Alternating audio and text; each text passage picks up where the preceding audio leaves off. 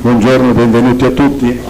Purtroppo abbiamo dovuto iniziare con gioco di regina, in quanto il maestro, il professor Roberto Perini del nostro coro è a casa gravemente malato e già ieri pomeriggio mi ha comunicato la difficoltà per venire questa mattina.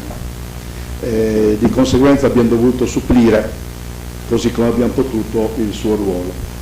Io vi ringrazio della vostra presenza, ringrazio il nostro sindaco e il nostro di Biella e il nostro vescovo che sono presenti e rendono significativo questo nostro convegno al di là dei confini del nostro piccolo orto di casa. Per motivi anche sanitari, per motivi non sapendo bene quali sarebbero state le restrizioni in questi giorni, abbiamo scelto di adottare il piano B. E il piano B era quello di non utilizzare la nostra sede che era pronta per accogliervi, ma utilizzare un posto dove le restrizioni sono un pochettino più limitate. Non sapendo cosa poteva succedere abbiamo adottato questo piano all'ultimo momento. Siamo ospiti di una parte che noi chiamiamo l'estensione del nostro circolo, anche perché Gianmario Secchi è sardo, è nostro socio, il titolare, lui e i suoi figli di questo hotel, è socio del nostro circolo e nel territorio la nostra comunità utilizza quelli che sono le varie zone franche. Stavamo aspettando anche il sindaco di Pettinengo questa mattina, perché una delle zone franche che abbiamo nel territorio biellese è proprio il comune di Pettinengo. Nel comune di Pettinengo c'è la sede del Museo delle Migrazioni, Cammini e Storie di Popoli. È l'unico bene extraterritoriale della regione autonoma della Sardegna dato in usufrutto al nostro circolo. Ebbene, tutto questo convegno che facciamo dà conto della parte proprio del comune di Pettinengo, dà conto di questo lavoro di indagine che da 5 anni stiamo facendo nel territorio della provincia di Biella, meglio ancora nel territorio della diocesi di Biella, perché da un punto di vista giurisdizionale le diocesi e le province sono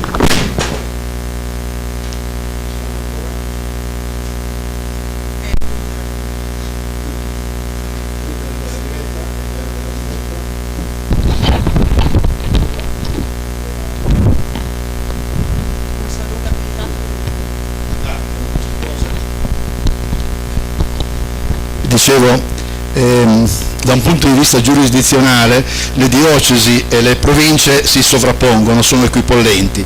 Quella di Biella non completamente, così come in altri casi. Alcune parrocchie della provincia di Biella, penso alla parte di Masserano, per esempio, fanno capo ancora alla provincia di Vercelli. Provincia di Vercelli da cui è nata per gemmazione solamente recentemente, nel 1773, la diocesi di Biella, guarda caso legata ancora una volta alla Sardegna, perché il vescovo Giulio Cesare Viancini, arcivescovo di Cagliari, è stato mandato qui in Sardegna, diciamo anche degradato come vescovo, nella prima diocesi che si costituiva, che era la diocesi di Biella. Per cui abbiamo questo legame che da secoli, da millenni, tra Piemonte e Sardegna, in particolare tra Biella e Sardegna, continuano ad essere tessuti in un territorio che sa bene cosa vuol dire intrecciare la trama con l'ordito per quanto riguarda le stoffe. Ebbene, trame e ordito che formano il territorio biellese e la sua cultura sono intrecciate con la nostra Sardegna. Dicevo millenni, la diocesi di Vercelli, istituita il 16 dicembre dell'anno 345 da Papa Giulio I, ha nominato vescovo di questa diocesi, la prima della zona pedemontana, al confine con quella ambrosiana dal Ticino, comprendeva anche di là delle Alpi e fino a tutta l'attuale regione della Liguria. Un territorio vastissimo, ancora pagano. E quello che era cristiano o ariano. Prete Ario era uno dei sostenitori della natura non divina di Gesù. Ebbene, Papa Giulio I manda Eusebio da Cagliari, figlio di Santa Restituta, emigrato a 10 anni a Roma, lettore nella chiesa di Roma quando era perseguitata. I lettori erano quelli che tenevano i libri sacri, era quelli che non li consegnavano alle autorità quando venivano arrestati per ripudiare la fede cristiana. Ebbene, Eusebio ha questo ruolo, lui è un custode delle Sacre Scritture, è lettore nella Chiesa di Roma, è fedele alla fede nicena, quella che sarà la fede nicena, che è la fede che è quella che ha istituito, ma non voglio rubare lavoro a entrare in un territorio che non è mio, ma che chiaramente conosciamo, perché lavoriamo in un territorio dove tutta la sua storia dobbiamo conoscerla per poterci ben integrare. Ebbene, Eusebio è il primo vescovo di Vercelli. Dalla diocesi di Vercelli nascono la diocesi di Ivrea, da cui proviene il nostro vescovo Monsignor Farinella, nasce la diocesi di Tortona. Eusebio viene perseguitato, viene mandato in esilio per 7 anni in Egitto, in Cappadocia, in Tolemaica, viene mandato, è perseguitato e torturato. Solamente col cambio dell'imperatore, che non è più ariano, viene riconosciuto e viene rimandato nella sua diocesi. La predicazione di Eusebio è importante in questo territorio. Lui, dal ritorno dalla Palestina, dall'esilio, porta 3 Madonne, secondo la tradizione, si apporta la fede mariana, e con la fede mariana porta la fede a Crea, provincia di Alessandria, a Biella e nella nativa Cagliari, affidandosi al suo conterraneo e coevo San Lucifero, vescovo di Cagliari, al quale consegna la fede mariana, predicando il nome di Maria, e in alcuni casi lasciando quello che 200 secoli dopo Papa Gregorio Magno dirà non è il caso. Papa Gregorio Magno è quello del Pantheon di Roma, della Santa Maria dei Martiri, è l'ultimo tempio grande romano, ancora in piedi, che viene ricristianizzato con 30 carri di ossa di martiri per rifare le fondamenta e cacciare i demoni. Ebbene, 2 secoli dopo Papa Gregorio Magno dirà non è il caso di distruggere i templi, lui stesso non lo farà, non è il caso di mutilare le statue, e dobbiamo riconsacrare la fede di Cristo. Eusebio 200 anni prima anticipa questa predicazione. Lasciamo le deità, lasciamo i simulacri e riconsacriamoli alla fede divina. Maria, le matres celtiche venerate in queste zone, divinità inferiche e divinità divine, va bene? E questa che venerate non è la deità pagana, questa è la madre di Dio, Deipara. Ad Europa troviamo ancora nella balaustra inciso Deipara. Nella mazza civica del comune di Biella una delle 3 facce porta Deipara proteggente, in un'altra Bugella Civitas e nell'altra Regge Sardinie imperante. Bielle porta ancora nelle insegne principali della città la mazza civica, una delle poche città in Italia, uno dei pochi comuni ad avere il privilegio di usare uno stemma araldico più importante del Gonfalone, quello di Biella decorato da medaglia d'oro. Ebbene, la mazza civica esce ancora a Biella 2 volte l'anno, la prima domenica di maggio e l'ultima domenica di agosto, va bene? Scortata da 4 alfieri. Il Gonfalone viene scortato da 2 alfieri, la mazza civica da 4 alfieri. E una delle insegne porta lo stemma semplificato del Regno di Sardegna. Abbiamo voluto iniziare questo nostro convegno proprio con l'antico inno sardo, che non è stato mai declassato ed è inno sacro, tanto è vero che può essere suonato anche all'elevazione.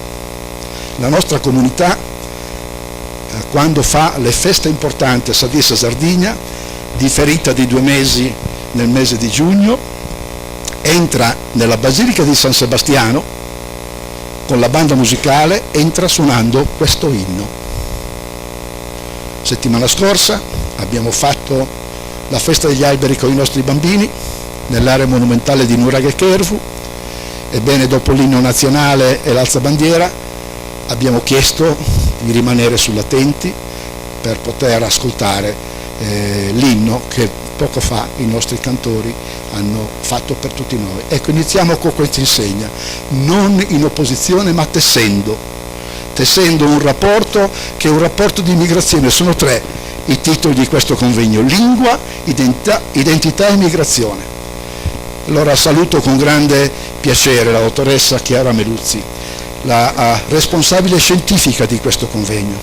Saluto i suoi maestri e i docenti delle altre università che sono più anziani, ma saluto soprattutto i giovani, i suoi allievi, i nipoti d'accademia, dicevamo ieri sera durante la cena salutandoci, perché è presente la professoressa Cavagneto, con la quale Laura Castagneto, con la quale Chiara Meluzzi si è laureata e sarà una delle relatrici di questo convegno, ma sono presenti i ragazzi che con Chiara Meluzzi si sono laureati, ragazzi che guarda caso sono tutti inseriti nell'accademia. Bene, questi ragazzi, questi relatori, è un convegno di giovani, Monsignore, caro Sindaco, è un convegno di giovani in quelli che sono gli operatori che ringrazio Simone e ringrazio Lorenzo, nascosti a fare la regia, ragazzi di 18 anni e di 20 anni, ragazzi del nostro liceo di Biella, cioè ragazzi che sono il nostro avvenire, abbiamo speranza nel futuro. Generalmente gli anziani, i nostri vecchi, non avevano fiducia di noi quando eravamo giovani, perché andavamo fuori dalle righe, e così anche noi, diventati più grandi, siamo un po' diffidenti verso il futuro. Ma questo convegno testimonia che è possibile sperare, e la speranza c'è. E il lavoro che viene presentato sono ragazzi che sono cresciuti, caro Sindaco, nel lavoro fatto sul territorio. Questi ragazzi sono i professori di oggi, sono gli accademici importanti di domani, che oggi presentano il loro, ed è l'augurio, non solamente una constatazione, cari ragazzi, permettetemi di dirvi, usare queste parole nei vostri confronti, perché vi ho visto al lavoro da studenti nella scuola pilota di Cossato, Laglietti, vi ho visto operare nella scuola di Verrone, con la quale siamo convenzionati ufficialmente tramite le maestre, tramite i ragazzi, vi ho visto lavorare. Avete lavorato bene, talmente bene che le vostre tesi, che i vostri lavori vi portano oggi a questo convegno come relatori. Per qualcuno è forse la prima volta, cara Chiara, ma se fosse la seconda o la terza va bene lo stesso, ma è l'augurio di poter continuare. Ebbene, hanno lavorato sull'indagine linguistica, hanno visto in che modo la lingua materna, la lingua ancestrale permane nelle generazioni, intervistando nonni, bisnonni e genitori in classe, in una sorta di passaggio di testimone intergenerazionale tra i vecchi che sono partiti magari di notte dal Veneto o dall'Emilia Romagna per arrivare a Biella nei camion, va bene, nel cassone, con il maiale e le galline vicino, i 4 mobili che avevano, oppure sono partiti, e penso a una testimonianza di una famiglia emiliana che abita a Ponderano, con il badile e con il falcetto, unico bene che si sono portati in una terra che non conoscevano, che era Biella, e il biellese, il badile e il falcetto, per poter continuare a lavorare. Mi fa piacere che sia presente da Pettinengo Mario Menegon, uno degli studiosi locali del territorio, un nostro socio da anni e nostro sostenitore anche nell'attività di Pettinengo. Ebbene, lui è figlio, va bene, di una donna che parte sola col figlio per poterlo levare nel luogo di migrazione. Per cui una antesignana di quello che è il riscatto, la volontà di indipendenza, la dignità. La mamma staffetta partigiana, comunista, cattolica. Al Museo di Pettinengo abbiamo poche reliquie esposte. Entrando sulla destra abbiamo una, il tagliere da polenta, con su una falce, un martello e un Cristo inchiodato con chiodi da muratore, a indicare, quando abbiamo chiesto a Pasquadina Menegon, la mamma di Mario, come mai Pasquadina, questo tagliere e questa cosa qui, e lei ha detto, e perché, cara lei, mi ha detto, ho tanto combattuto, va bene, ma ho tanto amato. La fede cristiana mi ha sostenuto, ma mi ha osteggiato perché ero ragazza madre. Il Partito Comunista di cui facevo parte, della staffetta partigiana, mi ha osteggiato perché ero ragazza madre. Ben riconoscendo che l'UDI, Unione Donne Italiane, nel 1946, sono l'organizzazione femminile del Partito Comunista Italiano di allora, sono quelle che si sono battute per avere, per la prima volta in Italia, il diritto di voto anche per le donne. Oggi noi parliamo di diritti, ma alla base di questo c'è un sostrato culturale importante che emerge dalle interviste. Perché quello che presentiamo oggi è la parte linguistica dell'indagine eteroantropologica del nostro museo. Le testimonianze, la storia, la cultura, i modi di vivere, di lavorare, di cucinare, di coltivare. Raccogliamo quelle testimonianze e Chiara Meluzzi in modo magistrale è riuscita a individuare, e coinvolgendo i suoi studenti e coinvolgendo oggi l'Accademia di Milano, della quale lei fa parte da questa primavera, coinvolgendoli in questo convegno. Ringrazio l'Università di Milano per aver sottoscritto con noi una convenzione formale per quanto riguarda il lavoro che facciamo, e la ringrazio e dico ai professori di quella università e a te per prima di portare il saluto e il ringraziamento per il patrocinio che si concede, il patrocinio accademico, scientifico a questo lavoro di primissimo livello. Noi non ce ne accorgiamo, non ci accorgiamo di quello che facciamo, perché è come quando siamo nella nebbia. Quando siamo nella nebbia non vediamo i confini, il mondo finisce poco distante da noi. Ecco, noi siamo un po' nella nebbia, ma quello che stiamo facendo è collegato a livello internazionale, quello che stiamo facendo è registrato. Sono in collegamento dall'Argentina, sono in collegamento da altre parti del mondo, persone che non possono essere qui in presenza. Quello che stiamo dicendo e che diremo viene registrato e rimane disponibile per sempre a chiunque voglia accedere, per quanto riguarda le valenze scientifiche e per quanto riguarda quello che noi stiamo facendo. Ecco, tutto quello stiamo facendo quest'oggi. Non ci accorgiamo bene, ma il mondo è ben più grande dal metodo di distanza che noi vediamo. Io vi ringrazio per essere venuti, ringrazio le autorità per onorarci della loro presenza e ringrazio Chiara Meluzzi e gli altri professori per aver dato la possibilità di poter presentare questo lavoro. Buon lavoro a tutti.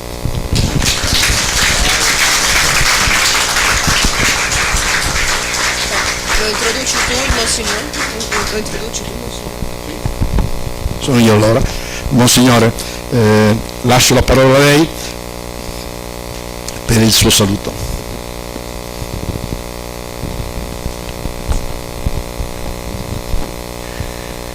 Bene, non con poca emozione prendo la parola innanzitutto per dire un grande grazie al Presidente Battista Saiu e con lui alla Professoressa Meluzzi e a tutti voi presenti, al nostro Sindaco, per questa giornata, che è una giornata, mi pare davvero di coglierla, nel suo aspetto più bello di identità, di storia, ma anche proprio di famiglia.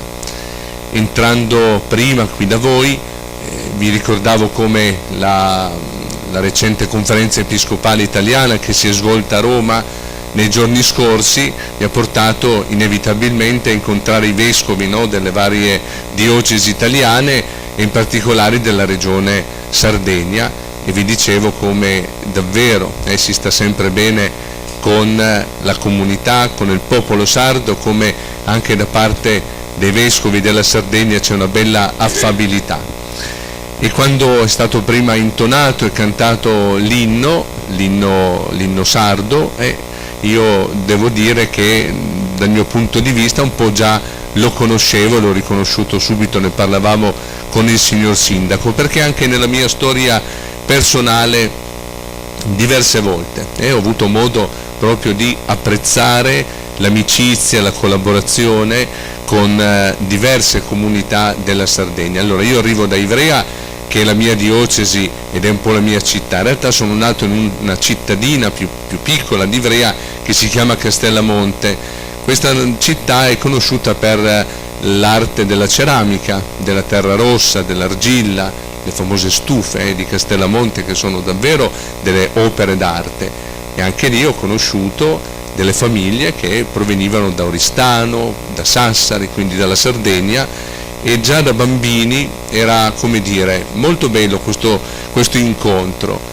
Quando i conti di Castellamonte, nel castello che dà il nome alla città Castellamonte, conti di San Martino di Castellamonte, di Groscavallo, avevano affidato proprio a una famiglia di Nuoro la custodia della parte del castello, bene, io ricordo che con mio fratellino, ovviamente più piccolo, mio fratello, con altri ragazzi, andando al castello, potevamo entrare e potevamo vedere i cavalli, potevamo giocare in quegli spazi grazie proprio al cuore di quella famiglia che ci ospitava, ci faceva stare con i loro figli, ci trattava proprio, come dire, con il massimo garbo, tenendo conto proprio anche di questa amicizia e di questa accoglienza. Io credo che certamente il nostro paese è conosciuto, tutta l'Italia, per l'accoglienza, è conosciuto anche per essere un popolo che è sempre stato capace di stare in dialogo,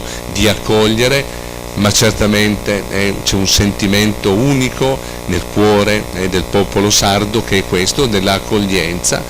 E quando arrivai poi nel seminario diocesano, qualche anno dopo, ricordo che tra le prime collaboratrici del seminario avevamo una signorina, perché consacrata nell'opera dell'amore divino di Vische, che è un'opera diocesana di Ivrea, ma che si è molto allargata fino ad arrivare proprio alla Sardegna, e la nostra Zita Pinna, la voglio ricordare perché recentemente scomparsa, così come voglio ricordare il nostro rettore qui di Biella, Don Bona, pochi minuti fa mi hanno avvisato del suo decesso. Ebbene, le Seadasa, adesso perdonate se sbaglio, quindi i dolci della Sardegna, ma l'attenzione, la premura da parte di questa donna nei confronti dei giovani seminaristi, delle persone che venivano nella nostra casa, del suo servizio discreto e nello stesso tempo operoso, mi ha davvero sempre molto molto colpito, fino al giorno in cui il vicario generale della diocesi viene nominato un po'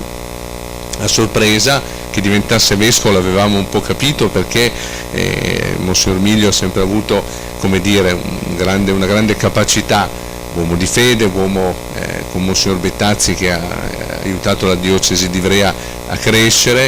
A un certo punto viene nel 92, dopo la visita del Santo Padre Giovanni Paolo II, viene nominato vescovo di Iglesias, e quindi Monsignor Miglio giunge in una terra che è legata alla terra del Piemonte e ci fa apprezzare moltissimo. È quello che lui stava vivendo proprio in Sardegna, rimanendo sempre alla porta della sua casa e quindi della diocesi e delle famiglie sempre aperta, e nasce allora questa specie di gemellaggio che abbiamo continuato.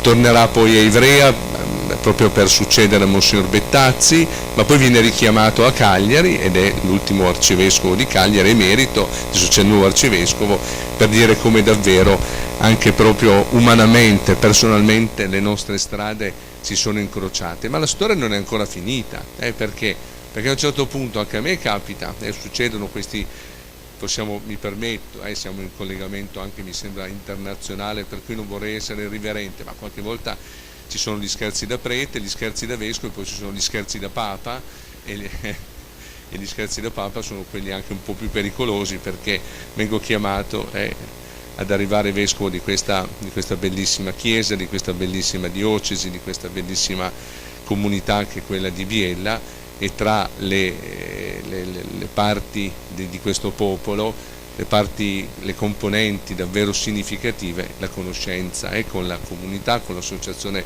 Sunuraghe, l'amicizia con voi, l'amicizia con il Presidente, fino alla prima Pasqua che passo qui a Biella. I primi tempi non sono mai facili, perché c'è il tema delle migrazioni. È vero che Ivrea sono mezz'ora da qui, non è che sia proprio dall'altra parte del mondo, però comunque sappiamo che partire vuol sempre dire dover cambiare, vuol dire partire veramente verso un luogo nuovo, conoscendo persone nuove, e richiede davvero tanta capacità anche di saper ascoltare, ma nello stesso tempo anche proprio di essere accolti. E nella prima Pasqua che ero qui a Biella, quel bellissimo gesto che viene compiuto ogni anno di tradizione, che è la consegna della, aiutatemi, Sapalma Filadas, al vescovo, ai rettori dei santuari, tra cui quello di Europa, all'assistente, al cappellano Don Gallo dell'associazione, ed è veramente quella palma non solo bella esteticamente, ma dice dietro tutto quanto questo rapporto davvero di fede, di attaccamento alle proprie radici, alla propria identità, alle proprie tradizioni, e anche con un certo orgoglio il poterla portare poi nel giorno delle Palme, che commemora l'ingresso di Gesù a Gerusalemme. È vero, c'è anche proprio i rami di ulivo, ci sono anche molte persone brave che sanno intrecciarle, e sono anche quelli dei piccoli capolavori d'arte, ma quella palma davvero mi colpì molto, anche proprio nel gesto della consegna, e partendo con il canto, con la preghiera, dalla sede dell'associazione, per poter arrivare fino nel Vescovado. Sapete che Biella 156 giorni all'anno piove, gli altri giorni è nuvoloso e qualche volta c'è il sole. Era un po' più viginoso, però se piove, come dire, alle Palme sarà bello a Pasqua, e se è bello alle Palme farà brutto a Pasqua. Normalmente noi diciamo quel proverbio lì, ma all'idea di questo facciamo anche un momento conviviale, un momento di preghiera. Vi dico grazie, purtroppo questa mattina non potrò stare molto con voi, perché c'è anche nella nostra terra la tradizione bella di celebrare la festa del ringraziamento per la fine della stagione agricola, i cui promotori sono gli amici della Coldiretti, che da diversi anni proprio le province di Biella e di Vercelli si mettono d'accordo. Una volta si fa nel biellese, una volta si fa nel vercellese, quest'anno tocca a noi, allora come vescovo andrò proprio a rappresentare la diocesi, e ci ricorda anche questo, l'attaccamento proprio della terra. Siamo stati tutti testimoni e partecipi ormai da pochi mesi, da poche settimane, del grande evento della incoronazione della Madonna di Europa, la Madonna Nera.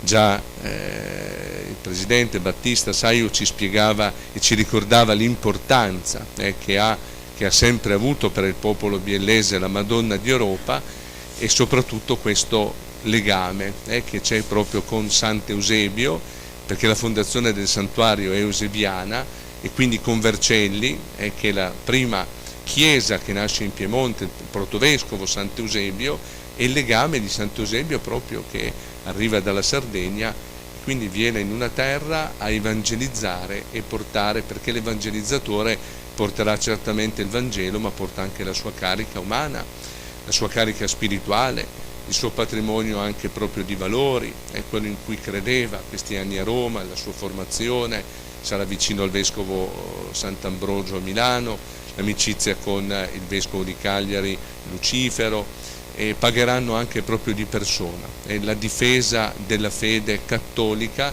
in un momento in cui l'imperatore, forse per scelte politiche, aveva appoggiato gli ariani, e quindi la Chiesa si trovava divisa. E nulla è più brutto di quando c'è una società, una città, addirittura la Chiesa, che è disunita, che non va più in comunione. Pagarono con l'esilio, dovettero essere lontani dalla propria terra. Da là scrivevano, e scrivevano citando proprio queste chiese, queste prime chiese che erano nate in Piemonte, tra cui si ricordava anche quella di Ivrea, perché c'era già costituita una prima comunità cristiana e probabilmente c'era già un vescovo o comunque un responsabile di quella chiesa, quello che poi sarà il vescovo. Ecco, in questo gesto anche da parte di Eusebio di Cagliari, Eusebio Sardo, Eusebio di Vercelli, il nostro patrono della regione conciliare, il protovescovo del Piemonte, in questo segno anche di scrivere, di mantenere rapporti, io ci vedo anche molto un po' la nostra esperienza, la nostra vita. Il tema questa mattina è lingua, identità e migrazioni, e sappiamo allora che la migrazione letteralmente è il lasciare per andare in un paese nuovo, comporterà però sempre, che da parte loro furono costretti per via dell'esilio, ma chi parte per il lavoro, per cercare un futuro migliore, è costretto a dover partire dalla propria terra, rimarrà sempre, è legato alla sua terra, perché là ci sono le proprie radici, c'è la propria identità, lì ha imparato la lingua l'impariamo proprio dalle nostre mamme. E questo allora legame, attraverso le lettere, attraverso il modo di comunicare, ci permette ancora una volta di dire che in questo nostro mondo, ed ecco allora il servizio anche che ringraziamo questa mattina di essere collegati con tutto il mondo, con tanti professori che ascolterò poi perché so che viene fatta la registrazione, ma ci dice com'è importante anche proprio questo comunicare, perché il saper comunicare, dire, l'aprire il cuore agli altri, porta a quell'altra cosa importante che è la comunione. Si comunica per poter fare comunione. Pensate che è una cosa così importante che anche nella liturgia, nella vita cristiana, anche noi ci comunichiamo al Santissimo, al corpo di Cristo e al sangue di Cristo, facendo comunione con Lui e quindi rimanendo in comunione con i fratelli.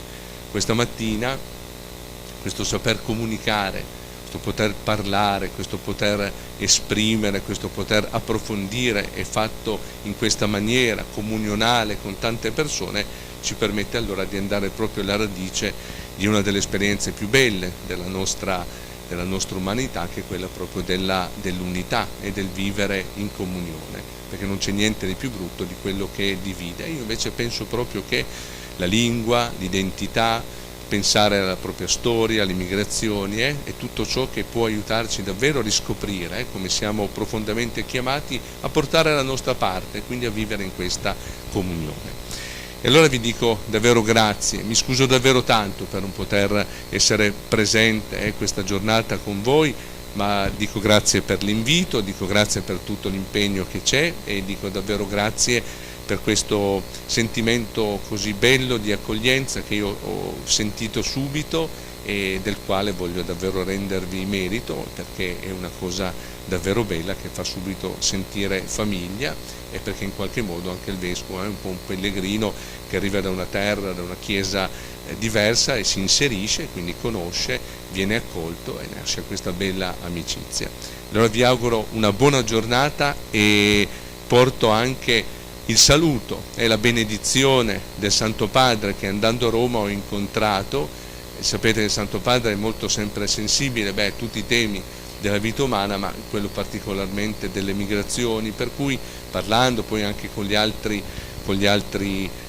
vescovi della Sardegna, ma gli altri vescovi italiani, abbiamo ancora una volta proprio riconosciuto quanto è importante che in questo momento storico, ma sempre, anche la nostra Chiesa, la comunità cristiana sia proprio al passo, vicino agli uomini, alle donne di oggi, in modo particolare ai giovani e a tutte le componenti della società. Ed è stata riscoperta una parola che era andata un po' in disuso, ma che è una parola che in realtà è sempre stata al cuore della Chiesa, che è la parola sinodo, una parola greca che vuol dire camminare insieme.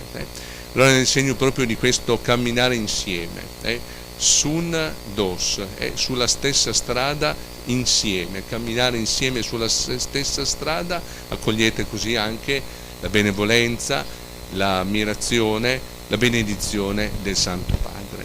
Ecco, io la porto molto semplicemente, la dono e la invoco dal Signore per intercessione della nostra amata Regina del Monte di Europa. E su tutti voi scenda la benedizione di Dio Onnipotente, Padre e Figlio e Spirito Santo. Amen. Grazie davvero di cuore, buona giornata di convegno e auguri a tutti quanti. Grazie, grazie.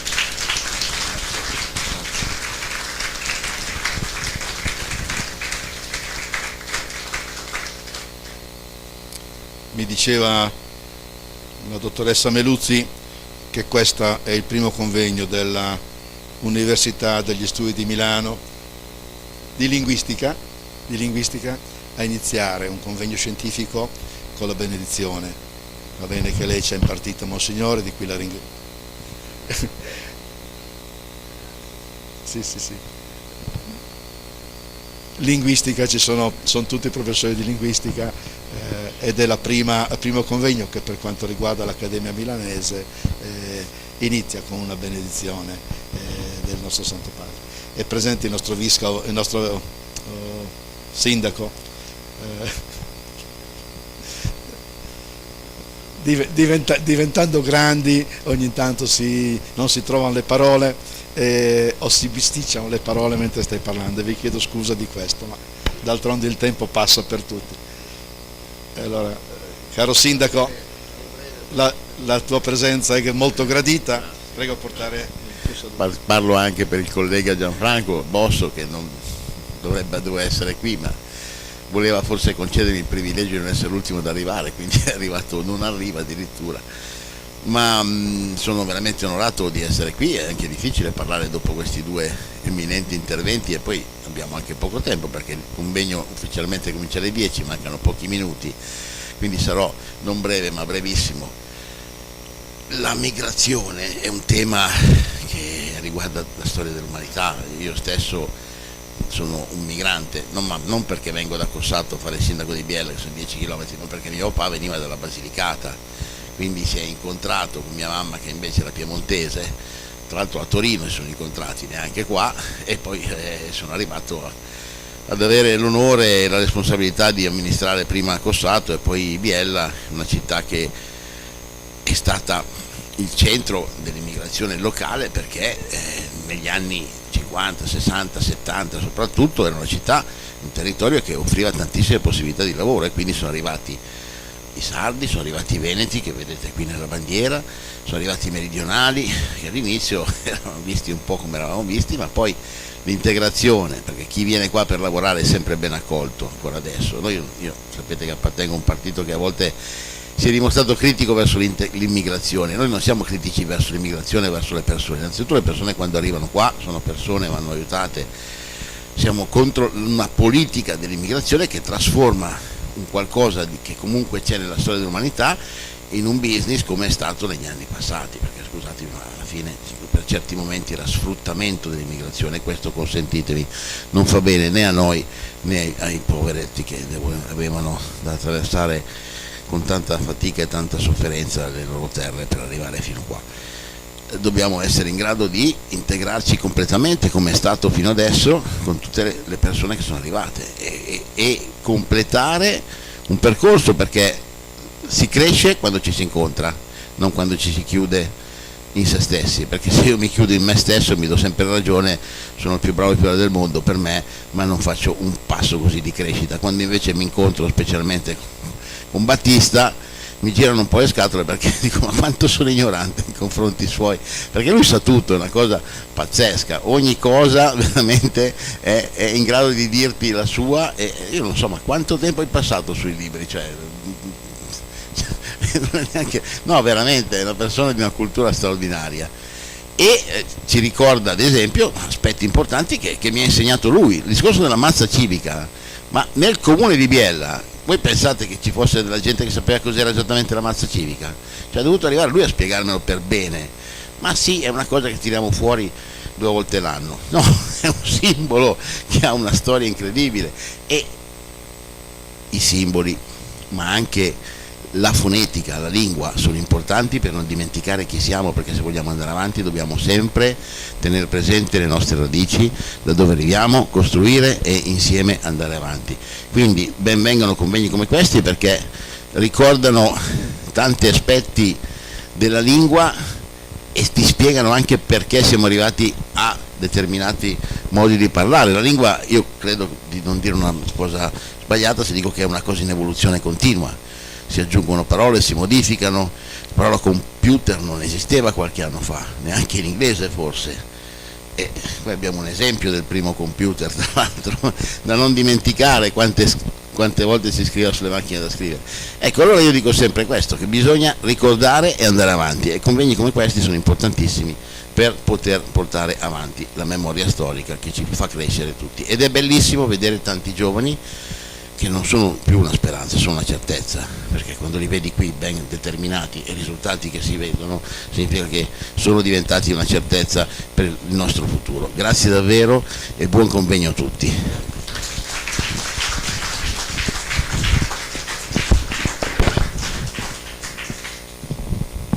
Io ringrazio appunto non solo Battista per l'aiuto nell'organizzazione di tutto questo convegno nella parte pratica, operativa, ma anche in questi anni per il progetto che abbiamo portato avanti e che adesso presentiamo con questo convegno scientifico, in cui mi fa molto piacere aver avuto i saluti da parte delle istituzioni, il sacro e il profano sempre nella nostra terra che convivono, e direi che possiamo ringraziare tutti coloro che sono intervenuti nella parte di saluti istituzionali. Ovviamente ci fa piacere se poteste rimanere quando potete, ovviamente sappiamo benissimo che siete tutti molto impegnati, quindi vi ringraziamo tantissimo con un bel applauso e diamo poi l'inizio ai lavori scientifici del convegno. Grazie mille. Ci lanciamo le cose da una parte all'altra.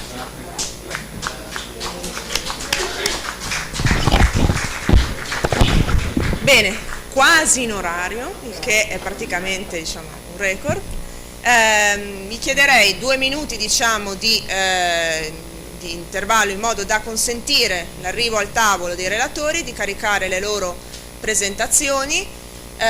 Quindi è con molto piacere che chiamo al tavolo il primo presidente della sessione Identità e Migrazione, cioè la mia maestra Marina Castagneto dall'Università del Piemonte Orientale, e chiamo anche i relatori di questa prima sessione: Andrea Scala dell'Università degli Studi di Milano, Chiara Celata dell'Università di Urbino, e in collegamento, quindi è già al tavolo, è già nel computer al tavolo, in collegamento da Vilnius, Yogile Teresa Ramonaite, appunto della Vilnius University.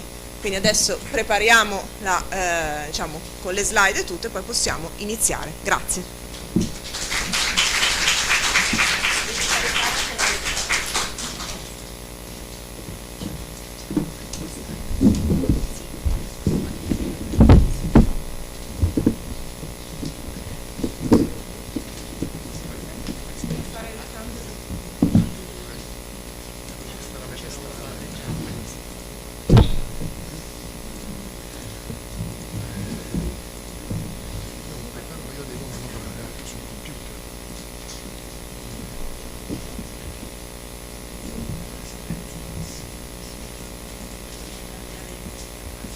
Sì, adesso mi cambio. Nicola, ascolta.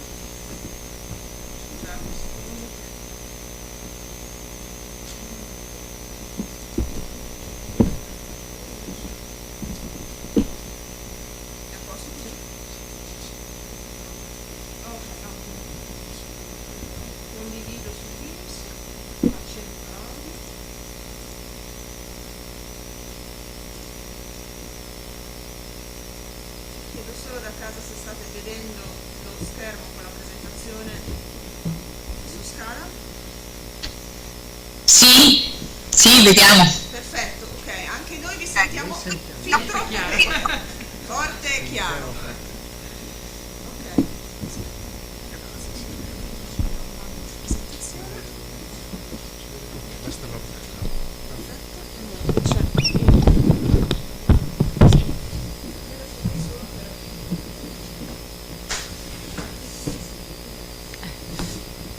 Di nuovo a tutti e grazie di essere ancora con noi per la parte scientifica, per chi ha potuto e voluto fermarsi. Quindi ho il piacere di dare inizio appunto a questa parte della nostra giornata di studi che si preannuncia così ricca e interessante, e iniziamo a dare voce a varie minoranze, voce che naturalmente non dipende da noi, che hanno a prescindere, ma diamo voce in questa sala. E la prima voce è quella del nostro relatore Andrea Scala, che insegna all'Università degli Studi di Milano, che ci parlerà di una minoranza molto presente e non altrettanto rappresentata, se vogliamo, in Italia, cioè quella dei Sinti, e in particolar modo dei Sinti piemontesi sia in Piemonte che in Francia. Passo volentieri la parola al relatore. Grazie alla collega Marina Castagneto, grazie a Marina di questa introduzione. Io sono particolarmente lieto di dare la via alla parte scientifica di questo convegno con una relazione sulla Romani, cioè sulla lingua dei Rom e dei Sinti. E ringrazio molto gli organizzatori, il Circolo Sonuraghe, nella persona del suo presidente Battista Saiu, e in particolar modo la collega Chiara Meluzzi, che mi ha invitato a partecipare e che mi ha offerto questa occasione di confronto. Senza dubbio, il titolo del convegno, Lingua, Identità e Migrazione, tematizza aspetti nodali per la comprensione anche della vicenda storica dei parlanti romani, che dall'India hanno raggiunto l'Europa verso l'anno 1000 e da qui poi eventualmente anche altri continenti. Nella diapositiva che vedete avete una sintesi, diciamo, geografica estrema del movimento dall'India prima centrale, poi nord-occidentale, fino all'Europa dei parlanti romani. Fin dall'Ottocento, infatti, nello studio della Romani, dinamiche linguistiche e dinamiche migratorie sono state centrali e inscindibilmente connesse. La linguistica storica della Romani è intrinsecamente una linguistica della migrazione. In questo caso specifico, poi, possiamo dire che la dimensione linguistica ha avuto un ruolo euristico forte circa la dimensione storica relativa alla migrazione. Le fonti storiche del tardo Medioevo e della prima età moderna ci forniscono poche notizie e piuttosto stereotipate su gruppi di parlanti romani che si affacciavano allora nell'Europa centro-occidentale e nulla sanno dire di certo sulla loro origine. Sarà lo studio etimologico degli strati lessicali della Romani attraverso una serie di ricerche, prima quelli di Johann Rüdiger, poi quelli di Friedrich Pott, di Franz von Miklosic e altri, a rendere possibile la ricostruzione del lungo percorso migratorio affrontato dagli antenati degli attuali Rom e Sinti.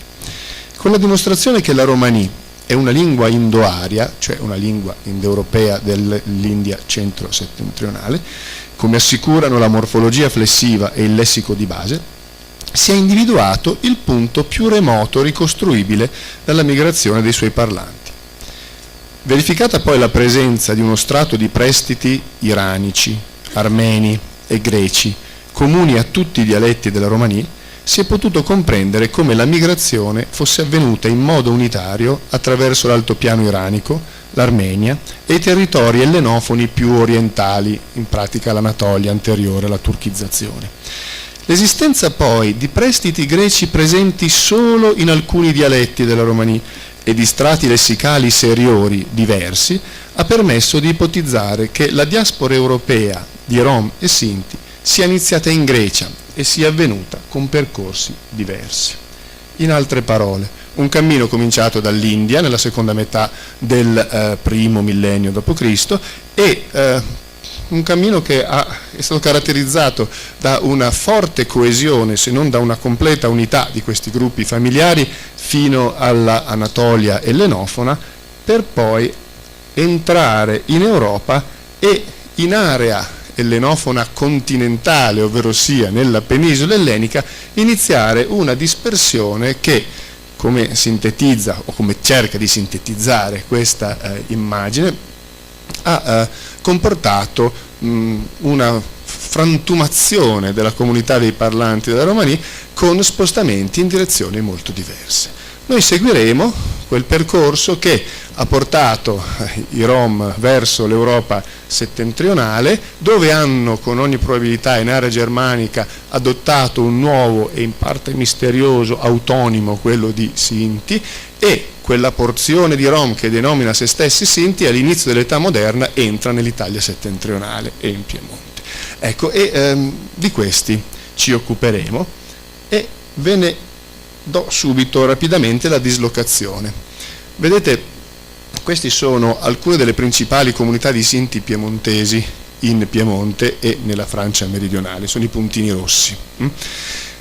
Quella linea blu, invece, demarca il limite occidentale degli insediamenti di un altro gruppo di Sinti che è linguisticamente alquanto diverso, cioè quello dei Sinti lombardi, però vedete che sono a contatto. Nel Piemonte orientale, che sapete è ben poco piemontese storicamente, ma è fortemente legato allo Stato di Milano e così, lì c'è il punto di contatto, diciamo, tra i Sinti lombardi e i Sinti piemontesi. Di questi ci occuperanno. Limitandoci al caso dei Sinti piemontesi del Piemonte, si può ad esempio osservare come alla presenza di prestiti iranici, armeni e greci si aggiungano uno strato slavo meridionale e uno tedesco, quindi uno romanzo fatto di piemontese, francese e più recentemente dell'italiano. Niente e nessuno ci racconta meglio la loro migrazione del loro lessico, che con i suoi strati agisce come un archivio immemore dei passati spostamenti e dei passati bilinguismi. In questa lunga storia di spostamenti, che è anche storia di acclimatamenti culturali a catena, cambi di religione, acquisizione di nuove lingue, inserimento in società maggioritarie molto diverse, l'identità di Rom e Sinti è stata più volte ridefinita e se certi tratti culturali sembrano originari o comunque assai conservativi, non sono pochi i tratti innovativi che si possono registrare. In questa intersezione naturale tra lingua, migrazione e identità vorrei oggi collocare la presentazione di un caso geograficamente vicino e in qualche modo pertinente al territorio in cui ci troviamo, cioè quello di due gruppi Sinti che denominano se stessi Sinti piemontesi, uno stanziato in Piemonte e uno nella Francia meridionale. L'assenza di notizie storiche sicure sul passato di questi due gruppi ci induce ancora una volta a impostare la ricerca sulle loro migrazioni a partire dai dati linguistici. La questione dei rapporti fra questi due dialetti usati da gruppi che si autodefiniscono piemontesi è forse più complessa di quanto non si possa pensare in un primo momento. L'unico finora che l'ha inquadrata adeguatamente è stato Sergio Franzese nel 2004 in un testo di grande interesse che purtroppo ha circolato poco, sicuramente meno di quanto non meritasse. I due dialetti presentano differenze significative e in generale il sinto piemontese di Piemonte appare più conservativo a livello prosodico, morfologico e lessicale rispetto al sinto piemontese della Francia meridionale. Si confrontino ora i seguenti fatti che distinguono il sinto piemontese di Francia dal sinto piemontese di Piemonte. Innanzitutto, il sinto piemontese di Francia, allora, in queste adesso seguiranno una serie di diapositive che confrontano tratti di varia natura, tratti linguistici di varia natura del sinto piemontese di Francia, il sinto piemontese di Piemonte, poi vedrete una terza colonna in cui si cita il sinto lombardo, ma su questa torneremo dopo. Per il momento guardiamo le prime due colonne. Allora, il sinto piemontese della Francia meridionale ha l'accento fisso sulla penultima sillaba, mentre invece il sinto piemontese di Piemonte conserva, in sostantivi e aggettivi, scusate, il sinto piemontese di Piemonte conserva l'antica accentazione sull'ultima sillaba. Lo vedete da una serie di esempi: Bravalipen contro Bravalipen, Briscindo contro Brisciandò, Ciovacani contro Ciovacanin, Giungalo contro Giungalò, eccetera, eccetera. Secondo tratto rilevante che distingue questi dialetti è il fatto che nella seconda persona singolare e nella prima persona plurale, nella flessione del verbo al presente indicativo, la romania dei sinti piemontesi di Francia mostra una I intervocalica, guardate le forme di Cheia, tu vedi, di Caia, noi vediamo, contro a una S invece del sinto piemontese di Piemonte, che ha di Chesa, di Casa. Allora, etimologicamente questa seconda forma è sicuramente più antica, c'è una certa variazione però nei dialetti sinti in questo. La cosa curiosa è che la medesima variazione, non troviamo il medesimo trattamento dell'originaria S in posizione intervocalica, ad esempio nello strumentale del pronome, che è Tussal in entrambi i dialetti, mentre ci aspetteremo un Tuyal nella romania dei sinti piemontesi di Francia. Un terzo tratto che è degno di essere preso in considerazione è costituito dal perfetto, dal passato, insomma, del verbo andare, un verbo ad altissima frequenza, che nella romania dei sinti piemontesi è giom, forma molto innovativa, diciamo così, mentre nella romania dei sinti piemontesi d'Italia, di Piemonte, è invece l'arcaico ghiom, da un più antico gheliom. Inoltre, il nominativo del pronome di prima plurale è min in Francia, mentre è yamen in Piemonte, e questa forma yamen è abbondantemente, è sicuramente quella originaria, mentre quella min è rifatta sull'accusativo. Inoltre, lo strumentale, il caso strumentale nella romania dei sinti piemontesi di Francia è in sal e l'ablativo è in tar, dar. Vedete le forme pronominali, le uniche in cui sopravvive tutta la flessione, tutti i casi, quindi mansal con me, tusal con me, lasal con lei, minsal con noi, oppure mandar da me, tutar da te. Allora, strumentale in sal, ablativo in tar, dar, due allomorfi, distribuzione chiarissima peraltro. Mentre invece nella romania dei sinti piemontesi abbiamo sa con l'allomorfo cia in luogo di sal e abbiamo tra, dra in luogo di tar, dar. Due fatti che separano nettamente la flessione di questi due dialetti. Inoltre, infine, per approdare all'ultimo punto che prendo in considerazione, sono numerosi nel sinto piemontese parlato in Francia, o meglio, nella romania dei sinti piemontesi di Francia, sarebbe meglio dire, numerosi sono i prestiti dal francese e dal provenzale, ovviamente, e anche dal piemontese. Più interessanti però sono quelli tedeschi. Tutti i dialetti sinti hanno un gran numero di prestiti tedeschi perché sono stati a lungo in Germania. Ecco, il numero di prestiti tedeschi notevole nella varietà di romani parlata dai sinti piemontesi di Francia, che, come dire, nel sinto piemontese di Piemonte non ci sono, ovvero sia sono rappresentati da parole più arcaiche, ovvero sia da parole dello strato indiano, armeno, iranico, ok? Ecco, l'insieme di questi fatti, che sono i fatti più macroscopici che caratterizzano questi dialetti, sollecitano una interpretazione e cerco di darla. La valutazione di queste differenze appare non sempre univoca e le inferenze che se ne possono trarre sono di valore diverso. Se però coinvolgiamo nel discorso anche il Sinto lombardo, vi ho fatto vedere che sono geograficamente vicini i Sinti lombardi, dialetto parlato nel Piemonte orientale, e peraltro alcuni Sinti di Plan de Grasse riferiscono, cioè Sinti che dicono se stessi piemontesi in Francia riferiscono di una lontana ascendenza da famiglie sinte lombarde, ma c'è molta confusione su questo. Il problema è capire quali rapporti possono essere intercorsi tra queste tre varietà dialettali. Sul fatto che il sinto piemontese e il sinto lombardo siano due dialetti separatisi molto presto già in Germania e tornati adiacenti nelle zone italiane, questo direi che non ci sono dubbi.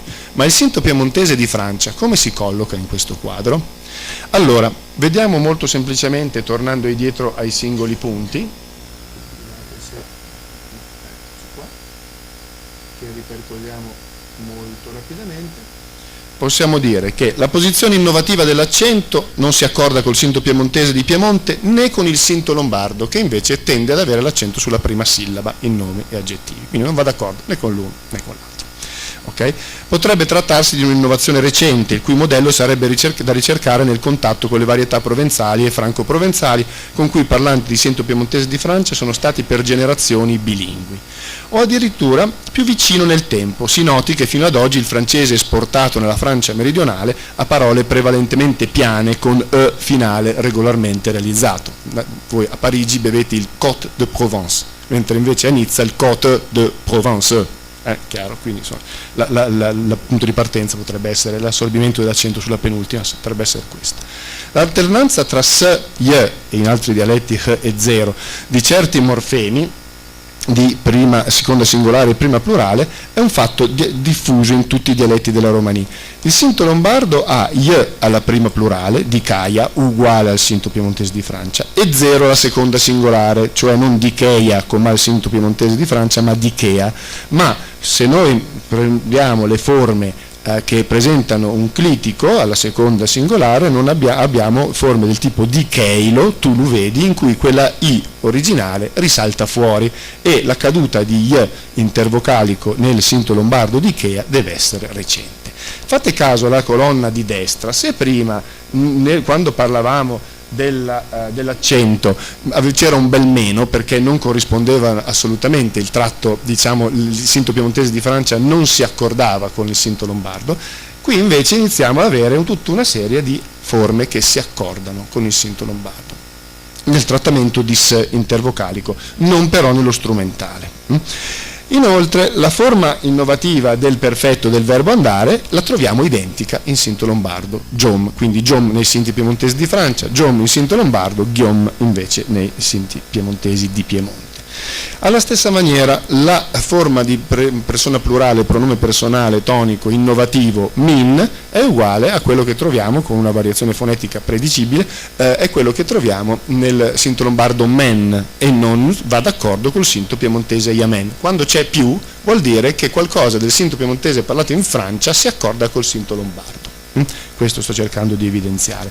Alla stessa maniera anche lo strumentale e l'ablativo nella loro forma morfologica sono identici a quanto troviamo in sinto lombardo, ma sono ben diversi da quanto troviamo in sinto piemontese, e vedete un altro più, per arrivare poi al lessico dove la questione un po' si complica, perché alcuni di questi prestiti tedeschi che non sono presenti in sinto piemontese di Piemonte ma ci sono nel sinto piemontese di Francia sono presenti anche in sinto lombardo, ma non tutti. Come tirare le fila?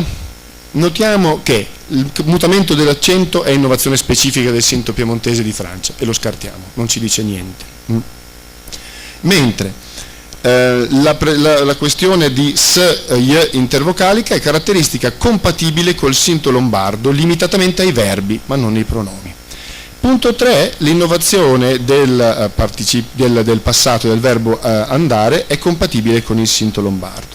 4, l'innovazione diciamo che abbiamo taggato come 4, cioè il pronome personale men, min, è tipica del sinto lombardo, ma è ignota ovviamente, non è condivisa con il sinto piemontese di Piemonte.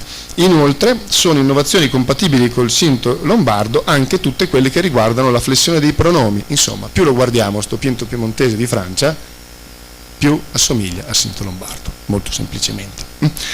E così le novità lessicali meriteranno un brevissimo discorso forse a parte.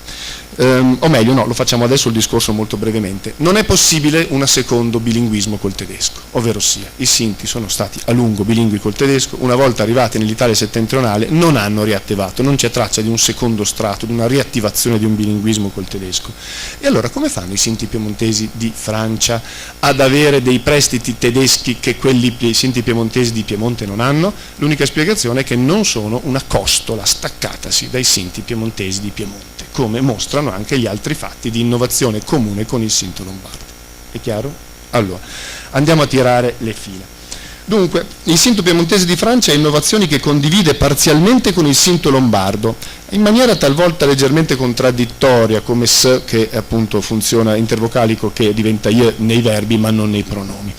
Ma non condivide alcuna innovazione con il sinto piemontese di Piemonte, solo le innovazioni a dirci la storia dei dialetti, la conservazione non vale nulla, ok? Non ci dice nulla delle loro vicende.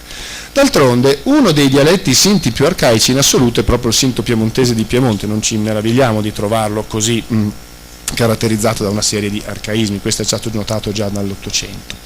La presenza poi di germanismi assenti in sinto piemontese di Piemonte fa pensare a una storia di contatto col tedesco almeno in parte diversa. Sono solo indizi, ma l'impressione che ne esce per il sinto piemontese, ecco arriviamo alle spiegazioni, l'impressione che ne esce è che il sinto piemontese di Francia è un dialetto che è stato in Piemonte, o forse meglio nello stato del Piemonte, cioè nello stato Savoia, ma che non è semplicemente una costola staccatasi dagli attuali sinti piemontesi di Piemonte e migrata verso la Francia. L'impressione è piuttosto quella di un dialetto sinto diverso dal sinto piemontese di Piemonte, ma parlato anch'esso in area piemontese da una comunità che si percepiva come piemontese e che ha assorbito questa appartenenza come tratto identitario. Un dialetto che certo è più affine a quello dei sinti lombardi, con il quale tuttavia non coincide in tutto e per tutto, una sorta di dialetto intermedio, forse ma non necessariamente geograficamente intermedio, che condivide caratteristiche innovative con il sinto lombardo e forse le ha assorbite proprio da questo dialetto, anche se non tutte. La condivisione di alcuni isoglossi innovative col sinto lombardo, l'assenza di innovazioni condivise col sinto piemontese di Piemonte, ma anche la distanza per alcuni aspetti da entrambi, configurano il sinto piemontese di Francia come un dialetto sinto non sovrapponibile a quelli finora descritti per l'Italia settentrionale. Per la genesi di questi fatti, due mi sembrano le spiegazioni possibili. Il sinto piemontese di Francia è un dialetto sinto aborigine diverso dal sinto lombardo e dal sinto piemontese, ma che è stato in contatto con essi in Piemonte.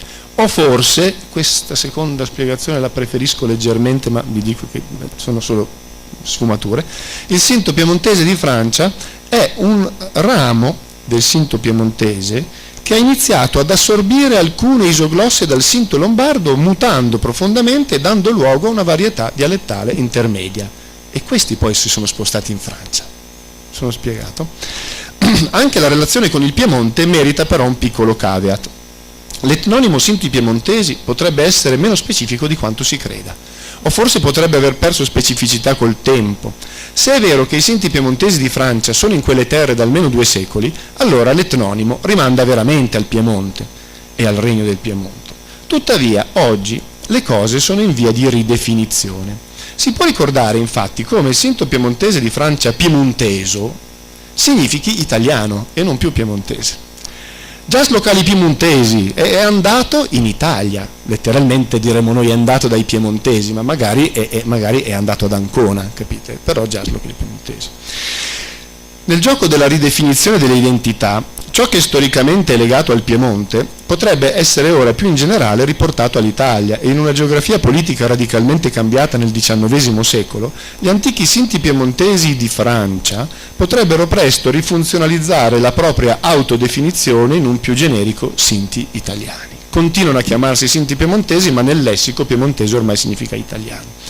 Nell'intreccio di lingue e identità, la mutevolezza e la dinamicità sono la norma, non l'eccezione. Le identità sono spesso descritte in funzione del passato, ma sono continuamente ridefinite nel presente e costantemente proiettate verso il futuro. Ho un minuto ancora, Marina? Bene. Allora mi si permetta in conclusione di toccare un ultimo argomento. Si è trattato molto del Sinto piemontese di Piemonte. Forse pochi sanno che è una delle lingue veramente a rischio di estinzione in Italia e meriterebbe per questo percorsi di tutela e studio che ne salvino il salvabile dall'oblio e dal silenzio della storia. Se infatti il Sinto piemontese di Francia è descritto come vitale e trasmesso intergenerazionalmente, il Sinto piemontese di Piemonte è morente. Ma se non parlano più la lingua che da secoli marcava la loro comunità, ora cosa parlano i Sinti piemontesi? È semplice, la maggior parte di loro parla il piemontese di Coinè, con qualche relitto lessicale romanì, e nella progressiva dedialettizzazione del Piemonte essi rappresentano sicuramente la comunità in cui la vitalità di tale dialetto è massima, forse l'unica in cui il piemontese sia L1 di tutti i bambini prima di andare a scuola. Linguisticamente meno Sinti, potremmo dire, e molto più piemontesi, il bilancio però è pari. Basta avere una lingua che identifichi la comunità e poco importa che sia il Sinto piemontese, una varietà indo-aria, o che sia il dialetto piemontese, cioè una varietà italo-romanza, purché crei discontinuità e funzioni da marker di appartenenza e di identificazione. Nella diapositiva vedete uno ieri collocabile circa fino a 50 anni fa, per cui la lingua endocomunitaria era la romanì, il Sinto piemontese, e le lingue esocomunitarie erano il piemontese di Coinè o i dialetti pedemontani. Una situazione che è mutata profondamente con l'ingresso dell'italiano e con la dedialettizzazione del Piemonte, che ha portato ad assumere il piemontese nelle comunità Sinti come vera lingua di discontinuità rispetto alle comunità circostanti sempre meno dialettofone. E quindi oggi che si fa? Dentro la comunità quei pochi che usano ancora la romanì, sì, la parlicchiano, tutti parlano il piemontese, tutti, l'italiano lo imparano quando vanno a scuola, i bambini soprattutto, e fuori però parlano l'italiano, naturalmente.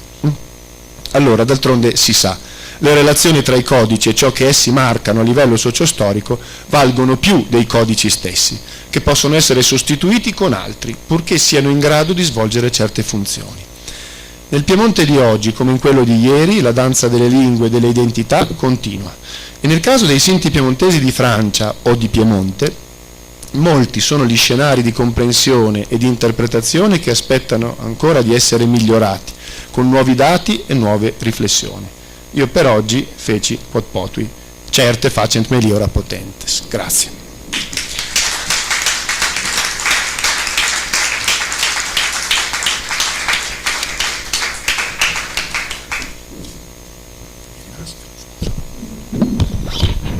Grazie Andrea di questa bella relazione che ribadisce in modo diverso quello che è già stato invocato nei saluti, cioè il principio eracliteo che le lingue possano essere definite in questo modo, cioè mutando stanno ferme come il fuoco.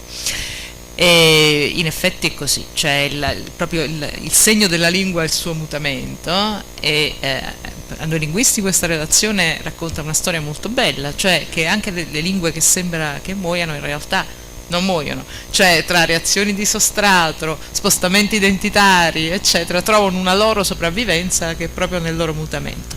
Ma come dire, smetto di blaterare e passo la parola alla successiva relatrice, la professoressa Celata, che lavora all'Università di Urbino, che ci presenta una stimolante relazione dal titolo Le lingue del patrimonio nella generazione dalla pronuncia alla conservazione dell'identità. Grazie.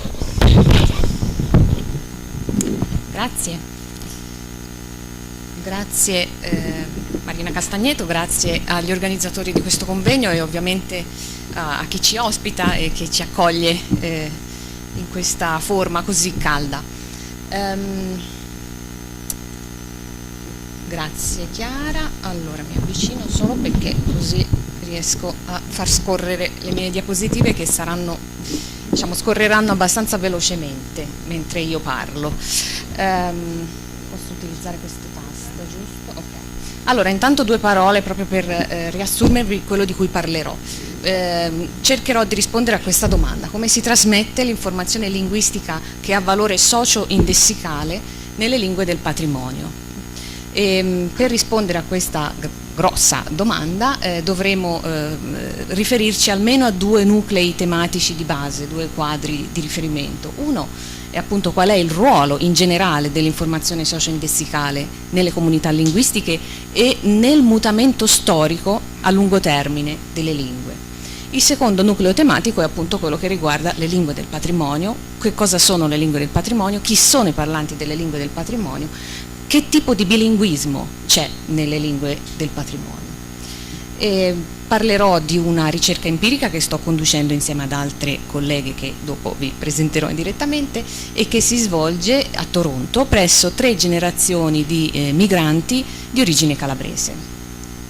E poi concluderò in modo molto aperto e molto parziale che la trasmissione intergenerazionale dei valori socio-indessicali collegati alle variabili linguistiche è una trasmissione molto particolare, diversa dal modo in cui si trasmettono da una generazione all'altra le caratteristiche linguistiche che non veicolano valori socio-indessicali e identitari. Allora, ecco, subito mi preme ringraziare almeno queste due coautrici, Rosalba Nodari e Naomi Neji. Come vedete vi parlerò di una ricerca che in parte è già stata pubblicata, ma ci sono ancora lavori in corso che appunto aspettano anche le vostre riflessioni, i vostri spunti di discussione. Allora, decenni di sociolinguistica variazionista ci hanno insegnato che questi 3 aspetti apparentemente scollegati tra di loro, cioè la variazione sincronica nelle lingue, il fatto che alcuni tratti linguistici possano avere valore socio-indessicale e il mutamento delle lingue sul lungo periodo sono in realtà 3 aspetti collegati tra di loro, e lo sappiamo almeno dallo scritto dal 1968, quando Weinreich, Labov e Herzog ci spiegarono che il problema del mutamento linguistico sul lungo termine è un problema che si può scindere in 2 sottoproblemi: un problema di embedding, cioè di incorporazione, o meglio, com'è che un mutamento raggiunge tutti o quasi tutti all'interno di una comunità linguistica, e poi un problema di evaluation, cioè delle reazioni che i parlanti hanno rispetto all'introduzione di un'innovazione linguistica, alla valutazione che i parlanti danno dell'innovazione linguistica. Questi 2 aspetti sono collegati e ci servono appunto per capire come cambiano le lingue nel tempo. Quindi da questo punto di vista un mutamento altro non è se non un mutamento linguistico altro non è se non un percorso a tappe, a 3 tappe. C'è una innovazione che si diffonde in un sottogruppo della comunità linguistica. Per il fatto di essere diffuso in un sottogruppo ottiene automaticamente dei valori di socio-indessicalizzazione, poi può eventualmente generalizzarsi ad altri gruppi. Se questo avviene e si generalizza a tutta o quasi tutta la comunità linguistica, allora si ha mutamento. Quella che era una variabile sociolinguistica è diventata una costante. Quindi quello che noi cercheremo di fare è analizzare, diciamo, focalizzarci, fare uno zoom sui tratti socio-indessicali della lingua, per come si distribuiscono nella società e come si trasmettono da una generazione all'altra, perché questo alla fine della fiera ci serve anche per capire, per vedere un pezzetto, diciamo, del mutamento linguistico, per capire qualcosa di un fenomeno che nella sua interezza è difficilmente maneggiabile come da noi scienziati, da noi linguisti, è difficilmente visibile. Le lingue del patrimonio, che cosa sono? Beh, lo sappiamo, normalmente le si associano, scusate, continuo a giocare con questa, ecco, piccolo riquadro, si associano a migrazioni di lungo periodo e sono associate a comunità che sono importanti sia da un punto di vista quantitativo numerico ma anche da un punto di vista culturale. Tant'è vero che le comunità che parlano lingue del patrimonio mantengono e valorizzano e cercano di incrementare un legame culturale identitario con il gruppo etnolinguistico d'origine. A volte ci sono anche delle politiche linguistiche specifiche dall'alto che favoriscono questo. Da un punto di vista linguistico, perché ci interessano? Perché ci sono forme di bilinguismo molto particolari, o meglio, i parlanti di lingue del patrimonio sono difficilmente assimilabili alle tipologie, agli schemi del bilinguismo classico che si hanno in altre condizioni canoniche. Cominciamo dalla prima generazione di migranti. Queste persone hanno acquisito la lingua della maggioranza, quindi del contesto di arrivo, tardi, no? In età adulta, dopo l'emigrazione, e quindi la parlano con cosiddetto accento straniero.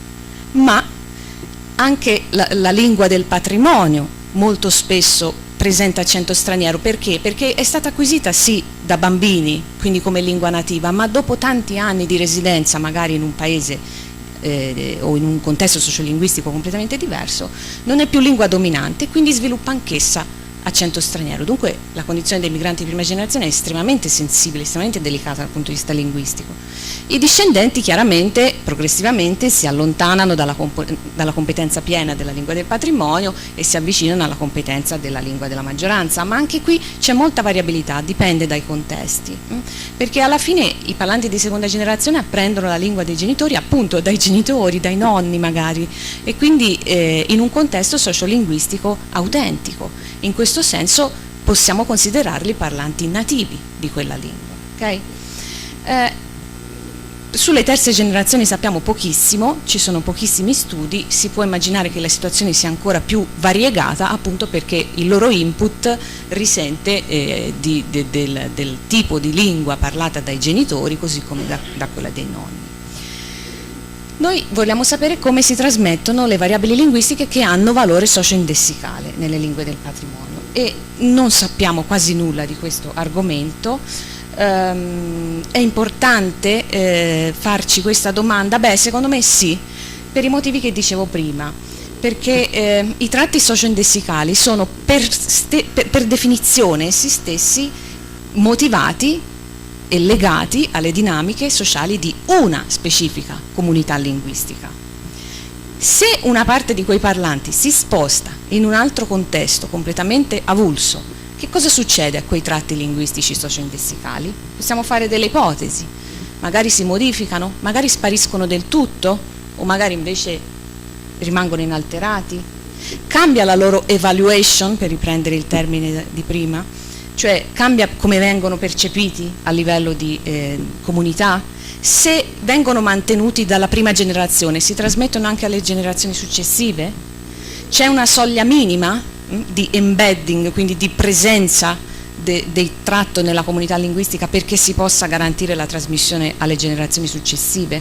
Insomma, tutte queste domande noi abbiamo cercato di affrontarle con una ricerca, come dicevo, condotta sui calabresi di Toronto, a partire da un progetto molto grande che si chiama Heritage Language Variation and Change in Toronto, condotto appunto dalla mia collega Naomi Nagy, perché Toronto, forse lo sapete, è una delle più grandi metropoli multiculturali. Come vedete da questa diapositiva, almeno spero, ci sono almeno 10 lingue del patrimonio, 10 comunità immigrate importanti a Toronto, di cui, come vedete, quella italiana calabrese è numericamente e anche culturalmente molto attiva, molto importante. In questo progetto sono stati raccolti dati linguistici e etnoculturali per 3 generazioni di migranti, secondo l'idea che appunto la prima generazione tenda a mantenere in modo più forte la lingua e la cultura d'origine, del patrimonio, e progressivamente la terza invece mostri tratti di lingua e cultura inglese, canadese. Per quanto riguarda la comunità italiana, come vedete, gli studi di cui adesso parlerò si basano su un campione di circa una quarantina di parlanti calabresi a Toronto di 3 differenti generazioni. Noi che cosa abbiamo analizzato? Abbiamo analizzato in particolare un tratto della pronuncia, quindi si dice una variabile socio-fonetica, che è l'aspirazione delle occlusive sorde, PTK. Perché proprio questa variabile? Beh, perché a livello fonetico l'aspirazione delle occlusive sorde è presente sia in calabrese sia in inglese, però nelle due lingue differisce profondamente per due aspetti. Una è la distribuzione fonologica di questo tratto e l'altra è il valore socio-indessicale associato, più nel dettaglio. Per quanto riguarda la struttura fonologica, l'aspirazione in inglese è associata a sillabe prosodicamente forti, sostanzialmente le sillabe accentate, dominio, diciamo, a inizio di dominio lessicale prosodico. Mentre in calabrese è l'inverso, l'aspirazione è associata a sillabe prosodicamente deboli, contesto post-sonorante, dominio interno lessicale e prosodicamente debole. Vedete alcuni esempi in questa diapositiva. E poi c'è l'aspetto socio-indessicale. L'aspirazione in inglese non ha nessunissimo valore socio-indessicale, in calabrese invece sì. Come vedete da questo elenco, che è tratto da studi che sono stati fatti sul calabrese di Calabria, ci sono tutta una serie di tratti sociali che sono veicolati dall'uso maggiore o minore di aspirazione. Ho messo in rosso la variabile del genere dei parlanti perché ci ritorneremo più tardi, quindi ricordatevi che per esempio uno dei risultati di questi studi sociofonetici sul calabrese di Calabria è che i maschi tendono ad aspirare di più rispetto alle femmine, detta insomma in modo un po' semplificato, però diciamo per il momento teniamocela così. Quindi noi cosa abbiamo fatto? Abbiamo preso un unico tratto fonetico, l'aspirazione, che però rappresenta due fenomeni fonologici e socio-indessicale. Quindi nel parlato di questi calabresi di Calabria, nel parlato in italiano calabrese di queste persone, noi avremo contesti in cui si applica un'aspirazione di tipo calabrese e altri contesti in cui si applica aspirazione di tipo inglese, per come le ho definite fin qua. L'ipotesi è ovviamente che con il passare delle generazioni diminuisca l'aspirazione di tipo calabrese, aumenti l'aspirazione di tipo inglese. E poi però c'è il discorso della socio-indessicalità, quindi vedremo se nel caso dell'aspirazione calabrese il fatto di veicolare valori socio-indessicali farà spostare un po' le cose. Ci sono vari sottoquesiti che adesso non ripercorro nel dettaglio per non dilungarmi, ma che riguardano aspetti fonetici più stretti, di dettaglio fonetico, aspetti generazionali, quindi ci siamo chiesti se effettivamente la più grossa differenza si ha tra generazione 1 e generazione 2, oppure se invece il mutamento diciamo, è lineare tra le generazioni. E poi ci siamo anche fatti delle domande su appunto quali sono i valori, se la trasmissione della variabile implica anche la trasmissione dei valori socio-indessicali ad essa associati. Eventualmente nella discussione potrò darvi dettagli tecnici sul modo in cui i dati sono stati raccolti, annotati e analizzati. Mi limito a dire che l'aspirazione è stata analizzata da un punto di vista acustico, in particolare rispetto al correlato del VOT, il Voice Onset Time, da un punto di vista percettivo e da un punto di vista di diffusione nel lessico, distribuzione nel lessico. E adesso vi riassumo in pillole alcuni dei risultati che abbiamo ottenuto. Allora, in questo grafico voi vedete il miglior modello statistico che rappresenta la variazione dell'aspirazione calabrese. Nei due pannelli in alto si vedono cose diciamo, che ci aspettavamo, cioè che l'aspirazione, la presenza di maggiore o minore aspirazione dipende da alcuni fattori linguistici di base che appunto ci aspettavamo essere presenti anche qui, come il tipo di consonante, una K è sempre più, cioè una K è sempre più aspirata di una P, oppure il tipo di vocale che c'è dopo. Però in basso c'è l'aspetto più interessante, ci sono le generazioni, cioè la terza generazione, vedete le stelline rosse stanno a indicare che la differenza tra la generazione 2 e la generazione 3 è significativa da un punto di vista statistico, quindi vuol dire che la terza generazione presenta meno aspirazione della 2, della seconda, ma la prima e la seconda si equivalgono da un punto di vista statistico, ok?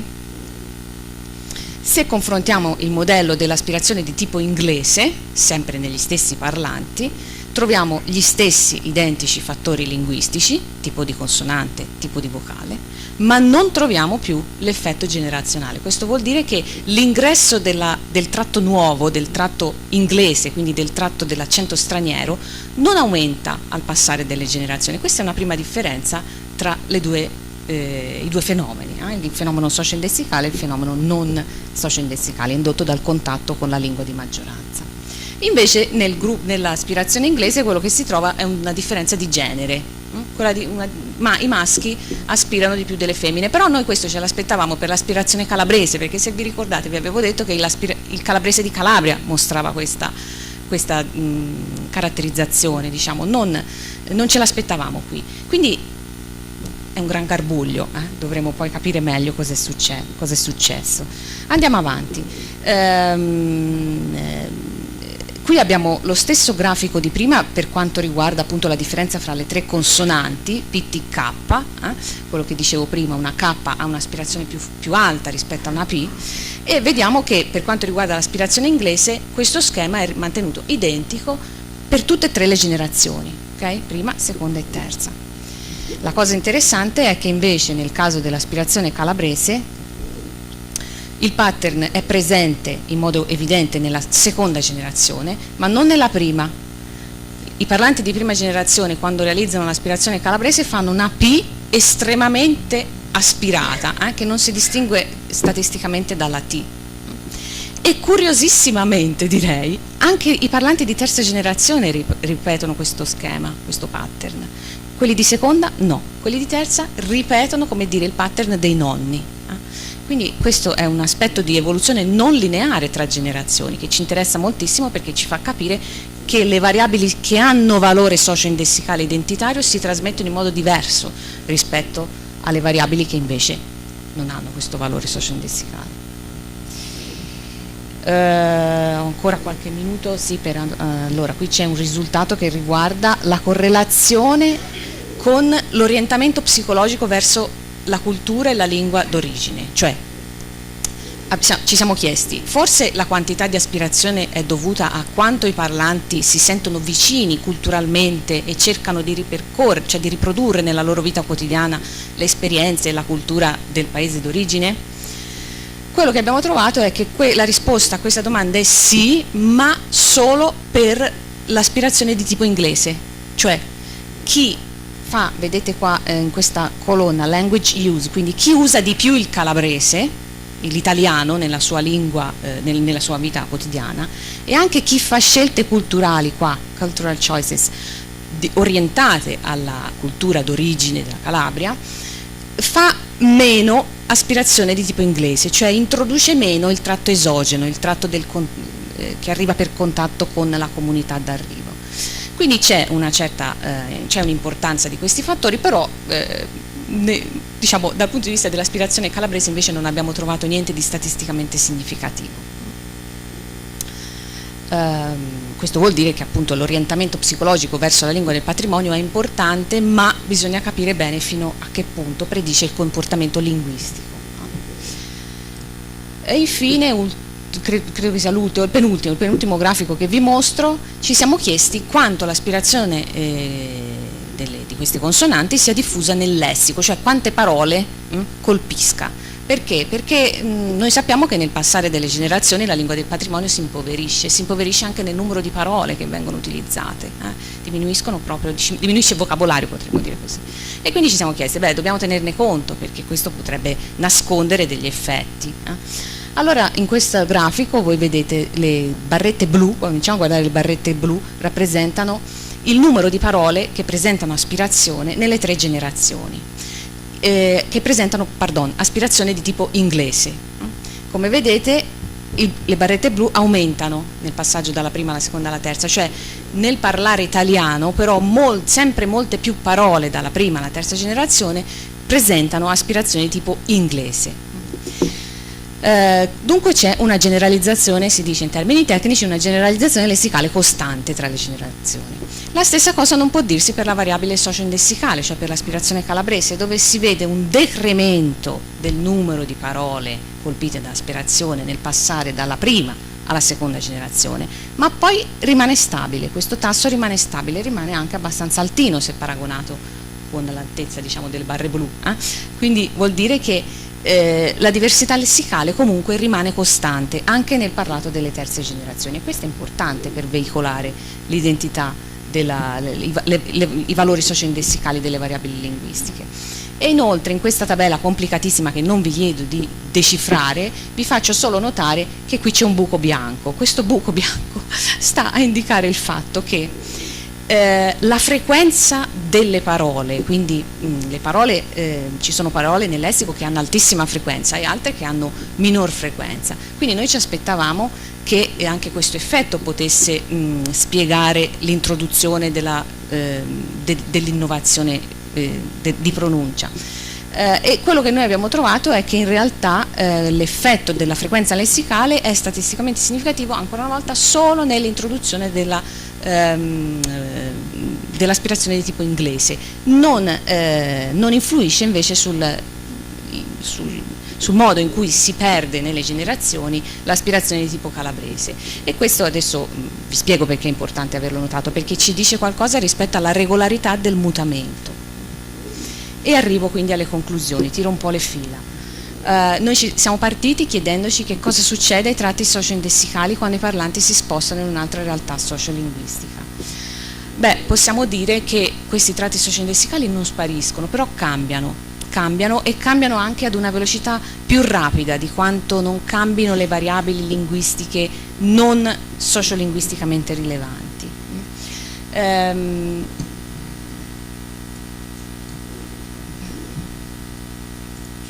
Vado avanti. L'evoluzione tra generazioni non è lineare. Noi abbiamo visto che la prima generazione mantiene le caratteristiche strutturali dell'aspirazione calabrese, però possono cambiare i tratti di evaluation, quindi la reazione, la valutazione che i parlanti hanno della variabile linguistica. Tant'è vero che ci aspettavamo quell'effetto del genere maschio o femmina, invece non l'abbiamo trovato. L'abbiamo trovato sull'altra variabile, quella non socio-indessicale. Per quanto riguarda le seconda e terza generazioni, per certi versi abbiamo visto che si equivalgono, e quindi questo ci fa pensare che non c'è quel decremento lineare continuo e inesorabile nell'uso della lingua del patrimonio, però anzi per certi aspetti abbiamo visto che le terze generazioni rivitalizzano dei pattern che sono dei nonni. E quindi ci chiediamo, forse lo fanno perché le percepiscono come tratti veramente autentici della loro lingua del patrimonio e quindi li enfatizzano, così, nonostante che i genitori non lo facciano. E questa è una dinamica molto interessante su cui vorremmo poi lavorare in futuro. E infine abbiamo visto che l'orientamento dei parlanti verso la lingua e la cultura di origine predice e non predice il tipo di comportamento linguistico, quindi bisogna capire meglio che cosa succede a questo livello. E per quanto riguarda la distribuzione nel lessico, era l'ultima tabella, quella lì un po' più complicata da interpretare, il confronto tra le generazioni cosa ci dice? Ci dice che l'introduzione dell'aspirazione inglese, che ripeto è l'innovazione, quella indotta dal contatto con la lingua della maggioranza, ha una diffusione lessicale progressiva e regolare, risente della frequenza delle parole, vuol dire è un mutamento linguistico regolare, per come i linguisti caratterizzano molti mutamenti linguistici fonetici.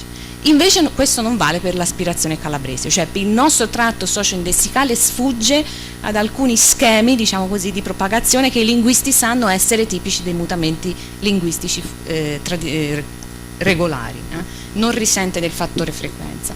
Quindi vuol dire che è un mutamento, la trasmissione intergenerazionale dei tratti identitari sfugge alle caratterizzazioni classiche alle caratterizzazioni classiche del mutamento linguistico. Ma ho concluso in realtà,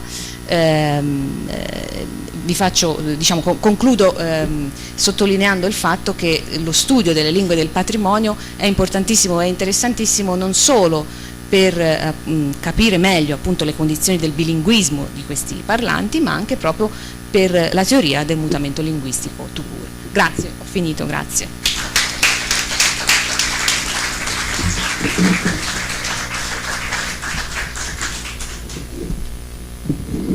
Grazie anche alla professoressa Celata per questa relazione ricca di stimoli che penso susciterà un ampio dibattito, e chiamo al banco virtuale, quindi come ha detto Chiara è già al banco la nostra relatrice internazionale connessa, professoressa Ramoneite dell'Università di Vilnius, che ci parlerà di un'altra diaspora, cioè la diaspora lituana e delle sue ricadute linguistiche. Prego Teresa. Buongiorno, grazie a tutti. Vorrei chiedere come si può condividere le slide se possibile. Non mi dà il permesso.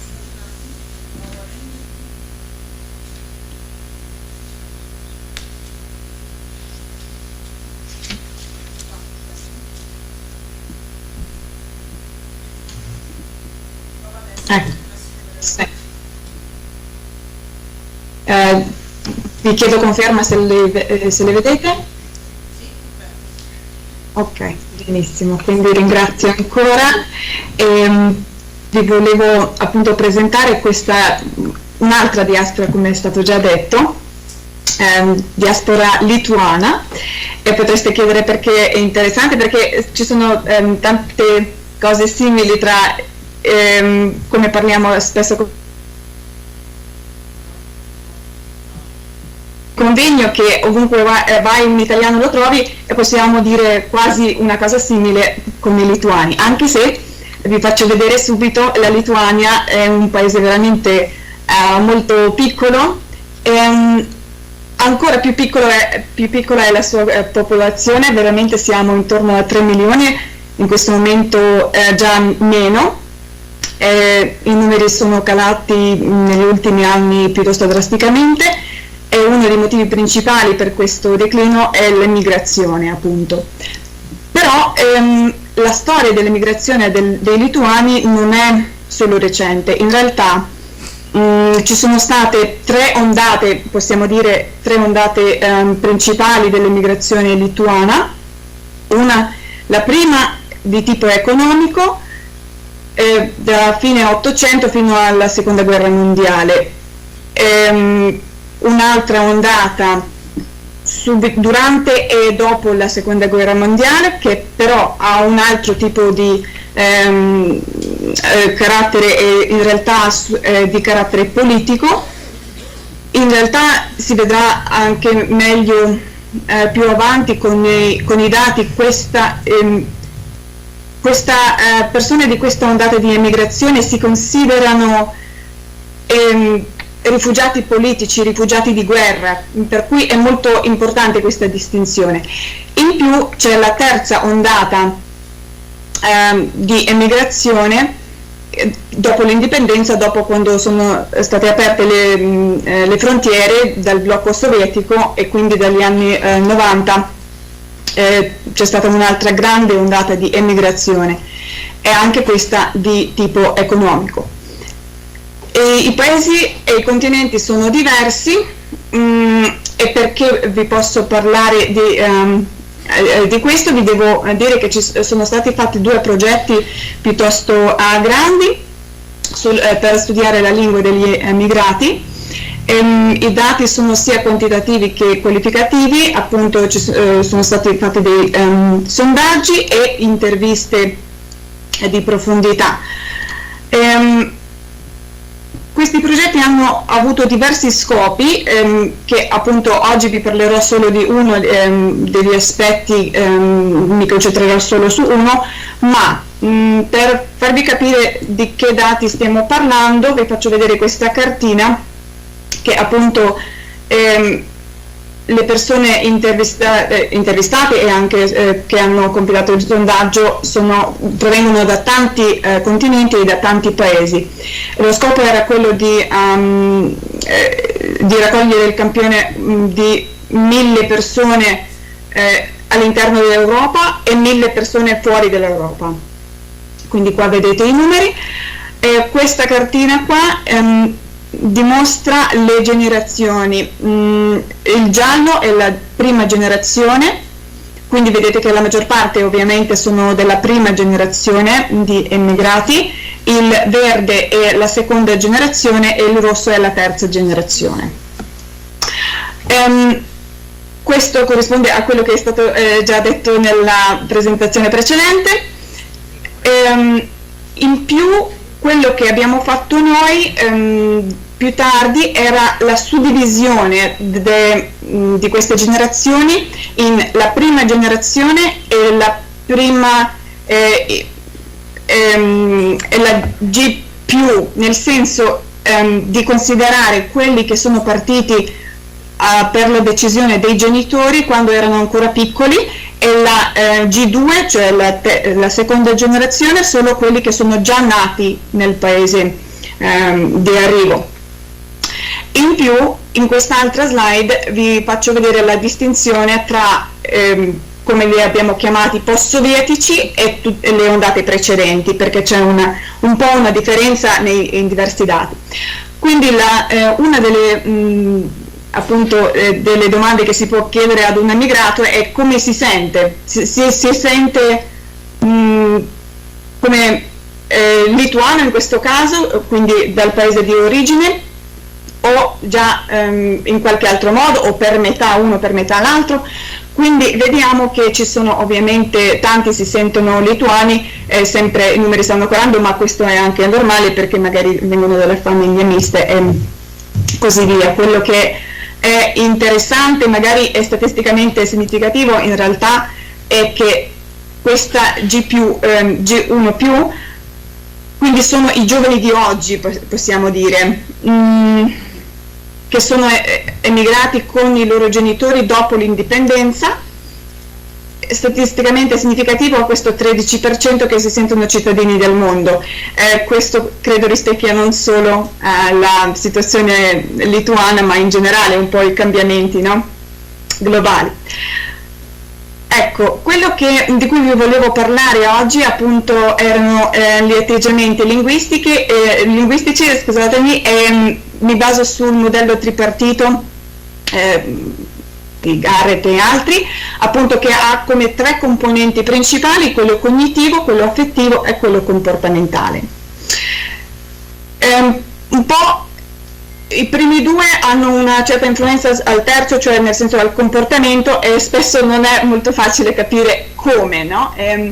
Quello che mi sembra di capire da tutti questi dati, che quello cognitivo, che teoricamente dovrebbe essere quello serio, giusto, non è quello che ha il maggiore effetto, ecco. Ma invece è magari quello affettivo, direi. Una delle domande che sono state fatte era semplicemente: per lei personalmente, per il rispondente, è importante o meno sapere il lituano? Quindi vediamo che i lituani sono molto credono che la lingua sia una cosa molto importante, no? Quindi fino a più di 80%, ma anche nella seconda e nella terza generazione i numeri sono piuttosto alti.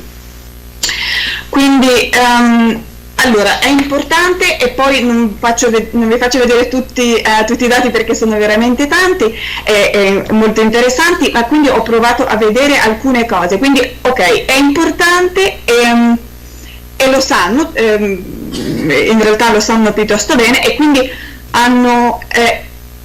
ho provato a vedere quando lo usano, nel senso quanto è importante personalmente questa lingua. Qua vi faccio vedere un diagramma dove le risposte alla domanda in che lingua pensano, e ho preso solo la risposta di spesso, perché poi dopo ci sarebbe a volte, raramente e così via. Quindi il blu è lingue del paese, qualsiasi sia, il verde è lituano. Quindi vediamo un calo in diverse generazioni. Vedete che quella G1+ è molto più simile alla G1 rispetto alla G2, quindi questo è significativo. Quindi la lingua del pensiero, la lingua interiore del pensiero, che però varia molto. Ovviamente anche la G1 può cominciare a pensare nella lingua del paese dove passa 20 anni, no? E quindi è piuttosto normale. La cosa interessante e secondo me simpatica per come abbiamo cominciato questa giornata è un altro aspetto che avevo guardato, è appunto la lingua della preghiera, in che lingua pregano, e vedete che qua il lituano viene usato molto di più da tutte le generazioni, addirittura anche un po' di più dalla terza generazione. Quindi secondo me questo è un aspetto simpatico, perché dimostra appunto la lingua del pensiero in generale, sì, ma la lingua della preghiera ancora più interiore, ancora più intima, no? Quindi è interessante questo punto di vista. Siccome volevo magari concentrarmi sulle emozioni, sull'aspetto affettivo, le emozioni non sempre sono solo positive, giusto? Quindi ho un altro aspetto che ho guardato: in che lingua litigano. E qua ovviamente, però qua con litigare devi avere anche con chi litigare, per cui il lituano viene usato un po' meno, ed è naturale, ma comunque viene usato addirittura fino alla tanto nella seconda ma anche nella terza generazione. Perché dico sempre l'aspetto affettivo? Secondo me questi numeri, queste percentuali dimostrano molto bene. La domanda che avevano i rispondenti dei sondaggi era quale lingua potrebbero, le è stato chiesto di indicare la lingua più bella, più necessaria e più cara. Qui, questi sono i risultati con il lituano, quindi vediamo bene che come bellezza diciamo a metà, no? Come una lingua necessaria no, assolutamente no. Come però la lingua più cara siamo a una percentuale altissima, no? Addirittura più del 90%, anche nelle generazioni successive. Ecco, questo aspetto affettivo appunto della percezione di questa lingua dovrebbe essere anche tramandato, no? Teoricamente pensando. Quindi qua avevo preso un'altra domanda che appunto era: vuole che le sue generazioni future, figli, nipoti, pronipoti sappiano il lituano, e l'ho incrociata con un'altra domanda anzi un'affermazione di quanto erano d'accordo o meno, cioè l'impegno di coinvolgere i figli in attività organizzate dalla comunità lituana, tipo la scuola di sabato o di domenica, quando è che la facevano. Una situazione normale sarebbe questa qua, secondo me: se uno vuole si impegna, se non vuole non si impegna. Ecco, questo è quello che succede nella prima generazione di postsovietici, nel senso quelli di adesso. Quello che ho trovato strano e simpatico è questa situazione qua, che la seconda generazione, quindi quelli già nati all'estero, anche se se vogliono e si impegnano va benissimo, però anche se non gli importa più di tanto, comunque lo fanno. Questo secondo me è stato interessante. E adesso vorrei passare a alcune citazioni che magari vi faranno capire un po' meglio, sentire un po' questa situazione. La parte verde è in lituano, quindi potete ovviamente anche vedere com'è, ma questa citazione mi piace particolarmente, viene dalla figlia di quelli che sono stati appunto questi rifugiati politici, e lei dice che magari non torneremo mai, cioè è chiaro che non torneremo mai, era chiaro per loro, no? Non ho detto un particolare: il lituano è una lingua indoeuropea di ramo baltico, è imparentata con una sola lingua ancora viva, il lettone, ed è considerata di aver preservato tante caratteristiche del proto-indoeuropeo, quindi spesso viene definita come la lingua indoeuropea più antica ancora viva nel mondo, confrontata con il latino, il sanscrito. Ovviamente questa nozione cognitiva è interpretata a modo suo in questo, però è una specie di orgoglio nazionale questo fatto, e viene interpretata appunto in questo modo. Lei dice: questa è la lingua viva più antica nel mondo, esagerazione qua, ma comunque è un certo onore conoscerla, questa lingua, e quindi lei dice: non potevamo mai dire ai nostri figli che sia pratico, cioè conoscere il lituano, perché veramente eravamo profondamente convinti che la Lituania non sarebbe mai stata libera, però dicevamo che era un onore e che loro, i figli, devono mantenere appunto la lingua, anche perché non sapevano cosa stava succedendo all'epoca dietro alla cortina di ferro. La russificazione era molto forte, quindi per loro era molto chiaro che o la mantengono loro o sparisce, quindi era molto particolare questo contesto. Per questo mi piace questa citazione, ma ce ne sono anche altre. Quindi appunto si può parlare di onore e responsabilità, ma dal punto di vista molto appunto affettivo. Come lingua del pensiero, qua possiamo vedere un'altra citazione, che il lituano viene considerato la lingua delle emozioni, la lingua della stanchezza, quando il cervello non vuole più pensare a niente, perché l'inglese è lavoro, e quindi pensa in lituano e sogna solo in lituano, quindi diciamo la lingua della stanchezza, come ha detto, no? Oppure questa citazione qua usa questa espressione molto strana: vivo nel paese d'America e invece il mio cuore e la mia testa molto spesso in Lituania, anche se vedete che è della seconda generazione, quindi già nata negli Stati Uniti.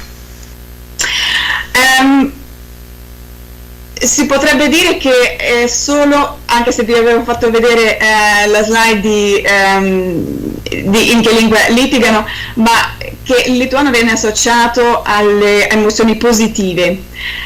Appunto qua una signora della seconda generazione che è stata intervistata, è stata chiesta appunto quando viene da litigare in che lingua litiga, dice in inglese, e quando deve parlare in modo dolce in lituano. E qua appunto le chiede se si ricorda tutti e usa tutte le forme diminutive. Il lituano ha tantissimi diminutivi, diverse forme di diminutivi. Oppure quest'altra signora che dice: quando mio figlio vuole essere particolarmente carino con me, dice qualcosa in lituano, anche la figlia quando vuole essere carina. Questa è della prima generazione dei post-sovietici, quindi di adesso, una signora giovane. Anche queste citazioni dimostrano che il lituano viene considerata come lingua delle relazioni più intime, quelle più importanti, quelle più vicine, no? Appunto, come dice, il sentimento più intimo si ha quando parliamo in lituano. È una signora che vive in Italia, appunto, il suo marito sa il lituano, per cui potevano, anzi spesso parlavano in lituano.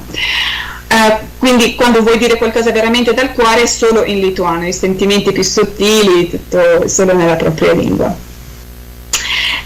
Oppure quest'altra signora giovane che vive in Francia, quando parla della nascita della prima figlia, e menziona ancora una volta i diminutivi e dice: perché non posso dire alcuni nomi francesi come diminutivi, quelli vengono dalla profondità del cuore, da quello che io sentivo quando ero piccola. Non posso dire i nomi diminutivi in francese. Per i miei neonati, le mie nane sono sempre state in lituano, e dice una specie di mondo segreto tra figlio e madre. Una cosa simile viene detta anche in quest'altra citazione da faccio notare che è della terza generazione, questa qua, e dice che quando ha capito perché era importante per lei nella sua famiglia il lituano, dice che era una cosa nostra, solo di noi tre, cioè lei, la sorella e la madre, una cosa comune che ci univa. Quindi è importante anche da questo punto di vista. credo ultima citazione è appunto della comunità che spiega della terza generazione, che spiega appunto che quelli sono stati i rapporti più importanti anche durante la crescita, anche durante tutta la vita, che ha delle amiche che conosce da quando aveva 3 anni, no? Quindi appunto che sono cresciuti insieme nella parrocchia, che è stato sempre un centro molto importante.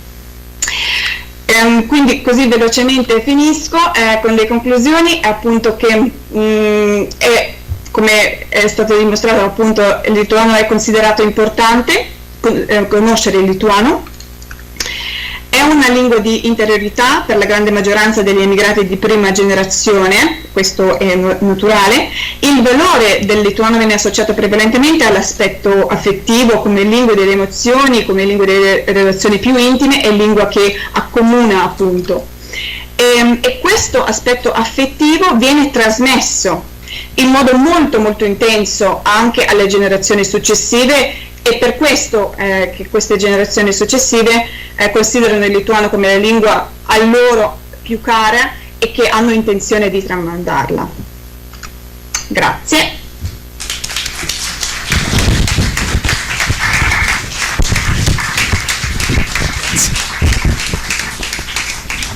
Grazie Teresa, grazie per la bella relazione e anche per il rispetto perfetto dei tempi che ci consente di recuperare qualche minuto per il dibattito, che naturalmente ho l'onore di aprire.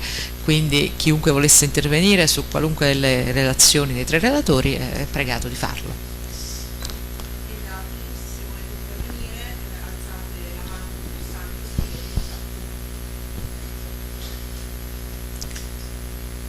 Massimo? No.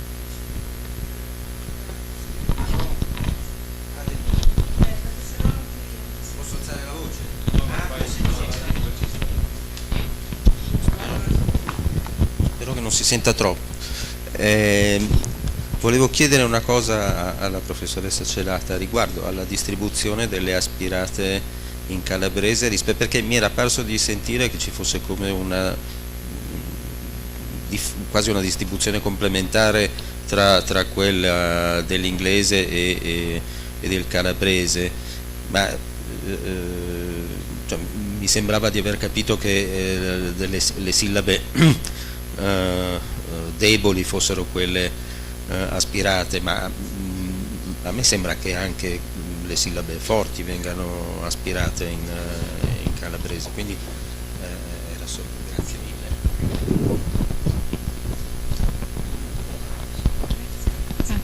Grazie della domanda. Sì, allora effettivamente è così, nel senso che prototipicamente l'aspirazione calabrese colpisce le sillabe prosodicamente deboli, quindi le sillabe atone, interne di parola, interne di dominio lessicale prosodico, però è vero che in alcune condizioni, in alcuni contesti frasali ben specifici, si può avere aspirazione anche su sillabe toniche.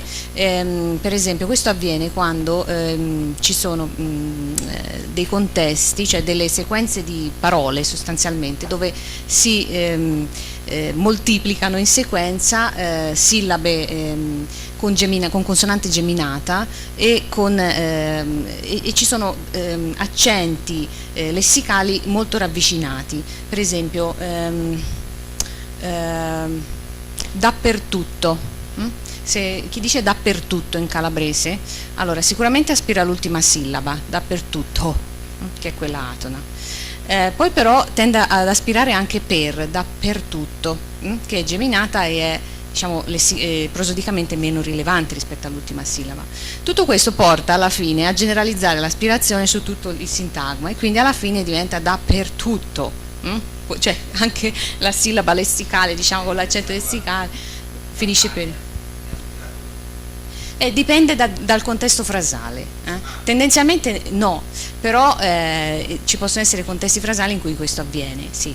Diciamo, io per rappresentare la distinzione, come lei ha detto giustamente, complementare tra le due lingue, ho un po' semplificato e quindi ho posto di più l'accento sul fatto che in calabrese riguarda principalmente le sillabe atone, però è vero quello che lei dice, ci sono anche contesti in sillaba tonica dove si può avere aspirazione calabrese.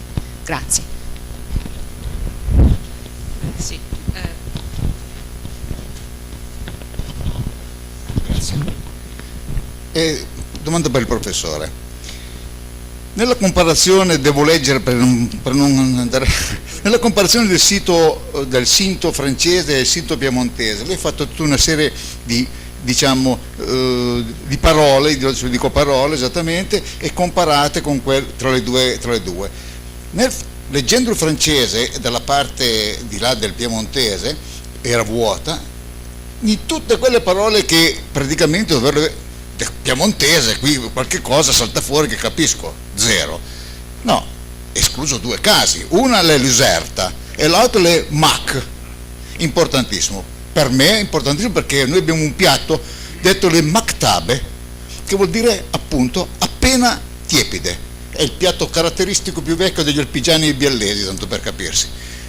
La domanda sta, al di là di queste due cose che resto, ma perché sono tutte le parole che lei ha citato praticamente col piemontese che conosco io poco hanno che spartire? Grazie. Mi alzo un attimo scusate, però per non dover tirare troppo il filo del microfono. Ecco. Volevo dire questo, il lessico del cosiddetto sinto piemontese 60% è indiano, è indoario.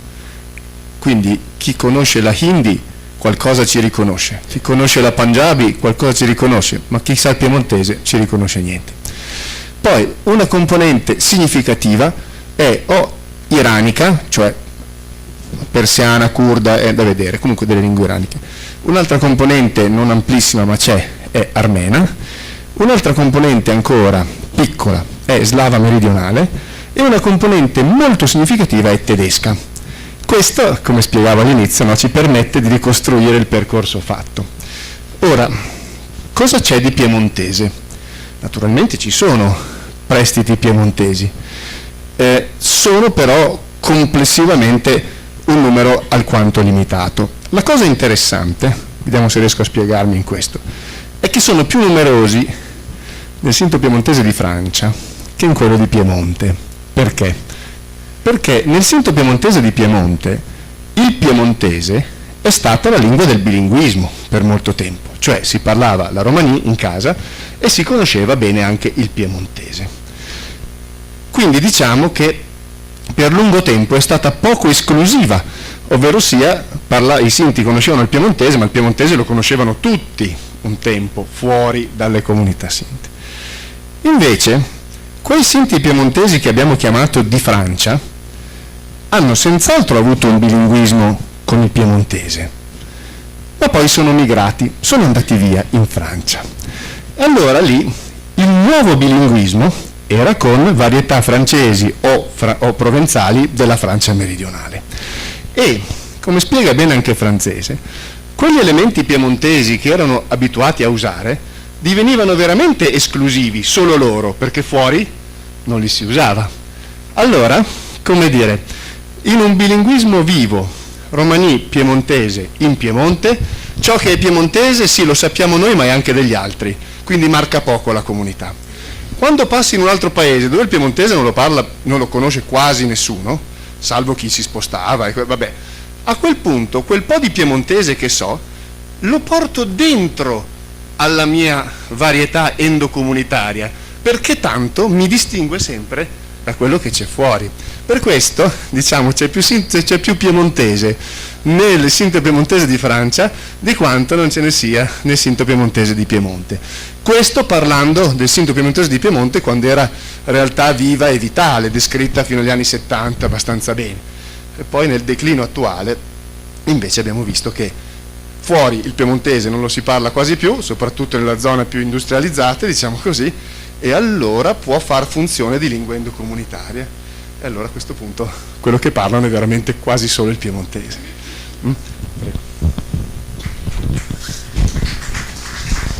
Prego. Prego, dottor Nesi. Grazie, avrei una domanda per la professoressa Celata. Volevo chiedere le modalità di raccolta dati per capire se magari il contesto conversazionale o meglio l'interlocutore potrebbe avere un ruolo nella presenza o meno dei fenomeni che ha illustrato.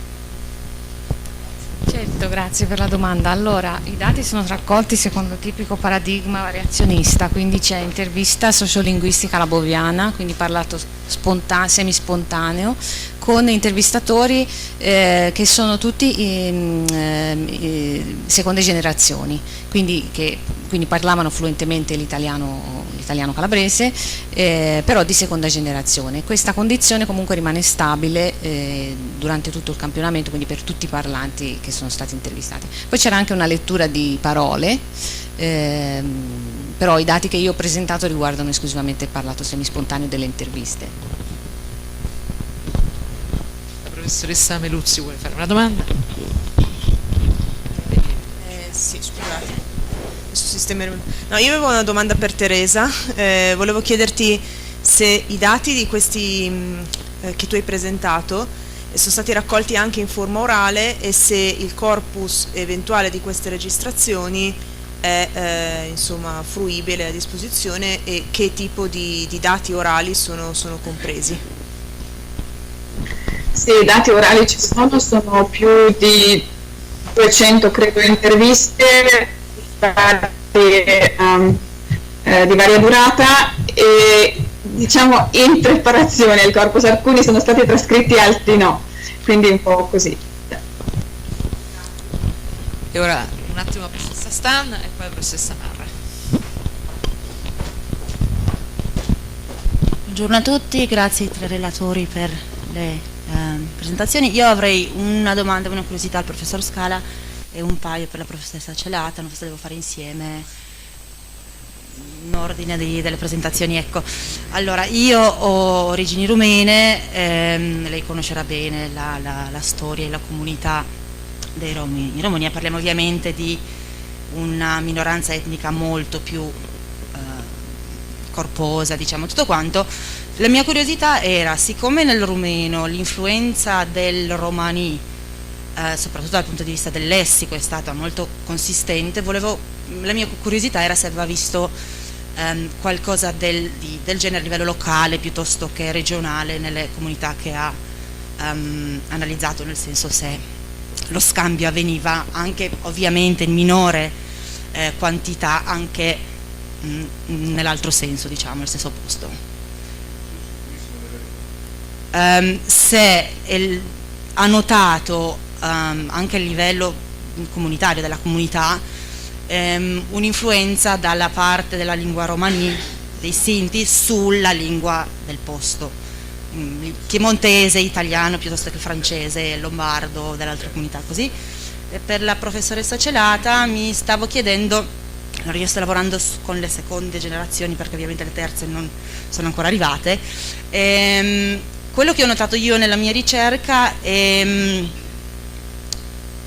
il fattore copiamista, e quindi volevo sapere se nella sua ricerca sono presenti anche copiamiste, soprattutto a livello ovviamente delle seconde e in particolar modo anche sulle terze generazioni, nel senso uno dei due genitori arrivato non da un contesto calabrese e se sì italiano oppure canadese piuttosto che un'altra nazionalità. Quella è stata una. La seconda, se avete tenuto presente la percentuale di calabrese e italiano parlata all'interno delle famiglie, e la terza ovviamente il socio-economic status, praticamente, perché nella mia ricerca ho notato che maggiore è la tendenza di trasmettere certi tratti della lingua, del patrimonio della lingua d'origine. Ecco, spero sia stato chiaro, grazie.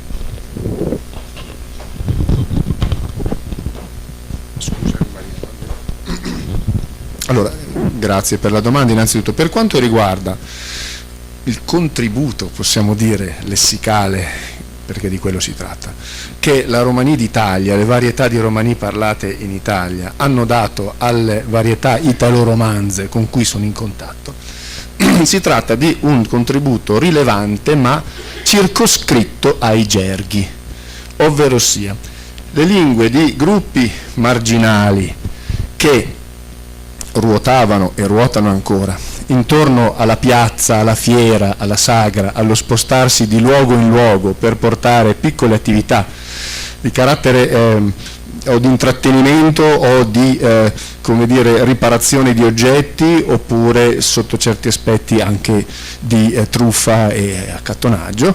Tutta questa galassia, che è stata enorme in Europa, immensa, e che ora è cambiata e si è ridotta in certe componenti in maniera drastica, sopravvive comunque ancora. Ecco, diciamo che soprattutto i sinti dell'Italia settentrionale, in misura minore ma comunque esistente anche i Rom dell'Italia meridionale, hanno avuto spesso dei rapporti di collaborazione con questa galassia della marginalità, sia perché svolgevano gli stessi mestieri, sia perché avevano una mobilità a corto raggio, e non pensiamo sempre ai Rom e Sinti che migrano all'infinito fino a corto raggio nelle aree dell'Italia. Allora questa vicinanza ha portato, diciamo così, i marginali non Sinti e non Rom ad accorgersi di una cosa, che questi loro colleghi avevano un codice, ovvero sia parlavano una lingua che nessuno conosceva perché non viene condivisa fuori dalla comunità.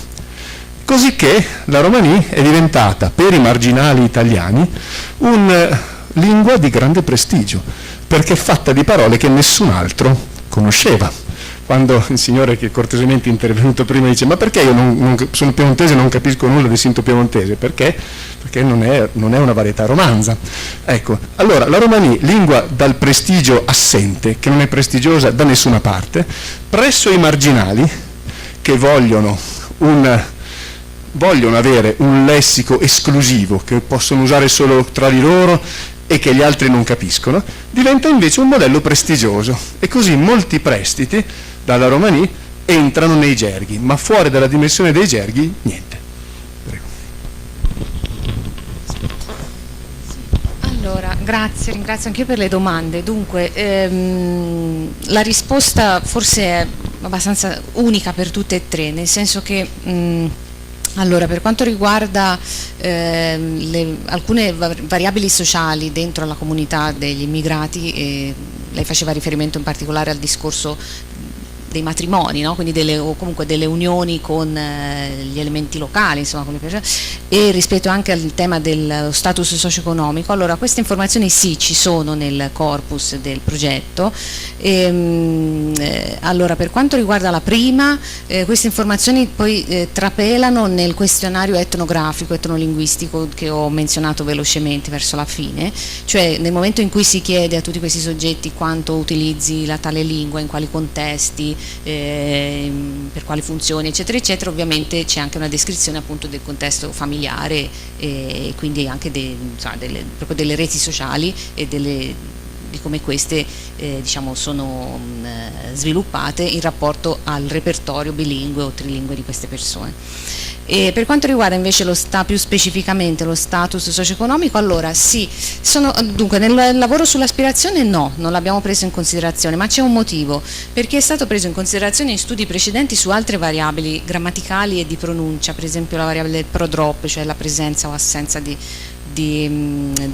pronome, diciamo, di soggetto nella flessione verbale, e anche altre variabili prosodiche, quindi fonetico-prosodiche, e l'effetto è praticamente inesistente, cioè questa variabile non predice quasi nulla del mantenimento dei tratti della lingua del patrimonio. E l'ipotesi della mia collega, io personalmente non me ne sono occupata, ma la mia collega ha fatto questa ipotesi che all'interno delle comunità appunto di lingua del patrimonio conta molto il fattore anagrafico, quindi generazionale, e conta molto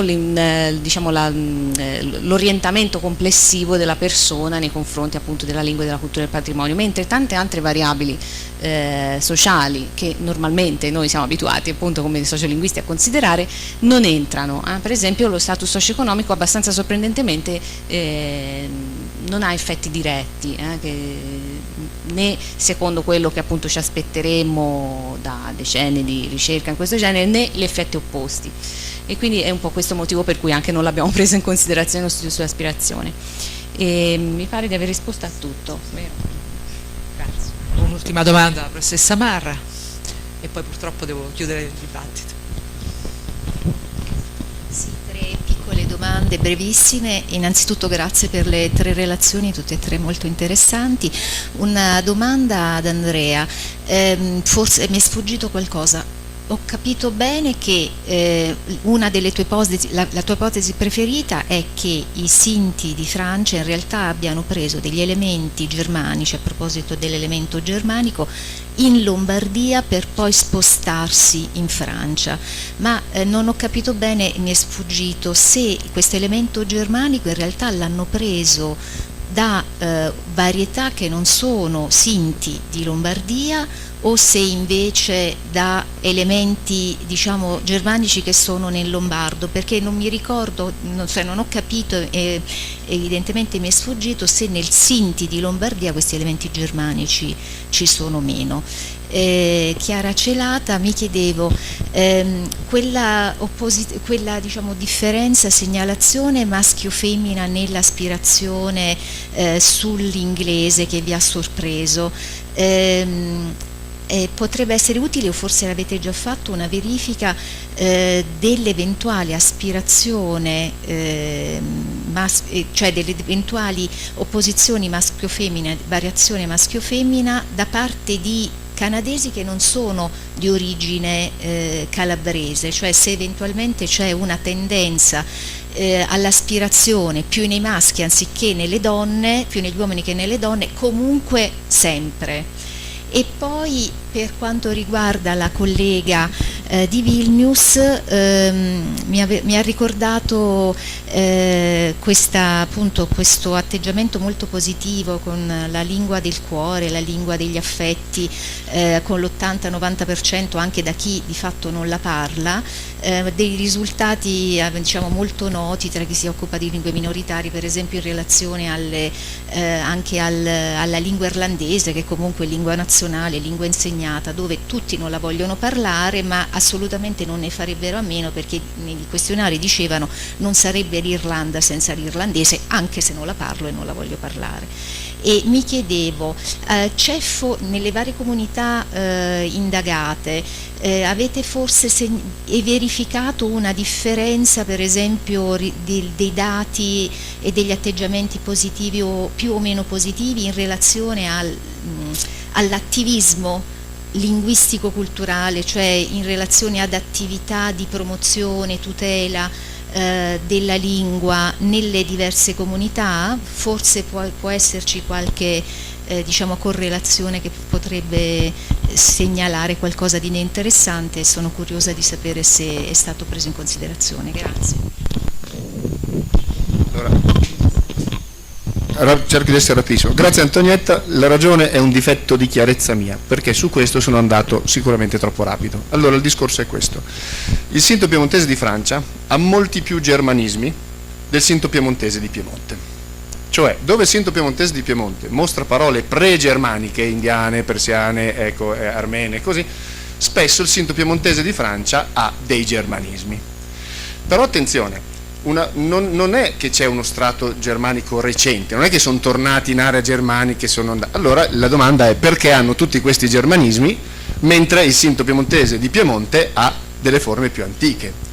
Beh, già questo è segno di una non sovrapponibilità del lessico, diciamo. Se noi andiamo a vedere il Sinto lombardo, di queste parole germaniche, tedesche meridionali, spesso di Oberdeutsch, che il dialetto dei Sinti piemontesi di Francia ha, nel Sinto lombardo ne troviamo una buona parte, ma non tutte. È quello il problema. Allora, quindi in molti casi possiamo dire sono altre isoglosse di carattere lessicale assorbite dal Sinto lombardo, visto che non sono tornati in Germania, devono averli presi da un altro dialetto sinto, e si vede anche da certe particolarità fonetiche.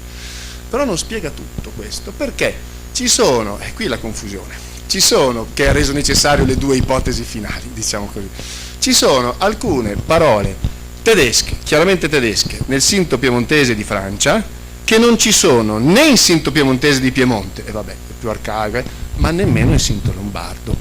Se il Sinto lombardo in questi casi ha un prestito più tardo, seriore, cioè romanzo, non è un problema, forse un tempo aveva quella parola tedesca ed è stata sostituita, ma se ha una parola più arcaica il problema c'è.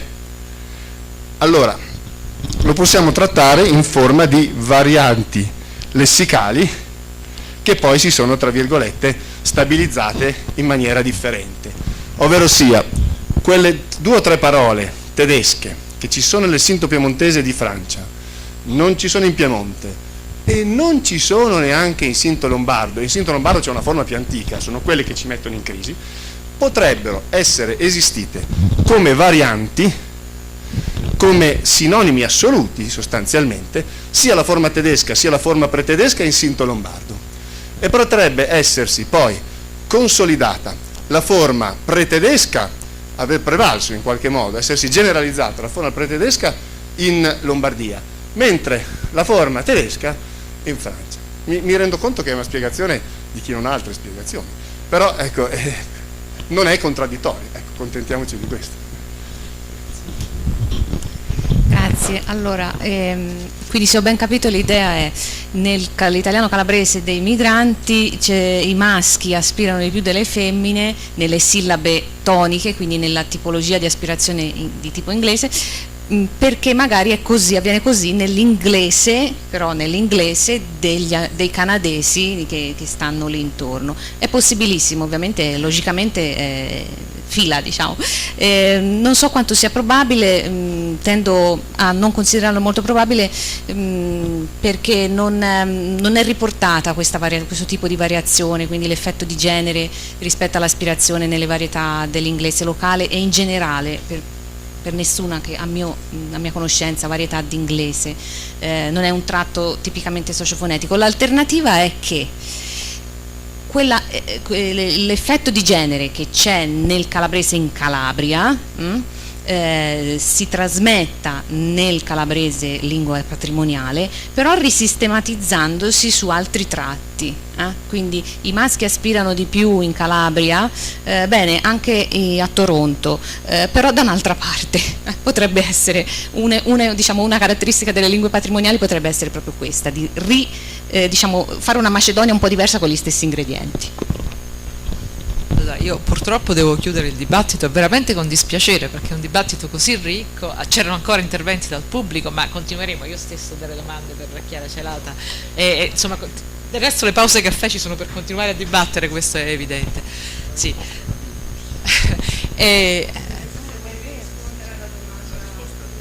Sì, scusa. Spero di averla sentita bene, perché c'era qualche interferenza. Comunque la differenza più principale che abbiamo notato tra le comunità era appunto il motivo dell'emigrazione, come dicevo appunto quella durante la seconda guerra mondiale ha i motivi e ha fondato comunità molto, diciamo, con altro spirito, diciamo, questa è la differenza più grande, quindi brevemente così, grazie.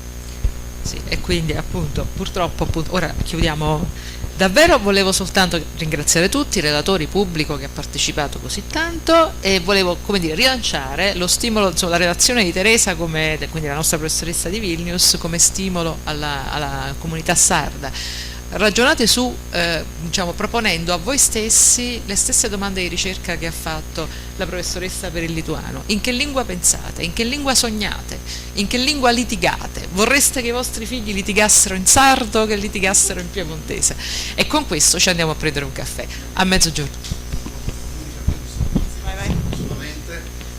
Allora, noi abbiamo predisposto il pranzo per tutti i presenti, qualora qualcuno, è un pranzo che offriamo ai partecipanti a questo convegno, qualora qualcuno dovesse assentarsi è pregato durante il break caffè di comunicare alla signora Anna, prego alzati in piedi Anna, la sua eventuale indisponibilità a essere presente a pranzo, in modo tale che diamo disposizione alla cucina. Spero di avervi tutti quanti,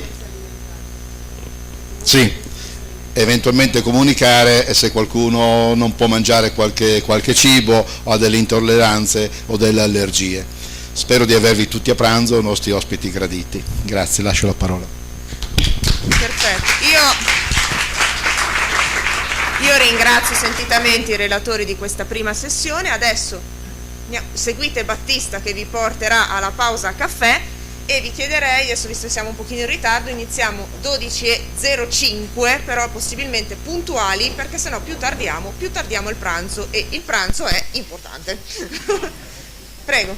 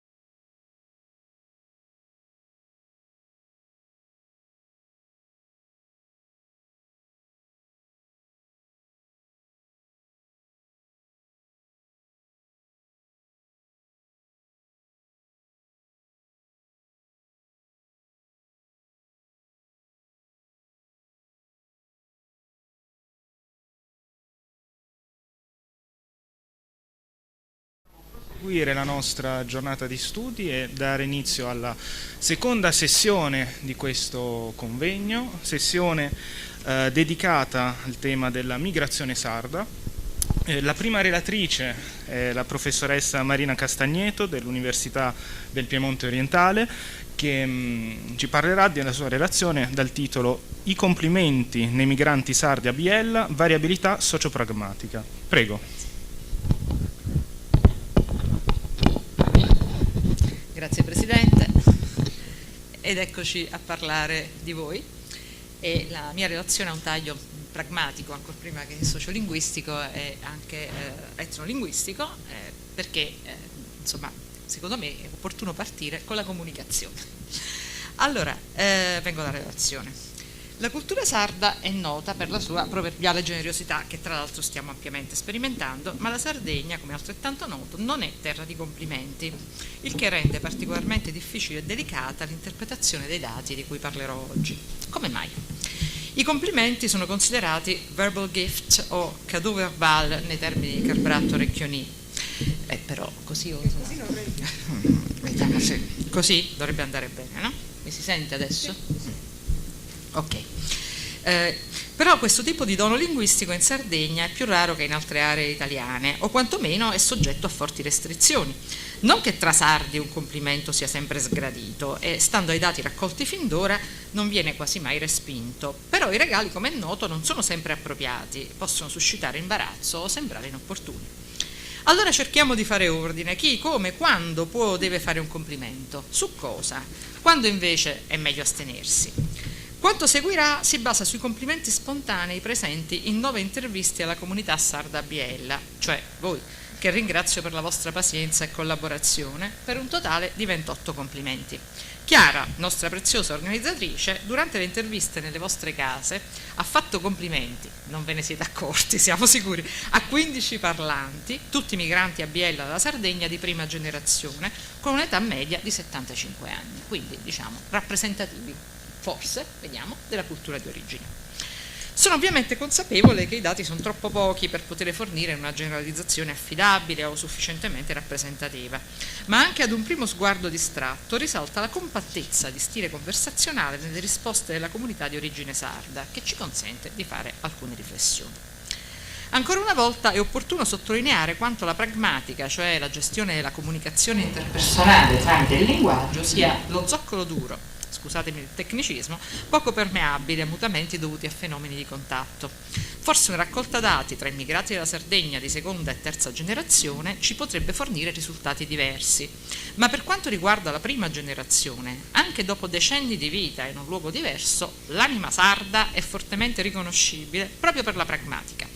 La microvariazione reale interna alla Sardegna diviene pressoché irrilevante rispetto a una leggibile compattezza di comportamenti linguistici e non linguistici dei membri della comunità. Quando sei fuori, come diceva prima Battista, prevalgono le somiglianze, la ricerca di affinità sulle differenze. Tutte le donne della comunità, che siano di Nulvi in provincia di Sassari, di Gonos Fanatica nell'Oristanese, di Alghero o di Orani nel Duonese, ad esempio, hanno risposto ai comportamenti sulle abilità in cucina con un'accettazione compiaciuta e con l'offerta del bene complimentato, come nell'esempio 1 che vedete in handout o in alternativa sullo schermo. Chiara, molto buona questa torta. Grazie, faccio anche le marmellate. Ne prenda ancora una fetta. Anche gli uomini, d'altro canto, accettano di buon grado i complimenti al mirto fatto in casa da loro, rigorosamente gli uomini, accrescendo la lode intrinsecamente contenuta nel complimento, come all'esempio 2. Buono, fatto io, con le bacche di Sardegna. I complimenti sulle abilità in cucina vengono dunque accettati volentieri, ed anche altri complimenti su diverse abilità tendono a essere accettati, anche se non sempre con lo stesso entusiasmo. Nel complimento 3 sull'abilità di giardinaggio, l'accettazione viene blandamente temperata, prima da una deflessione con giustificazione al turno 2, e poi, quando Battista complimenta l'informante per essere riuscito a far nascere il mirto a Talea, riceve in risposta una minimizzazione. Non tutti i complimenti vengono però accettati con la stessa disinvoltura. Ad esempio, i complimenti alla casa o alle sue parti componenti, al salotto nell'intervista 9, al soggiorno nell'intervista 8, portano inevitabilmente ad un ringraziamento pronunciato con un tono di voce bassa, come nell'intervista 2, o accompagnati da un sorriso imbarazzato all'intervista 1 che chiude velocemente l'atto del complimento. Guardate ad esempio l'esempio 4. Evidentemente i complimenti alla casa generano maggiore imbarazzo e dal punto di vista di chi analizza i dati si ha la percezione che i complimenti su questo topic non corrispondano alle attese sociali della comunità. Fare un complimento alle abilità in cucina potrebbe dunque corrispondere nei termini di Goffman ad un presentation ritual con cui chi fa il complimento mostra apprezzamento o deference verso il suo interlocutore, attribuendogli simbolicamente uno status più alto. I complimenti alla casa non costituiscono invece the line I was expected to take e quindi sarebbe meglio evitare di farli per non violare il diritto dell'altro di tenerti a distanza e per rispetto del sistema di pratiche, convenzioni, regole procedurali che guidano l'organizzazione del flusso del messaggio, proprio un'analisi alla Goffman. Si noti inoltre che i complimenti alla casa rispondono esclusivamente le donne, anche quando il marito è presente, così come i complimenti sulla bontà del mirto risponde sempre il marito, che i parlanti si comportano quindi come giocatori di un gioco rituale. Ma la spiegazione della diversa selezione della tipologia di risposta su due diversi topic della cucina e della casa è evidentemente esogena e va cercata al di fuori delle singole interazioni analizzate e dei diversi parlanti coinvolti. Bisogna dunque guardare alle regole e agli scripts radicati nella cultura condivisa che dettano il modello ai singoli parlanti come attori sociali. La Sardegna, ancora una volta, si rivela una comunità di pratica nel senso tecnico di Eckert e McConnell-Ginnett. Nella selezione delle risposte e nella gestione dell'intero atto del complimento non conta in questo caso lo specifico rapporto instaurato tra chi fa un complimento e chi lo riceve. Pesano invece le indicazioni legate all'interpretazione culturale del contesto, inteso come situazione oggettiva di proferimento dell'enunciato, tempo e luogo dell'enunciazione, caratteristiche sociodemografiche del parlante, dell'interlocutore, solite cose. Ma conta anche e soprattutto il contesto inteso come rete soggettiva di credenze, timori, atteggiamenti, conoscenze, che contribuisce a codifica e decodifica delle intenzioni comunicative degli interlocutori. La rete soggettiva di credenze e conoscenze però non è sempre facile da decodificare per chi non appartiene a una specifica cultura, soprattutto quando si tratta delle culture cosiddette ad alto contesto, secondo la nota definizione di Hall del 77, come senz'altro la cultura sarda e ancora di più la cultura sarda in contesto migratorio, dove la comunità di parlanti è più piccola e si enfatizzano le relazioni interpersonali facendo affidamento sulla rete sociale. In culture di questo tipo, fondate sulla conoscenza condivisa, la cosiddetta shared knowledge, e sulle dinamiche di in-group, i messaggi di contesto sono impliciti e internalizzati, nonché volti a strategie di evitamento del conflitto tra i membri della comunità. La decodifica del messaggio viene affidata a segnali non verbali, a improvvisi cambiamenti prosodici e prossemici, a espressioni facciali, al linguaggio del corpo. Nella decodifica dei messaggi, i membri di comunità ad alto contesto sviluppano inoltre una forte sensibilità alle azioni. È così che, ad esempio, l'offerta del cibo su cui è stato fatto un complimento, buonissimi biscotti, ne prenda un altro, acquista una significazione sua propria all'interno dell'atto stesso. Come vedremo, l'offerta rituale ma non insincera rimanda all'espressione di generosità di chi ha cucinato per l'ospite e ha ricevuto in cambio un complimento. Chi non appartiene alla comunità, però, può essere privo delle chiavi, nel senso etnolinguistico di Himes del 74, per la comprensione dell'interazione e cogliere solo la funzione più esterna legata alla codifica formale. Veniamo ai modelli di politeness adesso, perché vedremo che molto spesso negli studi si applicano i modelli sbagliati e quindi i risultati non funzionano. Interazioni rituali, come i complimenti nella comunità sarda, sono regolate a livello della cultura e della società, piuttosto che a livello delle dinamiche tra i singoli individui. In un simile quadro, un modello di politeness conversazionale, come quello proposto da Brown e Levinson, centrato su bisogni, volontà e desideri dei singoli interagenti, è del tutto fuorviante in quanto troppo individualista ed anglocentrico. Non si capirebbe altrimenti perché i complimenti su topic diversi comporterebbero risposte così sbilanciate. Le abilità elicitano accettazioni compiaciute, come sarebbe da aspettarsi in una cultura orientata verso la positive politeness, perché viene onorata l'immagine sociale dell'altro e incoraggiata la manifestazione di emozioni e di affetti.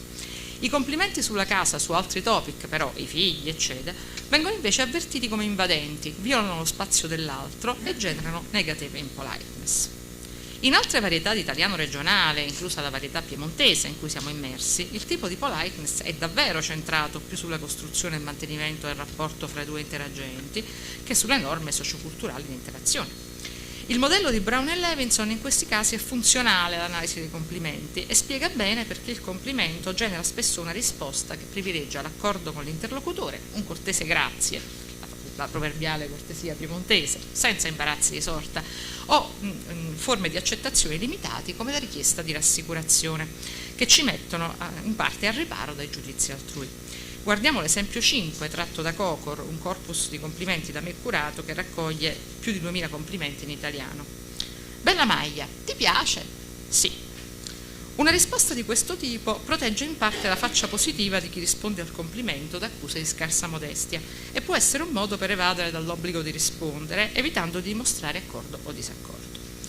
La richiesta di rassicurazione è il secondo tipo di risposta ai complimenti per frequenza in Italia, ma è completamente assente nelle interviste ai parlanti della comunità sarda di Biella. La selezione del tipo di risposta in questa cultura non dipende infatti da cosa penserà di noi l'interlocutore, dal giudizio positivo o negativo su di noi che potrebbe eventualmente formulare in caso di risposta inappropriata. Conta invece sapere interagire in modo cortese nel rispetto delle norme sociali. Anche modelli di politeness più recenti, come quello proposto da Arundale, che considera la faccia come fenomeno relazionale e interazionale, o il modello di O'Driscoll, legato al grado di vicinanza a distanza sociale degli interagenti, non sono dunque adeguati, perché ancorano le dinamiche di facework nell'interazione. Il gioco di faccia, però, non viene inquadrato in dinamiche culturali, fondamentali per la comprensione delle interazioni che stiamo analizzando. Per l'analisi dei complimenti nella comunità sarda di Biella sarà invece opportuno applicare un modello di politeness in cui il comportamento verbale e non verbale dei membri della comunità sia una risposta alle norme di comportamento socialmente sancite. Una buona soluzione offerta da Mursey e Wilson nel descrivere la pragmatica della cultura egiziana. Questi autori ci informano che Egyptians do not interact with a motivation to please the hearing mind, but rather enter into conversation equipped with socially sanctioned obligations and rights that govern their behavior towards others and make them negotiate and renegotiate that behavior during conversation. Spero che l'abbiate letta da lì, perché altrimenti, insomma, vabbè. Il modello mediterraneo offerto dall'Egitto può invece valere significativamente anche per i nostri dati sardi. I complimenti non vengono fatti per compiacere l'interlocutore, quindi non vengono fatti per costruire lacomiti o rinsaldare rapporti interpersonali. I complimenti vengono performati, come direbbero Mursey e Wilson, nel rispetto del social contract of values, cioè un contratto conversazionale stipulato fra gli individui e la società, quindi non tra loro, i cui termini sono conosciuti, riconosciuti, rispettati da tutti i partecipanti all'interazione. La cortesia corrisponde al rispetto dei diritti e degli obblighi stabiliti dal contratto, la loro violazione è sanzionata socialmente. Nel rifarsi alle massime di Leach, gli studi sul complimento rimandano in modo costante alle massime di accordo e di modestia, in conflitto tra loro nel rispondere ai complimenti, che costringono chi risponde alla ricerca di un punto di equilibrio tra l'accordo con chi ha fatto il complimento e l'esigenza di non sembrare presuntuosi. Tuttavia, se inquadriamo la scelta di fare il complimento in uno specifico contratto sociale di valori, si può notare il ruolo di altre due massime. La massima di approvazione, cioè massimizza la lode per l'interlocutore, e la massima di generosità, soprattutto, massimizza i benefici per l'interlocutore, che spiega perfettamente perché i complimenti ai cibi offerti sono ammessi e ben accolti, mentre non capita lo stesso con altri topic. Insomma, se ti offrono un dolcino sei contento, ma se ti complimentano i figli glieli puoi mica regalare, insomma, no, qualcosa del genere. Una padrona di casa che ti abbia invitato e abbia cucinato per te si è comportata da perfetta ospite, seguendo la massima di generosità. La generosità dell'ospite va però ricambiata con altrettanta generosità, secondo il principio ben noto in Sardegna del cavallo di ritorno. Molte volte in Sardegna mi era stato fatto notare. All'offerta di cibo deve corrispondere una controfferta che dimostri generosità, anche se simbolica, anche se solo sul piano verbale, l'offerta di un complimento. Meglio ancora se si può rioffrire il cibo, se uno ha altro cibo da dare viene dato immediatamente nella mia esperienza. Poco importa se il cibo cucinato per te sia davvero buonissimo o un po' meno buono. Con buona pace dei cantori anglofoni della sincerità alle fondamenta di qualsiasi atto linguistico, a partire dai fondatori, Austin e Searle, soprattutto Searle, ciò che davvero conta è che l'atto sia ben performato, e non fare un complimento in questo contesto corrisponderebbe ad una mancanza di rispetto, di tatto e di cortesia. L'assenza dell'atto, non importa se sincero o insincero, sarebbe vissuto questo sì come atto apertamente ostile. Esattamente come ci dicono Mursi e Wilson per l'Egitto, fare un complimento in risposta all'offerta di cibo corrisponde a un wajib, cioè un obbligo sociale, come fare un regalo agli sposi se si è invitati a un matrimonio o le condoglianze ai parenti di un defunto. Questo quadro di riferimento spiega bene perché l'offerta di cibo in risposta ad un complimento su di esso applichi la massima di generosità, come all'esempio 6, in risposta all'offerta di dolcetti fatti in casa, molto buoni, li ho fatti, prendetene pure. Chi offre deve essere generoso, talvolta anche più generoso delle aspettative o dei desideri del proprio interlocutore, come vedete all'esempio 7, un classico della cultura sarda, devo dire. In questo caso la situazione è che il padrone di casa va a prendere il mirto fatto in casa, entra in campo conversazionalmente Battista che dice: ma guarda che bello, anche con le bacche dentro. Lui sorride compiaciuto: l'ho fatto io, lo faccio sempre. Entra Chiara: davvero buono. Ancora un po'? No grazie, devo guidare. Ancora un pochino, su, e verso il mirto. E qui entra la signora in gioco e dice: ecco, a mio marito piace fare il mirto a sostegno. L'offerta è rituale, ma non per questo insincera, come del resto è rituale, ma non insincero, il complimento stesso. Nel rispetto alla massima di generosità in certi contesti non si può non fare un complimento e per lo stesso motivo un complimento non si può rifiutare. Se il complimento segue un'offerta, anche l'offerta va accettata.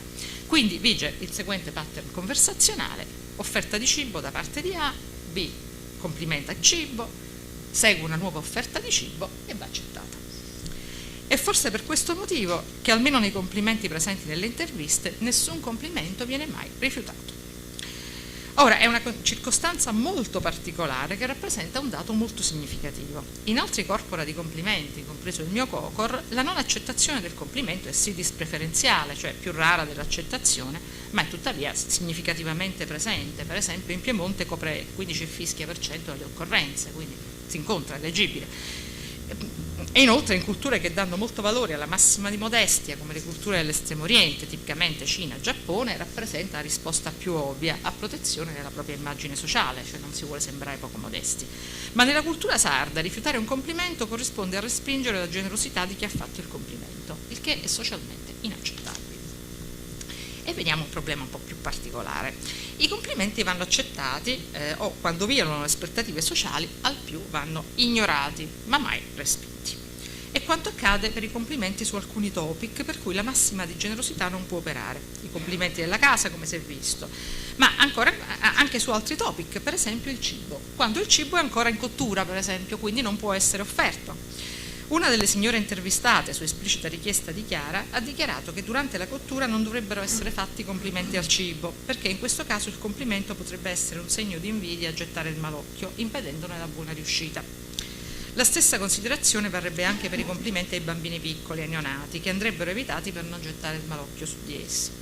Il legame potenziale tra complimento e malocchio è stato segnalato qui e là, sempre cursormente purtroppo, in diverse culture del Mediterraneo, in Egitto, in Moldavia, in Albania, anche a Grottaglia in Puglia, ma osserviamo l'interazione rituale avvenuta nell'intervista 3 per capire cosa succede.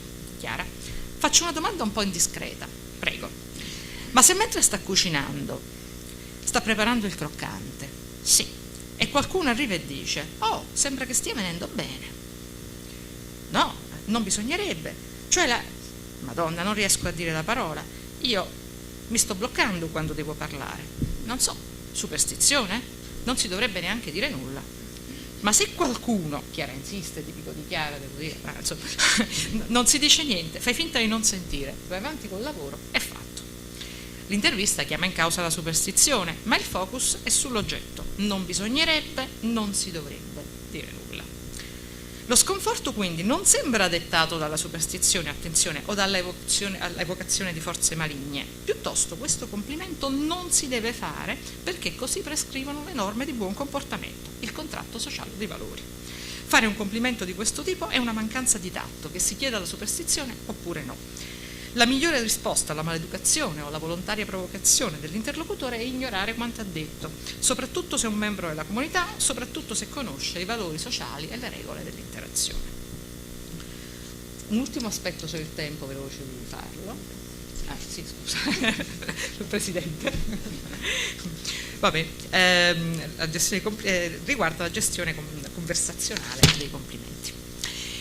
Il complimento tipicamente riguarda due interagenti, il complimentatore e il complimentato, e gli esempi che follano la letteratura scientifica su questo tipo di atto normalmente rispecchiano questo modello.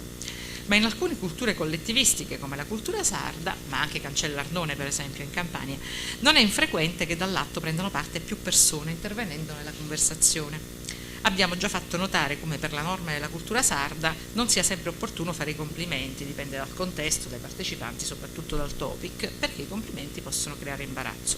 L'eventuale imbarazzo però riguarda esclusivamente chi risponde al complimento, il complimentato, che è costretto a fornire una seconda parte alla coppia adiacente di turni complimento-risposta al secondo turno conversazionale.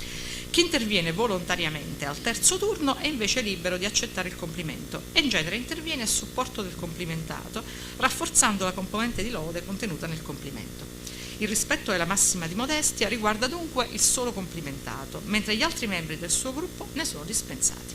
Guardiamo l'esempio 9. In questo caso l'intervista, cioè la coppia appunto intervistata, arriva uno dei figli della coppia con in mano un cesto di funghi raccolta da lui. Chiara complimenta i funghi, guarda che bei funghi, grazie, li metto in cucina, ma? Il padre, sa dove raccoglierli, la madre, quelli sì che vengono buoni, sani. Con lo stesso principio, se il complimento non è rivolto a lui medesimo ma ad un membro del suo gruppo, chi riceve il complimento è libero di accettarlo, anche in modo entusiasta, come all'esempio 10. In questo caso il contesto è questo, cioè verso la fine dell'intervista arriva G, che è il figlio della coppia, e si sta parlando di V, che è una nipote di 17 anni, commentando una foto che la ritrae. Chiara, certo che V si è fatta proprio grande, una bella ragazza. E G, e pensare che quando l'hai vista nascere avevi appena l'età che hai ora. E la nonna, sì, proprio bella la nostra V. La nonna si fa portavoce del gruppo, l'uso dell'aggettivo nostra è significativo, e può accettare il complimento in modo entusiasta, anche su un topic potenzialmente rischioso per le dinamiche di faccia e per il malocchio, cioè la bellezza di una giovane donna.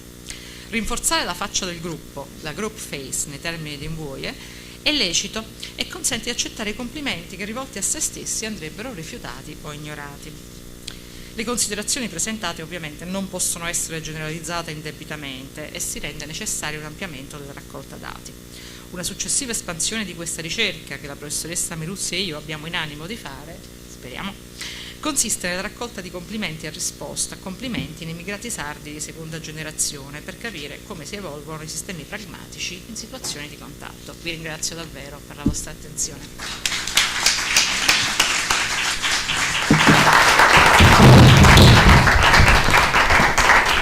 Grazie alla professoressa Castagneto per la sua relazione. Passerei adesso la parola alla seconda relatrice della sessione, la dottoressa Roberta Bianca Luzietti dell'Università di Padova e Pisa, che ci parlerà di repertori linguistici nelle comunità sarde di migrazione.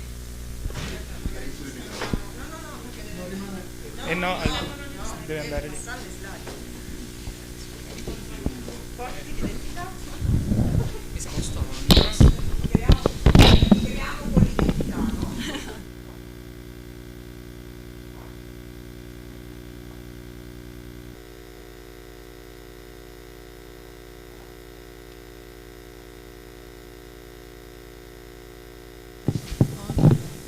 Ok, si sente? Oh, sì. Beh, sì.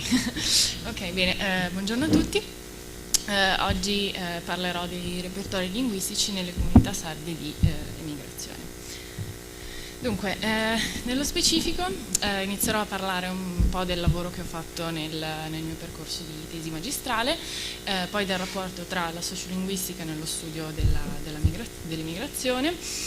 In particolare mi concentrerò sulla migrazione sarda, che è un work in progress, dei questionari per la ricerca linguistica online. Presenterò poi il questionario che ho preparato, insomma, da presentare in questa giornata, e poi farò vedere, insomma, un po' di risultati, tirerò delle conclusioni e le prospettive future. Dunque, tutto è iniziato quindi con la tesi in sociofonetica che ho svolto con la professoressa Meluzzi e con la decisione di partecipare al bando Erasmus Trainship, che mi ha portato poi a spostarmi verso l'Università di York, che la città di York è questo puntino piccolino vicino, tra l'altro più o meno dove sta Lucia adesso, e Mi sono fermata in questo luogo da gennaio a marzo 2020 e il mio supervisor è stato il professor Folks. Quindi in questo periodo di Erasmus mi sono occupata quindi di fare un po' di ricerca sul campo per capire che comunità studiare, un po' di ricerca bibliografica, finché tramite alcuni miei coinquilini o comunque persone che ho iniziato a conoscere ho scoperto la presenza di questa comunità sarda e successivamente ho iniziato a stipulare il protocollo di ricerca.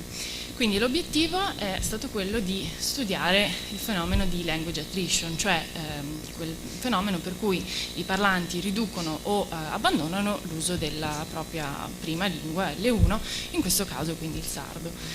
Mi sono concentrata sulla produzione di consonanti occlusive e in particolare perché questo caso si poneva interessante perché i parlanti, comunque i partecipanti, si trovavano in una situazione di contatto con un'altra lingua, ovvero l'inglese, e allo stesso tempo erano inseriti in un contesto sia lavorativo che sociale, multiculturale e multilinguistico, perché molto spesso avevano coinquilini di diverse zone dell'Italia o comunque anche dell'Europa.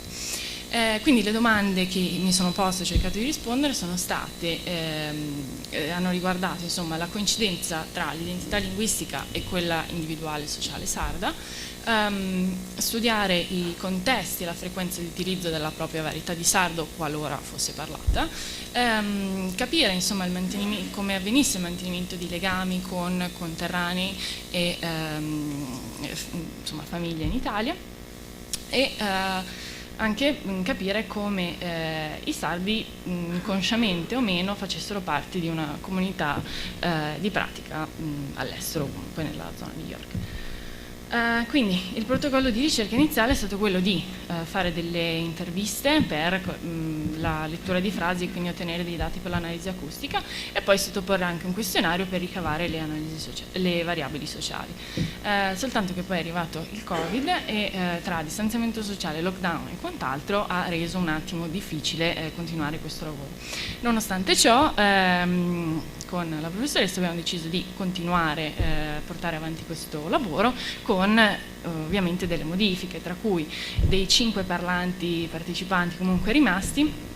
Si è deciso di dare delle istruzioni e compiere le registrazioni da remoto, in quanto siccome il mio interesse era quello di studiare la durata, la qualità dell'audio non andava poi a influire così tanto la ricerca. Il questionario è stato semplicemente formulato, fatto online e quindi poi inviato ai vari partecipanti e data un po' la scarsità di dati si è pensato anche di costruire un nuovo un questionario di controllo al quale hanno partecipato in maggioranza i membri dell'associazione Suonoraghe qui di Biella. Quindi spostandoci un attimo sul sociolinguistica e la migrazione, il motivo di questa ricerca è stato comunque il background un po' teorico, è quello che ci troviamo in un mondo che è globalizzato, quindi molto interconnesso, in cui ci sono frequenti migrazioni, quindi le persone si spostano in nuovi luoghi e di conseguenza vengono in contatto con nuove lingue. Quindi il fenomeno della migrazione porta a un cambiamento di tipo sociolinguistico e di conseguenza anche delle conseguenze sociolinguistiche.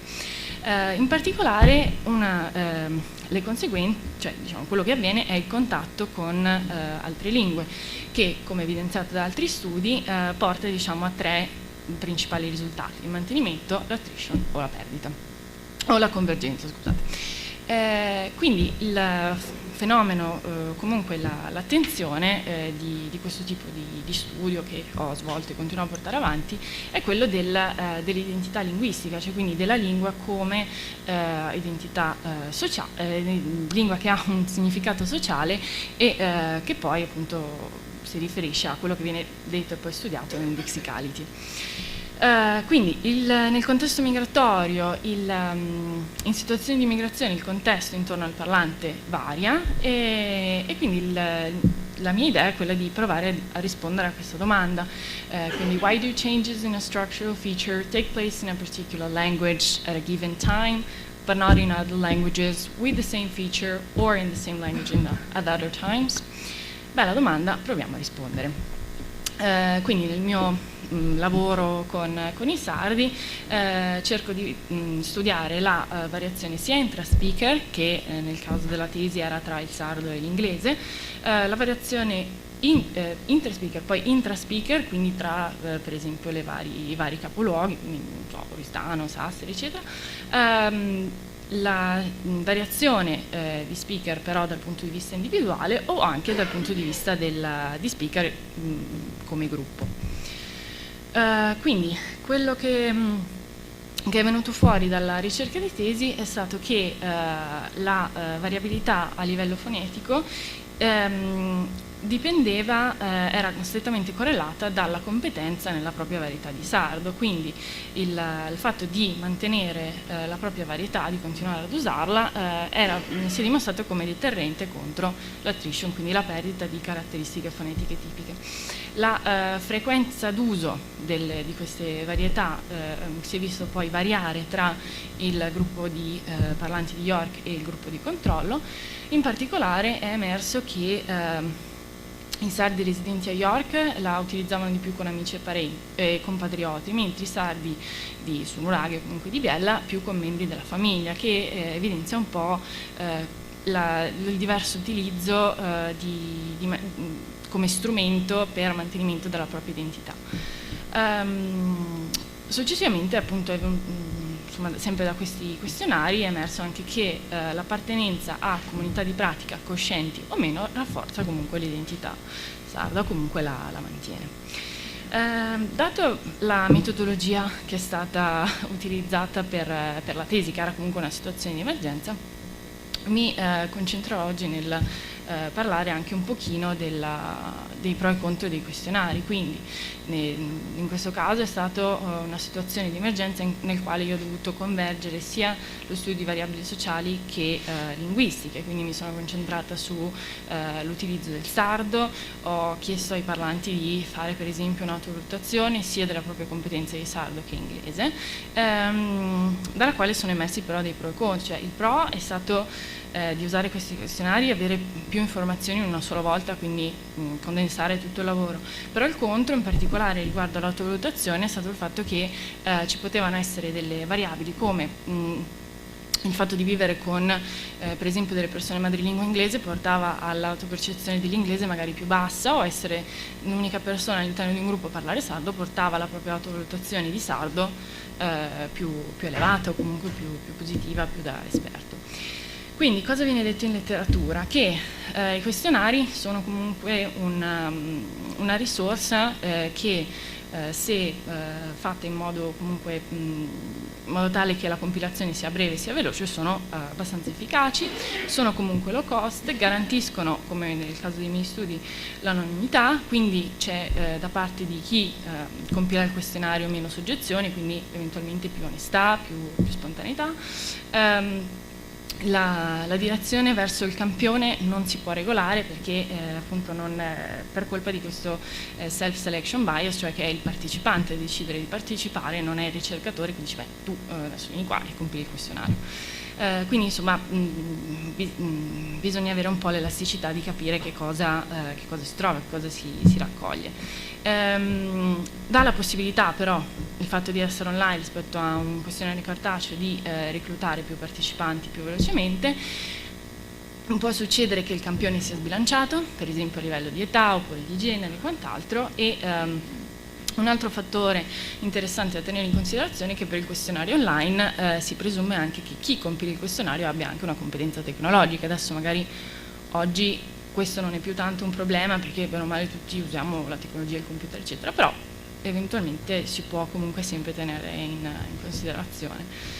Poi, grande domanda di sempre, quante risposte sono sufficienti? Dipende, in particolare dal tipo di progetto, dal tempo, dalle risorse che si hanno. Dal punto di vista quantitativo dipende dalla rilevanza statistica, cioè più analisi voglio fare, più dati mi serviranno. Mentre dal punto di vista qualitativo un contro può essere il fatto di avere molti partecipanti e poi anche molta variabilità, che se io per esempio voglio soffermarmi su un fenomeno specifico può essere più difficile da identificare. Il questionario online poi porta anche, evidenzia anche quello che viene chiamato snowball, cioè del fatto che non si può semplicemente mettere il questionario online e poi dire vabbè adesso è compito vostro compilare, no, c'è una necessità di un continuo lavoro, quindi come quando si crea una palla di neve, di continuare a farla rotolare nella neve finché non diventa grande abbastanza, quindi appunto per me è positivo per raccogliere molti dati. E un altro fattore che poi è stato integrato in questo altro questionario è quello di rimanere in contatto con chi ha piacere poi di essere richiamato, e è molto, insomma, molto d'aiuto. Sono in tempo? Sì. Okay. Ok, quindi per il questionario al quale ho lavorato oggi, le motivazioni di continuare sono state quelle di la volontà di proseguire con studi sulla lingua sarda, in particolare nel contesto migratorio, approfondire il fenomeno della migrazione, quindi come avviene, perché, conoscere poi, approfondire un pochino il rapporto tra i sardi e la lingua sia di provenienza che di arrivo, cioè quindi che legame si instaura, capire come il fatto di essere sardi poi si rifletta anche sul social network delle varie persone, perché mancano lavori sul sardo dal punto di vista dei sardi, oltre che un pochino sperimentale, e poi per contribuire, come abbiamo visto prima, allo studio dell'ereditarietà linguistica.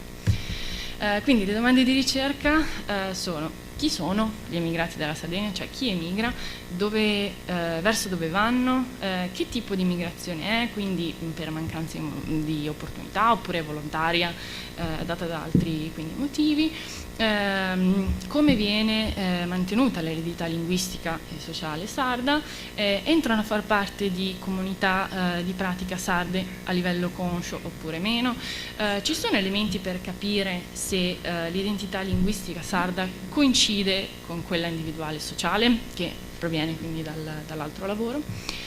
Dunque, risultati.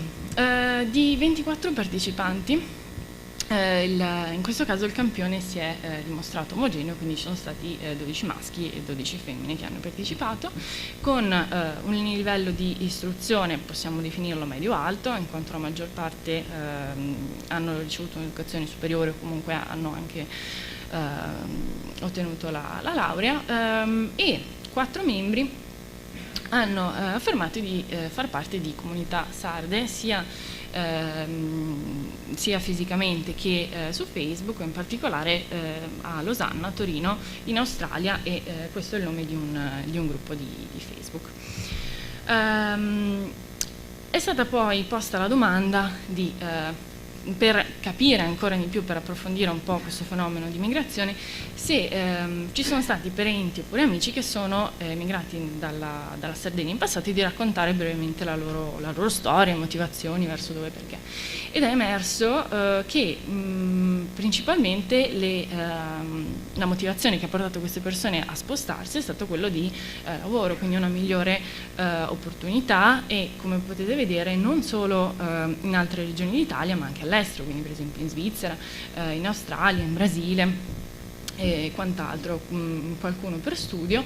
Due risultati interessanti sono stati che alcuni poi si sono spostati dalla Sardegna, però poi hanno deciso di rientrare per creare la propria famiglia e quindi in un certo senso tornare alle origini, e altri invece poi sono rientrati anche dopo il Covid, quindi sarebbe interessante poi prossimamente continuare a capire anche magari in questo periodo storico particolare che cosa è successo.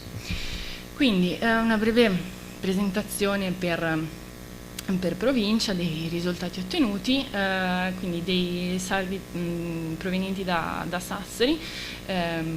Vediamo che principalmente sono spostati per motivi di studio, eventualmente anche per amore, in età abbastanza giovane, e che poi comunque mostrano di avere l'intenzione di rimanere poi nel luogo di arrivo per un po' di tempo, comunque sono rimasti nel luogo per molto. Simile è un fenomeno un pattern simile si vede anche dai sardi provenienti da Nuoro, che si sono principalmente spostati per studio. In un caso solo c'è stato un soggetto che si è spostato in Polonia per questioni insomma, di cuore, e anche in questo caso si nota, vabbè, a eccezione di questo caso di Bologna, che è stato, adesso non si sa se sia stato intenzionale o meno, però c'è poi stata una permanenza nel luogo d'arrivo. Simile poi anche nei soggetti provenienti da Oristano,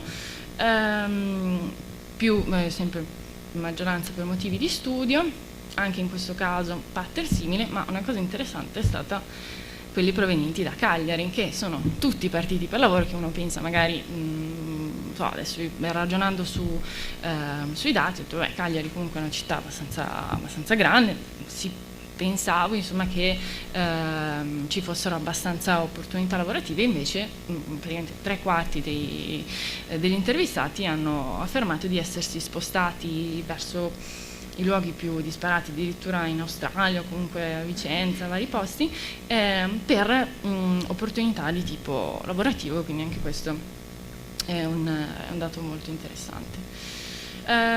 Poi sono state fatte delle domande, tra cui riguardanti più l'utilizzo del sardo, quindi dal punto di vista della comprensione si è visto che la maggior parte capiscono bene la propria varietà, quindi c'è un buon mantenimento. La utilizzano anche abbastanza frequentemente,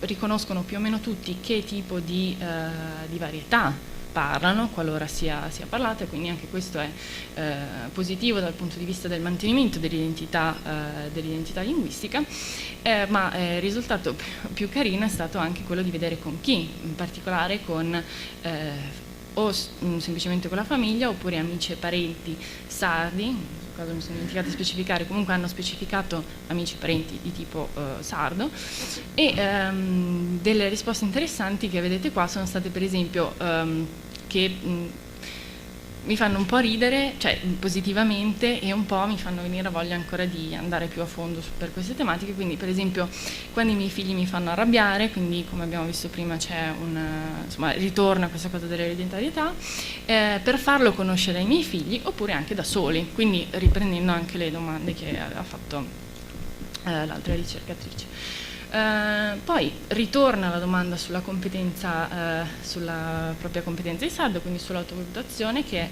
risulta essere molto positiva. È emerso che comunque a livello locale non ci sono comunque eventi, associazioni e quant'altro, però questo magari andrà visto più a fondo in futuro. E è stato chiesto poi come essendo come detto anche prima, la parte della preghiera essendo un fatto abbastanza personale e quant'altro, si è chiesto anche se qualcuno sapesse recitare una preghiera in sardo. La maggior parte ha detto di no, però chi sapeva si è anche si è esposto e ha anche provato a scrivere, per esempio, che non è banale. Poi è stato chiesto, sempre per concentrarsi sulla questione dell'ereditarietà, di per esempio indicare delle parole in sardo, magari che le persone si ricordano, che gli venivano dette. C'è stata una grande partecipazione, alcuni sono proprio anche esposti, cioè hanno partecipato molto di più di quanto richiesto. Anche per il punto di vista dei proverbi c'è stata una grande partecipazione, simbolo quindi, cioè, che ancora fortifica l'idea che venga mantenuta questa ereditarietà, ma anche in modo molto positivo, e poi anche molto bello è stato vedere come sia stata alta la partecipazione anche per la condivisione di espressioni in sardo che le persone si ricordavano, per esempio di espressioni dette dai nonni, o comunque che dimostrano il legame con, per esempio, la famiglia. Quindi in questo caso è stata registrata. È il problema di Teams. Ok. Pensavo ai marziani. È tornato? Da Teams ci sentite?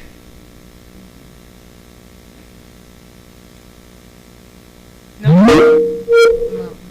In sala sì, ma il problema sono quelli collegati in streaming. Ma ho quasi finito comunque. Sono solo i risultati.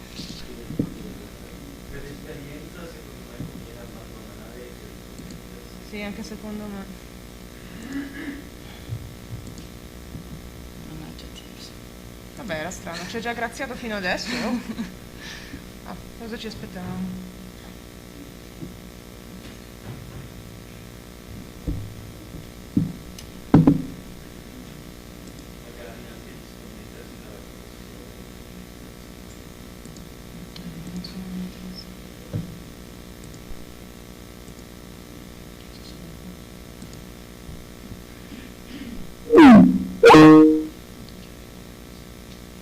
Violento.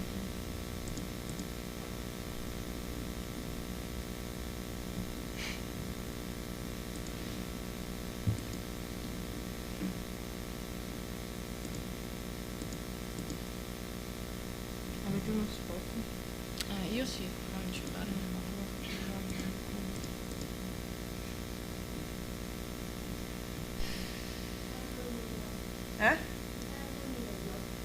Ah, ciao. No, aspetta, ma ci dovremmo avere uno qua. Funziona? Vediamo se questa 5G dovrebbe funzionare. Ancora vicino. Sì, infatti. Eccoci. Scusate da casa, da Teams anzi, ma abbiamo avuto un problema di connessione. Quella.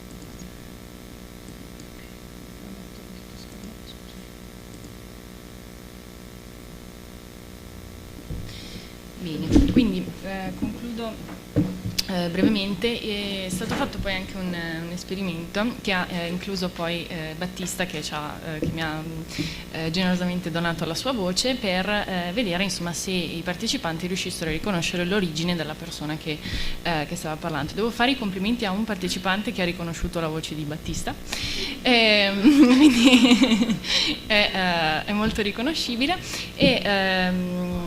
Una cosa interessante, a parte che sono stati dati, io ho riportato proprio quello che i partecipanti hanno scritto e è stato interessante notare come i partecipanti invece di dire per esempio logudorese abbiano utilizzato logudoro per descrivere queste cose, o comunque abbiano dato proprio la loro interpretazione molto, molto personale.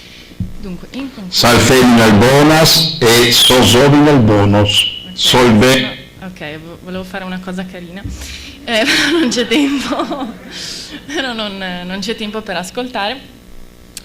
Quindi concludendo quanto è stato fatto, grazie a questo lavoro tramite questionari che comunque vorrei continuare a portare avanti, è stato visto che la principale motivazione per cui i sardi emigrano dalla Sardegna è dato dal problema di poche opportunità dal punto di vista lavorativo, e non è solo una cosa recente ma anche legato alle generazioni passate.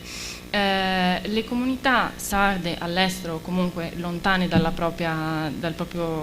Sardegna hanno rispetto ad altre per esempio ad altre comunità si è visto che hanno una maggiore necessità di mantenere il legame con le proprie origini.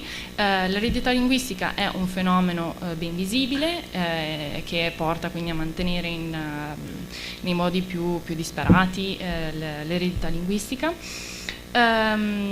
La comprensione di audio, comunque anche il mantenimento di ricordi o comunque anche di preghiere rafforza ancora di più l'ipotesi insomma di questo forte legame.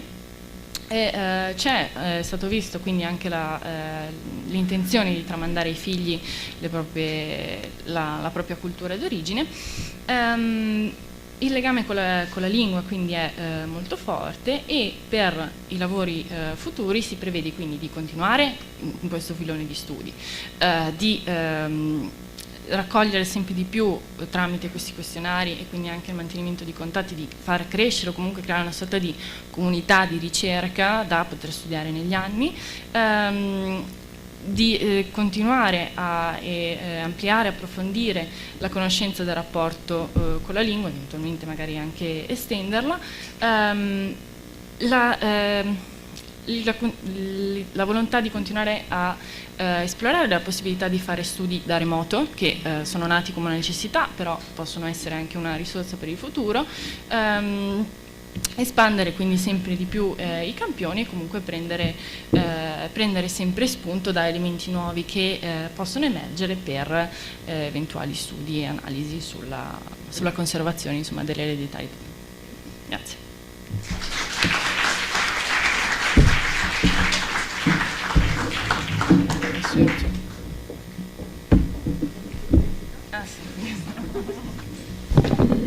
Grazie alla dottoressa Luzietti. Passiamo adesso al terzo e ultimo intervento di questa sessione, che sarà tenuto appunto dalla professoressa Chiara Meluzzi dell'Università degli Studi di Milano, che ci parlerà dei sardi nel biellese, illustrando i primi risultati di una ricerca sociolinguistica e sociofonetica.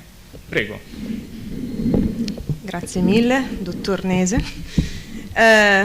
Provo una certa emozione oggi a parlare davanti a voi, non solo per la sede di questo nostro incontro, ma anche per il livello delle relazioni che mi hanno preceduto e che seguiranno. Lo so per certo, diciamo. L'emozione si traduce quindi in una certa qual vergogna nella consapevolezza di presentarvi oggi quello che è ancora a tutti gli effetti un lavoro in corso, sia dal punto di vista della raccolta dei dati, sia soprattutto della loro analisi. Appellandomi quindi anticipatamente alla clemenza della Corte, sono però onorata di potervi presentare gli scopi e i metodi di un progetto nato ormai 4 anni fa e che ha visto un dialogo attivo tra mondo scientifico, indegnamente rappresentato dalla mia persona, e realtà locali.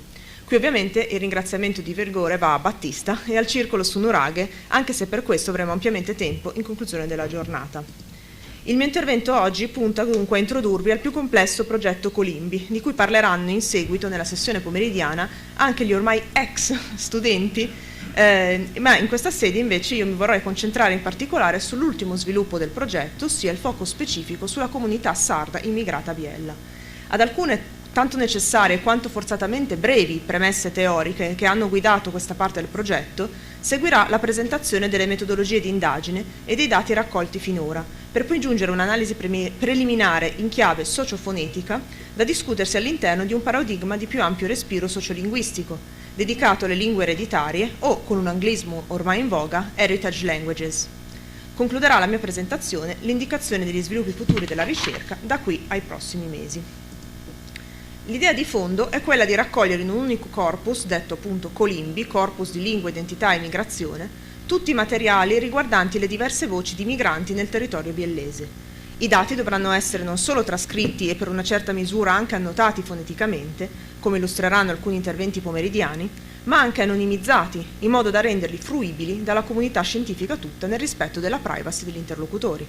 L'anonimizzazione infatti non riguarda solo il nome proprio del parlante, ma anche tutti quei possibili riferimenti a persone o situazioni non divulgabili perché lo renderebbero riconoscibili, come ben illustrato in diversi articoli metodologici, tra gli altri da Marco Angster. L'obiettivo, quindi, è quello di creare un corpus condiviso con diversi gradi di accessibilità al dato, soprattutto video, sulla piattaforma Elan tra i Donated Corpora. A livello di analisi ci siamo focalizzati finora e continueremo anche nell'immediato futuro sul versante sia più in generale sociolinguistico, per definire il repertorio delle comunità migranti e anche gli atteggiamenti linguistici verso le varietà del repertorio, ma anche più specificamente sociofonetico, per quanto riguarda il mantenimento o la perdita di alcune specifiche fonetiche e o distinzioni fonologiche, tanto in produzione quanto in percezione, nelle diverse generazioni di migrazione. Le domande di ricerca generali che guidano il nostro lavoro sono quelle che vedete nella slide e, procedendo da destra a sinistra, si muovono per così dire dal generale al particolare. Oppure, riprendendo una distinzione introdotta da Gaetano Berruto, potremmo dire che ci muoviamo da una dimensione più macro-sociolinguistica, indispensabile sia per la comprensione del contesto di ricerca sia per quella delle variabili in gioco, a una dimensione più micro-sociolinguistica, incentrata in particolare sulla dimensione sociofonetica, ma aperta anche ad altri livelli di ricerca che potranno attingere dalla banca dati del Corpus Colimbi. Perché abbiamo scelto il biellese, a parte il fatto che sono originaria appunto di questa regione e la mia conoscenza che scopro sempre più parziale del territorio? Bene, il biellese è interessante per un'indagine di questo genere perché nella seconda metà del Novecento e ancora oggi è oggetto di ondate migratorie molto diversificate dal punto di vista sociale e linguistico, come potete leggere nella slide. Distinguiamo tra migrazioni esterne e migrazioni interne, intendendo questo termine sulla scorta di Treves 76 come quelle migrazioni che hanno coinvolto parlanti che avevano comunque la lingua tetto, nel nostro caso l'italiano, nel proprio repertorio linguistico, a prescindere dalla varietà regionale o dialettale di origine. In questi casi, dunque, il contatto linguistico che si è venuto a creare in contesto migratorio è tra 4 varietà: il dialetto e la varietà regionale di partenza, per esempio il sardo e italiano regionale sardo, dialetto e varietà regionale d'arrivo, quindi dialetto biellese e varietà regionale biellese, a cui si aggiunge appunto la Dachsprache, cioè la lingua tetto italiana. Capire come si strutturino in partenza e poi a distanza di anni dalla migrazione i rapporti tra queste lingue a livello sia individuale del parlante che comunitario è uno degli obiettivi del progetto, sulla scia di un interesse sempre crescente per le dinamiche di regionalizzazione e standardizzazione delle varietà linguistiche europee, di cui ricordiamo, solo a titolo di esempio, i lavori di Auer, Christensen e Kaplan, nonché Cerruti, Crocco e marzo 2016, giusto per citarne alcuni. Il progetto è consistito finora di 3 fasi, di cui sentirete parlare appunto nelle relazioni pomeridiane, soprattutto per quanto riguarda la seconda fase con i bambini, e in questa sede invece mi focalizzo sul terzo gruppo di indagine, cioè la comunità sarda biellese, grazie a un finanziamento ottenuto su Nuraghe Biella dalla Fondazione Sardegna. Il tema di oggi, lingue, identità e migrazioni, come anche altri convegni scientifici su temi analoghi in questi ultimi mesi, hanno contribuito ad evidenziare la realtà poliedrica di questo argomento, la cui completa disamina prevede per forza di cose un approccio interdisciplinare. Intendo questo termine non solo in senso extralinguistico, ossia di necessità di affrontare l'argomento anche con una minima conoscenza di altri settori di ricerca affini alla linguistica, quali la sociologia delle migrazioni, l'etnografia, l'antropologia, ma anche in senso intralinguistico. Vi è cioè la necessità di affrontare l'argomento unendo i modelli teorici, in qualche caso anche metodologici, di diverse discipline linguistiche, prime fra tutti la sociolinguistica, la dialettologia e, nel mio caso specifico, la fonetica acustica. Per motivi di tempo non mi addentrerò troppo in questioni squisitamente dialettologiche di linguistica sarda, di cui esistono ampie trattazioni da parte di Maurizio Virdis, Edoardo Balasco Ferrer, giusto per citarne alcuni, nonché il più recente lavoro sociofonetico sulle fricative del cagliaritano da parte di Daniela Mereu, rimandando un'esposizione più dettagliata alla versione scritta del contributo.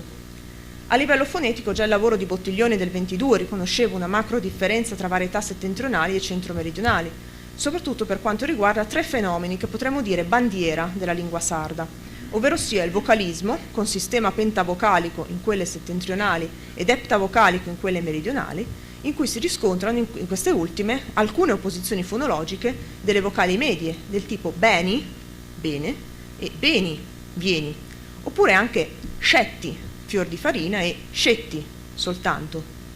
Le varietà settentrionali conservano inoltre le vocali medie e O in finale di parola, laddove questi foni si sono innalzati in I e U nelle varietà meridionali, con conseguenza a livello metafonetico, su cui si vedono gli esempi proposti da Virdis 88 alle pagine 128 e 29.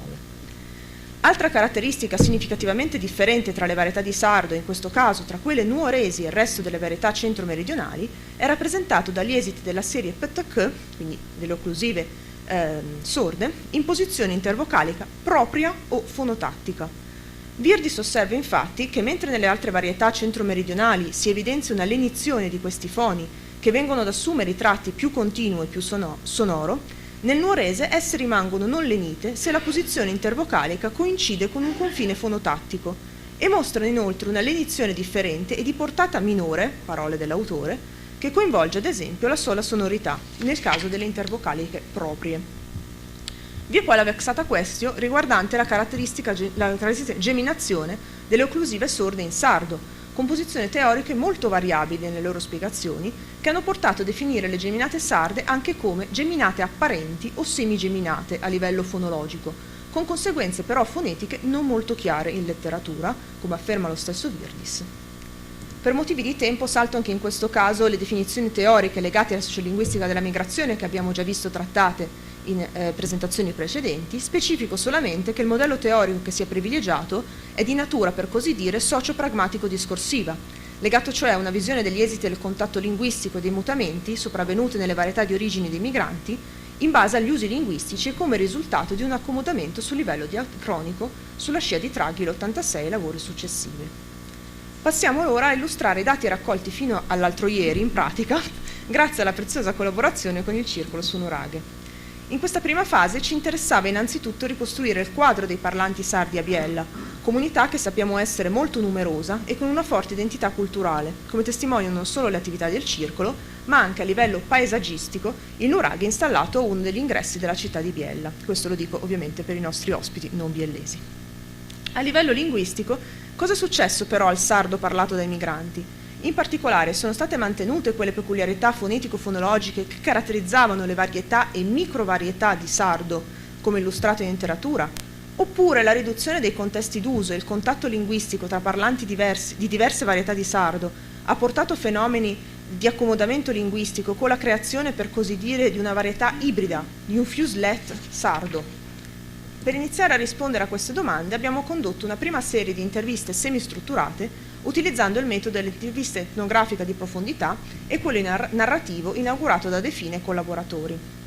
I contatti sono stati creati da Battista come referente del Circolo Culturale su Nuraghe, che durante le interviste ha anche svolto il compito di facilitatore linguistico, al fine non solo di creare un clima di maggiore informalità, ma anche di stimolare le produzioni in sardo da parte degli intervistati.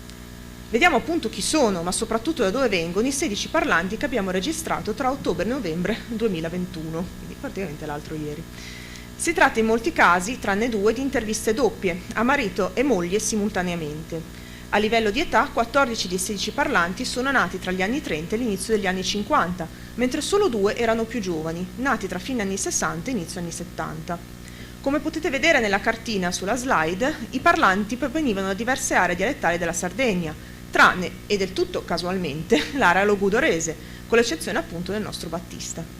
Abbiamo anche una parlante di Alghero, anche se la zona maggiormente rappresentata è quella che dialettologicamente corrisponde al campidanese di Cagliari e all'area sulcitana, che come noto presenta delle sue specifiche dialettali molto particolari.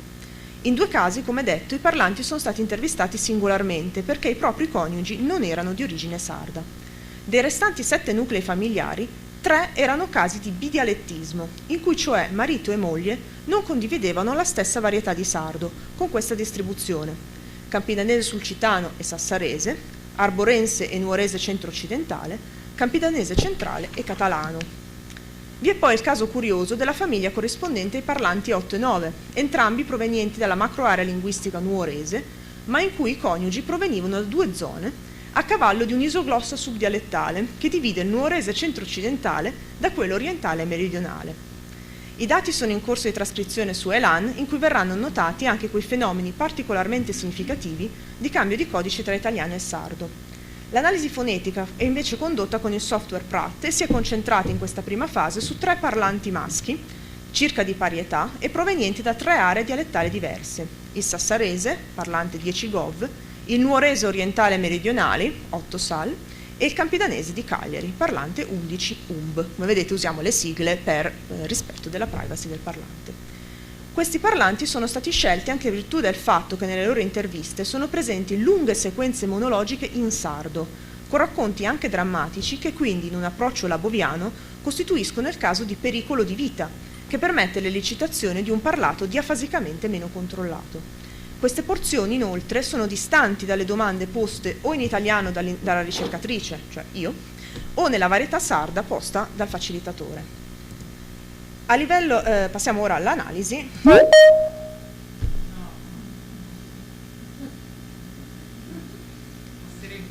Passeremo all'analisi. Okay. A livello di repertori linguistici si può osservare come, nonostante la presenza di un facilitatore, non tutti i parlanti abbiano voluto parlare in sardo. In un caso almeno, 2 parlanti, entrambe non a caso donne, hanno dichiarato che la lingua sarda si usa solo all'interno della famiglia o per espressioni divertenti, ma che per parlare in un contesto come un'intervista si deve, e sottolineo questo verbo, usare l'italiano. Questo atteggiamento però non si ritrova in tutte le parlanti donne del corpus. La parlante 7 di Alghero e la parlante 9 di Orani costituiscono infatti due importanti eccezioni, anche se in entrambi i casi non vi è stata trasmissione della lingua d'origine alla generazione successiva. Gli uomini invece si mostrano in generale più disposti a narrare in sardo, anche se quello che emerge è una varietà fortemente ibridata, con una commistione di codici con l'italiano, come vedremo ora in alcuni esempi audio. Nel primo esempio si può notare una costante commistione di codici con l'italiano, ad esempio nell'espressione il mio gemello, nonché una prosodia fortemente influenzata da quella italiana, per cui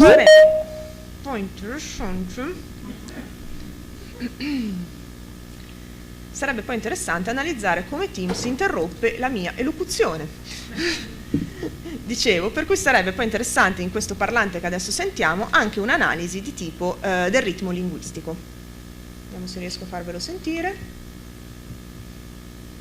Abbiamo deciso che oggi non collaboriamo, quindi Sogni da nuovo ha provato un incidente in macchina di via Pagare, spesa in Miasa, e danne le AIA 21.000 lire al mese. Io così lei è già vicino ai 60, e ha un padre, il mio gemello, e tanto sogni dai 9, e piano piano capo mandato sui narichi di via Pagare. Se in questo caso mi sentirei parlare di un code mixing diverso da quello dell'intervista al parlante, è diverso il caso dell'intervista al parlante 11, in cui l'alternanza di codice è un po' meno netta. Durante l'intervista lui o parla in italiano o parla in sardo, ma quando parla in sardo si può osservare un fenomeno interessante, come spero possiate apprezzare dall'audio. Attenzione alle orecchie. Non da gatto questo attaccamento, poi magari fuori dall'Italia magari suppuro dentro un attaccamento, ma verso l'Italia, perché io per esempio volte fate cose in Argentina che ci vuoi alpinus, che vuoi andare a emigrare lì e c'è una banda di alpinus nei volo, però è a causa all'Italia, non so, però anche qualsiasi volta domanda prima a Sardegna, poi l'Italia. Cosa si può osservare in questo caso? È molto sottile, quindi forse non l'avete notato subito, però in questo caso si può osservare come in un discorso in sardo i segnali discorsivi che servono a strutturare l'argomentazione compaiono invece in italiano. Abbiamo magari pronunciato una prima volta come Macai, ma poi con una resa squisitamente italiana magari, ma anche per esempio, cioè proprio per esempio, e cioè, detti appunto in italiano. Vi faccio sentire anche la voce del terzo parlante proprio per apprezzare la diversità appunto di varietà del sardo. Ne sentiamo solo un brevissimo pezzo. Io di natura sono stato sempre uno pacifico, non bisogna stare mai, sono stato ribelle, non mi stavo venendo a noi, mi stavo rimanendo e avviato in una zona tra noi. Invece abbiamo proprio un volato tutto e non possiamo venire via. Faccio sentire tutto per motivi squisitamente di tempo, ma si può notare in questo caso anche, oltre alla prosodia e allo stile narrativo, anche la ricorrenza del pronome io, ego, molto ripetuto durante tutta l'intervista e a volte realizzato con una coda sillabica in laterale, quindi come egol. E anche qui sono presenti fenomeni significativi ma strutturali di co-switching e code mixing. Passiamo ora a esplorare, dapprima in chiave qualitativa e poi latamente quantitativa, alcuni fenomeni fonetici che emergono da questi primi dati di parlato spontaneo. Innanzitutto nel parlante campidanese si è potuto osservare una resa peculiare del fonorotico, che viene reso con una fricazione più o meno marcata, come nell'esempio in slide, in cui è ancora però riconoscibile la struttura di un trill, con 5 fasi tra chiusure e vocoidi di appoggio, secondo la classificazione nota di Scelata et al. 2016-19. Si può notare inoltre la resa della pseudogeminata rafforzata B di ribelle. La sonorità è presente per tutta la durata del fono, senza quindi un processo di rafforzamento, e il fono ha una durata di circa 120 millisecondi. Altri fenomeni interessanti sono ad esempio la realizzazione lievemente aspirata dell'occlusiva sorda T in posizione postnasale. Potrebbe essere legato all'età della persona, una delle più anziane del corpus finora raccolto, ma questo fenomeno non si trova in altri contesti fonologici, almeno per quanto ho avuto modo di osservare finora. In contesto intervocalico si ha una resa non lenita, senza trattarci di aspirazione, confermando quindi il mantenimento di una caratteristica tipica della varietà nuorese. Inoltre nel parlante sassarese si può evidenziare una resa come sorda o solo inizialmente sonorizzata della fricativa alveodentale, scempia intervocalica, di cui risulta anche caratteristico l'allungamento in termini di durata, facendo ipotizzare l'emergenza delle cosiddette parzialmente geminate. La presenza di una sonorizzazione parziale, finora a mia conoscenza, è stata riscontrata per la varietà campidanese cagliaritana, come evidenziato da Mereu 2019. Si è poi solo iniziata ovviamente un'analisi più quantitativa sul vocalismo di 3 parlanti target selezionati, con lo scopo di evidenziare la permanenza di una diversità della distribuzione di foni vocalici. Sono state finora annotate e analizzate 312 vocali, di cui ho provato una prima visualizzazione grafica tramite il tool Visible Vowels, e vedete nella parte alta qui della slide. Si tratta appunto di una prima visualizzazione, giusto per avere un'idea generale della direzione che potrebbero prendere i dati. Ovviamente una volta che la notazione sarà completa bisognerà poi bilanciare e dividere in base alla presenza della tonia, ma anche ai diversi contesti fonologici, che come evidenziato dalla letteratura di settore, specialmente in sardo, sono determinanti nel distinguere tra subaree dialettali. Come noterete manca la vocale U, non perché non sia prodotta, ma perché presentava dei problemi nell'estrauzione automatica di valori con il software Pratt e necessita quindi di un controllo manuale di tutti i dati, perché sennò si dicono delle cavolate. Anche nel caso del parlante nuorese ci sono delle evidenti problematicità nella distribuzione dello spazio vocalico che potrebbero essere legati a fattori idiosincratici, per esempio la presenza di una dentiera, oppure alle ancora troppo scarse occorrenze di alcuni tipi vocalici in questo prima slide. Mi riferisco in particolare al fono e chiusa, che da questa prima rappresentazione risulterebbe alquanto centralizzata e innalzata, più simile quasi a uno schwa. In generale però è possibile osservare come in questo parlante lo spazio vocalico si presenti come estremamente ridotto e innalzato rispetto agli altri parlanti. Anche qui fattori biologici, ma bisogna verificare questi dati con più valori e anche magari altri task comunicativi. Per quanto riguarda le varietà sassarese e campidanesi invece si possono apprezzare delle differenze abbastanza nette nel vocalismo. Nel parlante campidanese si può osservare una maggiore centralizzazione della O, anche se questo dato, come sopra, è da verificarsi soprattutto rispetto al contesto fonologico in cui occorre. In quello sassarese è apprezzabile invece un deciso innalzamento delle vocali anteriori, con l'esclusione della A, che rimane maggiormente centralizzata. Nonostante l'ancora parzialità di questi risultati, è però possibile discutere criticamente alcuni dei fenomeni emersi, per poter orientare l'indagine nell'immediato futuro. Anche in questo caso distinguiamo i 3 livelli di indagine corrispondenti alle nostre domande di ricerca, ossia i repertori, il livello dell'enunciato e quello fonetico. A livello di repertori, in particolare, si è osservata una differenza di genere nell'uso della lingua sarda, quantomeno da quanto emerso dalle dichiarazioni e durante l'intervista. Non è escludibile il ruolo svolto dal paradosso dell'osservatore di labbroviana memoria, soprattutto da parte delle intervistate donne, come noto più sensibili al prestigio linguistico e sociale della situazione comunicativa. A livello del discorso è stato possibile notare una presenza importante di fenomeni di alternanza e commistione di codice, con la presenza pervasiva di segnali discorsivi italiani nella strutturazione del discorso nella lingua minoritaria, in maniera analoga a quanto era stato osservato da Fiorentini 2017 per il ladino della Val di Fassa. Si può anche accennare a livello prosodico e ritmico, che meriterebbero senz'altro un'indagine a parte, e soprattutto alla sovraimposizione di una prosodia più italiana su un enunciato in lingua sarda, ma anche se non abbiamo avuto occasione di ascoltarle qui, è valido anche il caso opposto, ossia in parlanti che hanno rilasciato l'intervista unicamente in italiano è possibile apprezzare in certi passaggi la presenza di un italiano regionale sardo fortemente marcato dal punto di vista ritmico-prosodico. A livello fonetico, inoltre, sembra di poter dire che una certa differenza tra le varietà dialettali di sardo sia stata mantenuta nel vocalismo, ma ovviamente queste considerazioni preliminari dovranno essere bilanciate per contesto fonologico di occorrenza e auspicabilmente anche ampliate all'analisi di soggetti diversi per escludere il rischio di realizzazioni idiosincratiche. L'analisi fonetica qualitativa ha poi rilevato alcuni fenomeni di interesse, quali la realizzazione dei foni erotici, di cui la letteratura di settore ha ben dimostrato l'alta variabilità sociolinguistica, come ci verrà illustrato anche in una presentazione della sessione pomeridiana. Particolarmente interessanti potrebbero essere anche le analisi delle fricative, nonché indubbiamente delle occlusive sorde intervocaliche e dei loro esiti e riflessi sulla strutturazione sillabica e ritmica dell'intero enunciato, tanto nella lingua d'origine ed ereditaria, il sardo appunto, quanto nelle produzioni in italiano.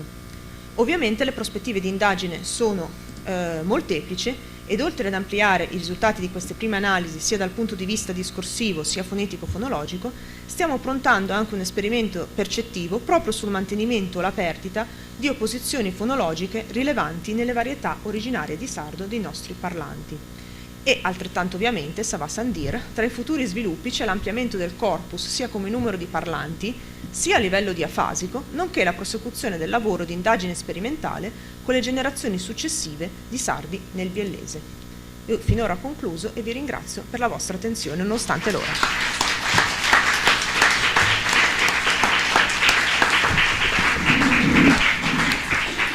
Grazie professoressa Meluzzi.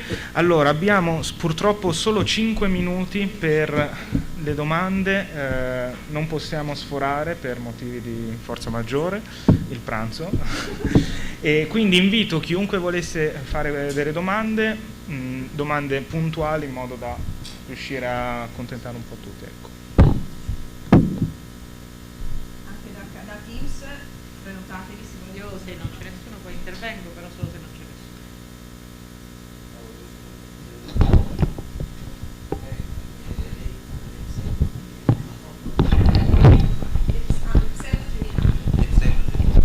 Allora, le pseudogeminate in quello che dice Virdis sarebbero dei foni che sono a metà strada a livello fonetico tra le geminate vere e proprie e le scempie a livello di durata. Però l'origine di queste pseudogeminate nelle varietà di sardo che lo presentano è molto ambigua e molto discussa a livello diacronico, tant'è che alcuni hanno postulato l'esistenza di pseudogeminate come varietà addirittura precedente, che poi avrebbe portato in alcune varietà alla geminazione completa e in altre varietà invece al loro mantenimento, quindi sarebbero la variante più antica. Questa raffigurazione però non convince tutti e soprattutto non convince moltissimo la loro spiegazione in rapporto invece all'altro fenomeno, cioè quello della lenizione intesa come sonorizzazione delle occlusive sorde intervocaliche. Per cui cosa succede? Che spesso queste definizioni a livello fonologico, soprattutto diacronico, non hanno un risvolto fonetico chiaro da parte degli studi e non c'è una spiegazione univoca. A livello geografico o... Ok, no, a livello fonematico queste semigeminate vengono riscontrate quando l'occlusiva sorda, le occlusive sorde, si trovano in posizione intervocalica ma legate per motivi fonotattici. Quindi quando la parola finisce con l'occlusiva p, e la parola successiva inizia per una vocale. In questo contesto qua ci sarebbe una specie di allungamento di compenso, potremmo anche dire, di questa Q, una specie di geminazione che però non sarebbe completa. Però questo è diverso dal nuorese rispetto a tutte le altre, tra l'altro. Altre domande? Se no... Dunque, complimenti a tutte e due le relatrici, molto interessanti. Avrei domande per entrambi. Riprendo giusto un attimo l'ultimo topic perché è quello che ho in mente. In realtà questo problema dell'allungamento compensativo secondo me non va solo in questo contesto, però dovreste verificare se è così, ma soltanto anche in posizione intervocalica dopo l'articolo, cioè tra l'articolo che è su e insomma è la consonante che si può trovare in posizione che non è più iniziale assoluta, dove però mi aspetterei, ma c'è una dipendenza dalle varietà molto forte in questo caso, non soltanto una sonorizzazione che c'è ma è molto bassa, ma soprattutto una forma di lenizione molto forte, cioè pani ma su vani o qualcosa del genere, ma chiaramente è tutto da vedere, con allungamento compensativo della vocale.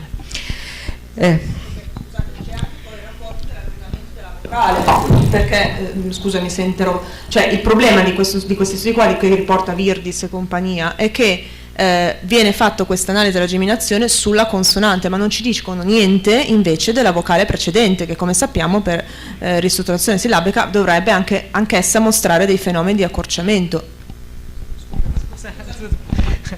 E poi appunto l'altra domanda riguarda il livello prosodico, che insomma voi siete più in grado di controllare rispetto a me. Allora, la prosodia naturalmente è importantissima, non lo devo spiegare ai prosodisti perché è legata alle funzioni comunicative. Ed è però l'aspetto più leggibile di tutto il sistema linguistico, direi. Cioè, quando qualcuno emigra, anche i meridionali che emigrano in Piemonte, la prima cosa che tentano di imitare è la prosodia, soprattutto la prosodia delle funzioni più marcate, quindi non per esempio della dichiarativa ma dell'interrogativa o cose del genere. Ora, caso vuole che in Sardegna ci siano due modelli prosodici, almeno due, molto differenti tra quello campidanese e quello delle varietà più settentrionali, perché il campidanese è noto per il famoso plateau campidanese, cioè tutte le sillabe pronunciate in modo isotonico, ta ta ta ta ta ta, mentre il logudorese è molto più modulato. Ora mi chiedo, uno, se a livello endocomunitario della comunità migrante, se si crea un fenomeno di prestigio per cui ci si regola su una delle due varietà, quindi e su quale eventualmente. Secondo, cosa succede col contatto con il piemontese, perché a sua volta il piemontese invece ha un profilo molto modulato e quindi se questo nelle varietà di contatto può influire. Naturalmente insomma sono domande di ricerca molto complesse, quindi suppongo che abbiamo bisogno di molti dati come ci spiegava prima Roberta. La seconda domanda è molto veloce, di tipo sociolinguistico, cioè come si fa a misurare in un corpus gli atteggiamenti identitari dei parlanti? Basta un questionario, c'è bisogno dell'intervista, ci vuole la post-intervista? Cioè come possiamo pensare di ottenere dati in qualche modo, diciamo, attendibili, insomma, rispetto alla percezione del parlante? Un'ultima cosa invece per Roberta, è più un'osservazione in realtà che non una domanda. Volevo richiamare un vecchio lavoro di Sofia Casula, in cui praticamente faceva notare, è un lavoro vecchio, quindi però ci può restituire uno spaccato diacronico, quindi in questo senso è interessante, come esiste tutta una tradizione di madri che sgridano i propri figli bestemmiandoli, dicono loro, cioè lo iastimmai proprio del sardo, e riporto alcune espressioni tipo sa giustizia ti sdevolidi o anche posto a sabrellina, in cui su scimpro il meno possibile, insomma, quindi in cui anzi i propri figli vanno sanzionati fortemente in sardo. Ho finito. Sarò rapidissima, ma stavolta davvero. No, rispetto alle domande di ricerca che tu poni sul modello prosodico, ovviamente non ho una risposta, perché non abbiamo, prima di tutto, non ho ancora considerato il livello prosodico nell'analisi, ma sicuramente vanno esattamente nella direzione che vogliamo verificare, cioè appunto il livello di prestigio, quale varietà di sardo assume il livello di prestigio, oppure se si è creata una varietà, per così dire, super varietà, un fuse-lect di sardo, poi che sia un fuse-lect non lo so, diciamo a livello terminologico, l'altra domanda rispetto invece alla misurazione degli atteggiamenti linguistici, in realtà quello che ha mostrato la letteratura, che anche ha mostrato Teresa Ramonente nella sua presentazione, che in realtà bisognerebbe optare per un mix di metodologie, quindi va bene l'intervista etnografica di profondità, ma anche dei questionari secondo le metodologie strutturate che ci permettano ovviamente di quantificare in chiave quantitativa questa variazione di atteggiamento e metterla poi in correlazione con altre variabili parimenti quantitative come potrebbero essere quelle fonetiche. Ovviamente non c'è un metodo valido per tutti, il paradosso dell'osservatore ce lo si porta dietro in ogni caso, ma con un mix di metodi si può cercare di minimizzarlo o almeno provarci, ecco.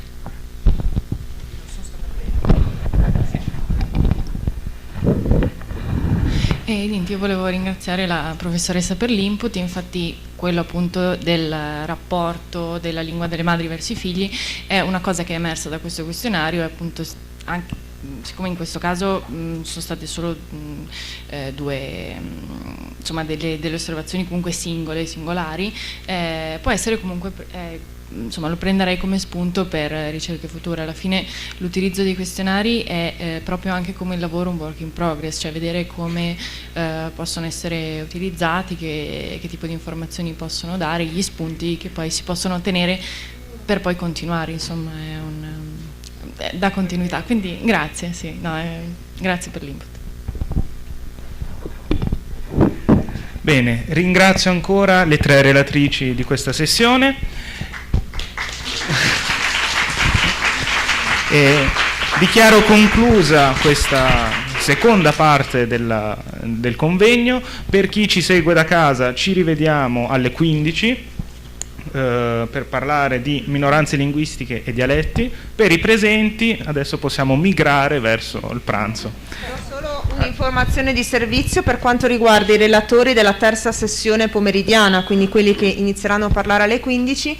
Se per cortesia ci possiamo trovare qui 10 minuti, un quarto d'ora prima, per caricare le presentazioni sia sul mio computer che su quello dietro, insomma, questo schermo che vedete c'è una personcina, vieni fuori un attimo che fai vedere tutto il giorno che ci aiuta. Vieni qua avanti, facciamo a tutte e due, anche là in fondo alla sala, che ci aiutano tantissimo oggi. Quindi ci vediamo alle 3 meno un quarto con i relatori della terza sessione. Per tutti gli altri, come sempre, seguire Battista.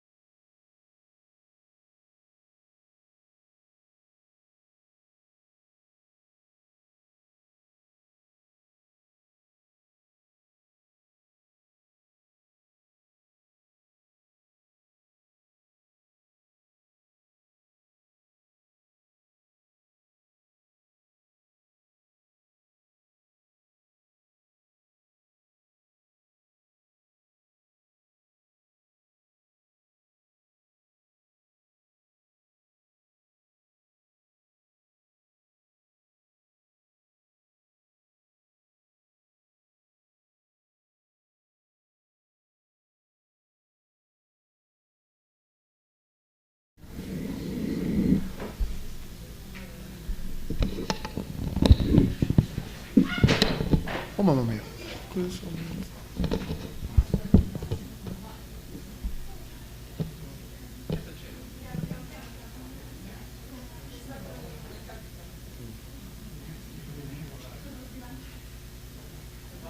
Tutto a posto?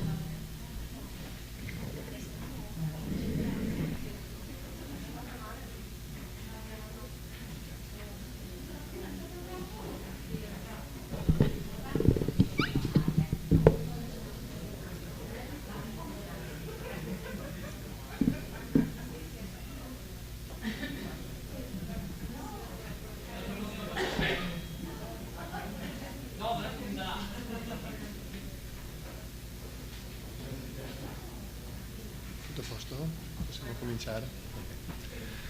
Bene, buon pomeriggio a tutti, benvenuti a questa terza sessione del nostro convegno che porta il titolo Minoranze linguistiche e dialetti.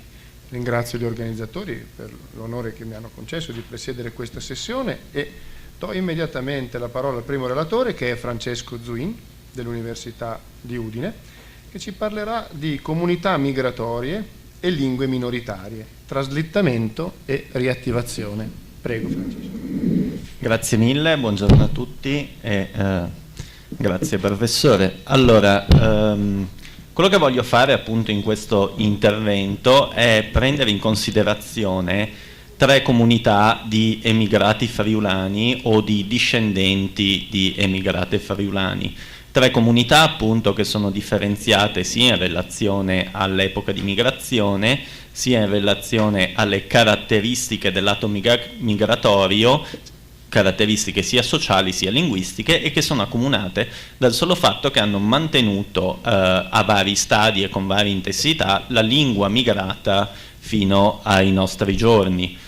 Voglio analizzare appunto queste 3 comunità secondo il modello sociologico di Fishman, quindi mettendo in relazione il mantenimento linguistico con la sostituzione linguistica, quindi il modello di language shift and language maintenance, che secondo Fishman appunto è una dicotomia che deve essere messa in relazione con 3 ordini o con 3 macro variabili principali, vale a dire appunto i fattori psicologici, sociali e culturali legati alla migrazione, quello che poi Fishman definisce l'uso abituale di una lingua in più di un punto nel tempo, e il comportamento dei migranti nei confronti appunto della lingua migrata. L'obiettivo appunto è vedere in che misura tali variabili possono spiegare la dinamica e la dicotomia in queste 3 minoranze tra mantenimento e sostituzione linguistica, e valutare anche, o meglio proporre, un tentativo di rivitalizzazione, un progetto di rivitalizzazione attivo all'Università di Udine. Allora partiamo un attimo brevemente a spiegare cosa intendiamo per fattori psicologici, sociali e culturali, perché Fishman effettivamente non individua una serie di sottocategorie o una serie di fattori psicologici, sociali e culturali che universalmente possono spiegare il mantenimento o lo shift linguistico, per cui noi, nello specifico io, nel valutare questa variabile nelle 3 comunità mi sono basato su alcune di queste caratteristiche individuate da Kloss, vale a dire l'isolamento sociale della comunità contro il non isolamento, l'epoca di migrazione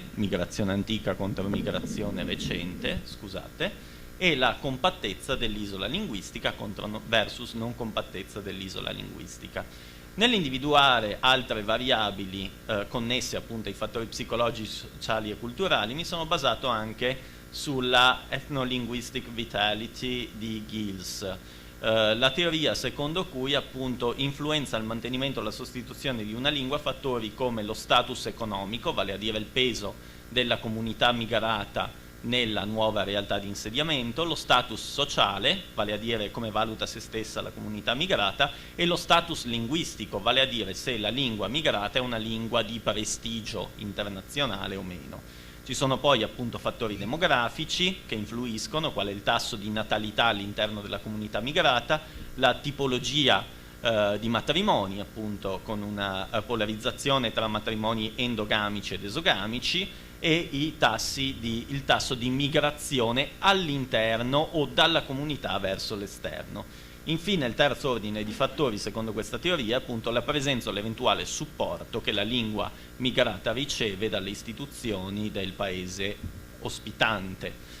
La seconda serie di macrofattori appunto è l'uso abituale di una lingua in più di un punto nel tempo. Secondo Kloss è da individuare il mantenimento, lo shift linguistico in relazione al mezzo in cui la lingua è utilizzata, vale a dire lingua scritta, lingua parlata o lingua letta, al ruolo, vale a dire se la lingua è usata solo nella comprensione o anche nella produzione, e all'evoluzione, molto più importante dal nostro punto di vista, del repertorio in relazione ai domini di utilizzo, quindi come diacronicamente queste comunità hanno visto la distribuzione dei vari domini nelle varie lingue presenti nel repertorio della comunità migrata in seguito alla migrazione.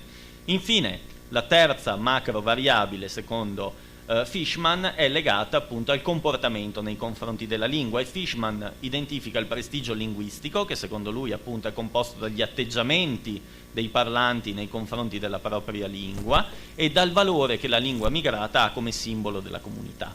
Un altro punto è la fedeltà linguistica, quindi che non credo meriti ulteriori spiegazioni. Infine il rinforzo linguistico, che può essere appunto sia volontario, quindi quando i singoli membri o singole istituzioni interne alla comunità si prodigano per mantenere la lingua, o ufficiale nel caso in cui intervenga l'istituzione dello Stato in cui la comunità si è insediata, o dell'ente politico in cui la comunità si è insediata.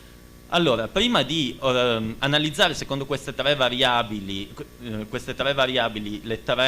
i tre esempi di migrazione di comunità friulane da me individuati, un brevissimo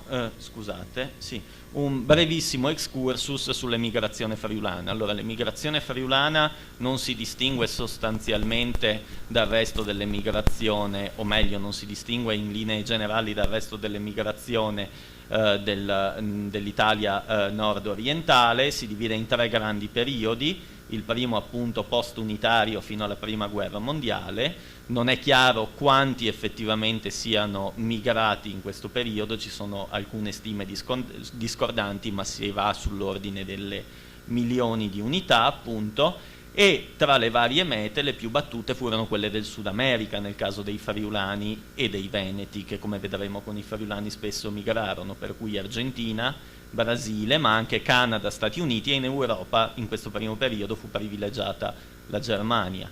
Una seconda ondata poi si ha tra gli anni 20 e gli anni 40, è l'ondata appunto di migratoria che coinvolge e che apre all'emigrazione friulana soprattutto aree nuove, quali quelle dell'Europa nord-occidentale, quindi Francia, Lussemburgo, Olanda e via dicendo, ma è anche l'epoca della migrazione all'interno del territorio nazionale, con le politiche fasciste di bonifica dei territori dell'Agropontino e anche della Sardegna, come sappiamo.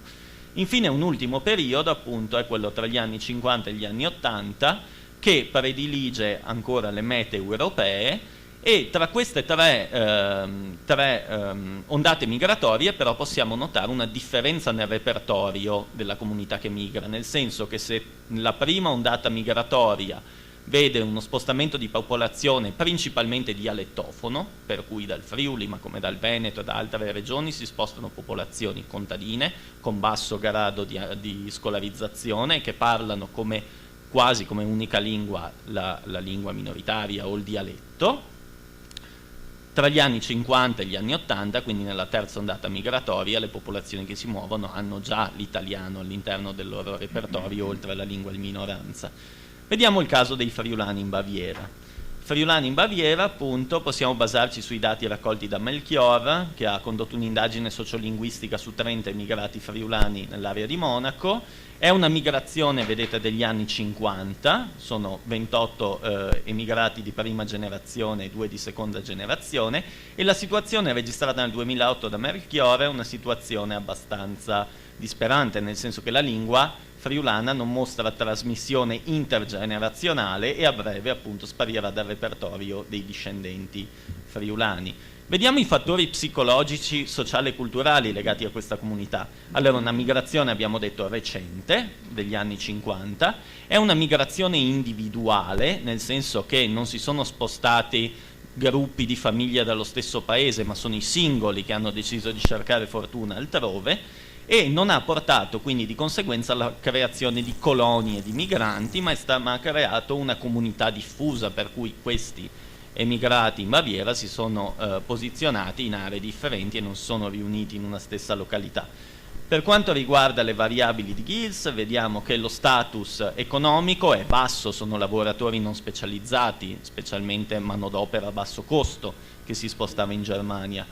C'è anche dal punto di vista dello status sociale un alto sentimento presso questi migranti della propria friulanità, però nell'alveo più ampio della comunità italiana, e per quanto riguarda il prestigio linguistico, come è immaginabile, non è nessun tipo di prestigio linguistico è riconosciuto al friulano, semmai il prestigio è riconosciuto all'italianità, alla lingua italiana. Dal punto di vista delle varianti demografiche, vedete, le indagini di Melchior mostrano una tendenza a contrarre matrimoni esogamici, quindi i friulani si sposano con tedeschi, e non c'è nessuna presenza o supporto appunto alla lingua friulana da parte delle istituzioni del paese ospite.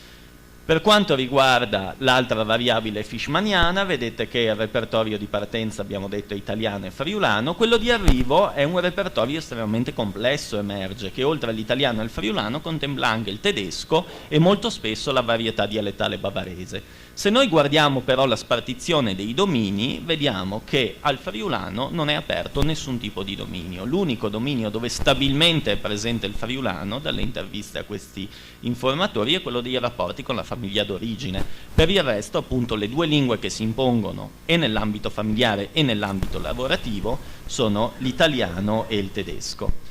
Per quanto riguarda il comportamento nei confronti della lingua, vedete che c'è un prestigio alto comunque del friulano, gli atteggiamenti sono positivi, come appunto emerge dalle informazioni, così come il friulano è simbolo della comunità di friulani, sì, però è l'italiano soprattutto che funge come lingua per simboleggiare la comunità italiana. La fedeltà linguistica, vedete, è bassa, il friulano non viene trasmesso ai figli, non viene trasmesso intergenerazionalmente e non c'è nessun tipo di rinforzo linguistico, anzi la standardizzazione del friulano seguito alla legge 482 è stata vista come un'operazione velleitaria da questi emigrati. Passiamo adesso in rassegna un altro esempio, che è quello dei friulani di Romania. La migrazione friulani in Romania si situa tra gli anni 80 e gli anni 90 del XIX secolo. I friulani emigrano insieme all'elemento veneto bellunese nello specifico e si dirigono in tre aree della Romania. La prima appunto è quella del paese di Greci, nella parte più orientale del paese, sono soprattutto scalpellini e minatori. La seconda appunto è nei Carpazi meridionali, emigrano boscaioli, zatterieri, tra l'altro lavoratori specializzati, nel senso che introducono in Romania nuove tipologie di lavorazione del legno e di trasporto del legno, e sempre negli stessi anni un terzo flusso raggiunge Craiova, la città di Craiova, i dintorni della città di Craiova nel sud del paese sono principalmente contadini.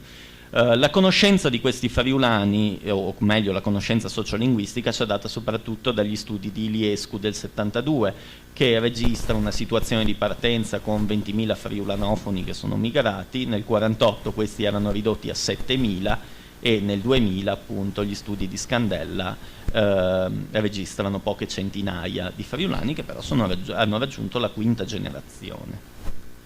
Allora, per quanto riguarda i fattori psicologici, sociali e culturali, vedete una migrazione antica, una comunità parzialmente isolata, nel senso che si è isolata in aree rurali, sovrapponendosi a un elemento romeno, però comunque rappresentando un'ampia parte del popolamento in queste aree rurali, e soprattutto è una comunità tendenzialmente compatta, nel senso che sono emigrati compaesani insieme e si sono stanziati nelle stesse aree.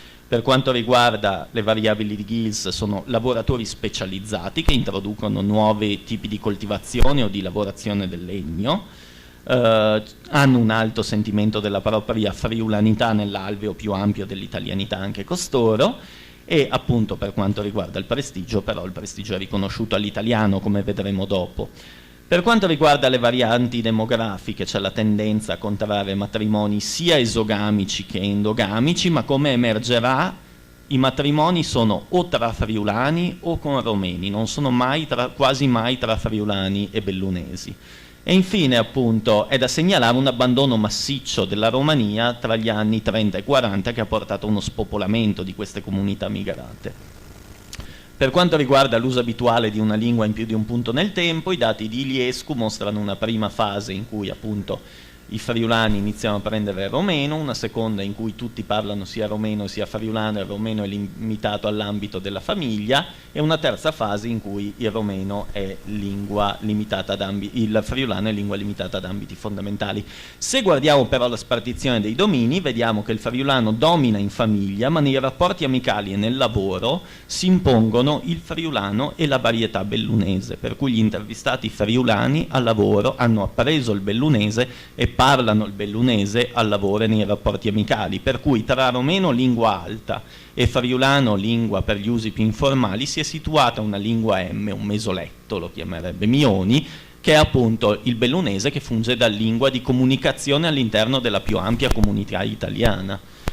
Per cui il prestigio nei confronti della lingua sembra basso, vedete gli atteggiamenti sono negativi, i friulani percepiscono il friulano non come una lingua ma come un dialetto particolarmente corrotto e incomprensibile dell'italiano, preferendo adesso come simbolo di italianità il bellunese. Non è simbolo della comunità, nel senso che è ristretto alle famiglie, ma la comunità italiana si riconosce nel bellunese, non nel friulano. E nonostante ciò c'è una fedeltà linguistica alta comunque, perché le famiglie friulanofone con padre e madre friulanofona tendenzialmente, dai dati di Iliescu, trasmettono il friulano ai figli. Vediamo il terzo esempio, che è quello di Colonia Carogia, fondata nel 78 da 60 famiglie, 30% venete e 70% friulane, appunto nella Pampa vicino a Cordoba.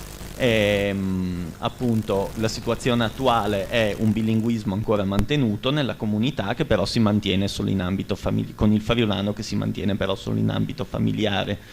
È una migrazione appunto antica che ha fondato una comunità isolata, nel senso che la comunità di Colonia Carogia è stata fondata esclusivamente da migranti italiani, non c'era un elemento precedente ispanico prima.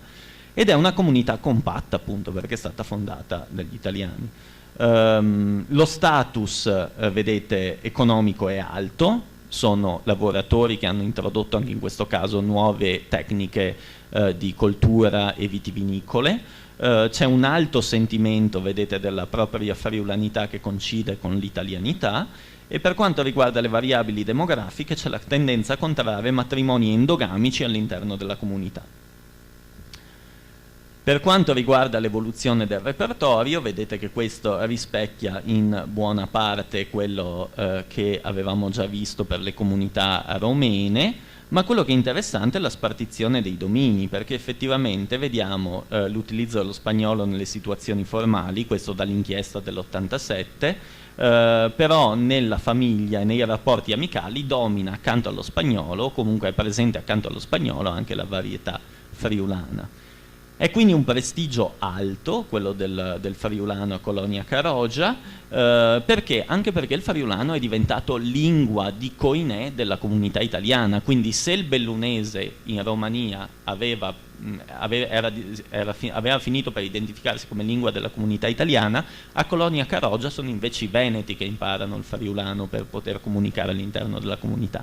È appunto quindi anche un simbolo della comunità con una fedeltà linguistica alta, tanto che il friulano viene generalmente trasmesso alle generazioni successive.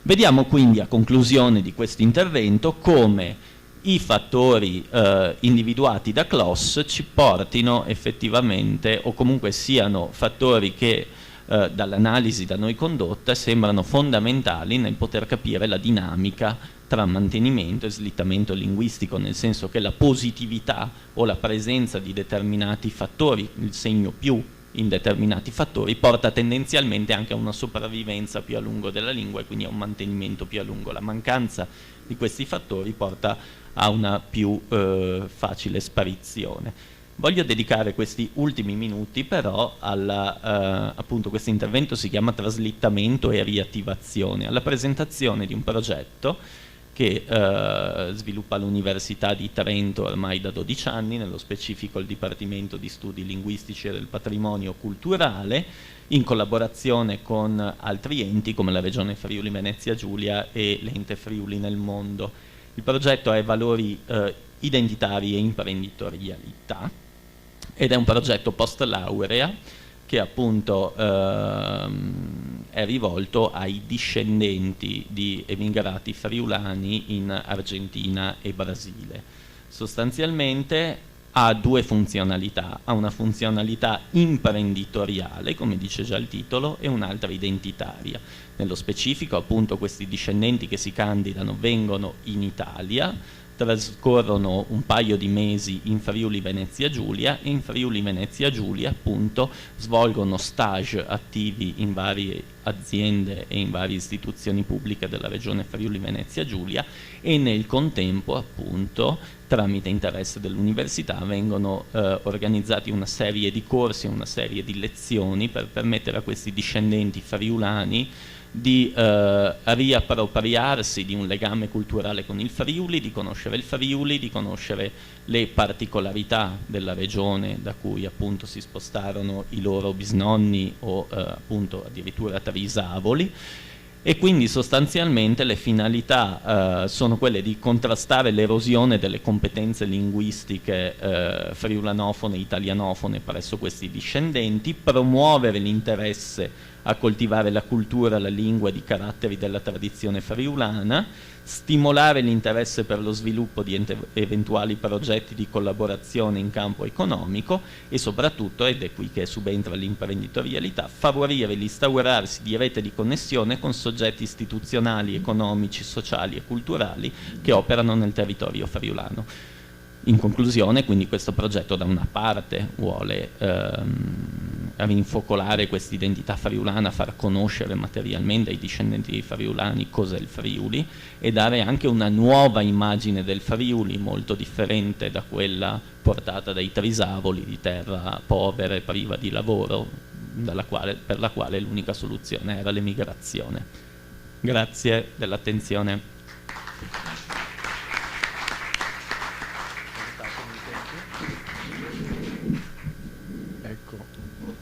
Molte grazie a Francesco Zuin per questa ricca panoramica che ci ha permesso di viaggiare un po' attraverso diverse comunità friulane e alcune ancora friulanofone, diciamo, nel mondo. Sono sicuro che durante la discussione ci sarà modo di saperne anche di più, sicuramente. E lo ringrazio anche per il rispetto rigoroso dei tempi. Darei ora la parola a Paolo Roseano, che invito a prendere posto qui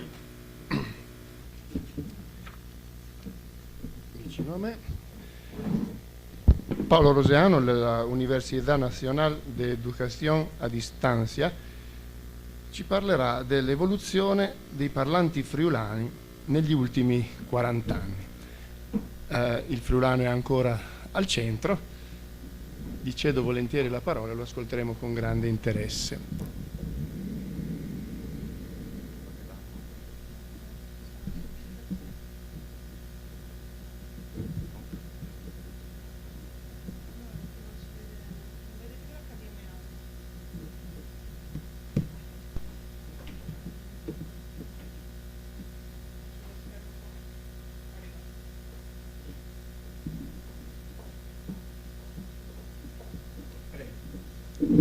Bene, grazie mille. Prima di iniziare vorrei ringraziare l'organizzazione del convegno, in particolare l'associazione Sunuraghe e la professoressa Meluzzi. Sono estremamente felice di poter finalmente fare una presentazione in un congresso in cui mi viene ufficialmente permesso di dare i numeri. E la struttura dell'intervento è abbastanza tradizionale, vi spiegherò rapidamente quali sono gli obiettivi, poi passerò a... Ops, scusate, è scomparso tutto. Nella seconda parte presenteremo un riassunto delle informazioni generali sul friulano di cui abbiamo bisogno per capire l'interpretazione dei dati che presenteremo a continuazione. Rapidamente descriveremo le fonti a cui possiamo attingere per farci un'idea del numero di parlanti friulano oggigiorno e nella quarta parte dell'intervento proporremo una selezione di dati sul numero di parlanti friulano. Nelle conclusioni poi, se ci sarà tempo, mi piacerebbe parlare di qual è realmente il numero di parlanti friulano, se è possibile saperlo, e perché questa informazione è importante per le politiche linguistiche che vengono sviluppate in Friuli, ma che potrebbero essere sviluppate anche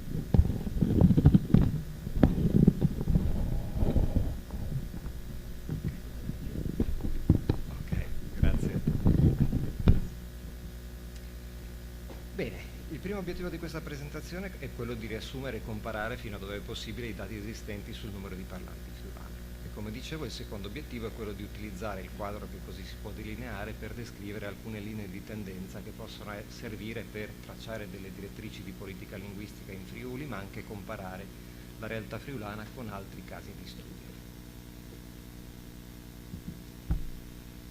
Prima di passare a presentare i dati sul numero di parlanti, come dicevo, è opportuno riassumere alcuni aspetti generali del friulano e della sua situazione. Il primo di essi ha a che vedere con l'individualità del friulano, la definizione stessa di friulano, che cos'è e che cosa non è il friulano, sarebbe interessante dal punto di vista sociolinguistico. Il riferimento è alla nota diatriba conosciuta come questione ladina, se il friulano sia o meno parte di un sistema più ampio italiano o no.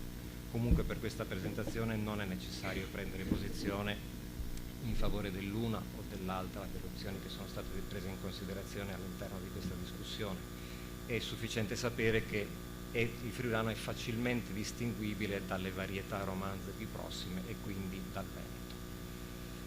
Può essere anche interessante sapere che il friulano già dal secolo XVII ha una varietà di coinee letteraria più o meno standard, che gode di un certo prestigio a livello locale.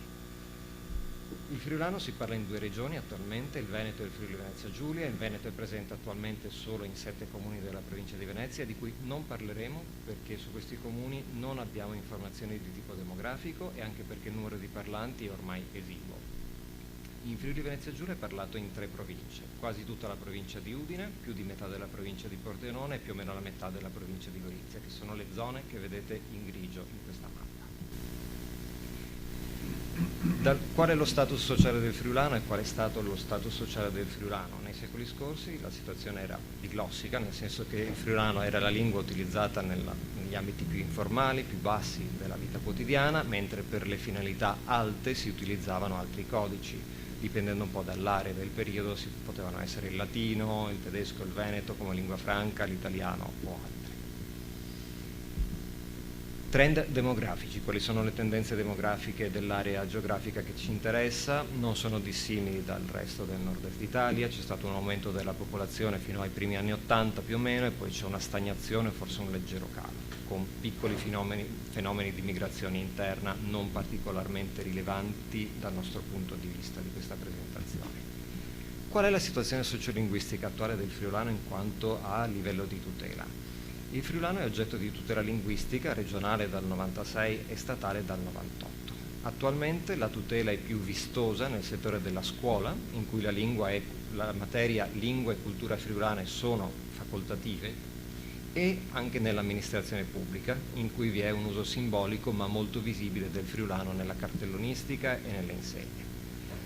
La regione Friuli Venezia Giulia ha ormai da anni un suo organo di politica linguistica che attualmente si chiama ARLEF, Agenzia Regionale delle Lingue Furlane, ma come si è arrivati a questo punto, a questo livello di tutela medio dal punto di vista giuridico?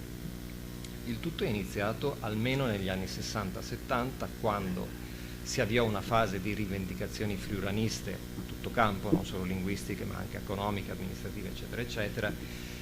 Queste rivendicazioni erano inizialmente osteggiate dall'establishment e da buona parte della intelligenza e dell'alta società e anche dai grandi partiti, tutti dalla destra al centro e alla sinistra. Però c'è stata una trasformazione progressiva per cui soprattutto dopo il terremoto del Friuli del 76 la friulanità si è trasformata in un concetto positivo a livello locale, per cui anche la lingua si è iniziata ad accettare le rivendicazioni di una tutela della lingua friulana, per cui già all'inizio degli anni 90 il quadro era completamente diverso, e anche attualmente parlare di difesa del friulano o della friulanità è politicamente corretto in Friuli. Nessuno si sognerebbe di dire ciò che si diceva negli anni 60 e 70, cioè che il friulano è semplicemente un dialetto che deve scomparire, eccetera. C'è stato un cambio di sensibilità radicale e vedremo perché questo è importante per l'interpretazione dei dati. Passiamo a vedere che fonti utilizzeremo per le nostre presentazioni. Le fonti da cui attingiamo i dati sul numero di parlanti sono diverse e le possiamo classificare in 3 tipologie. I dati Istat sulla dialettofonia, dati che provengono da dichiarazioni delle amministrazioni comunali sul numero di parlanti ed infine dati di ricerche sociolinguistiche a campione. Vedremo quali di questi dati sono più interessanti e forse più affidabili. Cominciamo da ciò che dice l'Istat. L'Istat nei suoi censimenti e rilevamenti non ha mai incluso una domanda esplicita sul numero di parlanti friulano, non ha mai chiesto tu parli friulano sì o no, i tuoi familiari parlano friulano sì o no, però in 3 occasioni, cioè nei sondaggi pubblicati nell'88, nel 97 e nel 2015, ha posto dei quesiti sulle abitudini linguistiche della popolazione italiana in generale. A noi interessa la domanda relativa alle lingue che si parlano in famiglia. Le possibilità di risposta erano: in famiglia si parla solo o prevalentemente italiano, solo o prevalentemente in dialetto, sia in italiano che in dialetto o in un'altra lingua. Il campione per il Friuli Venezia Giulia, quindi non solo la zona dove si parla friulano ma tutta la regione, era di 1000 intervistati, che è un campione notevole. Però purtroppo non disponiamo dei dati per la sola area friulanofona e neppure per le province più friulanofone, per cui ci dobbiamo accontentare dei dati del Friuli Venezia Giulia nel suo complesso. In questo grafico ho accorpato le risposte che vengono presentate nei dati Istat. In verde abbiamo la somma delle percentuali di solo italiano e italiano e dialetto. In azzurro la somma delle percentuali di solo dialetto e italiano e dialetto, per cui la somma totale è maggiore di 100. In questo modo in azzurro abbiamo una stima molto grezza della percentuale di famiglie completamente o parzialmente dialettofone. Questa stima è strana, preoccupante, sorprendente. Sembrerebbe indicare che c'è stato un tracollo nella percentuale di dialettofoni che passano dal 73% nell'88 a circa il 33%, sostanzialmente stabile nel 99 e nel 2015. Ovviamente questo dato insospettisce come può essere possibile che nel giro di 10 anni la percentuale di dialettofoni si dimezzi in assenza di grandi movimenti demografici. Ora, una parte, sottolineo una parte della spiegazione si può ipotizzare se si osserva il comportamento della percentuale di popolazione che ha risposto altre lingue. Nell'88 era 0,4%, nel 97-2015 è attorno al 22-24%. Questo significa che probabilmente, ma non ne possiamo essere certi, ma probabilmente così, sì, c'è stato un calo della dialettofonia in Friuli Venezia Giulia, ma è anche molto probabile che una parte della popolazione che nell'88 aveva risposto a casa mia si parla dialetto pensando al friulano, poi abbia risposto un'altra lingua nelle rilevazioni successive. E perché? Perché, come dicevamo prima, verso la fine degli anni 90 c'è stata una trasformazione della sensibilità e anche della politica linguistica, per cui di friulano non si parla più in termini di dialetto ma di lingua minoritaria o minorizzata. In ogni caso i dati Istat non sono sufficienti per farci un'idea precisa del numero di friulanofoni, per 2 motivi. Il primo l'abbiamo già visto, sono stati messi a disposizione solo i dati aggregati a livello regionale, Friuli Venezia Giulia, quindi anche includendo Trieste o le parti non friulanofone delle province di Trieste, di Gorizia e di Pordenone. E poi il secondo motivo che abbiamo appena visto è che non è chiaro che cosa gli intervistati intendessero per dialetto o altra lingua nel caso del Friuli. Quindi i dati dell'Istat sì, sono sempre interessanti, però non aiutano a rispondere alla domanda di fondo che quanti sono i friulanofoni. Passiamo ora al secondo tipo di dati, la seconda fonte, che sono le dichiarazioni delle amministrazioni comunali. In 2 occasioni, nel corso degli ultimi per modo di dire, ultimi decenni, le amministrazioni comunali del Friuli Venezia Giulia sono state chiamate a fornire stime della consistenza della popolazione alloglotta sul proprio territorio.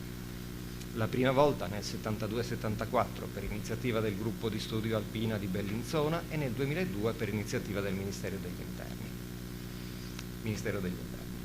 In entrambi i casi i rilevatori hanno chiesto alle singole amministrazioni comunali i dati relativi al numero di parlanti di alcune lingue nei territori rispettivi di competenza. Il vantaggio di questo tipo di rilevazione è il livello di dettaglio geografico a cui possiamo arrivare, perché abbiamo dati per ogni singolo comune. Lo svantaggio è senza dubbio, ancora una volta, la scarsa affidabilità. Pensate che si chiedeva al sindaco quante persone nel tuo comune parlano friulano. Molti sindaci rispondevano un po' a caso, altri che conoscono dei comuni più piccoli potevano avere un'idea più precisa, ma affidabile non è.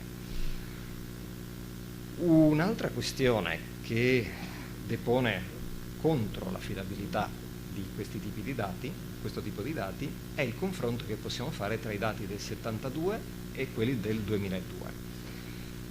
Graficamente, come sempre, il verde indica una buona situazione, cioè dal nostro punto di vista un alto numero di parlanti friulano, rosso e giallo indicano una situazione negativa. In generale, se vedete dal 72 al 74, dal 72 al 2002, sembra che ci sia stato un aumento dei colori verdi. In concreto, se calcoliamo un po' le differenze, ciò che si osserva in questo arco temporale di 30 anni è in primo luogo che c'è una diminuzione delle percentuali di parlanti friulano nel pordenonese e nel goriziano, ed è probabile che questa diminuzione, stimata in base alle dichiarazioni delle amministrazioni comunali, sia reale. Però la seconda trasformazione, che è di segno opposto rispetto alla prima, risiede nell'aumento del numero di comuni le cui amministrazioni dichiarano che il 100% della popolazione è friulanofona, inclusa la capitale storica del Friuli, che è Udine. E se torniamo indietro, i comuni in verde scuro sono i comuni in cui il 100% della popolazione sarebbe friulanofona. Orbene, è possibile che il 100% della popolazione di un comune sia friulanofona? No, assolutamente no. Come si spiega allora che nel 72-74 fossero 21 i comuni in cui il 100% della popolazione è friulanofona e nel 2002 fossero 65 i comuni interamente friulanofoni? Probabilmente, ancora una volta, la ragione è il cambio di percezione dello status del friulano, per cui il friulano si percepisce come un fatto positivo per l'identità locale, per cui i sindaci si affrettano a dichiarare che i loro territori di competenza sono molto friulani. Tenete presente tra l'altro che il 2002 era un anno in cui la Lega Nord, che in Friuli aveva delle connotazioni friulaniste, era abbastanza in auge, per cui anche le amministrazioni comunali senz'altro erano influenzate da questo clima politico generale. Bene, chiudiamo questo secondo triste inciso su tipi di dati che non sembrano aiutare molto e passiamo al terzo tipo di fonti. Come andiamo di tempo? Per sapere quanto... chiedo scusa per essere dilungato troppo. Bene, il numero di parlanti in base alle inchieste a campione. Negli ultimi anni sono state fatte diverse inchieste a campione, alcune non le possiamo utilizzare perché utilizzano un metodo completamente diverso o hanno problemi metodologici di varia natura. Ne utilizzeremo fondamentalmente 6 e in aggiunta commenteremo anche dei dati che sono in realtà delle proiezioni sul numero di parlanti nel 2030-2050 che sono stati pubblicati in uno studio dell'Università dell'Ulster. La prima serie di dati che ci interessa è quella sulla percentuale di parlanti in termini generali. Non si fa differenza in questo grafico tra quanti dichiarano di parlare friulano in modo abituale e quanti dichiarano di parlare friulano occasionalmente. Che cosa significa occasionalmente? Purtroppo non lo sappiamo ed è uno dei problemi principali dal punto di vista qualitativo delle ricerche che si basano sulle dichiarazioni da parte degli intervistati. Quindi in modo occasionale o abituale parlano friulano nel 77, l'87% degli intervistati, che scendono progressivamente fino al 67 tra il 99 e il 2014, che sono le ultime 2 inchieste che sono state fatte. Interessante potrebbe sembrare il fatto che tra il 99 e il 2014 non c'è nessuna differenza, il numero di parlanti nel suo complesso rimane inalterato.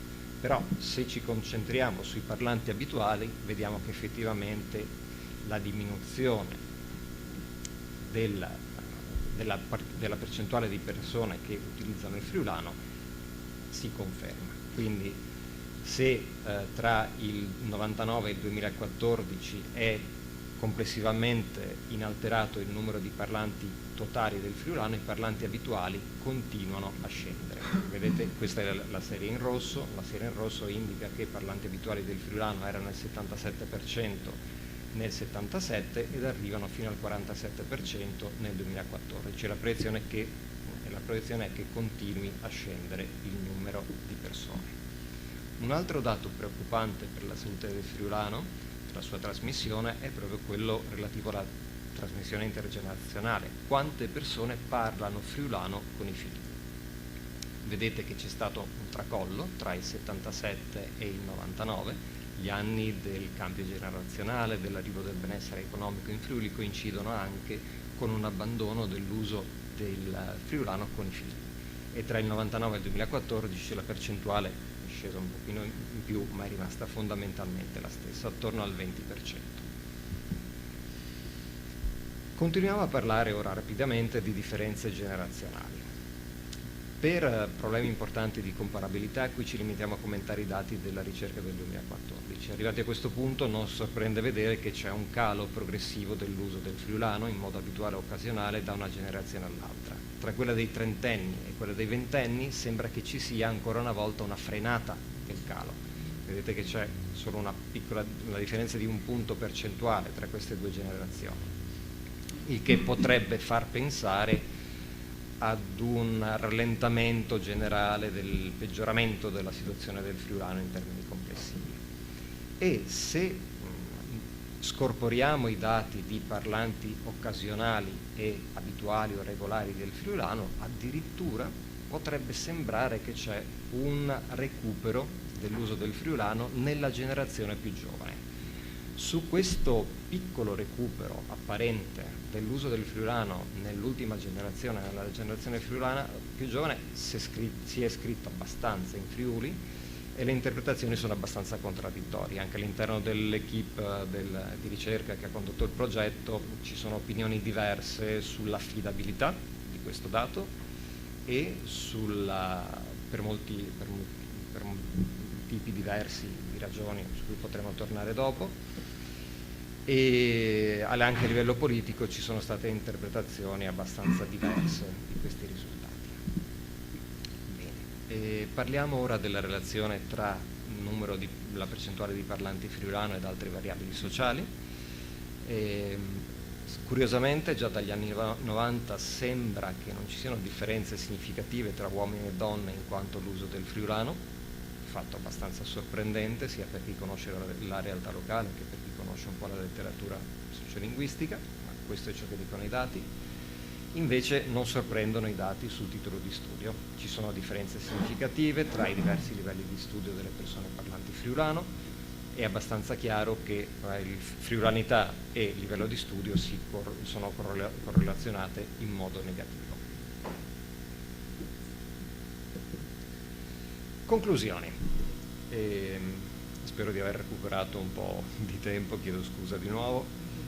Dunque, i dati più affidabili provengono probabilmente dalle ricerche a campione, che sono le ultime di cui abbiamo parlato più rapidamente. Nonostante abbiano dei limiti, sono le ricerche forse più affidabili, senz'altro più affidabili di quelle dell'Istat o di quelle basate sulle dichiarazioni delle amministrazioni comunali.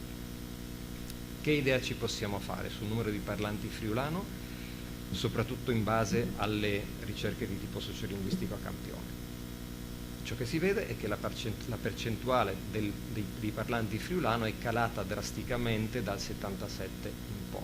e forse c'è un rallentamento del tracollo tra la fine del XX e l'inizio del XXI secolo.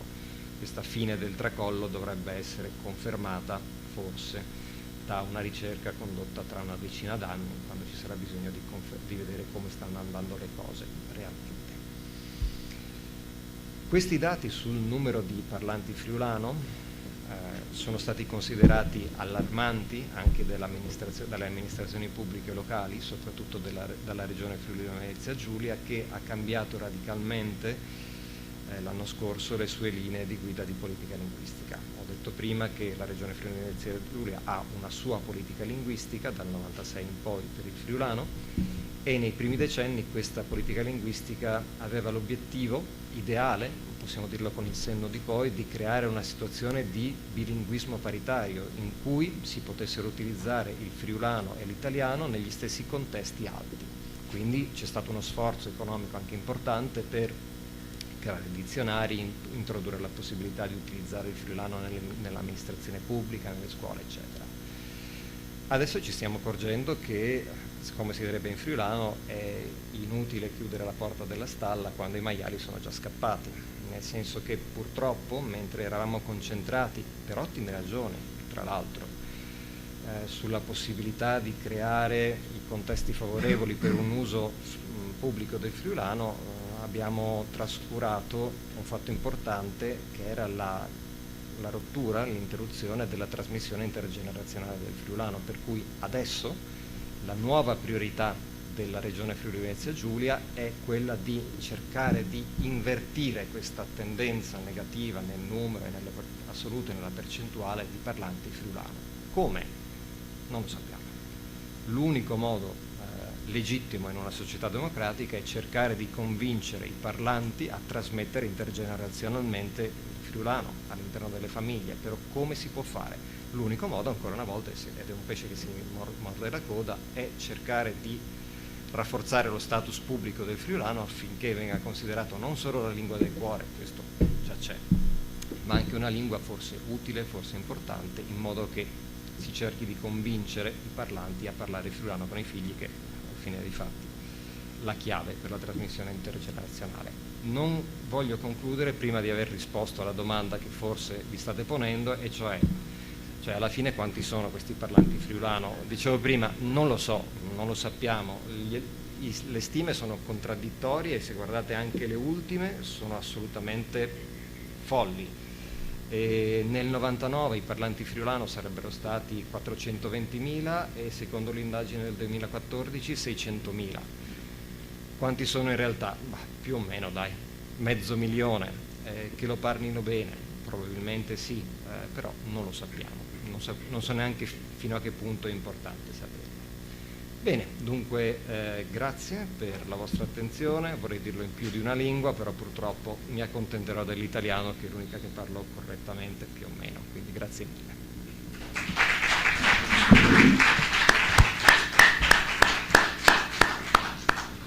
Bene, grazie a Paolo Roseano per gli abbondanti dati che ci ha fornito e la prudenza soprattutto con cui ce li ha presentati.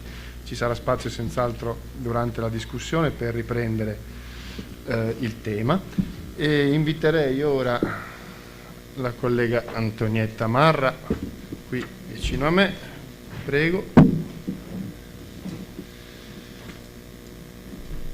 Antonietta Marra dell'Università degli Studi di Cagliari presenta una relazione dal titolo Conservatività e innovazione nello slavo del Molise. Ci spostiamo dunque tra una delle minoranze storiche dell'Italia meridionale, una minoranza veramente di grande interesse. Prego, Antonietta.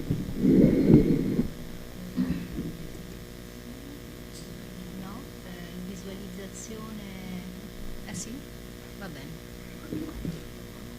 Con questi? Con questi. Ok, perfetto. Allora, innanzitutto grazie anch'io ci tengo molto a ringraziare per questo invito, sia il Circolo Sunuraghe sia Chiara Meluzzi. Mi sento molto a casa venendo, pur essendo molisana, venendo dalla Sardegna. Come dicevo ieri a Battista Saiu, sono un po' molisarda, quindi decisamente vedere stamattina le berritas mi ha fatto sentire un po' a casa. E siamo passati dal friulano, che insomma vedevo i numeri, ora non so quanto realistici, dei parlanti friulani. La comunità slavo-molisana è sicuramente la comunità più piccola minoritaria in Italia e è una comunità che appunto è quello che rimane di una presenza slava in Italia ben più vasta, che è attestata fin dal X secolo in varie aree della penisola italiana, con varie ondate che sono state riconosciute e che si sono mosse poi in diverse aree appunto settentrionali, mediane, settentrionali, e non solo sulla costa adriatica, ma che si sono spostate anche più all'interno, e in particolare queste ondate migratorie slave per il Molise hanno interessato il territorio molisano fin dal XIII secolo. In particolare però la presenza attuale slavo-molisana è una presenza che è legata ad uno spostamento migratorio che è avvenuto tra il XV e il XVI secolo, con l'arrivo sui territori molisani nei 3 comuni che attualmente sono slavofoni, cioè Acquaviva Colle Croce, Cruc, Montemitro, Mundimitar e San Felice del Molise, Sti Filic oppure Filic in croato molisano, ma che appunto negli anni passati e fino anche per alcuni comuni fino all'800, inizio 800, riguardavano appunto una presenza che riguardava anche gli altri comuni che vedete elencati, Palata, Mafalda, Tavenna e così via, tanto che tra questi comuni, per esempio Tavenna, pur non avendo ormai da secoli quasi, da più di 1 secolo e mezzo, se non 2 secoli, presenza slavofona, in realtà è stata di recente riconosciuta come minoranza linguistica, vista la legge e le modalità di riconoscimento della legge nazionale. Come facciamo a dire che la presenza slava attuale in Molise sia legata a questa ondata migratoria? Grazie a elementi linguistici, perché in slavo molisano abbiamo non c'è la presenza di una forma di passato al maschile con el finale, cosa che appunto era scomparsa già dal prima del XIV secolo in area croatofona, e soprattutto appunto già nel XV secolo nell'area di partenza, che si presume l'area di partenza della comunità slava attuale presente in Molise, si era perso il valore sillabico, la funzione sillabica della laterale alveolare, per cui nello slavo molisano, così come nei luoghi di partenza della comunità, non è possibile dire Volk per indicare il lupo, ma è Vuk il lupo, quindi con la laterale sillabica che è stata sostituita dalla vocale U. Sulla base di questo e di alcuni altri tratti, di cui questi insomma sono i più interessanti, visibili, si colloca appunto la presenza slava molisana solo a partire dal XV-XVI secolo in Molise, e si ricavano anche da alcuni dati linguistici i luoghi di provenienza. Sicuramente lo slavo molisano rientra appunto nel continuo dialettale serbo-croato, si presume che arrivi da un'area che è di contiguità tra il gruppo Stokavo e il gruppo Ciacavo, ma soprattutto è la presenza di tratti dei Stokavi che sono presenti nello slavo molisano, con alcuni piccoli elementi ciacavi. e questa divisione in dialetti shtokavi, chakavi e kakavi è elaborata sulla base di diversi elementi linguistici che poi sono rappresentati simbolicamente dal fatto che c'è il pronome interrogativo che cosa, che può essere pronunciato e realizzato come shto, cha o kai, e fa parte lo slavo del Molise all'interno dei gruppi shtokavi al sottogruppo icavo, cioè con una realizzazione dello yat antico slavo con la vocale i, per cui non si dice in slavo molisano liepi o lepi, ma si dice lipi per indicare lipo in realtà in uno slavo molisano per indicare ad esempio il valore di bello. Il luogo di origine individuato linguisticamente come appunto questa zona, vedete, che è vicina alla valle del fiume Narenta, in realtà è stata poi anche nel 2005 confermata da alcuni dati che sono dati di carattere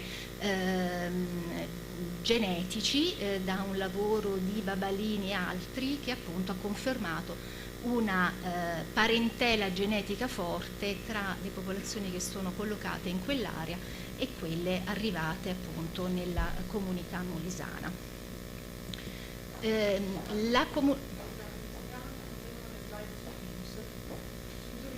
Prego. Non so cosa sia necessario fare. Si è staccata. Scusate, non volevo interromperti.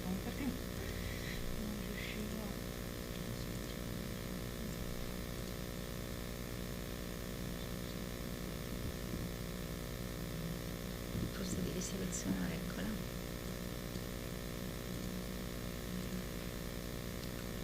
Ok. Stavo dicendo che la comunità slava del Molise non è l'unica comunità minoritaria sul territorio molisano e soprattutto l'area interessata dalla presenza slava è ugualmente interessata, ma dall'altra parte del fiume Biferno, dalla presenza dei comuni Arbresh.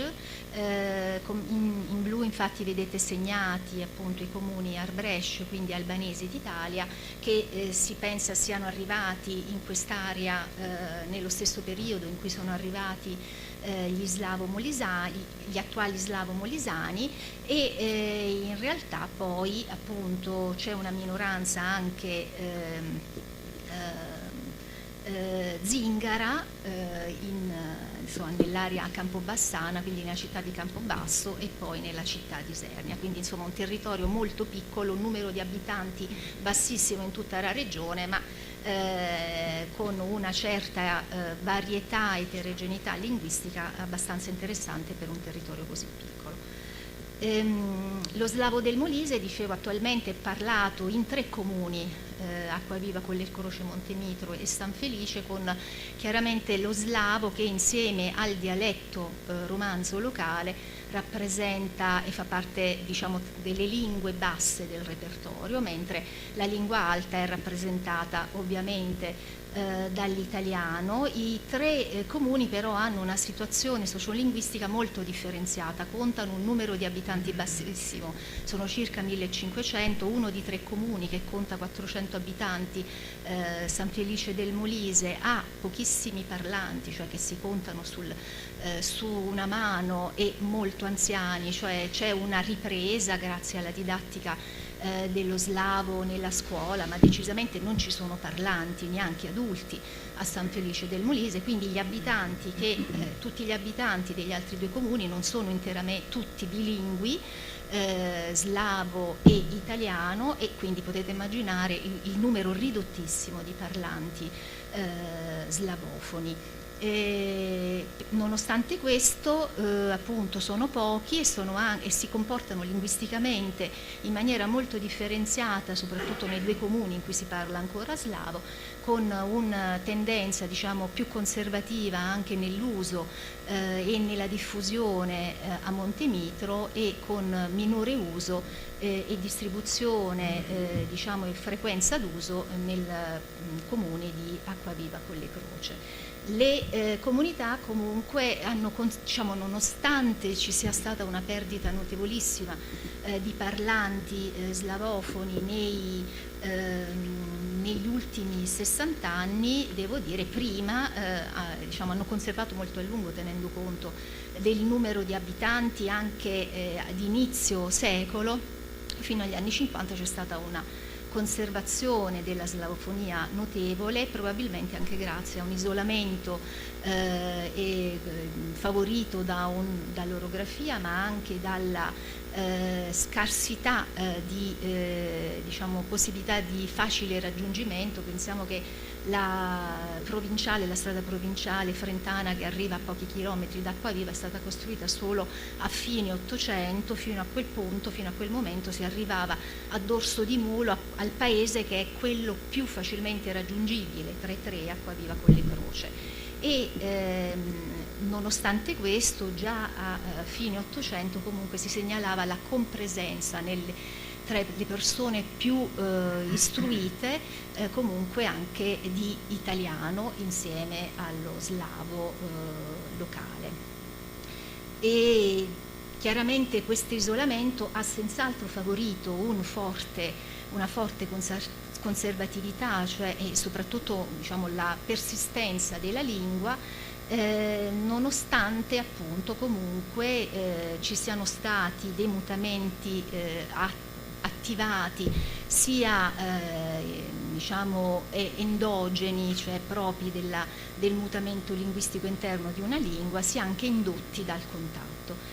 Ci sono per esempio, rispetto a diversi dialetti di Croazia e insieme a diversi dialetti del croato continua ad esserci una forza persistenza flessionale sia nel sistema nominale sia in quello verbale, e in particolare in quello verbale rispetto a molte varietà dialettali parlate nella penisola balcanica. Per esempio ci sono delle forme verbali che sono del tutto sparite nella penisola balcanica, come per esempio le forme di imperfetto, che soprattutto per i verbi perfettivi in slavo molisano sono conservate. Da un punto di vista fonologico, per esempio, si è persa ed era stata perduta già in patria la L sillabica, ma si conserva la vibrante sillabica, per cui abbiamo parole come purst, surts, con la vibrante che è nucleo di sillaba, anche se questo aspetto si sta diciamo perdendo nei parlanti più giovani, e sono conservati dei nessi consonantici che assolutamente sono particolarmente ostici per i romanofoni, come per esempio il nesso consonantico inizio parole bl, che troviamo per esempio in bleco, che blica, che indica il latte. Ma ci sono ugualmente anche molti tratti innovativi. Forse uno dei tratti che diciamo colpiscono maggiormente è la formazione di un articolo indeterminativo, sebbene non ci sia nel sistema un articolo determinativo, il che è particolarmente significativo perché appunto sembra andare contro uno degli universali linguistici. E c'è stata la perdita nel sistema nominale del genere neutro, con una ristrutturazione del sistema, come vedremo tra poco. La formazione di una nuova forma di futuro che si è affiancata con il verbo imat, che è il verbo avere-dovere, ausiliare avere-dovere, che si è affiancato a quella con ausiliare volere, e moltissimi prestiti, che non meravigliano i prestiti ovviamente di parole piene, ma ci sono anche moltissimi prestiti per le parole funzionali, come vedremo. Io brevemente cercherò di dire qualcosa sulla morfologia nominale casuale e sul genere neutro, e con commento su alcuni sintagmi preposizionali, e in particolare le teste di questi sintagmi preposizionali, quindi queste parole funzionali preposizionali. Parto dal genere neutro, scusate un attimo, mi dicevo nello slavo del Molise, probabilmente per mutamento indotto ovviamente dall'area romanza dalle lingue romanze, si è persa la tripartizione di genere in maschile, femminile e neutro, per cui tutti gli elementi nominali sono stati ridistribuiti sulla classe sul genere femminile o maschile. Questa distribuzione nella maggior parte dei casi avviene sulla base del modello di riferimento italiano, per cui come vedete da tutta una serie di parole neutre che vi ho riportato in questa prima colonna, sedolo, cielo, mleco, ime, eccetera eccetera, vedete qui nella colonna centrale la forma attuale in slavo molisano, che vede questa presenza di A finale per quei nomi che sono stati ricategorizzati come femminili, sulla base appunto e tenendo conto del genere che questi nomi hanno in italiano, sella e fronte, mentre questi altri nomi neutri, mlieco, ime, more, klupko, sono appunto stati realizzati o in A finale o con consonante finale tipica di una delle classi nominali maschili slavo-molisane, e sono classificati come nomi maschili. Ci sono pochissimi nomi, in realtà poi di fatto è soprattutto questo nome che Nebo, che pur essendo appunto in italiano il cielo nome maschile, in realtà in slavo molisano ha un genere femminile. Non c'è una chiara spiegazione, non si capisce bene come mai il cielo sia femminile. Una delle ipotesi è che come nome indichi un po' la volta, tanto che si dice anche la volta, il palato della bocca, e quindi potrebbe essere per questo che viene categorizzato come femminile. In realtà una ricategorizzazione dei generi avviene anche per alcuni nomi femminili, originariamente femminili, che sono i nomi ini dell'antico slavo, che appunto sono stati ristrutturati, cioè hanno rivisto una modifica della forma adattandoli alla classe dei nomi femminili in A, per cui appunto quella che era la parola stvar precedentemente è diventata stvara con questa flessione finale in A, e sono appunto hanno mantenuto il genere femminile. O ci sono anche altri nomi che erano femminili originariamente, ma sulla base del modello italiano sono diventati maschili e hanno mantenuto la forma in consonante finale che è tipica dei maschili in slavo molisano. Ci aspettiamo da questa ricategorizzazione del neutro ovviamente che non sia avvenuta la stessa cosa anche nei pronomi, perché noi sappiamo che il sistema pronominale è generalmente più conservativo rispetto a quello dei nomi, e in realtà abbiamo una conservazione di forme neutre che vengono utilizzate soprattutto in strutture di tipo presentativo nei pronomi dimostrativi, e anche poi abbiamo un pronome interrogativo che mantiene una forma neutra. Invece il neutro non è assolutamente conservato nei pronomi personali, per cui nella terza persona singolare abbiamo solo i due pronomi maschili e femminili, on, ona. Sorprendentemente abbiamo una forma diciamo fissata, che è cristallizzata del neutro invece negli aggettivi, che noi sappiamo sono tendenzialmente meno conservativi dei nomi nelle questioni flessionali. Questo neutro aggettivale è utilizzato innanzitutto è molto difettivo nella sua flessione, ma soprattutto è utilizzato solo in due contesti, cioè nelle forme nominalizzate e quando l'aggettivo è in funzione predicativa in frasi del tipo questo è più aggettivo, questo è lo stesso, come vedete, ona je stesso, oppure il buono non era qui, ono dobre nije oda, e così via. La flessione comunque, la flessione nominale è una flessione molto viva, molto forte, che nonostante alcune modifiche che ci sono state nel sistema persiste notevolmente, e al di là della perdita del locativo, che è l'unico elemento poi realmente diciamo perso, che ha modificato anche la necessità di ristrutturazione di alcune segnalazioni, per esempio di moto e di quindi funzione allativa o funzione locativa, per cui c'è stata una riorganizzazione degli sintagmi preposizionali che indicano moto o che indicano stato in luogo. Generalmente appunto la flessione nominale è molto viva e riguarda, come potete vedere in questa slide, anche nomi che sono nomi di prestito, che sono stati pienamente integrati poi nella flessione e quindi nelle marche finali. Molto interessante è che anche per quanto riguarda i nomi di prestito persiste una differenza tra flessione dei maschili animati e maschili inanimati, che è una flessione in realtà che in qualche maniera tende a rispettare anche una necessità di non rendere, come diceva Planck, identiche le forme di nominativo e di accusativo che come vedete appunto in questa slide si mantengono differenti nella femminile, cipula, cipulu, ma appunto nel maschile inanimato non sono differenti e in qualche maniera la distinzione tra nominativo e elementi con funzione accusativa viene realizzata in slavo molisano per i maschili animati attraverso invece un sincretismo accusativo genitivo che, come vedete qui, appunto si mantiene nei parlanti più anziani mentre si sta perdendo nei parlanti più giovani. Nonostante ci sia un mantenimento della flessione nominale, il sistema casuale comunque è ricco di innovazioni e in particolare, se ho ancora qualche minuto,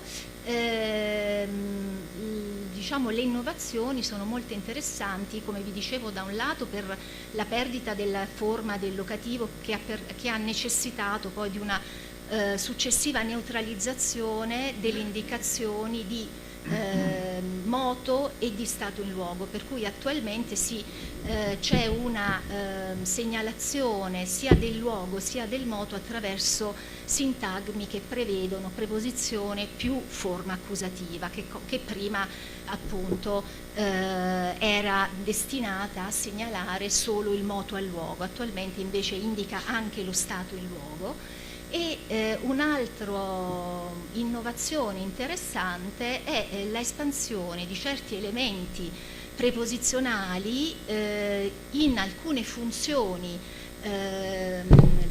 diciamo sintattiche che prima erano segnalate solo ed esclusivamente attraverso la flessione del nome. Vi vediamo qualche esempio per essere più chiaro, per intenderci. Per esempio la sequenza della preposizione s significa con più lo strumentale, che originariamente era presente solo quando questa sequenza era utilizzata con funzione comitativa per indicare con qualcosa, con qualcuno, scusate, mam chiacchiariash mestrizom, devo parlare con la maestra. In realtà questa sequenza di presenza della preposizione più caso nominale più elemento casuale strumentale adesso è inserita anche nel momento in cui la sequenza indica una funzione strumentale, quindi il fare qualcosa, il fare un'azione realizzata con un mezzo, con uno strumento. Quindi mentre originariamente o anche nel croato standard o in dialetti croati troveremmo qui in questa frase rukami, quindi con il nome flesso e basta, in croato molisano invece troviamo la preposizione più la forma dello strumentale. Lo stesso lo dobbiamo dire a proposito della sequenza preposizione do più genitivo, che prima era utilizzato solo in funzione ablativa, mentre la funzione genitiva era esclusivamente realizzata attraverso la flessione del nome con caso genitivo. Attualmente invece necessariamente deve prevedere una preposizione do che precede e apre il sintagma preposizionale. È questa sicuramente potrebbe, insomma, ovviamente da leggere come una pressione del modello romanzo che vede attualmente la presenza della preposizione più nome, diciamo, a differenza di quello che è il modello slavo con queste funzioni primarie dei casi che invece prevede semplicemente il nome flesso, però c'è da dire che poi c'è una pressione interna del sistema che probabilmente facilita in qualche maniera questa entrata della preposizione anche nelle funzioni primarie dei casi, perché ovviamente la presenza di queste preposizioni più l'elemento nominale in funzioni differenti, secondarie come quella ablativa o quella comitativa, chiaramente facilita appunto l'espansione della struttura preposizione più nome flesso. Vorrei per chiudere solo fare un commento a proposito di questa preposizione do, che insieme ad una preposizione di rappresenta un elemento innovativo della classe delle preposizioni. Noi abbiamo, insomma, in slavo molisano ci sono molte preposizioni, alcune di origine slava, chiaramente slava e sicuramente slava, alcune di origine romanza. In realtà quelle romanze sono molto poche, sono un 6 o 7, e ce ne sono due dove non è chiara, diciamo, sono una specie di ibrido. Sicuramente questo do è un ibrido perché in realtà, come potete vedere in questi due esempi, innanzitutto è utilizzato in sintagmi che hanno sia una funzione ablativa sia una funzione appunto genitiva, e a me sembra che l'origine di questo do abbia a che fare comunque con o potrebbe avere a che fare comunque con un condizionamento di alcune forme del croato che ritroviamo anche in croato standard, cioè un do con funzione un do che introduce sintagmi allativi, un od che indica invece una funzione ablativa, ma anche l'italiano da di e anche il dialetto do, quindi evidentemente ci deve essere stato poi comunque una pressione che evidentemente ha portato a trasformare l'od originario slavo probabilmente a un do. E ancora più interessante a mio parere invece appare questa preposizione di che indica presso, che trovate ad esempio in questa frase: gli poscia di vigile, gli emurreca bla bla bla, è andato dal vigile e gli ha detto eccetera eccetera, ma lo troviamo anche in forme e in sequenze che indicano uno stato in luogo, del tipo si è seduto sulla sedia, quindi è seduto sulla sedia, dov'è la sedia? Sostanzialmente questo elemento è una preposizione di tipo secondario, cioè di quelle avverbiali, ha anche il significato di dove, e in realtà appunto in slavo molisano indica anche la parola dove. Penso che abbia a che fare anche con la presenza di questo do in dialetto, che significa appunto dove, ma che in strutture che indicano moto al luogo, stato in luogo, come possono essere usate anche come forme preposizionali per indicare nello, nella, e probabilmente io penso che ci sia stato la mia ipotesi è che ci sia stato un processo di grammaticalizzazione per cui da una sequenza vai dove è X, in qualche maniera si è perso l'elemento verbale, per cui dove X a questo punto, tanto che c'è la forma nominativa di quel nome che segue questa preposizione di, attualmente viene appunto utilizzata in funzione puramente preposizionale.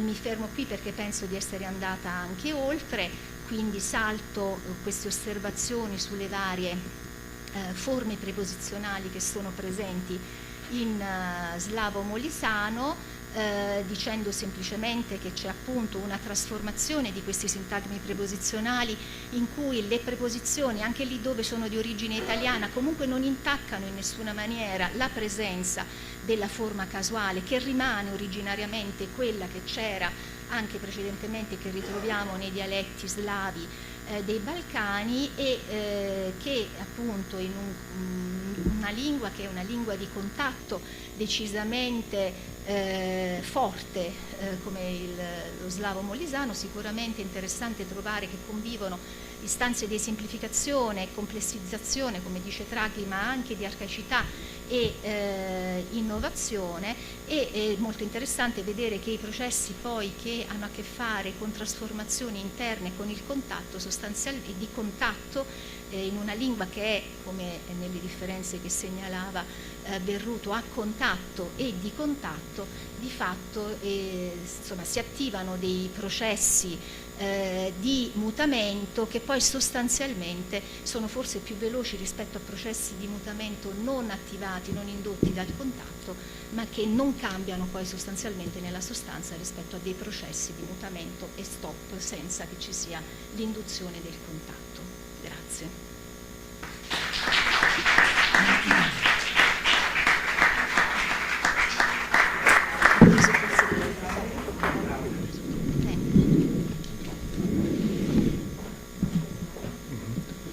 Grazie mille Antonietta per questa bellissima relazione, ricca di dati peraltro su cui poi si può discutere, e per chi ha a cuore, diciamo, le dinamiche del contatto linguistico, lo slavo molisano è una festa, ovvero sia tanti sono gli spunti e, come dire, alcuni si possono inquadrare in tendenze tipologiche, così, ecco, possiamo dire abbastanza consolidate, altre invece suscitano domande a cui non è immediatamente semplice dare una risposta, e questi forse sono i più interessanti. Il prossimo relatore che chiamo qui a intervenire è Massimo Vai, dell'Università degli Studi di Milano. Vieni.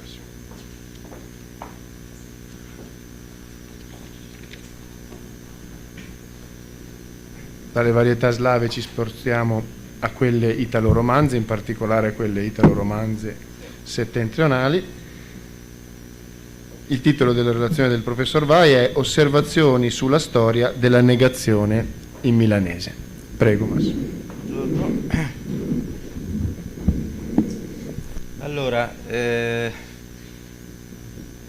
mentre prima si parlava di varietà vive, qui ormai si corre il rischio di fare dell'archeologia, quindi qualche anno fa, quando ho iniziato a occuparmi di queste cose, il milanese era ancora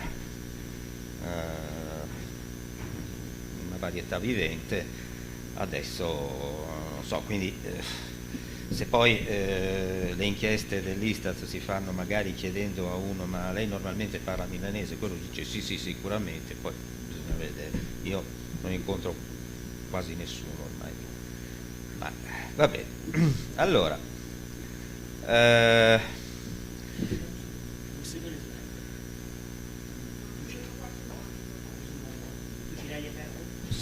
sì,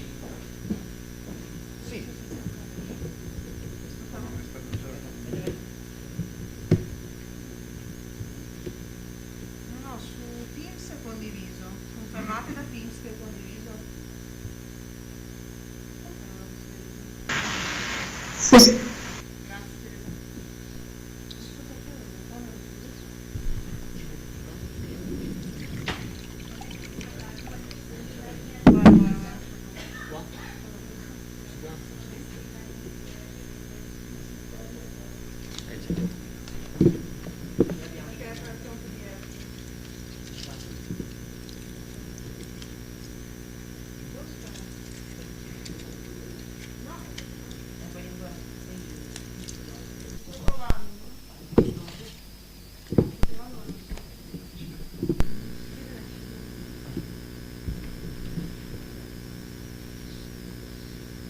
no, peccato perché erano bellissimi.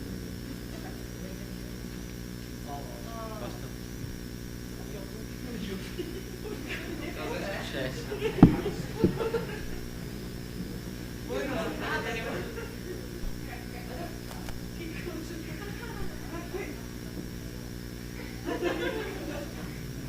Non è che perché ha messo lo sfondo quello sfocato di un green screen? Io non ho fatto, non lo so, no. io non ho fatto niente. Ma la tecnologia che stupida.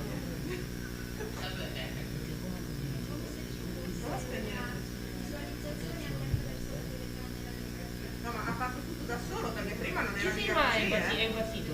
Io non ho fatto niente, non sarei stato neanche...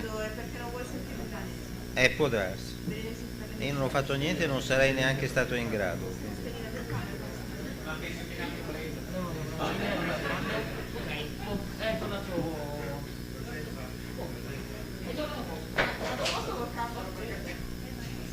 Perché non si vede.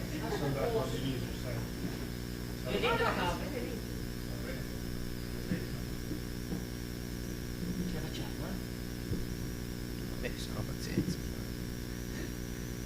La casa le vedono, non è quello qua. No, però.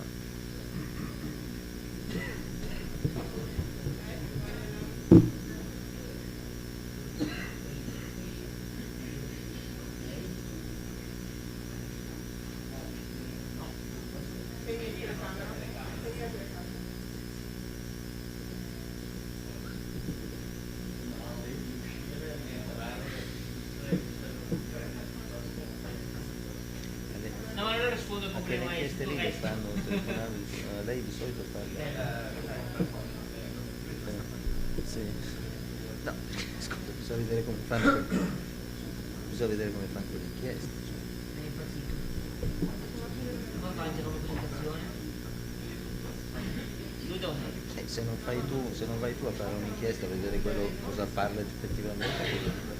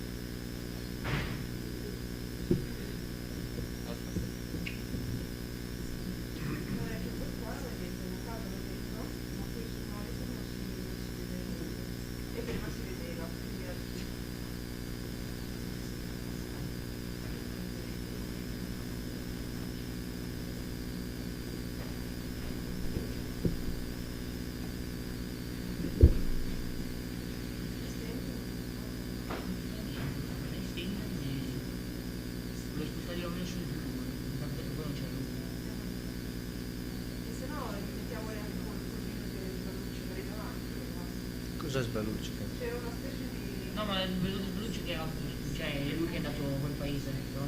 Estendi, dubito che si scherza. Dio, gracias.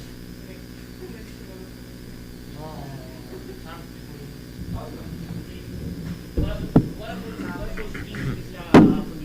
Sì, sì, è condiviso. Ci siamo? Va bene, può andare? No, scusa. Vabbè, allora quindi stante la premessa che vabbè insomma ormai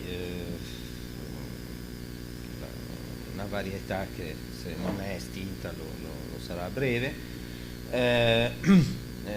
la storia della negazione in milanese è un esempio abbastanza tipico del cosiddetto ciclo di Jespersen, cioè vabbè, la negazione per quanto semanticamente importante spesso viene ridotta fonologicamente a un elemento estremamente leggero, quindi almeno questa è la spiegazione che di solito viene data, si ritiene opportuno aggiungere un elemento che ne costituisca un rinforzo.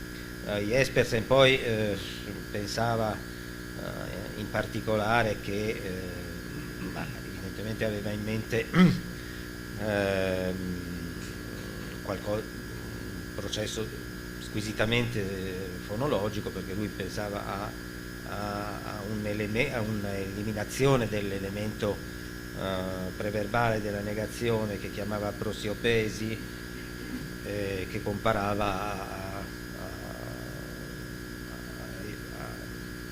a casi come Seeper, Do You See e cose del genere.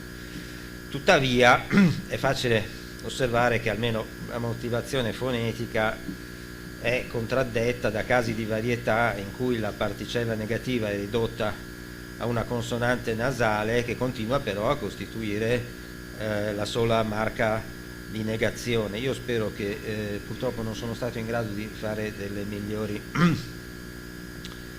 riproduzioni dell'AIS, ma questi sono tutti casi in cui la frase negativa è sostenuta semplicemente da una consonante nasale preverbale e basta. Spero che si veda qualcosa. E del resto già Meillet nel lavoro del famoso lavoro del 1912 aveva già detto qualcosa di del tutto analogo a proposito più in generale delle altre lingue indoeuropee. Spesso questi elementi di rinforzo sono quelli che Horn e altri hanno chiamato con questa terminologia, cioè insomma elementi che in generale indicano piccola quantità, e vabbè, tipicamente abbiamo già ad esempio in latino mica, che ha già il valore di piccola quantità e come tale troviamo attestato ad esempio in Catone. Jespersen parla anche di una seconda strategia di rinforzo della negazione, richiamandosi a un'idea di Delbrück, cioè a una non soltanto all'aggiunta di un termine indicante piccola quantità, ma a una profrase negativa che quindi costituirebbe un aggiunto alla frase, ma dal momento che poi il limite tra la fine della frase e questa negazione olofrastica non sarebbe più esattamente percepito come chiaro, qui avremmo nuovamente un nuovo elemento che diventa una negazione posposta, e questo corrisponde a quello che troviamo nel no postverbale del milanese. Bernini e Ramat hanno riassunto queste indicazioni con questi neg 1, neg 2, neg 3, indicando negazione preverbale, negazione discontinua, negazione postverbale. Più recentemente Zanuttini e poi Poletto hanno introdotto anche un ulteriore, non soltanto marca di negazione, ma qui addirittura appunto si tratta di sintagmi di negazione, dato il presupposto teorico, dove appunto abbiamo diversi elementi che occupano una posizione nella struttura della frase e che sono appunto in quest'ordine: mica, niente, no, e questo niente è quell'elemento che poi corrisponde al piemontese nen posposto. Per quel che riguarda il milanese, noi abbiamo un'ottima documentazione della fine XIII, inizi XIV secolo con Bromesi e Drariva, e in cui la situazione è quella di una negazione preverbale con un ordine di frase apparentemente SVO, in realtà come aveva già mostrato Beninca diversi anni fa, si tratta di una lingua a verbo secondo e quindi un sintagma seguito dal verbo, dopodiché se il primo sintagma non coincide col soggetto, abbiamo anche l'ordine verbo soggetto. Questo stesso ordine Beninca l'aveva trovato anche in alcune varietà di ladino dolomitico. E a proposito della questione ladina, guarda caso anche l'antico milanese, come altre varietà medievali romanze e come il ladino dolomitico, mostrano caratteri di verbo secondo, quindi questo va ad aggiungersi alla nota polemica. Qui vediamo appunto alcuni casi di Bonvesini in cui si vede chiaramente la struttura di verbo secondo, quindi sintagma iniziale, sono, io, eccetera. Qui addirittura con ausiliare, sempre, a, gennaio, beffato, e anche nei sermoni sul Balpini vediamo una struttura del tutto analoga, lupo ulula, ululi, e quindi abbiamo in caso di verbo secondo da notare che anche la negazione si sposta assieme al verbo, almeno apparentemente, e quindi per quel, notte, faz, eo, torto, zamai, novi, eo, homo, eccetera. Qui sto prendendo sempre da Contini 1941, che eliminava le vocali finali, poi in edizioni più recenti le vocali finali sono state rimesse, ma vabbè.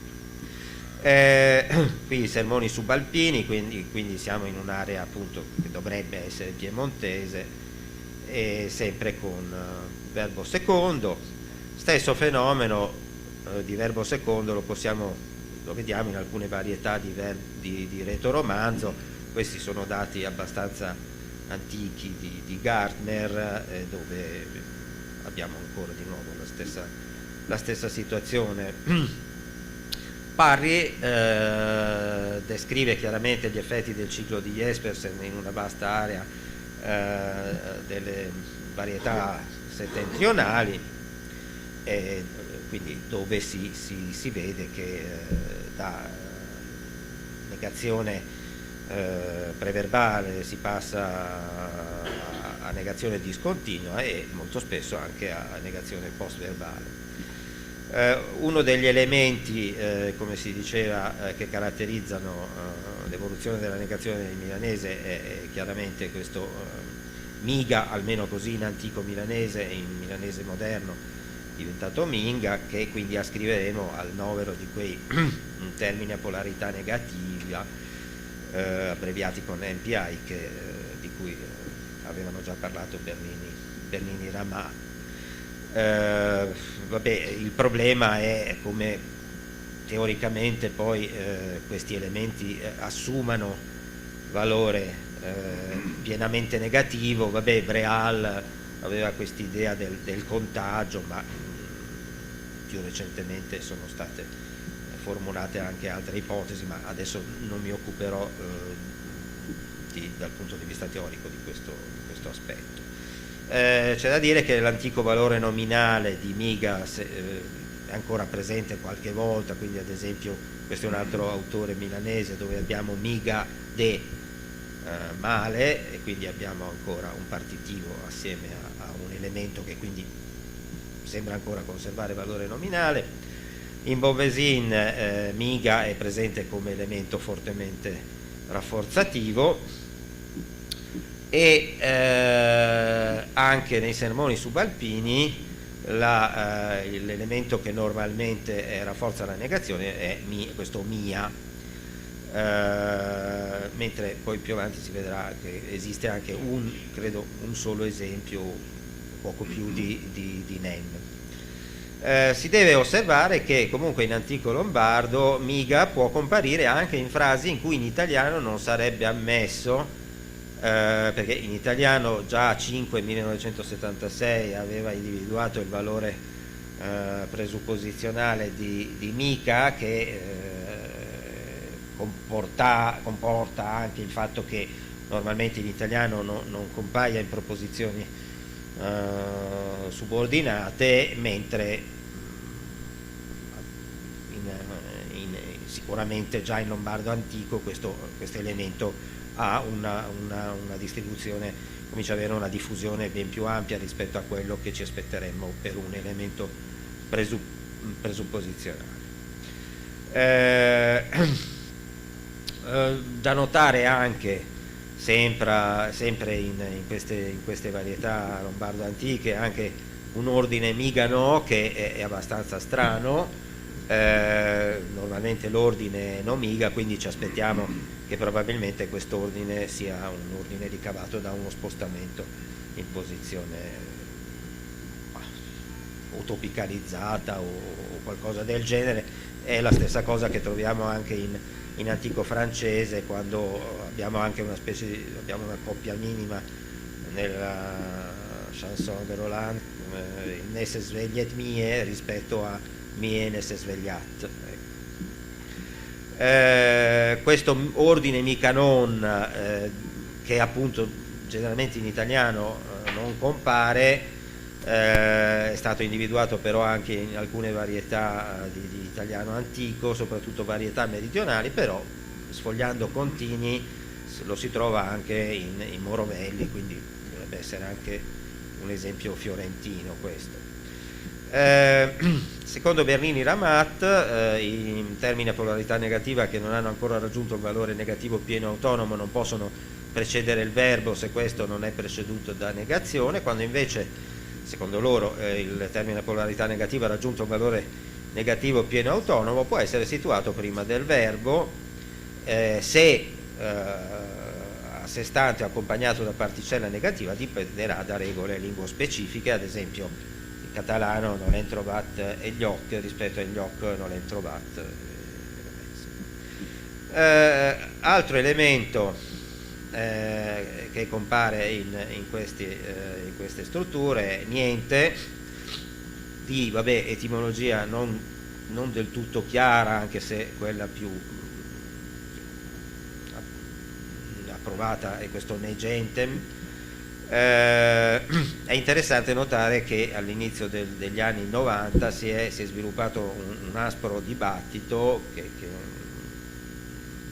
non del tutto cessato, se niente dovesse essere considerato un quantificatore negativo piuttosto che un termine a polarità negativa, per il fatto che compare anche in frasi con la presenza di una negazione, quindi all'interno della portata di questa negazione. Per casi di questo tipo Labov aveva introdotto la terminologia di negative concord, dopodiché questo negative concord è stato successivamente specificato tra un negative concord stretto piuttosto che non stretto, a seconda di quanto probabilmente la negazione adverbale possa concorrere con queste parole caratterizzate da un elemento n, quelle che questi lavori chiamano n-word. Come in italiano moderno, Bonvesin, quando precede il verbo, probabilmente in posizione di focus, non compare la negazione preverbale, quindi ad esempio Zenè nient può far, però ad esempio invece con Nisun possiamo trovare sia Nisun farà alla Verzen, eccetera eccetera, ma quando è all'interno di un sintagma più complesso abbiamo anche qui la negazione adverbale, e quindi forse perché questo Nisun che srendami potrebbe essere in una posizione sintattica diversa, cioè questo più in una posizione di focus, qui forse qualcosa che non è più focus, ma dopodiché abbiamo esempi di negazione priva di elemento preverbale già con questo elemento niente, già in lombardo antico con Bonvesin. È interessante che si trova qualche volta anche usato come oggetto, ad esempio che parlo quas niente, dove però parlare può avere valore transitivo, perché abbiamo appunto, anche tu parli Grambosia, quindi non ha lo stesso valore che troviamo ad esempio in piemontese.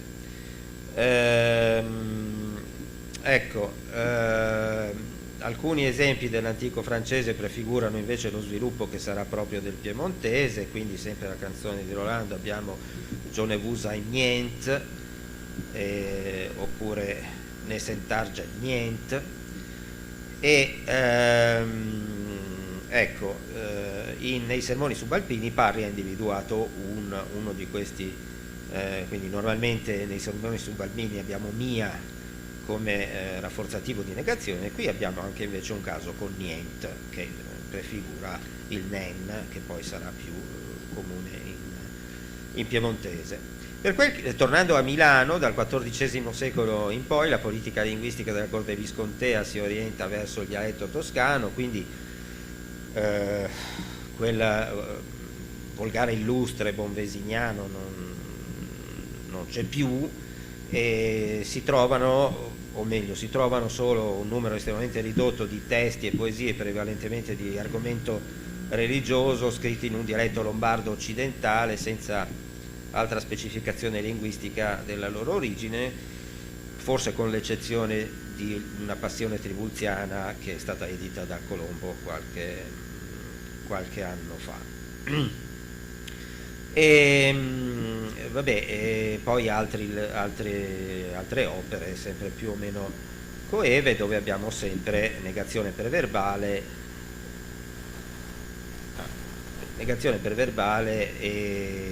oppure discontinua. È da notare una cosa, che in questo periodo si verifica un cambio di ordine tra il pronome soggetto e la negazione preverbale, quindi abbiamo già in questa passione tribulziana edita da Colombo questo esempio: se la notte fosse data rispetto a che non la potesse cadere. Io avevo già trovato tu non me piace in una Margherita più o meno dello stesso periodo rispetto a el no poteva, oppure non l'ave mica paura, cioè avviene in un'area abbastanza continua che comprende sia il Veneto sia i dialetti lombardi, una inversione di questa posizione reciproca tra negazione preverbale, dove ancora si vede, quindi qui nell'AIS ovviamente si vede solo da qualche parte, quindi tipicamente vediamo che ad esempio in territorio emiliano-romagnolo abbiamo pronome soggetto seguito da negazione, mentre se andiamo appunto in area veneta abbiamo il contrario, cioè negazione seguita da pronome soggetto. Questo probabilmente ha a che fare con un mutamento sintattico che riguarda proprio questi pronomi personali soggetto, che ancora più chiaramente sono diventati clitici sintattici, stando almeno appunto a quello che diceva Rizzi sui clitici soggetto, però ovviamente per quel che riguarda il milanese adesso non vediamo più niente, perché la negazione preverbale è sparita, mentre cominciamo ad avere anche qui questo mutamento di ordine alla fine del 400 con Lancino Curti, dove abbiamo ad esempio te, no con questo ordine, al, no sempre con questo ordine, e poco dopo, insomma già in pieno 500, abbiamo invece anche l'ordine mutato, cioè negazione più clitico soggetto. Tra l'altro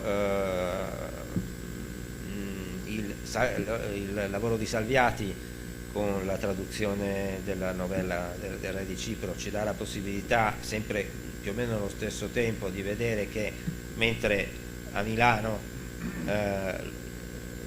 l'ordine era diventato quello negazione preverbale seguita da pronome personale soggetto, in padovano invece era ancora, manteneva ancora l'ordine precedente, con un interessantissimo poeta che è Fabio Varese abbiamo un ordine incoerente tra seconda e terza singolare, per cui ancora in una fase in cui la negazione preverbale è prevalente abbiamo negazione seguita da soggetto di terza singolare, mentre abbiamo il clitico di seconda singolare seguito da negazione per la seconda persona. Vabbè, in Maggi invece, dove troviamo anche una negazione preverbale che si compare anche come ne oltre che come no, abbiamo invece il completamento di questo passaggio anche per la seconda singolare. Quindi da qualche parte più avanti c'è note, nagot, eccetera. Questo mutamento in piemontese non dovrebbe essere avvenuto, perché ad esempio nel compiolet abbiamo delle coppie minime in cui abbiamo clitico soggetto senza seguito oppure no da elemento negativo preverbale, e quindi come appunto questo mutamento di ordine tra la negazione e il pronome soggetto non è avvenuto in Emilia Romagna, probabilmente non è avvenuto neanche in piemontese, che è passato direttamente dalla negazione discontinua alla fase di negazione postverbale. Con l'inizio del 600 compare anche questa negazione postverbale no. C'è da dire che non compare soltanto a Milano, ma compare anche in altre varietà settentrionali, pur a volte con una sintassi piuttosto differente, perché ad esempio in Cembrano, con i dati della Zörne di un po' di anni fa, si vede che ad esempio no credo che pödi parlar con elo no, questo no non nega la subordinata, ma riprende la negazione preverbale della reggente, e quindi avremo una sintassi comparabile con quello che alcuni attestano ad esempio per il portoghese brasiliano. Quindi insomma, partiremmo da due strutture, diciamo così, astratte, diverse nei due casi, che collocano questa negazione no postverbale in due posizioni differenti. È interessante notare che in Tanzi e Porta, quindi siamo tra 700 e 800, abbiamo la coesistenza di negazione preverbale, negazione discontinua e negazione postverbale. Salvioni pensava che fosse qualcosa che restava nella memoria di Porta per la sua lettura di Balestrieri, dove questo è ancora presente, però almeno nell'AIS c'è qualche punto, almeno io ne avevo trovato uno, forse due, che presentano sia negazione preverbale, sia negazione discontinua, sia negazione postverbale, a seconda del tipo di frase, perché questa è la carta 1144, è la carta delle galline, cioè bada che le galline non vadano nel giardino, e qui c'è solo la negazione preverbale e non c'è il rafforzativo postverbale, cioè quello che effettivamente ci si aspetterebbe se la negazione avesse mantenuto il suo valore e mia fosse effettivamente ancora l'elemento presupposizionale. Quindi ad esempio appunto questa sarebbe la carta corrispondente, qui quindi abbiamo tutta una serie di no, ne, mentre se io passo a una frase come non dormirò, invece qui compaiono i vari elementi brisa, miga, eccetera. Ultimo, ho tempo? 2 minuti? Ultima cosa, imperativi negativi. Vabbè, questa storia degli imperativi negativi, vabbè, insomma, cioè, ci sono o no gli imperativi negativi? In alcune lingue sembra che esistano, però è vero che costituiscono spesso un problema. Allora Zanuttini qualche anno fa aveva trovato una buona generalizzazione, cioè lei diceva con la negazione post-posta non c'è nessun problema per avere l'imperativo, un vero imperativo negato, mentre invece i problemi ci sono quando la negazione è preverbale.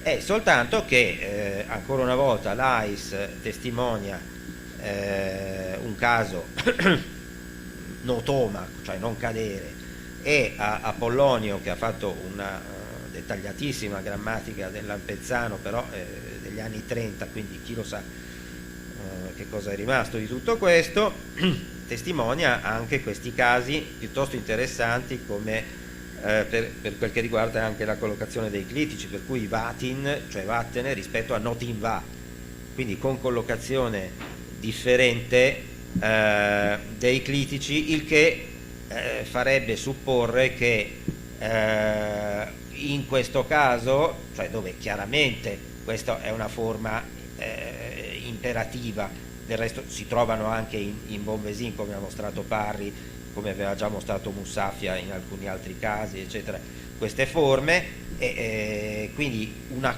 possibilità è pensare che questa forma dell'imperativo sia in una posizione strutturale più bassa rispetto a quella che capita con il valore di imperativo non negativo.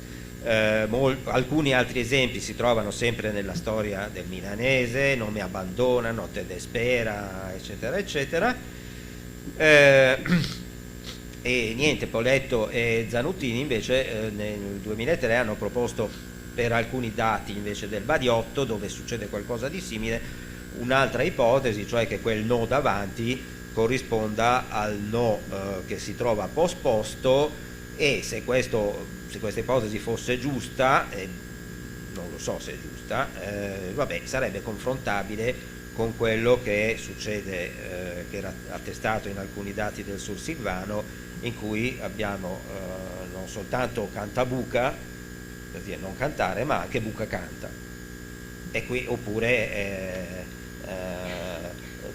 beccia vo, cioè non andare, beccia tira crappa, non tirare pietre, becca samuenta, cioè non muoverti, e vabbè, quindi questa è l'altra possibilità. Io pensavo alla possibilità che si trattasse di un vero imperativo, perché c'è questa diversa collocazione dei clitici che farebbe pensare, però naturalmente è tutto da verificare. Ecco, basta, fine.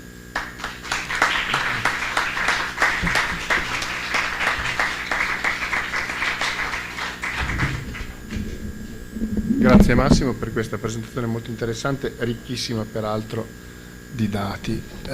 Io a questo punto mi fanno segno che abbiamo la possibilità di procedere a una discussione molto rapida. Abbiamo 5 minuti, pertanto prego che le domande siano chiare e brevi, e le risposte possibilmente altrettanto chiare e altrettanto brevi. Prego, qualcuno vuole porre domande? Sì. Allora, a chi? Una domanda per i relatori possono, se volete venire qua. Allora, Ci sono domande dal pubblico? No, allora procediamo a una domanda di Massimo. Allora, io avrei una domanda per Duin, cioè se qualcuno si è preoccupato di fare una grammatica di queste varietà friulane sudamericane. Allora, io non ho avuto tempo di parlarne, e poi appunto nell'intervento magari scrittorio lo tratterò. C'è anche questa dinamica, cioè nel momento in cui il friulano rimane lingua in ambito familiare, mantiene dei tratti estremamente conservativi legati alla varietà di partenza. Per la realtà invece argentina non è chiaro se si sia creata una coinè, o meglio, Si è creata una coinè, certamente, perché nel momento in cui i veneti apprendono e i friulani, sicuramente si è creata una coinè, nessuno l'ha mai registrata che io sappia. Ci sono delle registrazioni di interviste ai parlanti, però non c'è uno studio sistematico, ed è appunto quello che adesso faremo nei prossimi mesi col gruppo di Udine.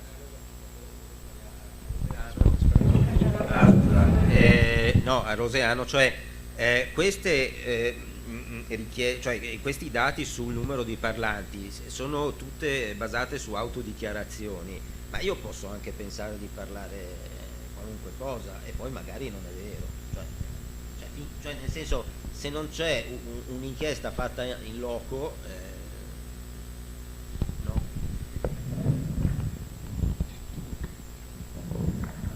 Risposta rapidissima, sono completamente d'accordo, è uno dei limiti più grandi di tutte le inchieste che sono state fatte finora in Friuli.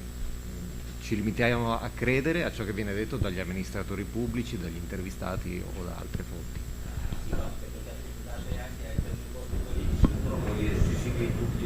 Poi magari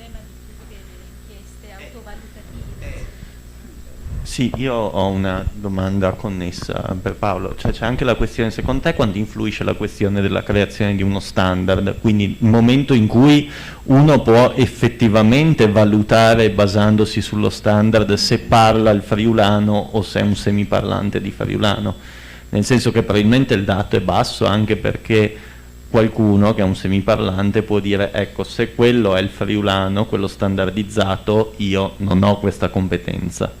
Magari parlo un friulano più italianizzato, parlo un friulano più venetizzato se vengo dall'area del concordiese. Cosa ne pensi? Sì, non ci avevo pensato, effettivamente è una delle spiegazioni che potrebbero aiutare a capire perché c'è un calo nella percezione da parte dei parlanti della loro capacità di utilizzare la lingua. Ancora una volta dovremmo abbinare i dati di autodichiarazione con un sistema più oggettivo di rilevazione dell'abilità linguistica. Io ho una domanda per Antonietta Marra invece. Nei fenomeni di innovazione che tu ci hai mostrato, soprattutto in riferimento alle preposizioni, volevo chiederti quanto conta l'omofonia, diciamo così, nel modello molisano, ovvero sia quando abbiamo, possiamo dire così, due forme omofone per attivare due casi profondi diversi. Uno è un di e uno è un da, però a livello profondo, però a livello superficiale sono assolutamente omofoni e non c'è modo. Ecco. Quanto conta l'omofonia per innescare questi meccanismi, diciamo, anche nel modello slavo, di estensione di una diciamo preposizione a sintagmi che di quella proposizione in una certa misura non avevano bisogno.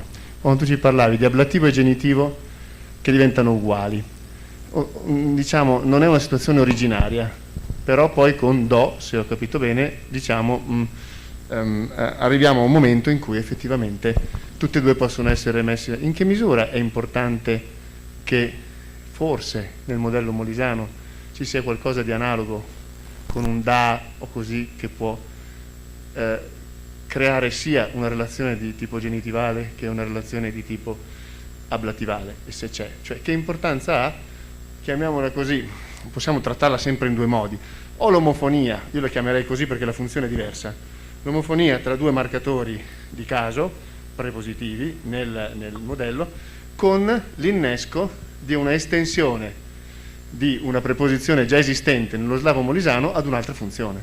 Non so se mi sono spiegato.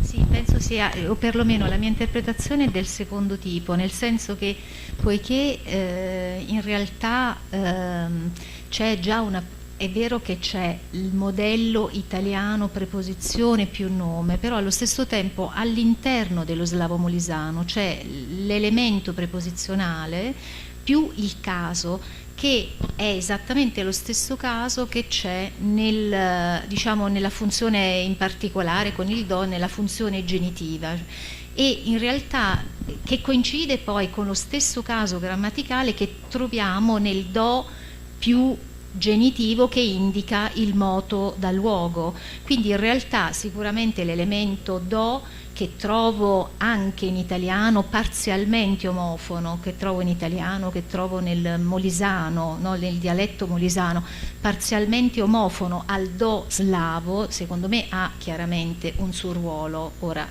quanto possa avere, quanto sia quello, però penso che diciamo, l'elemento maggiore che entra in gioco è il fatto che c'è già una struttura dentro il sistema con do più genitivo, quindi in qualche maniera è il modello italiano che fa passare secondo me l'idea che comunque gli elementi preposizionali, cioè diciamo, i casi, le relazioni sintattiche tendono ad essere sempre più segnalate da un sintagma preposizionale, tranne che per l'oggetto diretto, ma perché già all'interno dello slavo ci sono, per le funzioni secondarie come quella ablativa, come altro tipo, gli elementi già preposizione più sintagma, perché se fosse solo l'omofonia, allora come non potremmo spiegare per esempio srukami, perché non abbiamo un omofono in italiano con questo s, quindi non può essere solo quello che induce poi a inserire la preposizione dentro il sintagma preposizionale nelle funzioni primarie di caso. Ecco perché io penso che ci sia anche una pressione proprio interna fortissima del sistema. Ho già la sequenza con quell'elemento preposizionale più il caso, certamente c'è anche la pressione dell'esterno che è di tipo analitico, non sintetico, e quindi io metto insieme i pezzi, però penso che la spinta interna sia fortissima, a mio parere. Tratterebbe quasi di una centralizzazione di strutture che prima sono più periferiche, ovvero sia che ogni tanto si possono usare in certi contesti che diventano invece di default perché identiche sintatticamente al modello dell'altro. Prego. Scusate, aggiungo una domanda perché si collega strettamente a quest'ultima che è stata posta, e quindi volevo sapere, sempre a proposito di questa condizione in cui il sintagma preposizionale quindi sviluppa la presenza della preposizione con il nome però flesso, no? Quindi c'è una sovrabbondanza, diciamo, di marche morfologiche. Ecco, quanto conta il peso fonologico ridotto della preposizione, nel senso che si ritrovano gli stessi schemi anche con sintagmi preposizionali dove la preposizione magari è bisillabica o comunque ha un peso fonologico maggiore? Sì, esattamente, si presentano alla stessa maniera. Adesso sto cercando di ragionare con preposizioni bisillabiche che però siano in realtà, allora, perché per i casi primari devo un attimo ragionare, sono soprattutto preposizioni monosillabiche, e le preposizioni bisillabiche non hanno mai una funzione di quelli che Fillmore chiamava, quelli che insomma tradizionalmente vengono chiamati casi primari del caso grammaticale, del caso morfologico, sono sempre casi secondari di fatto. Però ecco, quello che posso dire è che comunque la preposizione, la morfologia di caso viene mantenuta sempre, ogni volta, anche sia nelle con preposizioni, perché una delle ipotesi che ho verificato è che magari se la preposizione fosse di origine italiana magari più facilmente si perdesse l'elemento casuale flessivo sul nome, invece c'è sempre sia preposizione più morfologia di caso, sia con preposizioni italiane, sia di origine italiana, sia con preposizioni di origine slava, sia con preposizioni monosillabiche che bisillabiche. Alcune di quelle bisillabiche sono molto interessanti di origine slava, perché per esempio in slavo molisano hanno questa funzione doppia di segnalare sia l'elemento avverbiale, per esempio sgora, sdola, che indicano sopra sotto, indicano sia l'avverbio sopra sotto sia la preposizione, con ipoteticamente possiamo insomma ricordando un saggio molto bello di Guido Manzelli sullo sviluppo delle preposizioni in area balcanica, che vedono l'origine di queste preposizioni proprio da elementi nominali, poi avverbializzati e poi resi poi diciamo attraverso un processo di grammaticalizzazione preposizionali con delle trasformazioni, delle eliminazioni di parti. In italiano, in slavo-molisano resta la forma piena che ha la doppia funzione, sempre con elemento anche casuale sul nome. Benissimo, sono costretto a porre fine alla discussione, che però magari potrà continuare durante la pausa, che forse sarà ridotta. Comunque ora passo la parola. Grazie a tutti i relatori e grazie a tutti coloro che sono intervenuti. Ecco, scusate. Ecco, sì, grazie. No, inizieremo 10 minuti dopo rispetto al programma previsto, quindi non 17:30, ma 17:40, con le ultime relazioni della quarta sessione. È una giornata un po' pesante, chi fa i convegni di linguistica sa che sono così, che succede, è densa di comunicazioni e di spunti. Quindi prego alla pausa caffè dove si è svolta questa mattina, nella hall, per cui potete pure uscire. Io lascio acceso il collegamento Teams per quelli che ci seguono da casa e ci vediamo poi alle 17:40.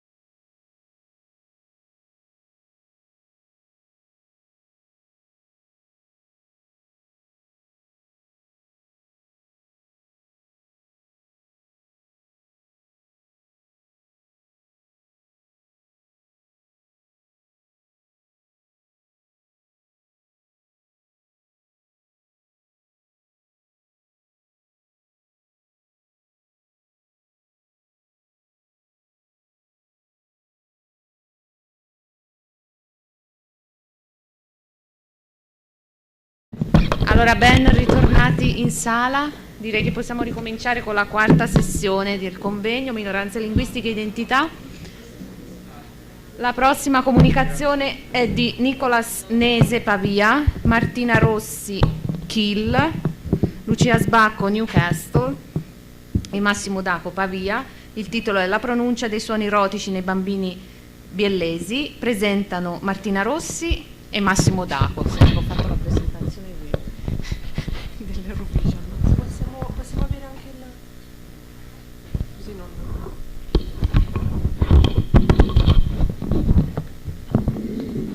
Ok. Mi sentite? Ok, buonasera a tutti, grazie dell'introduzione. Dunque noi vi presenteremo la nostra ricerca di gruppo realizzata appunto anche con Nicolas Nese e Lucia Sbacco, che ci segue da Newcastle, dedicata alla pronuncia dei suoni erotici nei bambini biellesi. Inizieremo con una breve introduzione del progetto Colimbi, dedicato all'identità e alla migrazione. Vi parleremo poi del nostro oggetto di indagine, ossia i suoni erotici. Vi esporremo la nostra metodologia di raccolta dati e di analisi e vi mostreremo poi i primi risultati della nostra ricerca.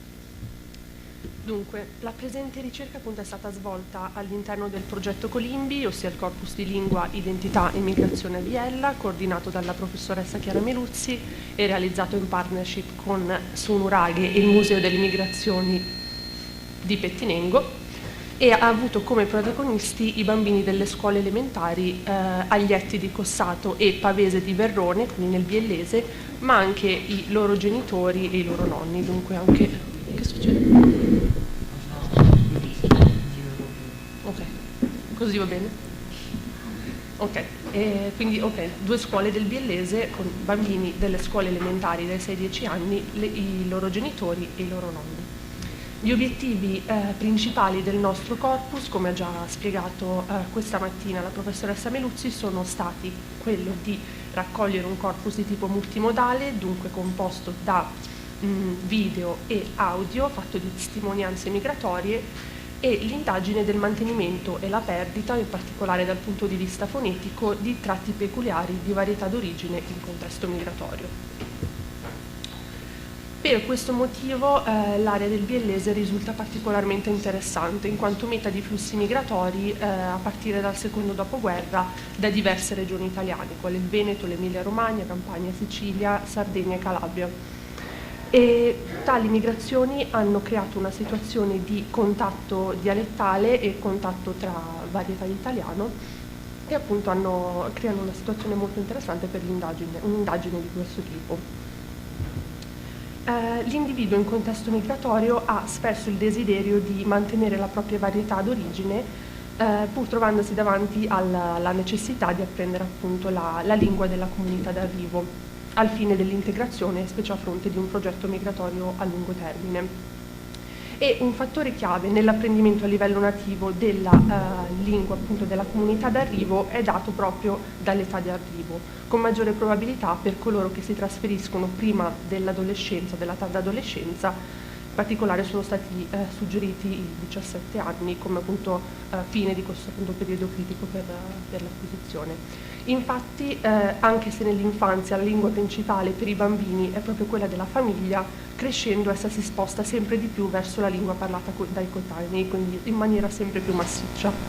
E un periodo fondamentale in questa transizione è proprio rappresentato dalla scuola elementare.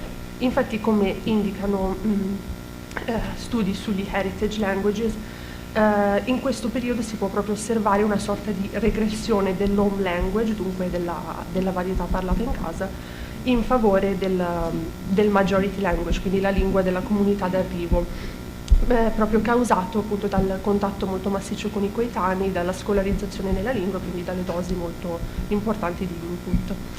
E anche se relativamente ancora poco studiato, questo periodo può essere anche molto interessante per osservare lo sviluppo della variazione sociofonetica nei bambini, che inizia già ad essere presente intorno ai 3 anni di età, in particolare quella di genere.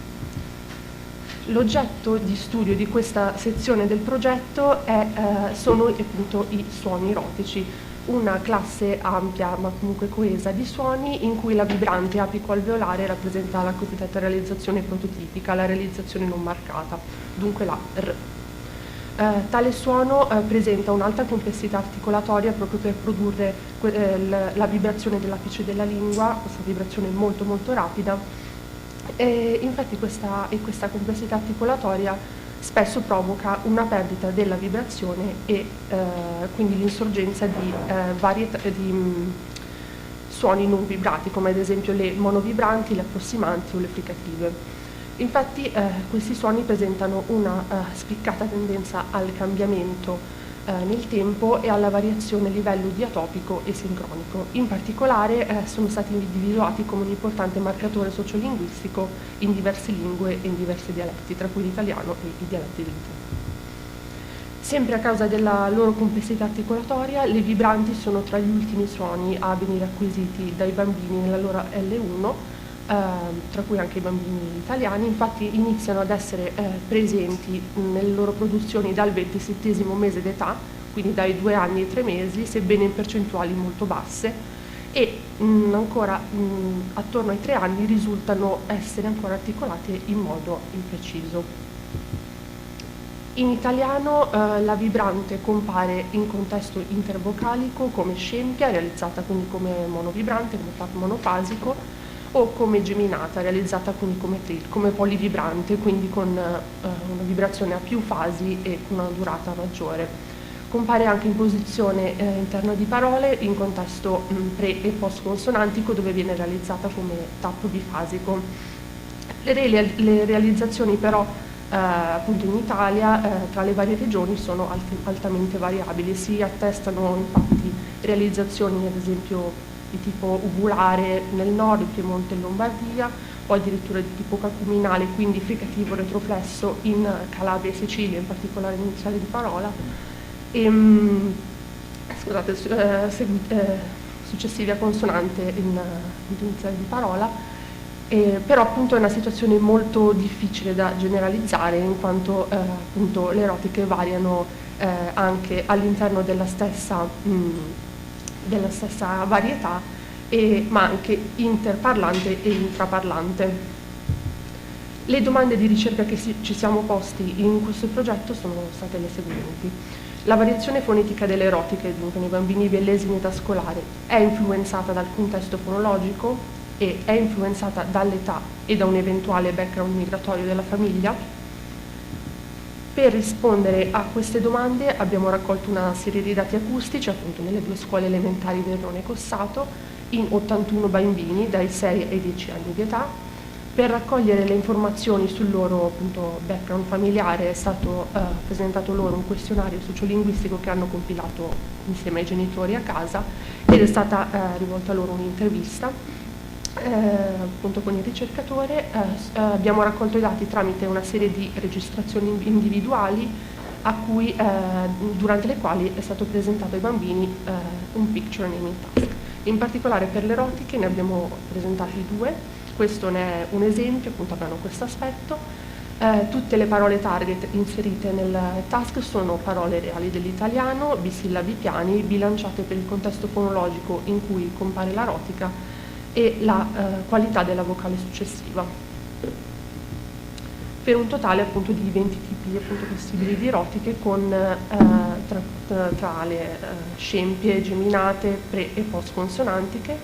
Abbiamo raccolto un totale di 1967 token che sono stati poi manualmente annotati su PRAT seguendo il protocollo sviluppato da Celata, Meluzzi e Ricci, che si sviluppa appunto su 3 tier di annotazione. In particolare il secondo tier è dedicato alla descrizione del tipo di erotica presente, che può essere appunto un tap, una vibrante, una approssimante, una fricativa, mentre il terzo e ultimo tier isola le fasi del suono, come ad esempio nella vibrante descrive le fasi di costrizione e di apertura. E qui passo la parola a Massimo. Ringrazio la collega Martina per l'introduzione. Ora andremo a vedere nel dettaglio l'analisi dei dati.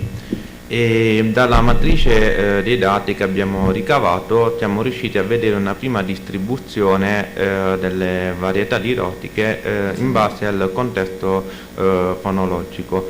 Notiamo ad esempio nel contesto iniziale una prevalenza di TAP, mentre nel contesto geminato vediamo una prevalenza del trill e delle fricative. Il trill è caratterizzato da diverse fasi di apertura e di chiusura. Solitamente in letteratura un trill è caratterizzato da 3 fasi, 2 di chiusura e una di apertura intervocalica. Nel nostro caso abbiamo 450 trill in totale e 73 sono realizzati con le 3 fasi caratteristiche, quindi appunto 2 di chiusura e una di apertura intervocalica. Mentre il resto dei trill sono caratterizzati da più di 3 fasi. Abbiamo ad esempio 174 trill con 4 fasi, soprattutto in contesto preconsonantico, 45 trill con 5 fasi, 26 con 6 fasi, addirittura 22 di questi 26 trill terminano con un'apertura. Infine abbiamo 2 erotiche geminate realizzate come trill con ben 15 fasi, 8 di chiusura e 7 di apertura. Qui nella slide abbiamo messo un esempio di annotazione della parola sbarra realizzata su Pratt e notiamo appunto uno dei 2 esempi di erotiche geminate realizzate come un trill con 15 fasi. Abbiamo nominato il parlante, un bambino di 6 anni, come il super thriller. Poi qui abbiamo i dati dei bambini di 6 anni, di 7 anni e vediamo la variazione appunto delle erotiche in base all'età. Vediamo nel grafico dei bambini di 6 anni una prevalenza del trill in contesto geminato, mentre nei bambini di 7 anni vediamo anche la presenza delle approssimanti che nei bambini di 6 anni non è presente in contesto geminato. Notiamo anche che la distribuzione dei trill è leggermente superiore anche nei contesti post-consonantici, preconsonanti e singoli rispetto ai bambini di 7 anni. Mentre qui abbiamo i grafici dei bambini di 9 anni e 10 anni. Nel caso dei bambini di 9 anni vediamo un aumento anche delle fricative in contesto geminato e poi vediamo una distribuzione di trill inferiore in contesto post-consonantico, preconsonantico e singolo rispetto ai bambini di 6 anni. Nei bambini di 10 anni vediamo una distribuzione sempre maggiore del trill in contesto geminato e una distribuzione del TAP, maggiore distribuzione del TAP in contesto post-consonantico, preconsonantico e singolo. Inoltre abbiamo visto la variazione delle erotiche non solo in base all'età, quindi ai gruppi di età, ai 4 gruppi di età, ma anche in base alla generazione di migrazione. Notiamo la cosa che salta subito all'occhio, che nella seconda generazione di migrazione c'è un aumento significativo delle fricative in contesto geminato, mentre per quanto riguarda la distribuzione dei trill notiamo che c'è una maggiore diffusione dei trill in contesto geminato e una distribuzione dei TAP in tutti gli altri contesti. Quello che abbiamo rilevato quindi dall'analisi di questi dati è che tutte le varianti lirotiche presentate dalla collega Martina prima sono tutte presenti nel nostro corpus. Addirittura i bambini di 6 anni hanno acquisito anche i trill e iniziano a discriminare secondo il contesto fonologico, mentre noi ci saremmo aspettati il contrario. Il caso dei super thriller, come lo possiamo spiegare? Come abbiamo detto prima, la maggior parte dei trill in letteratura, solitamente in letteratura i trill contano 3 fasi, invece nel nostro caso abbiamo la maggior parte dei trill che hanno più di 3 fasi. Abbiamo visto il caso del super thriller che ha ben 15 fasi o un massimo di 8 chiusure. Un caso di super trill è stato rilevato anche appunto in un bambino di 6 anni, l'esempio che abbiamo visto prima. La possibile spiegazione è che questo bambino percepisce il compito che gli è stato richiesto come un compito serio e quindi vuole essere performante rispetto al task che gli è stato proposto e quindi produce un'iperarticolazione per mostrare la sua padronanza del trill, che è percepito come la variante corretta. Infatti nel caso dei bambini di 6 anni registriamo un'estensione eccessiva della realizzazione del trill anche negli altri contesti, appunto quello preconsonantico, postconsonantico e singole. Un'altra cosa che abbiamo rilevato è appunto la realizzazione delle applicative in contesto geminato nei bambini della seconda generazione di immigrazione. Si può spiegare sicuramente con la possibile influenza del repertorio linguistico dei genitori. Si è pensato a siciliano, tuttavia non lo possiamo dire con certezza perché la maggior parte delle famiglie sono dei gruppi misti, cui un genitore proviene da una regione del sud Italia, mentre un altro genitore viene da un'altra regione ancora. Abbiamo 6 origini differenti, quindi è difficile stabilire con certezza quale dei dialetti ha influito maggiormente. E appunto è difficile analizzare la variazione rispetto alle generazioni di immigrazione, perché i gruppi possono essere troppo eterogenei, soprattutto nel caso della variazione della rotica. Dunque, le conclusioni rispetto alla nostra prima domanda di ricerca, ovvero se i bambini mostrano una variazione fonetica della rotica rispetto al contesto fonologico, possiamo affermare di sì anche nel caso dei bambini di 6 anni. Mentre per quanto riguarda la seconda domanda di ricerca, ovvero se l'età dei bambini e la generazione di immigrazione influenzano la variazione della rotica, possiamo affermare di sì per l'età, ma non è appunto così chiaro per la generazione di immigrazione, perché come abbiamo detto poco fa c'è l'eterogeneità dei gruppi di immigrazione. L'opposizione singola realizzata come TAP e la geminata realizzata come TRIL sembra essere stabile intorno all'età dei 9 anni, mentre abbiamo più variazioni nei parlanti più giovani. Tuttavia nei contesti, i TAP in contesti preconsonantici e postconsonantici non sono le uniche varianti testate, perché come abbiamo visto nei grafici i TRIL rimangono abbastanza frequenti anche per i bambini di 10 anni. Abbiamo fatto anche 3 considerazioni rispetto al nostro lavoro: che i bambini a 6 anni hanno imparato l'articolazione del TRIL, ma la distribuzione fonologica delle varianti TAP e TRIL viene padroneggiata più tardi. Infatti abbiamo visto nei bambini di 9 anni, 10 anni, una distribuzione fonologica più corretta, cioè che ci aspettavamo di più, mentre nel caso dei bambini di 6 anni c'è un'iperarticolazione del TRIL. E abbiamo visto che le rotiche mantengono un alto grado di variabilità.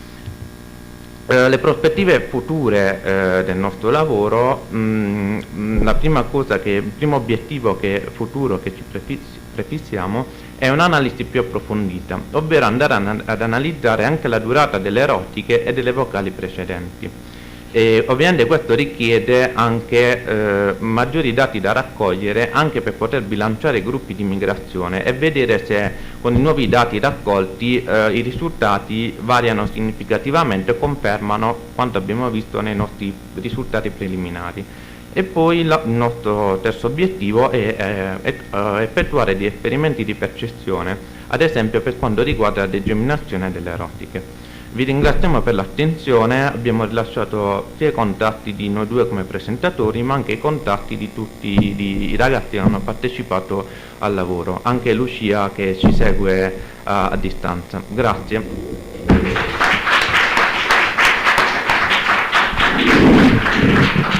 Grazie, ringraziamo i relatori anche per il rispetto rigorosissimo dei tempi, oltre che per la chiarezza della presentazione. E adesso parlerà invece Alice Betti. La presentazione ha il titolo di Migrazione interna Veneto-Sardegna e variazione sociofonetica in una scuola elementare biellese.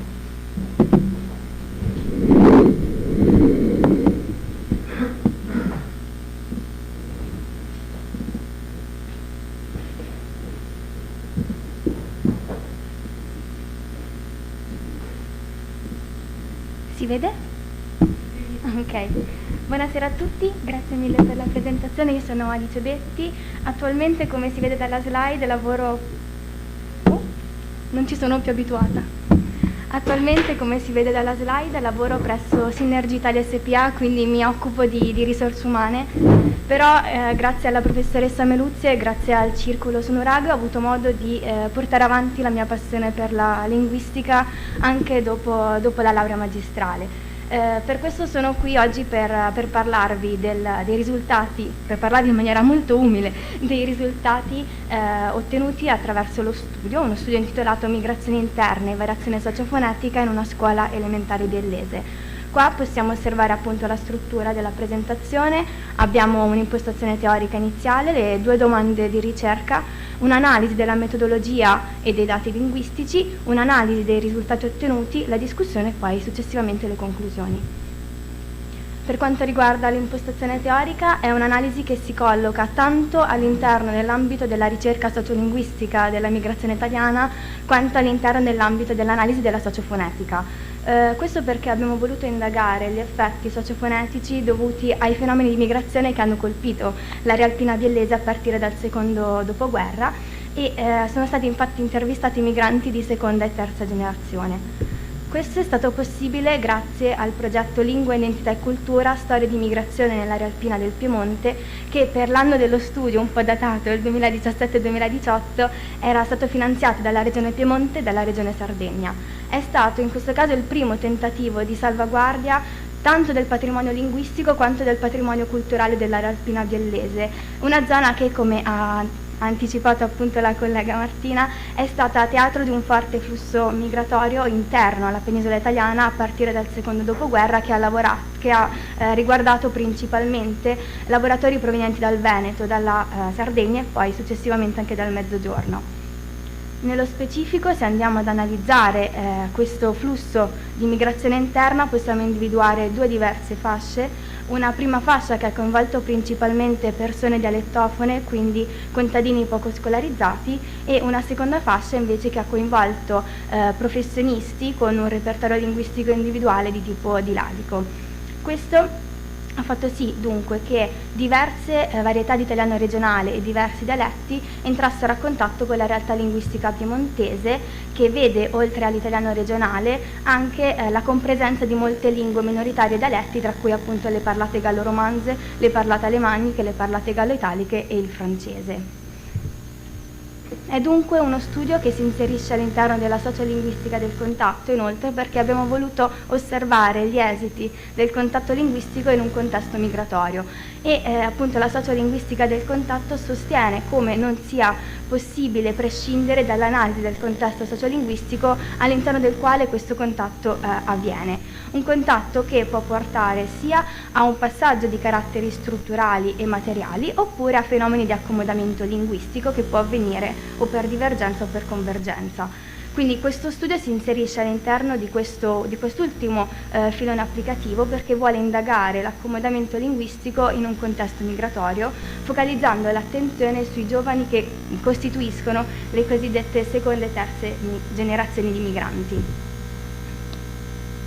Passiamo dunque alle domande di ricerca. Ci siamo chiesti innanzitutto se fosse possibile individuare una variazione legata a fattori diatopici nelle realizzazioni delle affricate dentali, mentre successivamente ci siamo chiesti se vi fosse una variazione tanto diatopica quanto diastratica nello spazio vocalico tonico utilizzato dai parlanti. Si è trattata dunque di un'analisi basata sul livello fonetico del sistema linguistico, questo perché è quello che può darci nell'immediato più informazioni sulla perdita o sul mantenimento di caratteristiche peculiari di una determinata area geografica. Inoltre, dovendo ovviamente circoscrivere il nostro studio a un numero limitato di variabili, abbiamo voluto indagare questo effetto del contatto linguistico sulle realizzazioni delle affricate dentali e sullo spazio vocalico tonico, che sono stati osservati quindi sia in diatopia che in diastratia. Perché questi 2 foni target? Innanzitutto perché per quanto riguarda le affricate dentali si tratta di foni estremamente variabili dal punto di vista diatopico e soprattutto rari, quindi questo fa sì anche che siano molto più difficili da acquisire. E per quanto riguarda la variazione in diatopia si tratta di foni che variano sia per quanto riguarda il luogo di articolazione che per ciò che concerne invece il parametro della sonorità. Analizzando invece lo spazio vocalico è emersa in letteratura come anche questo sia estremamente variabile non solo a fattori diatopici ma anche a fattori diastratici e diafasici. Passiamo quindi alla metodologia e ai dati linguistici che abbiamo osservato.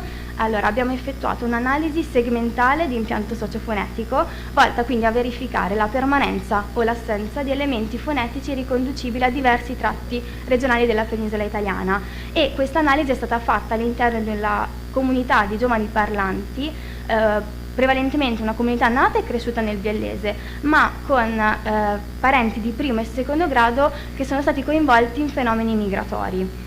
Sono stati quindi effettuate delle registrazioni a Cossato, in provincia di Biella. Sono stati registrati 24 parlanti, bambini, 14 femmine e 10 maschi, che nell'anno scolastico appunto 2017-2018 andavano a costituire la classe quinta della scuola primaria Lecce. È stato quindi il progetto pilota, ecco, che poi ha portato a tutto il resto. Prima di registrare i bambini abbiamo effettuato un questionario che è stato diciamo, necessario per tracciare il profilo sociolinguistico del parlante. In questo questionario ci siamo focalizzati prevalentemente sulle conoscenze linguistiche e sugli usi linguistici, non solo dell'informante, quindi del bambino, ma anche dei familiari di primo e di secondo grado. Successivamente a ciascun soggetto è stato chiesto di leggere una lista di 47 frasi fisse che contenevano soprattutto le affricate dentali, quindi il nostro fonotarget, in 4 diversi contesti fonologici: il contesto iniziale assoluto, intervocalico scempio, intervocalico geminato e post sonorastico. Successivamente le affricate dentali e le vocali toniche sono state annotate tramite il software di analisi acustica Pratt, e poi è stato applicato il protocollo di annotazione elaborato da Meluzzi nel 2016 e poi successivamente adattato dalla stessa autrice per questo corpus. Qua possiamo vedere un esempio appunto di quello che è stato il protocollo di annotazione. Vediamo lo spettro e lo spettrogramma. Successivamente abbiamo la prima linea di annotazione per la trascrizione ortografica, la seconda per la trascrizione fonetica e la terza invece per l'analisi dei 2 momenti che vanno a costituire la fonazione delle affricate dentali, il momento occlusivo seguito dalla soluzione fricativa. Passiamo quindi ora all'analisi dei dati. Innanzitutto devo sottolineare che per quanto riguarda l'analisi, i bambini sono stati suddivisi in 2 macrogruppi, quindi da una parte i bambini con origini settentrionali, dall'altra i bambini con origini centro-meridionali. Non si tratta di un'analisi per quanto riguarda l'analisi statistica, ecco, non abbiamo fatto una standardizzazione del corpus, questo perché è emerso in letteratura come la standardizzazione di corpora così piccoli come questo possa portare a una perdita di quelle che sono le informazioni poi che noi volevamo analizzare, quindi le informazioni di carattere sociofonetico. Quindi partendo dallo spazio vocalico-tonico, il corpus è costituito da 2286 foni vocalici. Abbiamo effettuato un'analisi sia qualitativa che quantitativa. L'analisi qualitativa è stata realizzata tramite il tool Visible Vowels, mentre l'analisi statistica è stata effettuata tramite il software IBM SPSS 20. Innanzitutto abbiamo quindi in primo luogo annotato le vocali toniche, successivamente tramite uno script di Pratt elaborato da danese abbiamo estrapolato di tutte le vocali toniche i valori di F0, F1, F2, F3 in 7 diversi momenti della fonazione, e con questi valori abbiamo realizzato una matrice Excel che è stata poi alla base sia del tool che dell'analisi statistica. In questa matrice Excel abbiamo inoltre aggiunto le 2 variabili indipendenti, ossia quelle del sesso e dell'origine geografica del parlante. Successivamente le vocali sono state poi osservate in diatopia e in diastratia. Qua abbiamo quindi la resa grafica dello spazio vocalico tonico dei parlanti in diatopia. Abbiamo effettuato quindi, grazie al tool Visible Vowels, un'analisi qualitativa dei dati, sebbene si tratti di un corpus molto piccolo, e abbiamo notato fin da subito come non vi fossero grosse variazioni dal punto di vista diatopico, e questo è emerso e confermato anche dall'analisi statistica che vediamo appunto nella tabella sottostante, poiché possiamo vedere che a variare in maniera statisticamente significativa sono solamente due variabili. Praticamente si tratta della prima e della seconda formante della vocale A e della vocale O aperta, e in entrambi i casi però possiamo notare, e ci torneremo anche nel momento della discussione dei dati, come l'indice di Cohen sia molto basso. Diverso è invece il caso dello spazio vocalico tonico in diastratia. Qua vediamo appunto a sinistra lo spazio vocalico delle bambine e a destra quello dei bambini. Dal punto di vista qualitativo sono emerse immediatamente due fattori. Per quanto riguarda le bambine è emerso come lo spazio vocalico tonico utilizzato sia molto più ampio e avanzato rispetto a quello dei bambini. Inoltre abbiamo poi osservato le vocali singolarmente ed è emerso anche una maggiore attenzione delle bambine alla distinzione fonologica vocalica rispetto ai bambini. Ora non riporto qua le slide per motivi di tempo. È interessante notare come, a differenza invece di quanto è emerso dall'analisi diatopica, in diastratia vi siano molti valori delle formanti statisticamente significativi, tutti con un indice di D. Cohen piuttosto elevato.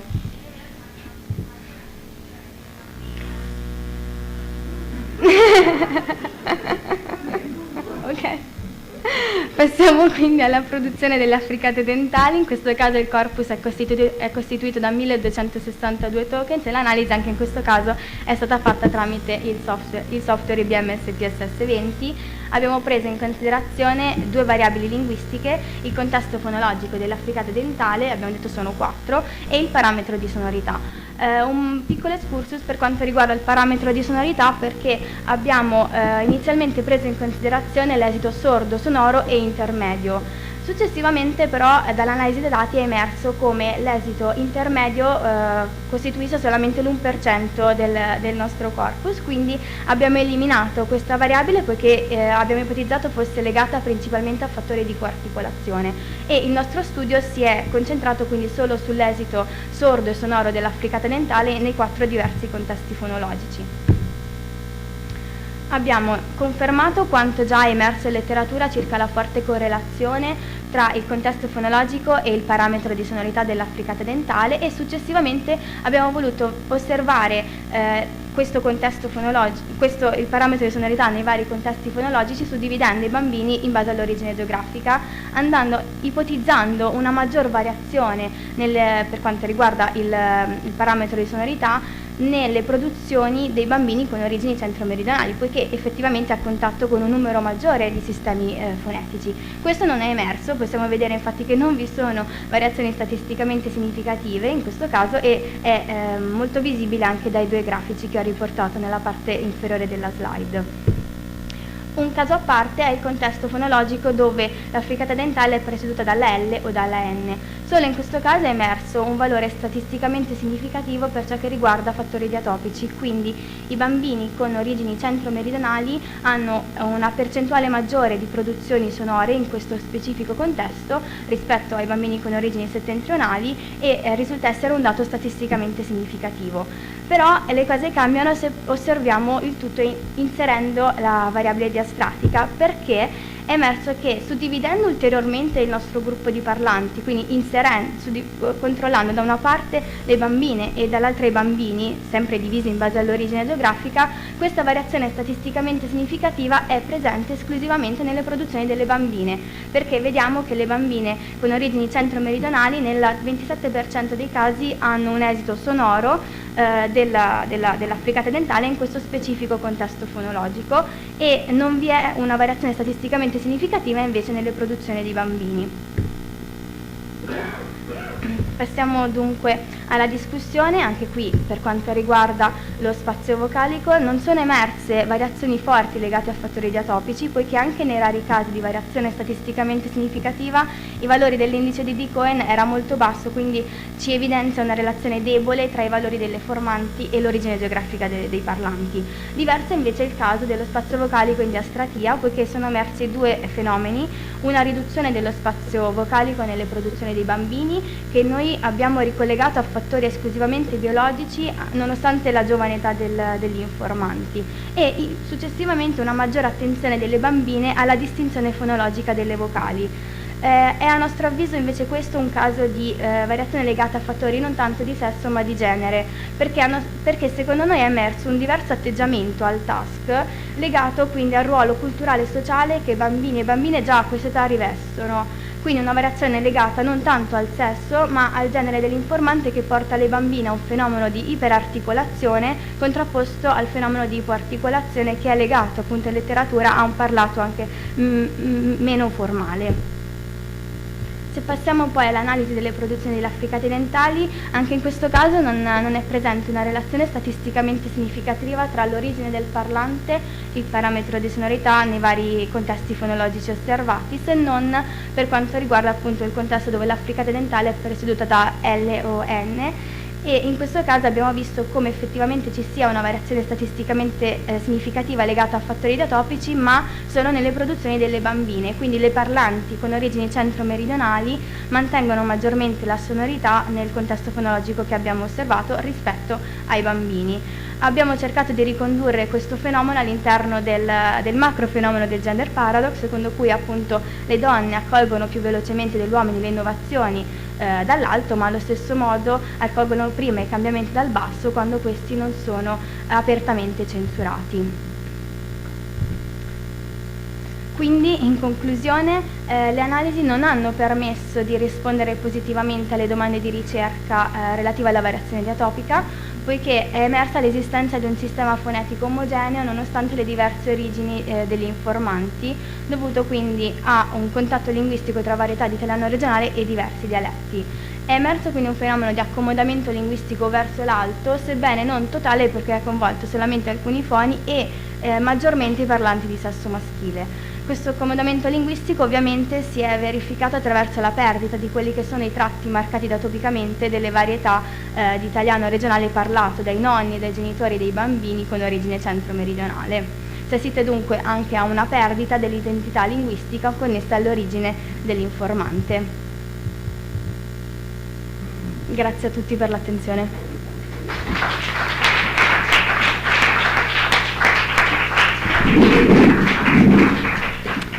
Grazie mille per questa presentazione molto interessante.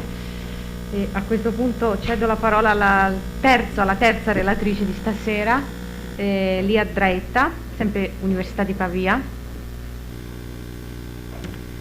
Il titolo della presentazione è Dittonghi e iati nella pronuncia di bambini biellesi, un'analisi su 3 generazioni di immigrati.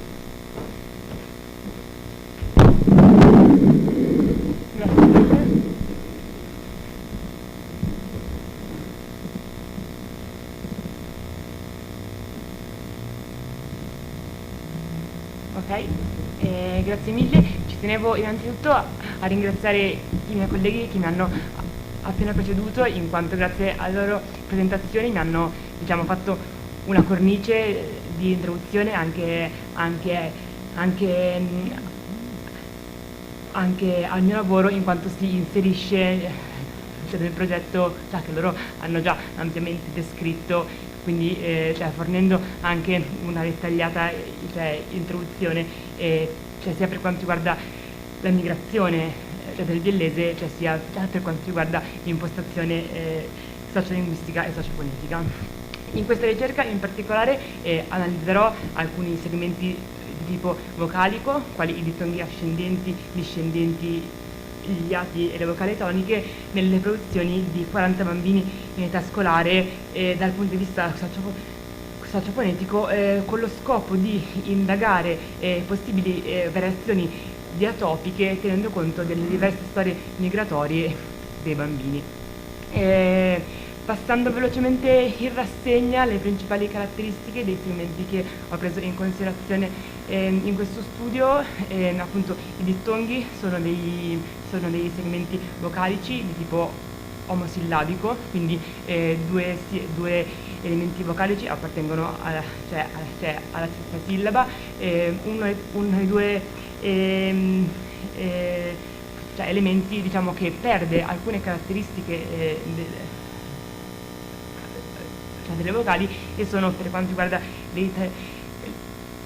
l'italiano, tendenzialmente elementi vocalici meno sonori, quindi elementi dal tratto più alto come appunto la I e la U. Dalla letteratura precedente è stato indicato come tendenzialmente questi segmenti hanno una minore durata rispetto agli altri segmenti vocalici e anche una diversa costruzione articolatoria. Gli iati invece sono sempre dei nesti vocalici composti da due vocali, di cui sempre una più alta, a differenza dei dittonghi, però sono di tipo eterosillabico, quindi i due elementi vocalici appartengono a sillabe differenti. In questo studio sono stati scelti gli ati in cui la vocale dal tratto più alto, quindi la I e la U, era in sillaba tonica aperta, con lo scopo poi di confrontare queste vocali con vocali toniche in sillaba aperta, non in contesto di iato. Dalla letteratura precedente è stata indicata una maggiore durata di questi segmenti in contesto di iato e anche una maggiore stabilità articolatoria. Per quanto riguarda le vocali toniche, mi ha già preceduto Alice, descrivendone in modo dettagliato le caratteristiche. Ci tengo a sottolineare che sono, come sappiamo, caratterizzate da un'alta variazione dal punto di vista diatopico, variazione alla quale poi si aggiunge la variazione intrinseca alle produzioni dei bambini, che non avendo ancora sviluppato totalmente le caratteristiche del cavo orale, rappresentano valori acustici differenti da quelli degli adulti. Da queste premesse sono state poste 3 domande di ricerca, quindi se esiste e come si realizza una differenza acustica e di durata tra le evoluzioni di dittonghi, iati e vocali toniche, se le produzioni dei bambini si differenziano dalle caratteristiche acustiche riscontrate nella letteratura precedente e se si possono rintracciare delle differenze sociofonetiche tra i parlanti, tenendo conto sia delle diverse storie migratorie sia dell'età e del sesso dei parlanti. Il corpus è stato costruito appunto inserendo parole contenenti dittonghi ascendenti, discendenti, iati e vocali toniche. È stato praticamente complesso costruire questo corpus, in quanto i dittonghi ascendenti, gli iati, occorrono molto poco nel lessico italiano, e quindi siamo riusciti a mantenere il medesimo contesto fonologico solamente per quanto riguarda i dittonghi ascendenti. Per quanto riguarda gli altri timbri invece abbiamo mantenuto lo stesso contesto vocalico qualitativo. Appunto è risultato complesso anche perché abbiamo dovuto tener conto della giovane età dei bambini, e quindi era necessario scegliere parole abbastanza semplici che quindi non venissero sbagliate durante la pronuncia. Sono state selezionate in totale 25 parole inserite in 14 frasi fisse che sono state fatte leggere ai bambini 3 volte in ordine diverso, quindi con un totale di 3120 tokens. Per quanto riguarda i soggetti, sono stati registrati in totale 40 bambini delle classi quinta e quarta elementare delle scuole di Cossato e di Verrone. Ai bambini è stato sottoposto anche un questionario sociolinguistico con lo scopo appunto di dividere i bambini in 3 gruppi di storia migratoria: i bambini locali, quindi che hanno ovviamente nati nella zona del Vellese e con genitori e nonni nati nella stessa zona, i bambini immigrati di seconda generazione, quindi nati nella zona del Vellese, ma con o genitori o nonni provenienti in una zona diversa, invece gli immigrati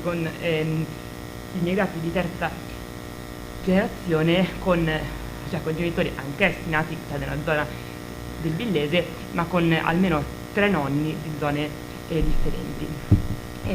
Per quanto riguarda il metodo, i bambini sono stati registrati durante le ore scolastiche, prelevati uno per uno durante la lezione, e le registrazioni si è cercato di condurle nel modo più silenzioso possibile e attraverso un registratore Tascam DR40 e il microfono esterno Sony.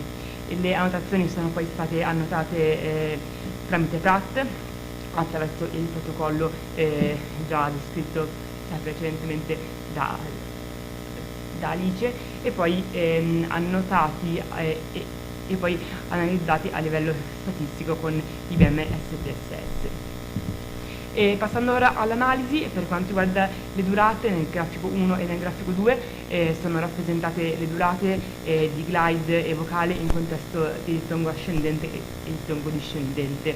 Si vede che ovviamente il glide ha sempre durata minore rispetto alla vocale successiva, la che ricordiamo essere anche tonica, e si vede che però spesso ha durata anche minore della metà, e poi che in dittongo ascendente solamente il glide di tipo labio-velare, quindi U, ha durata minore del glide palatale, e le differenze sembrano essere statisticamente significative. Per quanto riguarda lo spazio vocalico, nel grafico 3 abbiamo una rappresentazione del triangolo vocalico dei parlanti diviso per sesso, maschio e femmine. Si nota prima di tutto come più ristretto e in qualche modo più confusionario rispetto a un triangolo vocalico dei soggetti adulti, e in secondo luogo come non sono presenti le medesime caratteristiche acustiche che si riscontrerebbero in un triangolo vocalico di soggetti adulti, quindi tendenzialmente frequenze più alte per i soggetti femminili. Nei grafici successivi abbiamo sempre lo spazio vocalico, questa volta diviso per sesso, quindi femmine grafico 4 e maschi grafico 5, tenendo conto dell'età dei parlanti. Si può notare come in queste slide si vedano quasi meglio le differenze del sesso, quindi come le femmine abbiano un triangolo vocalico più ampio e più esteso rispetto a quello dei maschi, che invece risulta essere molto più concentrato. Per quanto riguarda le differenze dell'età, si riscontrano anche in questo caso differenze diverse fra maschi e femmine, quindi per quanto riguarda i maschi si hanno tendenzialmente delle frequenze soprattutto per quanto riguarda F1 più alte per quanto riguarda la quinta elementare, che invece non si riscontrano per i parlanti maschi, dove invece si riscontrano valori più alti per quanto riguarda F2 per la classe quarta elementare, quindi per bambini più piccoli. Altro spazio vocalico, sempre diviso per sesso, quindi femmine grafico 6 e maschi grafico 7.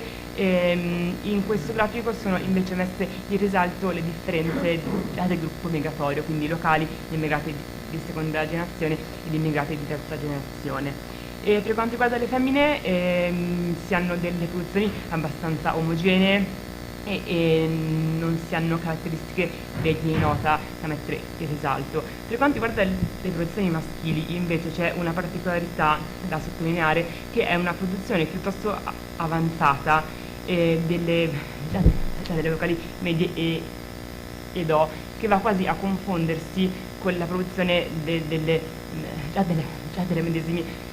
medesime vocali aperte, e questo dato si riscontra solamente nel gruppo dei locali, poi ovviamente ci torneremo successivamente.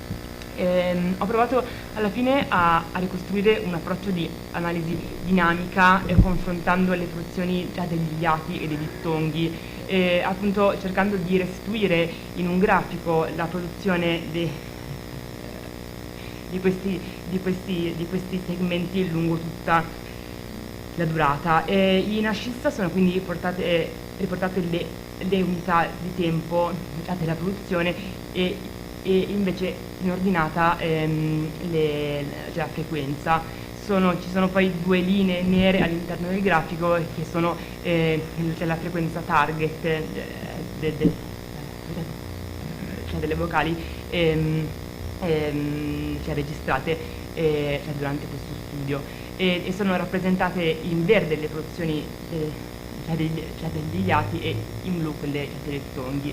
Si può notare prima di tutto un'altra differenza fra maschi e femmine, quindi come le produzioni dei maschi siano molto più stabili e in qualche modo meno incerte di quelle delle femmine, che hanno una oscillazione formantica più ampia.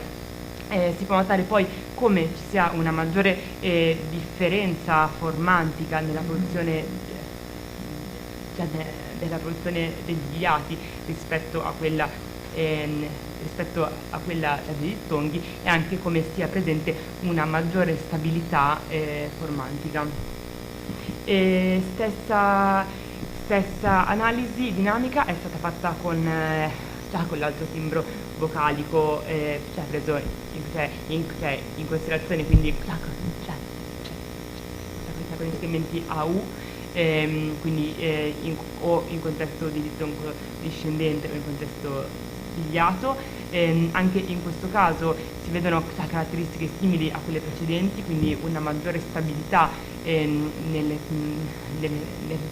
produzioni dei parlanti maschili e una minore escursione formantica in contesto di dittongo rispetto al contesto di iato. Passiamo ora alla discussione dei dati. In tabella 8 ho voluto riportare le durate dei segmenti analizzati, normalizzate, quindi appunto tenendo conto anche della lunghezza totale della parola.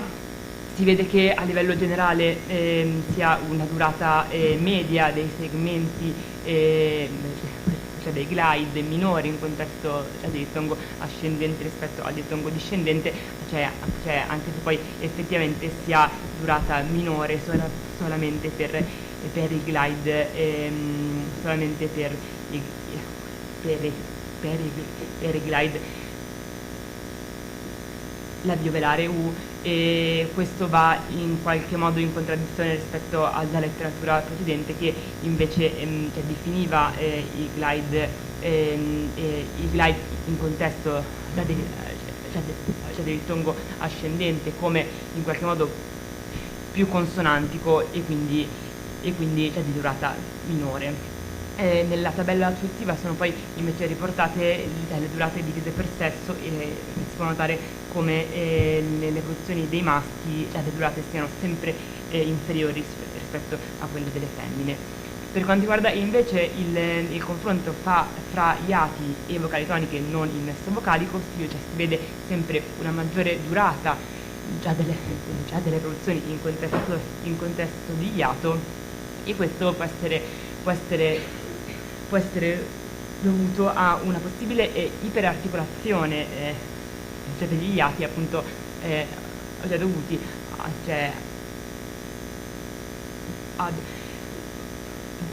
dovuti ad una difficoltà articolatoria per la marcatezza dei segmenti. Per quanto riguarda lo spazio vocalico, invece, riguardo al sesso, si sono riscontrati valori di F1 soggetti maschili minori rispetto agli oggetti femminili, e questo può indicare un fenomeno di ipoarticolazione legato alla variabile di genere, quindi che i maschi tendono a controllare meno il linguaggio, come abbiamo visto anche nelle presentazioni precedenti. Per quanto riguarda l'età, sono invece riscontrati solamente per i soggetti maschili valori di F2 maggiori per la quarta elementare rispetto alla quinta elementare, e questo potrebbe indicare in primis una differenza dello sviluppo tra maschi e femmine, appunto perché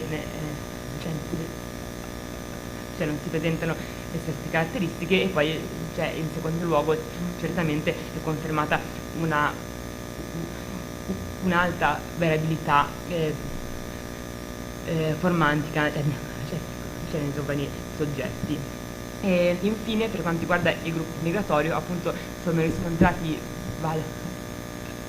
valori piuttosto avanzati di E e di O, solamente per il gruppo dei locali, e ricordiamo che la E e la O piuttosto aperte sono una caratteristica abbastanza comune nell'italiano regionale piemontese, e appunto questo potrebbe essere un segmento sociolinguistico acquisito già in giovane età dai parlanti maschi, quindi anche in questo caso da un lato c'è una tendenza all'accomodamento linguistico, dall'altro però è confermata una propensione dei parlanti maschi all'utilizzo di variabili non standard rispetto alle parlanti femmine. Per quanto riguarda invece le vocali toniche è stato sono riscontrati i valori di F1 più basso e di F2 più alto in contesto di dittongo ascendente, e quindi questo potrebbe determinare un comportamento più consonantico rispetto al dittongo discendente, anche se, come abbiamo visto, per le durate non ci sono dati certi, ovviamente questo potrebbe anche essere influenzato dalla giovane età dei parlanti. Per quanto riguarda invece un confronto tra dittonghi e iati, si è riscontrata un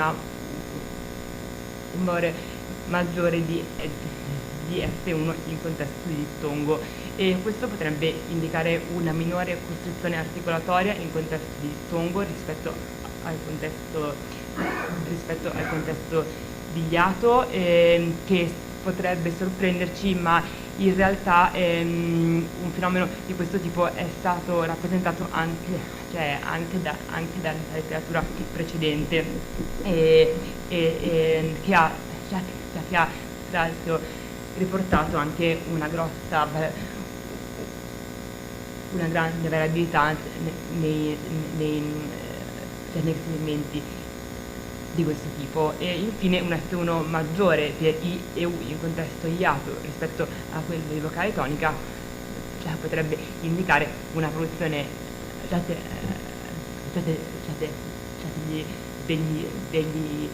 degli iati iperarticolata, appunto dovuta alla marcatezza dei segmenti. Infine, per quanto riguarda l'analisi dinamica, si è vista una maggiore stabilità nelle produzioni durante il contesto degli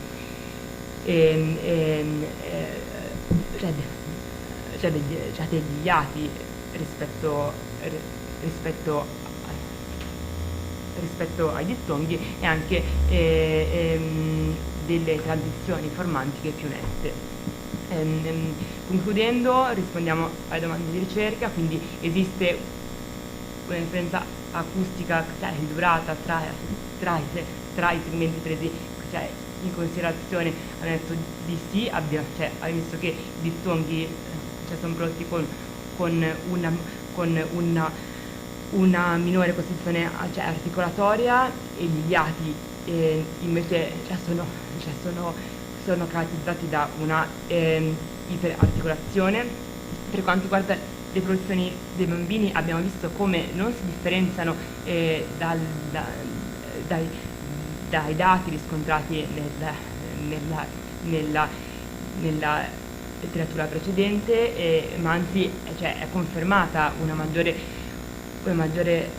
variabilità dei soggetti in età scolare. E infine, per quanto riguarda le differenze sociofonetiche, da un lato si può notare una tendenza all'accomodamento linguistico, dall'altro però si è visto come alcune variabili sociolinguistiche e sociofonetiche sono apprese già in giovane età. Grazie per l'attenzione.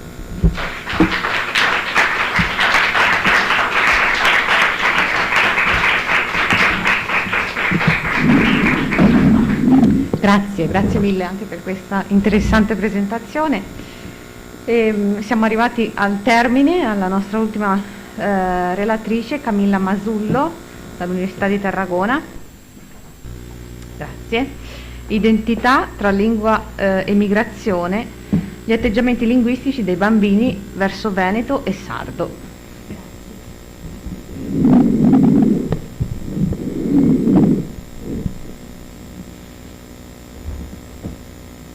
Dovrebbe vedersi. Ok, perfetto. Buonasera a tutti. Come mi ha gentilmente introdotto la professoressa, stasera introdurrò appunto il lavoro che ho svolto dal titolo Identità tra lingua e migrazione, gli atteggiamenti linguistici dei bambini verso Veneto e Sardo. La presentazione seguirà questo ordine. Illustrerò brevemente, perché appunto è già stato illustrato dai miei colleghi, il progetto Colimbi, introdurrò appunto l'orizzonte teorico della mia ricerca che ha a che fare con lo stereotipo linguistico, di seguito ci saranno appunto le domande di ricerca e il metodo utilizzato, per poi passare ai risultati e alla discussione e parlare di possibili prospettive future. Allora, il progetto Colimbi lo illustro brevemente appunto perché è già stato ampiamente discusso. È un progetto che è stato svolto nel territorio bellese per indagare il mantenimento e la perdita dell'identità linguistica e culturale delle varie generazioni migranti ed è stato appunto svolto in collaborazione con l'associazione Sunuraghe e con il Museo dell'Emigrazione Cammini e Storie di Popoli di Pettinengo. Per l'anno 2018-19 è stato sostenuto dalla Regione Piemonte, dalla Regione Autonoma della Sardegna e ha coinvolto gli istituti di Cossato e di Verrone. Per quanto riguarda in particolare lo studio degli stereotipi linguistici all'interno del progetto Colimbi, diciamo che il focus è concentrato sulla percezione linguistica sia da parte dei bambini che da parte degli adulti, e sia nei confronti di vari dialetti italo-romanzi e varietà regionali, ma anche rispetto alla propria lingua che possiamo definire come il proprio WeCode.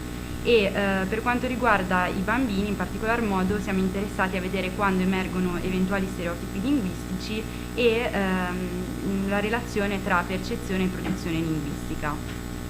Quindi ora spiegherò brevemente la cornice teorica all'interno della quale si inserisce questo lavoro, partendo dal concetto di stereotipo, che è stato introdotto nella letteratura per la prima volta da Lippmann, che l'ha definito come un'immagine mentale attraverso cui l'uomo rappresenta la realtà.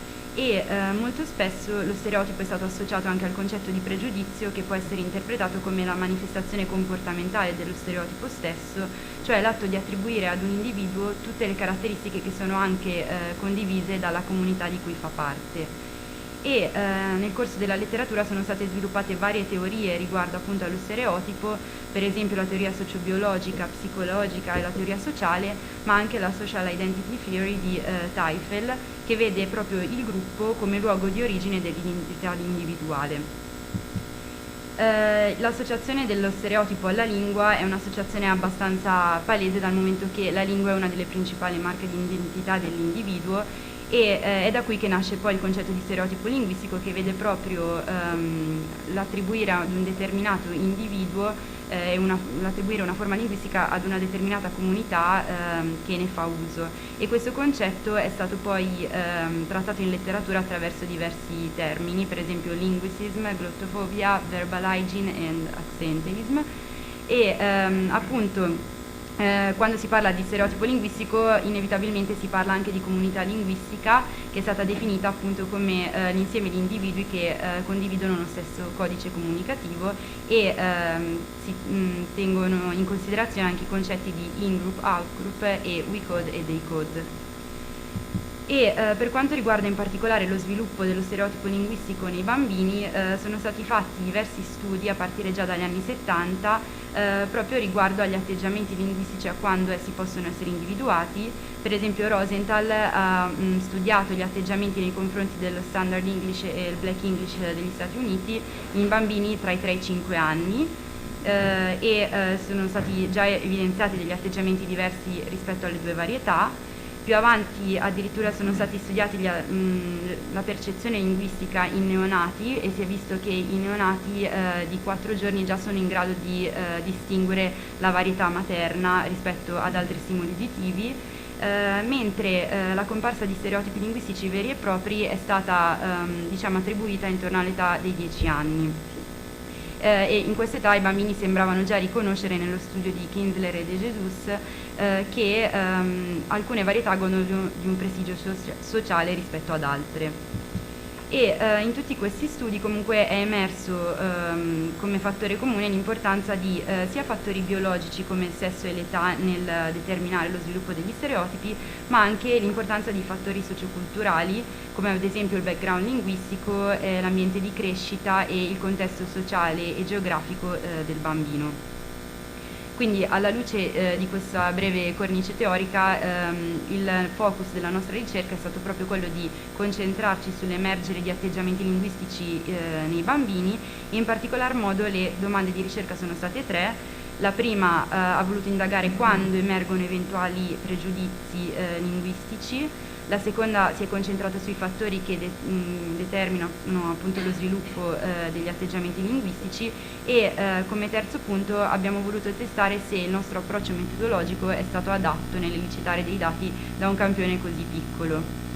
E il campione di ricerca è stato diciamo un campione comune a quello che hanno studiato anche i miei colleghi perché fa parte del progetto Colimbi, è stato costituito da 79 bambini di età compresa tra i 6 e i 10 anni, frequentanti la prima, la seconda, la quarta e la quinta elementare degli istituti Pavese e Aglietti del territorio appunto biellese, e in questa slide si vede la distribuzione per sesso, quindi diciamo che a parte una prevalenza femminile il campione era apparso abbastanza bilanciato. Per quanto riguarda invece la metodologia, la nostra ricerca ha seguito 2 fasi.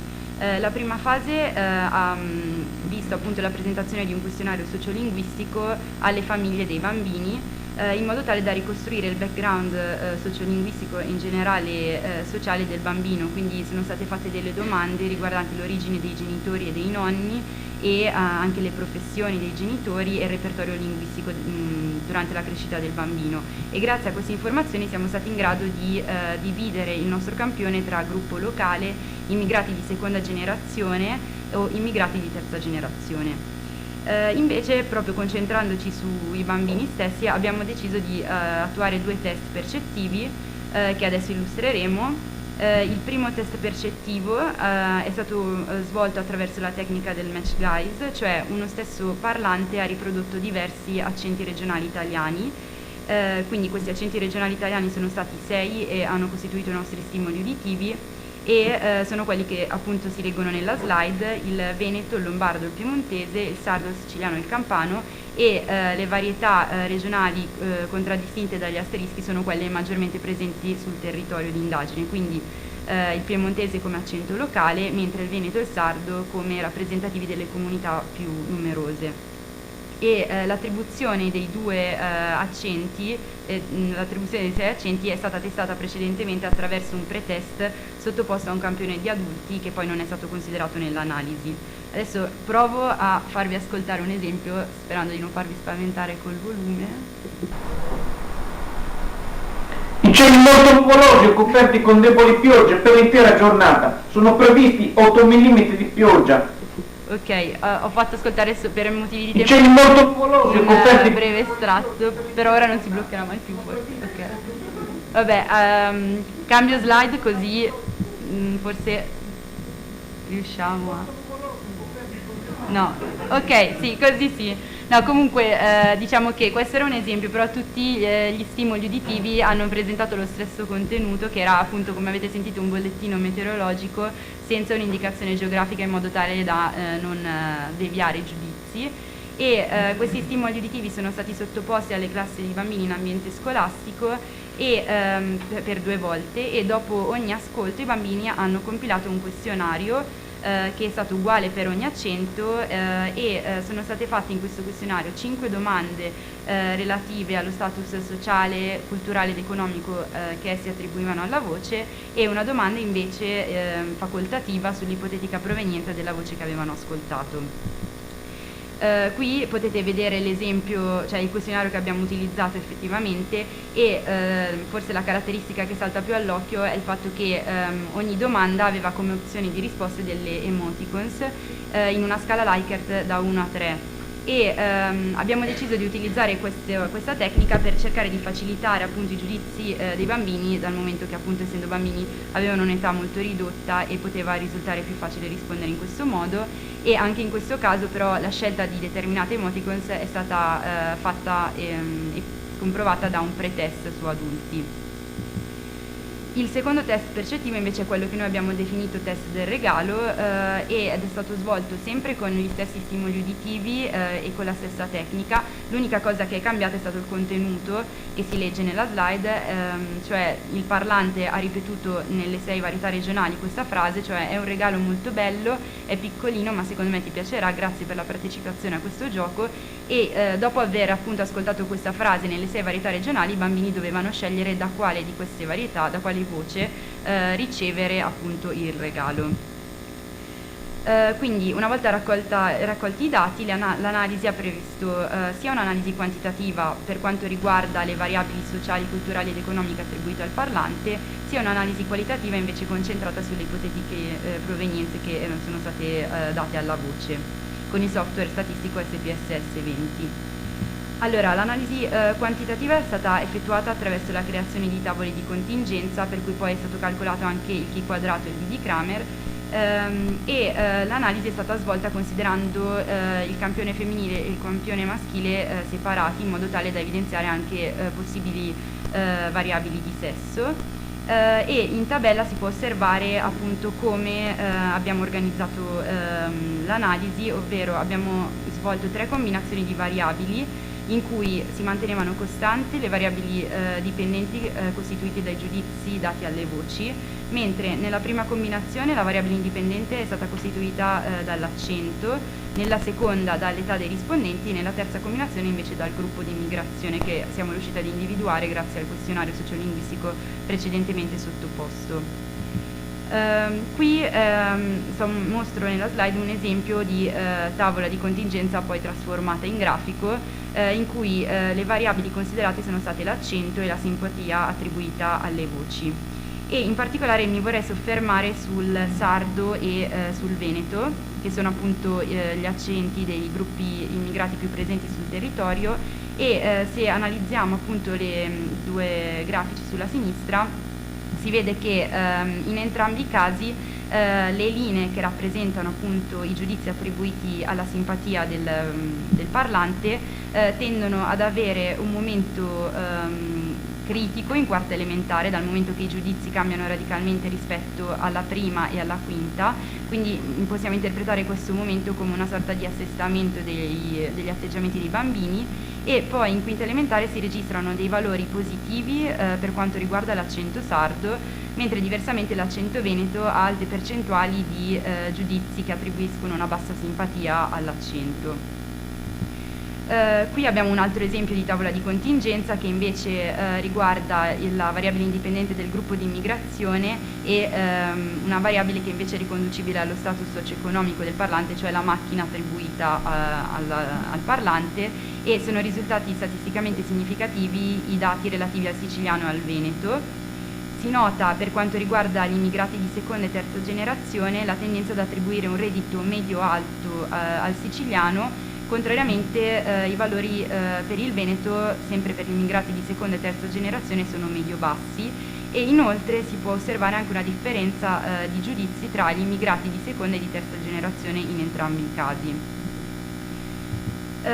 Passando invece all'analisi qualitativa, questa fase ha riguardato, come ho già anticipato, le risposte riguardo all'ipotetica provenienza attribuita alla voce. Abbiamo deciso di svolgere un'analisi qualitativa perché, essendo questa una domanda facoltativa, non tutti i bambini hanno risposto, e effettivamente si è visto che per un campione così piccolo è stato difficile attribuire una provenienza agli accenti, e molti hanno risposto appunto con non lo so, evidenziando questa tendenza. Però si sono anche potute evidenziare alcune caratteristiche per quanto riguarda sesso, età e gruppo di immigrazione. Per esempio qui si vede la variabile del sesso e la percentuale di risposte corrette. Si vede che i maschi hanno alte percentuali di risposte corrette rispetto alle femmine, soprattutto per l'accento piemontese, sardo e siciliano, mentre solamente per il veneto le femmine diciamo che indovinano in modo migliore la provenienza. Per quanto riguarda l'età si vede invece che sono soprattutto le classi quarta e quinta elementare ad avere delle percentuali di correttezza alte. Ovviamente, essendo i bambini più grandi, riescono probabilmente ad avere già un'idea delle varietà diatopiche dell'italiano, mentre solo per l'accento locale, che è il piemontese, già in prima elementare si hanno alte percentuali di riconoscimento, e questo probabilmente è dovuto alla familiarità dello stimolo uditivo. Per quanto riguarda invece la variabile gruppo di immigrazione, si nota che i bambini con background migratorio, quindi sia immigrati di seconda che di terza generazione, hanno alte percentuali di risposte corrette rispetto invece ai bambini locali, e questo potrebbe essere dovuto al fatto che nel loro appunto ambiente di crescita sono sottoposti a vari accenti e quindi sviluppano anche migliori abilità percettive.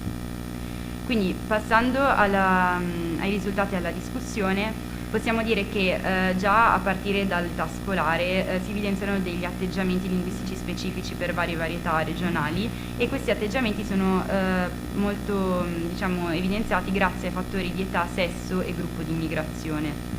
Per quanto riguarda il fattore età, in questo grafico si vede come in quarta e quinta elementare la significatività statistica delle tavole di contingenza corrisponde al 100%, quindi tutte le tavole che abbiamo calcolato per queste classi sono risultate significative, mentre in prima e seconda elementare solo il 60% ha avuto significatività statistica, e questo potrebbe essere dovuto al fatto che con il crescere i bambini iniziano a sviluppare degli atteggiamenti più definiti rispetto a fasce d'età inferiori. E inoltre, appunto, crescendo i bambini hanno anche migliori abilità di riconoscimento delle varietà diatopiche dell'italiano. Per quanto riguarda invece questo grafico, si può vedere che in seconda elementare gli accenti prediletti, questi dati sono estrapolati dal test del regalo, gli accenti prediletti sono quelli maggiormente presenti sul territorio, cioè piemontese, sardo e veneto. E questo potrebbe essere dovuto al fatto che nel periodo critico, diciamo, di sviluppo degli atteggiamenti linguistici, il fattore familiarità con lo stimolo uditivo, e quindi in questo caso delle varietà più presenti sul territorio, gioca un ruolo molto importante, e questo è anche in linea con la contact hypothesis di Alport. E sempre per quanto riguarda il fattore età, è importante comunque notare che si ha un cambio radicale anche con pochi anni di differenza, e soprattutto considerando anche diversi tipi di accento. Per esempio, il sardo e il veneto ricevono, per quanto riguarda il reddito attribuito al parlante, dei giudizi altamente positivi in prima elementare, ma questi giudizi tendono a diventare l'opposto quando il bambino cresce. Addirittura il sardo ha 0% di giudizi positivi riguardo al reddito, e il veneto comunque una percentuale molto inferiore. Ma se consideriamo invece il lombardo e il napoletano, che sono accenti riconducibili ad outgroup esterni al territorio, si registra una situazione opposta, cioè mentre in seconda elementare, quindi in fasce d'età più piccoli, i bambini tendono a dare giudizi di basso reddito agli accenti, la situazione cambia nettamente in quarta elementare. Per quanto riguarda invece il fattore sesso, si può notare una precocità da parte delle bambine nello sviluppo di atteggiamenti linguistici, dal momento che in prima e seconda elementare ci sono già tavole di contingenza statisticamente significative per le femmine, cosa che non succede per i maschi, mentre i maschi hanno significatività statistica, quindi presentano degli atteggiamenti definiti soprattutto in quarta e in quinta elementare. E passando invece al fattore gruppo di immigrazione, si può notare che per quanto riguarda per esempio il test del regalo, gli accenti principalmente scelti sono il veneto e il sardo, e questo comunque ci fa capire l'importanza che rivestono appunto gli accenti presenti sul territorio nel background linguistico dei bambini, che quindi tendono ad avere atteggiamenti positivi nei loro confronti. Inoltre il fattore gruppo di immigrazione ha anche un'importante commissione con il fattore sesso. Qui nel grafico è illustrata la percentuale di voti delle bambine immigrate di seconda generazione, e si vede che esse prediligono il sardo e il veneto, che come abbiamo già detto sono i principali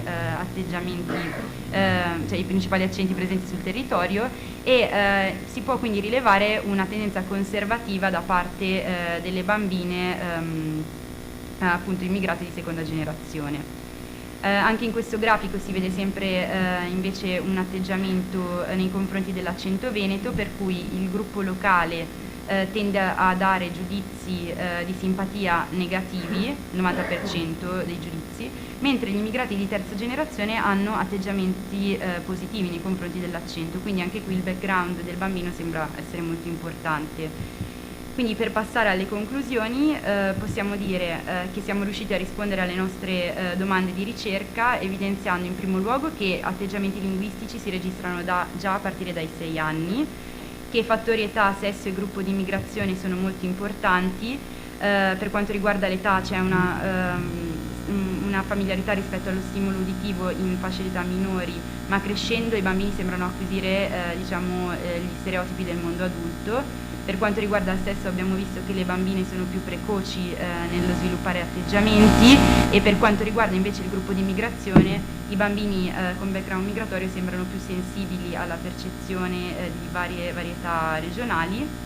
E infine l'utilizzo di emoticons nella nostra metodologia è apparso molto utile nelle citazioni di dati per bambini. L'unica difficoltà è stata riconoscere l'emoticons che si vede qui, cioè il gioco di carte per attribuire uno status culturale al parlante.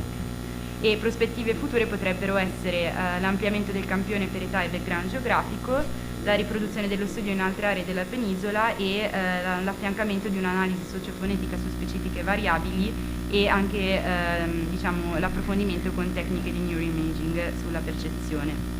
Quindi vi ringrazio e mi scuso se ho fatto ritardo in qualche modo, e grazie per l'attenzione.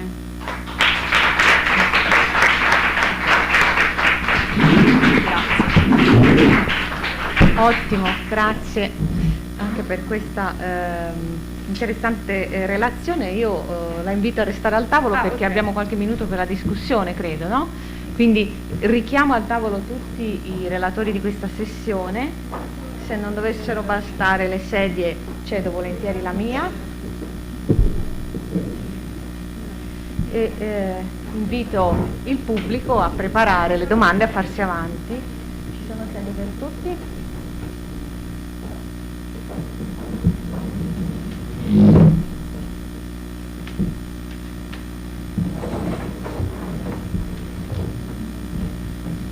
Beh, allora riprendiamo i nostri posti.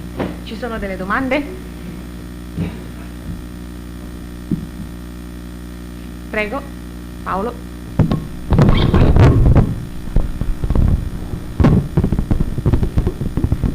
Innanzitutto inizierò dicendo più che una domanda un commento, più che una domanda un complimento. Grazie di aver usato la V di Kramer, che è un grande dimenticato nella statistica anche da persone che lavorano nel settore da molti più anni. Di domande ne avrei molte, quindi ne seleziono una quasi per ogni presentazione, la prima per la dottoressa Rossi e il dottor Daco. E avete intenzione di tenere in considerazione la possibile differenza nella velocità di elocuzione tra i diversi soggetti per poter spiegare il tipo di rotica che appare? In altre parole, secondo voi, da quello che state vedendo, se un bambino o una bambina parlano più rapidamente o più lentamente, ha un effetto sul tipo di rotica che producono? Magari se parlano più rapidamente potrebbero fare una fricata o... Sì? Questa è la domanda, se avete intenzione di analizzare questo aspetto. E per la dottoressa Dreta ho una domanda purtroppo quasi mistica, nel senso che nell'analisi dei dati ha dovuto decidere dove era il confine esatto tra l'elemento vocalico e l'elemento semivocalico o glide dei dittonghi. Come, in base a che criteri è riuscito a farla, perché è una questione molto spinosa per molti fonetisti. E infine una domanda di curiosità solo per la dottoressa Masullo, se non ho capito male avete utilizzato lo stesso parlante per riprodurre accenti diversi. Era un attore, era una persona familiarizzata con i diversi accenti per altri motivi?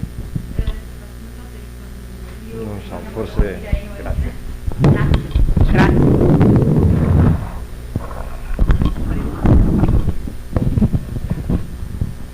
Ok, innanzitutto grazie Paolo per l'interessante domanda. È sicuramente un aspetto interessante quello della velocità d'eloquio ed è un aspetto che potremmo prendere in considerazione perché eventualmente potrebbe avere un effetto. Appunto qui si trattava di un task, appunto un picture naming task, in cui spesso è capitato comunque in alcuni casi che il bambino leggesse eventualmente anche la trascrizione ortografica appunto riportata accanto all'immagine, appunto nel narrare la scena, e quindi appunto è sicuramente anche interessante osservare come variano le erotiche appunto anche in diversi stili dell'eloquio, velocità dell'eloquio, ed è sicuramente una cosa che potremmo prendere in considerazione in futuro, perché appunto potrebbe effettivamente dare comunque risultati molto interessanti. Grazie mille per la domanda. Sì, è stato sicuramente un problema in fase di annotazione dei dati e alla fine ho deciso di annotare la transizione nella del punto diciamo centrale del passaggio informantico tra il glide e la vocale.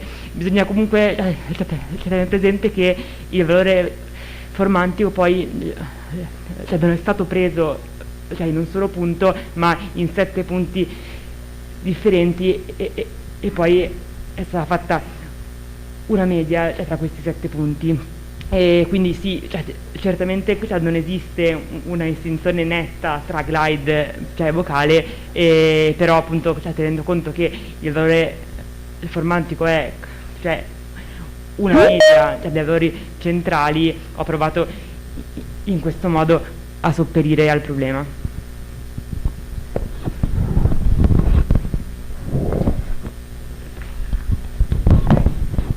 Intanto ringrazio per la domanda perché mi è scappato di dirlo durante la presentazione. Comunque sì, gli accenti sono stati riprodotti da un attore che quindi era familiare, e poi dato che comunque non era certo che fossero perfetti abbiamo anche fatto un pretest per accertarci che potessero ricalcare appunto le vere varietà regionali. Quindi sì, comunque era un attore familiare con la riproduzione di diversi accenti. Grazie. Ci sono altre domande? Allora magari una la faccio io e la dirigo a due in realtà relatrici, quindi sia ad Alice Betti sia a Lia Draetta. Volevo sapere, perché dunque ho sentito nelle vostre presentazioni l'uso del termine accomodamento, volevo capire se quando parlate di accomodamento vi riferite ad una convergenza verso una presunta, non so, koiné, una varietà linguistica comune che possa emergere eventualmente nelle condizioni di contatto che voi avete descritto. Non so a chi passare prima. Sì, grazie mille, assolutamente sì. Inoltre io nello specifico ho analizzato solamente parlanti di una classe, quindi c'è anche da considerare questo aspetto nei nostri dati che non ho fatto poi in tempo a presentare, però assolutamente sì. Grazie. Sì, confermo quanto detto da mia collega e tra l'altro personalmente ho trovato interessante come comunque i nostri dati si assomigliassero molto, e anche il risultato a cui siamo pervenute comunque in tempi diversi. In realtà penso anche con soggetti differenti, perché tu hai raccolto i dati prima e quindi erano appunto dei bambini diversi. Grazie mille. Bene, grazie. Non ci sono altre domande? Allora io ringrazio veramente di cuore i relatori che ci hanno portato insomma per qualche decina di minuti dentro al mondo dell'infanzia, della migrazione, del contatto linguistico nell'infanzia, e immagino di dover cedere il microfono agli organizzatori per le opportune delucidazioni sulle fasi finali del nostro convegno.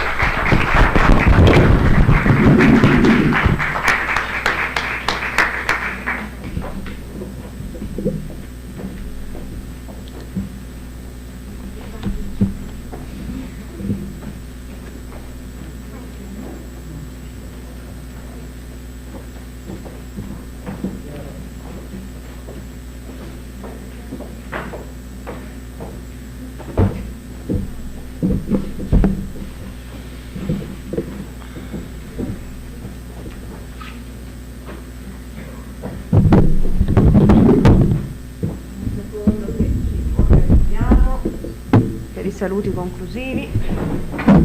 Quindi, sempre tutta una questione di organizzazione.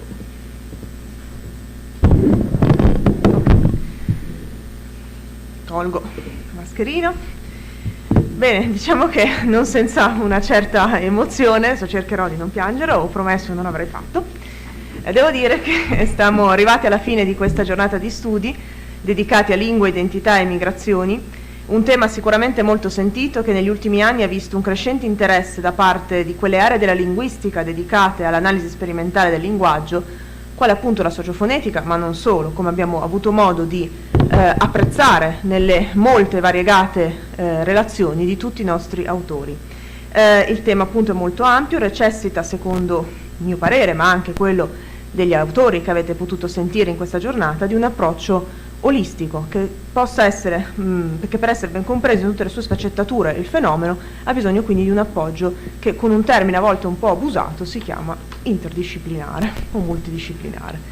Grazie agli interventi appunto dei nostri relatori abbiamo esaminato diverse realtà linguistiche, dal Friuli, ai Sinti piemontesi, lo slavo molisano, il lituano, il calabresi, i sardi immigrati a York, la lingua milanese. In tutti questi casi la lingua è stato appunto la protagonista. Lingua come luogo in cui tutto si tiene, come ci ricorda da oltre un secolo Antoine Meillet, ma lingua che, come ricordava anche Cardona, riflette la realtà linguistica e la ricrea. La lingua quindi come luogo che non solo è espressione dell'identità dell'individuo, ma anche luogo in cui questa stessa identità viene continuamente ridiscussa e riplasmata alla luce dei cambiamenti storici e sociali che vedono coinvolto l'individuo e la comunità e che sono nella lingua preservati e trasmessi come una sorta di mappa composita della nostra storia. Consentitemi inoltre di dire che da biellese, anch'io di origine immigrata, come il cognome romagnolo denota, Belmelusci di Romagna, è stato per me motivo di onore e emozione aver potuto organizzare questa giornata proprio qui, a Biella, e aver potuto ascoltare le relazioni. Ecco, mi muovo, non ce la posso fare.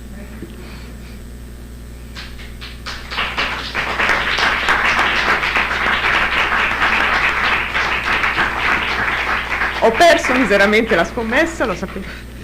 Comunque, le relazioni non solo di tanti stimati colleghi, ma anche giovani, ormai ex laureandi, che sono stati la linfa vitale negli anni di questo progetto di ricerca. E vi volevo raccontare, insomma, adesso per ridere un po' e per vincere un po' la mia emozione, anche un aneddoto su questo progetto di ricerca che Battista conosce molto bene. Questo progetto, avete potuto modo di vedere nelle parole dei ragazzi, hanno svolto i risultati non solamente di tesi. Guardate, ci auguriamo ovviamente in chiusura di giornata e con uno sguardo all'avvenire a ricordare alcuni fatti curiosi su come è nato questo progetto e quello che possa diventare. Non vorrei scadere nella retorica, ma all'inizio questo progetto non era un progetto di ricerca, ma era più che altro un'idea molto vaga, ossia quella di unire un'analisi etnoantropologica e un'analisi linguistica nello studio della migrazione nel biellese. Come spesso capita, anche questa idea è nata per caso, cioè da una mia visita estiva al Museo delle Migrazioni di Pettinengo nel 2017. In quell'occasione ho conosciuto Battista e le attività del Circolo Culturale su Nuraghe, che fino a quel momento seguivo solo dalle notizie sui giornali locali. Ma soprattutto in quell'occasione mi sono resa conto della composita realtà linguistica e culturale del biellese, da sempre terra di emigranti ma anche di immigrati da varie regioni d'Italia e in tempi più recenti anche dal Nord Africa e dall'Est Europa. È iniziata quindi una collaborazione con Battista e con il circolo di cui anch'io sono socia, che non si poteva ancora definire in quel momento un vero e proprio progetto e che ha avuto come oggetto di indagine la migrazione veneta in terra biellese. E qui devo ringraziare in particolare la scuola Aglietti, la nostra scuola pilota, e le maestre Valeria Antico, Maria Teresa Girardi e Lorella De Luca, che ci hanno fatto da scuola pilota appunto e che ci hanno ospitato in queste prime ricerche. Se vogliamo dirlo proprio tutta, i fondi di ricerca, per così dire, non erano neanche definibili come tali, erano risibili, pari a un rimborso spesa, ma non era quello l'importante per noi. La collaborazione è andata bene, i risultati ottenuti sono stati molti, presentati a convegni internazionali e nazionali. Un esempio lo potete trovare negli atti AICLA di Siena, in uscita a brevissimo, pure sono usciti in questi giorni, me lo sono perso, e che portano la firma mia, di Martina Rossi, Alice Betti e Lucia Sbacco. Ma anche altri interventi e lavori sono in stampo e lavorazione e hanno visto la collaborazione attiva di tutti i ragazzi e le ragazze del gruppo praticanti. Scusate, ma dico un po'.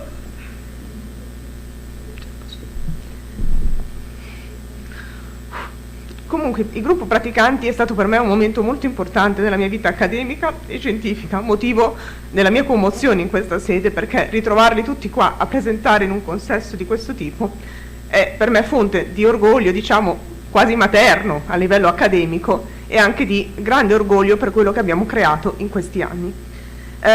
Siamo passati grazie a loro alla fase 2 del progetto e qui avevamo fatto un notevole passo avanti in termini di fondi, devo ammettere. Da 50 euro siamo passati a 300 euro di fondi di ricerca, che quando lo diciamo all'estero ci ridono un po' dietro, però per noi era un grossissimo passo avanti, perché questo ha significato avere i rimborsi spese per i ragazzi che sono venuti in treno da Pavia o da altre zone del nord Italia a Biella o a Verrone a registrare i dati, come avete potuto vedere anche nelle fotografie.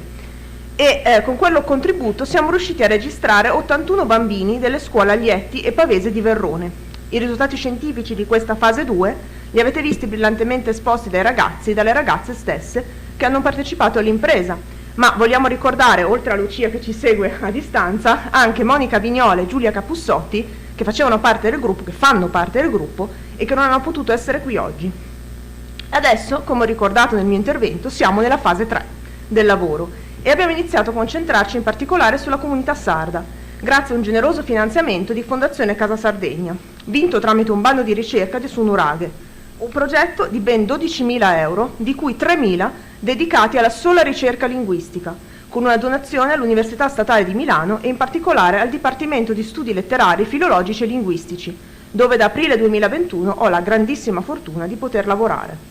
Ma oltre a questa donazione, Sunuraghe ha anche organizzato sui fondi del progetto questa giornata di studi, con la partecipazione di ben 17 relatori da 6 diversi paesi europei, senza contare che è stato, credo, il primo convegno di linguistica a potersi fregiare della benedizione papale e, a meno che io e Battista non sforiamo con i tempi, anche il primo convegno di linguistica a finire per tempo. Tornando seri, a mio parere questa giornata segna secondo me non solo la fine di un percorso di lavoro svolto fino a questo momento, ma anche la chiave di volta per una nuova partenza.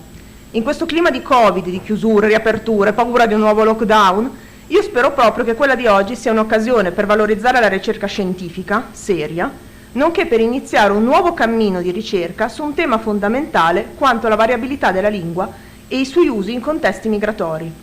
Tutto ciò è stato possibile non solo grazie alla splendida organizzazione locale, appunto rappresentata da Sunuraghe e da Battista, che ringrazio sentitamente, ma anche grazie ai relatori che hanno messo bene in luce il ruolo fondamentale che un'analisi linguistica rigorosa dovrebbe ricoprire nell'affrontare questi fenomeni.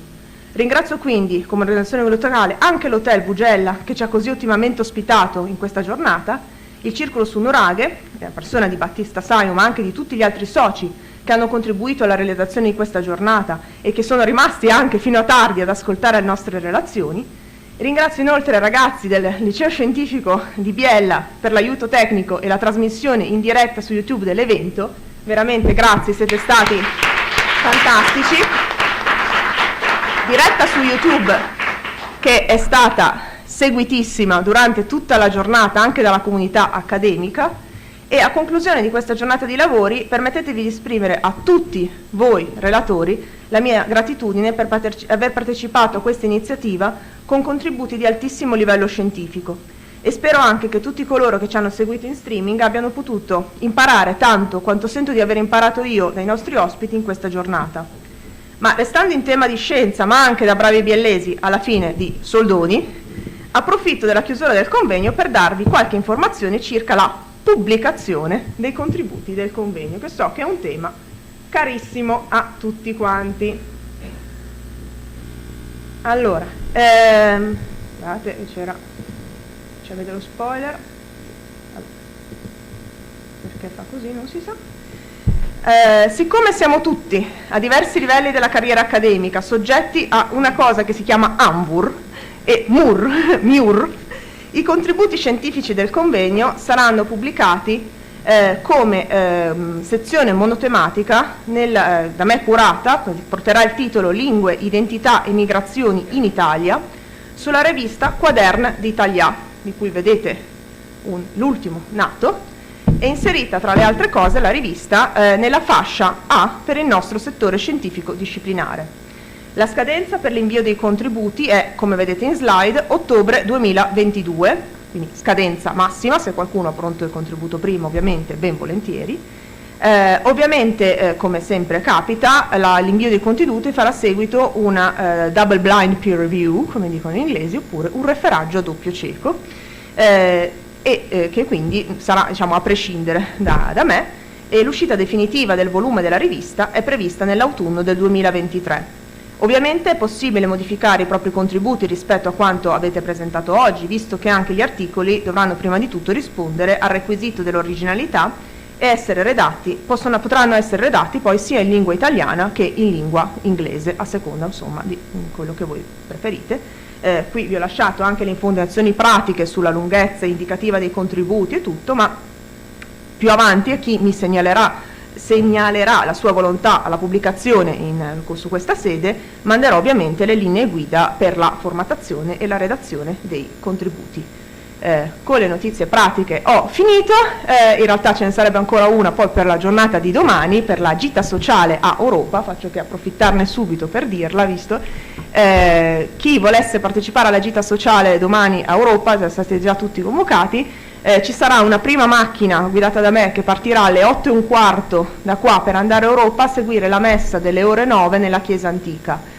Chi invece non volesse, quindi chi vuole partecipare a questa macchinata e alla messa successiva me lo faccia sapere, così ci organizziamo.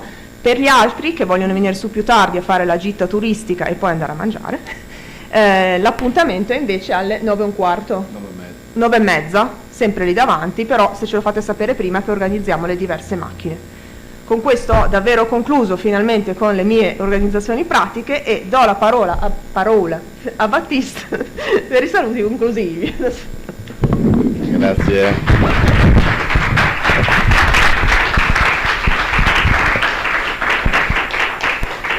Grazie Chiara. Se l'acqua rende fertile la terra, le lacrime rendono fertile la cultura. Ed è il caso che stiamo vivendo. Noi oggi abbiamo vissuto, lo dicevo in apertura stamattina, un passaggio di 3 generazioni accademiche che si sono incontrate qua, di cui l'elemento significativo sono sempre i figli. I figli sono la garanzia del futuro, sono il modo per diventare eterni geneticamente per quanto riguarda i figli naturali e per quanto riguarda i figli d'accademica, fare in modo che il lavoro che viene fatto, che è stato fatto, possa continuare. Per cui queste lacrime sono lacrime feconde, proprio così come l'acqua. Te lo dice una persona che viene dalla terra dove l'acqua già nell'antichità era elemento di culto. Pensiamo ai pozzi sacri che ci sono in Sardegna, dove l'acqua è quella che brucia la Sardegna d'estate, oltre che le mani criminali che mettono il fiammifero a piante millenarie, come è successo quest'anno. Il ringraziamento è a Chiara per questo incontro che abbiamo avuto qualche anno fa, un incontro che sì è avvenuto per caso, ma per caso non è avvenuto il fatto che tu sia venuto a Suo Pettinengo alla presentazione, alle guide che dovevano fare la guardiania al nostro museo nell'anno di apertura, si è ad assistere a vedere e ha aspettato la fine delle spiegazioni che abbiamo dato alle nuove guide che stavamo formando, e alla fine ha detto: ma cos'è che fate poi di fatto? Ma queste interviste che fate le fate veramente? Certo che le facciamo veramente. C'è un antropologo visuale che è il dottor Luca Ghiardo, che sta facendo dottorato di ricerca all'Università del Piemonte Orientale, la stessa università dove lavora la tua maestra. Luca Ghiardo è quello che raccoglievamo le notizie filmando, puntando sugli elementi di contenuto e non di forma. Ecco, abbiamo diviso, stamattina vi accennavo, abbiamo fatto questa forcella, il ramo etnoantropologico e il ramo linguistico, di cui oggi è questo risultato che da un certo punto di vista troverà la sua tappa, non conclusione, la sua tappa nella pubblicazione nei quaderni d'Italia pubblicati in Spagna, ma che troverà un altro momento e vedremo di trovare le risorse per poterlo fare in tempi decenti. Trovare le risorse di questi tempi è sempre difficile. trovare risorse su argomenti che non rendono politicamente in modo immediato nell'arco di una legislatura non è così semplice. Purtroppo gli amministratori del tempo presente ragionano in termini di resa di quello che è il loro investimento politico, anzi guardano sull'immediato, guardano le visualizzazioni che ci sono su un articolo di giornale o su una loro comunicazione tramite i vari social che vengono utilizzati a IOSA. Speriamo di trovare risorse sul lungo periodo per pubblicare il terzo volume, vediamo nel modo migliore, così come gli altri due che avete ricevuto, affinché possiamo dare comunicazione ai nostri soci, che sono quelli che oggi hanno imparato. Alcuni sono rimasti, tutti sono rimasti entusiasti dicendo non c'è stata aperta una finestra, ma c'è stato aperto un portone.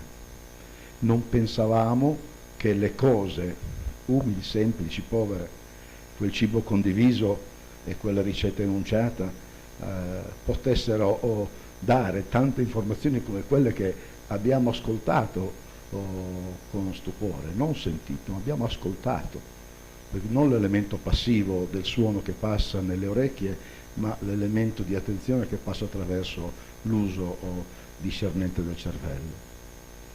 Per cui quello che voi avete fatto oggi, perché poi a cascata erano presenti una ventina di persone dei nostri associati, hanno ruotato nel pomeriggio altri, di cui alcuni erano degli intervistati, ma chiaramente il linguaggio utilizzato, i termini non comuni, squisitamente tecnici, come dire, al bambino dai premasticato, la mamma si mette in bocca il cucchiaio per vedere se la temperatura del cibo che viene dato imboccando è quello che va bene e non faccia male al bambino.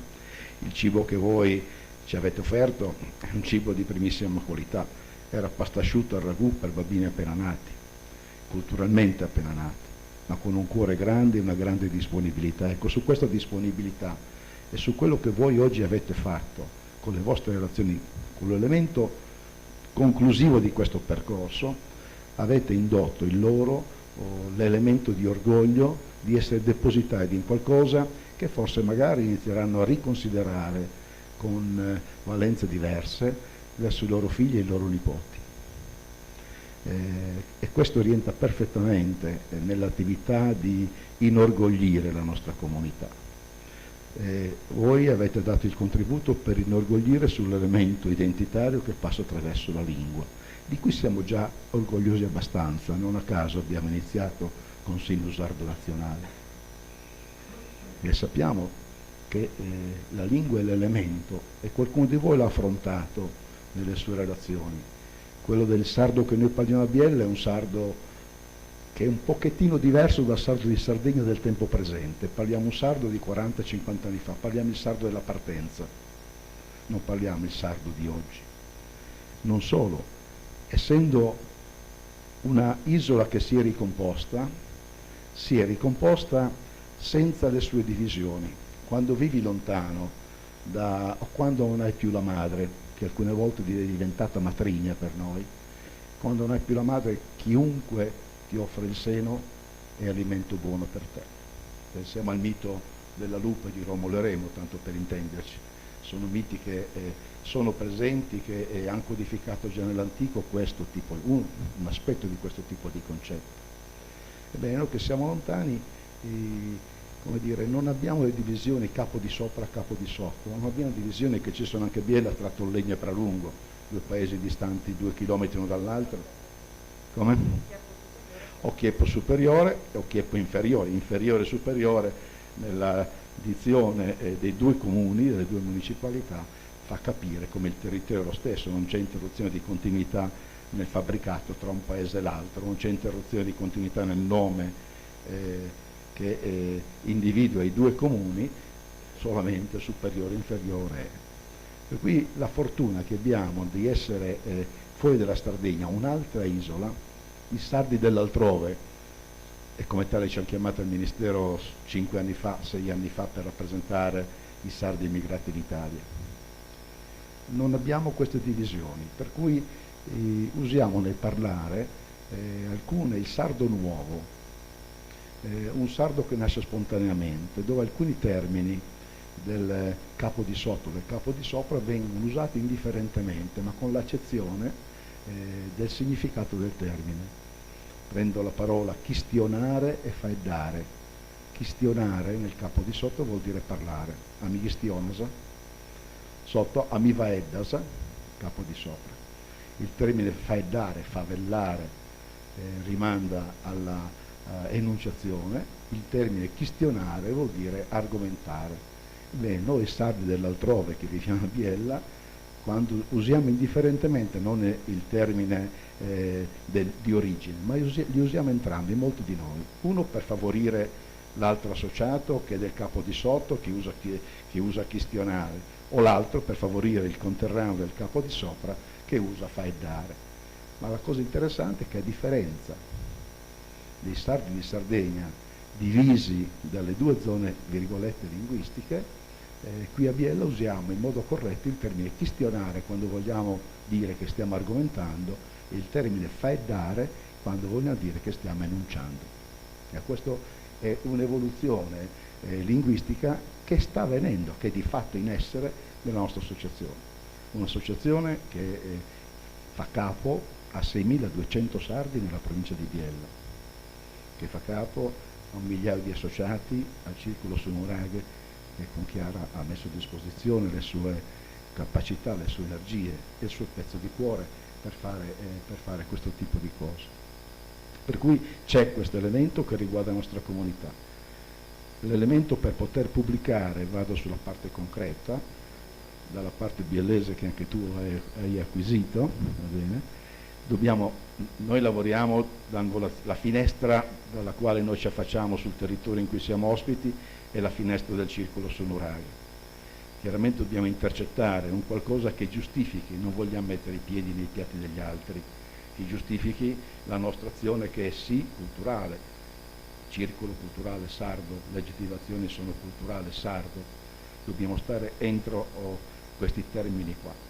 È quello di intercettare, come siamo riusciti questa volta, intercettare il finanziamento generoso della Fondazione di Sardegna, che ci ha permesso anche di poter realizzare questo tipo di incontro in questo crescendo, va bene, di condivisione anche a livello di istituzioni di progetto che è. Allora la nostra comunità è il centro per poter intercettare risorse, e il centro deve essere il centro dell'indagine, perché altrimenti non siamo come dire, un ente istituzionale che ha come compito fare attività culturale a questo livello qui, non ci appartiene. La prima volta abbiamo firmato in passato con Pollenza e con Vercelli e con Urbino nel 96 per un convegno per l'arrivo in Piemonte 1750 anni fa di Eusebio da Cagliari, qui stamattina ho accennato, con la Pontificia Facoltà della Sardegna. Abbiamo fatto le convenzioni la prima volta con una università fuori dal territorio dove erano le nostre competenze, grazie anche al fatto del tuo arrivo all'Università di Milano, alla Statale di Milano. E qui non abbiamo il compito di fare queste cose, ma ci piace fare questa cosa qui, anche perché c'è questa ricaduta grossa sull'associazione e anche perché permette di inserirsi, e questo l'accennavo ieri sera mi pare parlando, non so se più a cena con alcuni di voi, di poter inserire il lavoro che state facendo, e lo vogliamo continuare, perché abbiamo la possibilità di entrare nelle case, abbiamo la possibilità di entrare nelle scuole. I ragazzi, Lorenzo fa quinta liceo quest'anno, Simone fa primo anno dell'università, ha fatto la quinta liceo l'anno scorso al liceo scientifico di Biella. Al liceo scientifico c'è un manipolo di ragazzi bravissimi che ho avuto la fortuna di conoscere 2 o 3 anni fa, ed ecco perché li abbiamo chiamati in casa. Scegliamo in meglio sempre in tutte le cose. E dicevo, una cosa che potremmo fare potrebbe essere quella di inserire questo lavoro di indagine linguistica che stiamo facendo, permettetemi di usare questo elemento di condivisione, di inserirlo su un sostrato importante che Biella ha. Biella ha una documentazione fatta di 64.000 schede in opalina, 10x15, fatto dagli anni 60, fatto dal padre Massimo Sella, che lavorava all'epoca, era un oceanografico nella zona d'Istria, per cui un emigrato che si è legato, sentiva lontano la sua terra. Massimo Sella sono la Banca Sella, sono uno dei rami, uno dei 54 proprietari della banca privata italiana più grande. Lavorava in questo modo fuori dal territorio, ed ecco allora che la molla della migrazione l'ha portato a studiare la sua terra linguisticamente. Per 20 anni ha raccolto una parte di queste schede. Rientrato a Biella, il figlio Alfonso Sella ha pubblicato alcuni libri, dizionari di raccolta di proverbi biellesi, per esempio 2 volumi enormi con migliaia di proverbi biellesi. Hanno fatto un'indagine linguistica nell'arco di 40 anni in un settore anche ristretto di Biella, per dei carottamenti linguistici che sono presenti, sono custoditi dal figlio Mattia, sono accessibili, e il tipo di lavoro, accennavo ieri sera, di alcune schede, di 7.000 schede, poco più, di cui non c'è il corrispondente fonema italiano, c'è la fotografia, c'è la fotografia a contatto, accennavo ieri un tema, Braillin, la fotografia dell'oggetto, l'informatore 1961, Cascina tal dei tali, Pietro Ramella Pralungo, detto il Pero, anni 83, no? Mestolo per sciogliere il caglio di capra prima di fare formaggio. Quindi abbiamo 7.000 termini biellesi, di cui non c'è il corrispondente italiano, lui non l'ha trovato, loro li hanno trovati e hanno messo vicino le fotografie. Io stesso ho utilizzato per uno dei manuali del Piemonte orientale, ho insegnato a contratto alcuni anni in quella università, per il manuale di antropologia e di etnografia.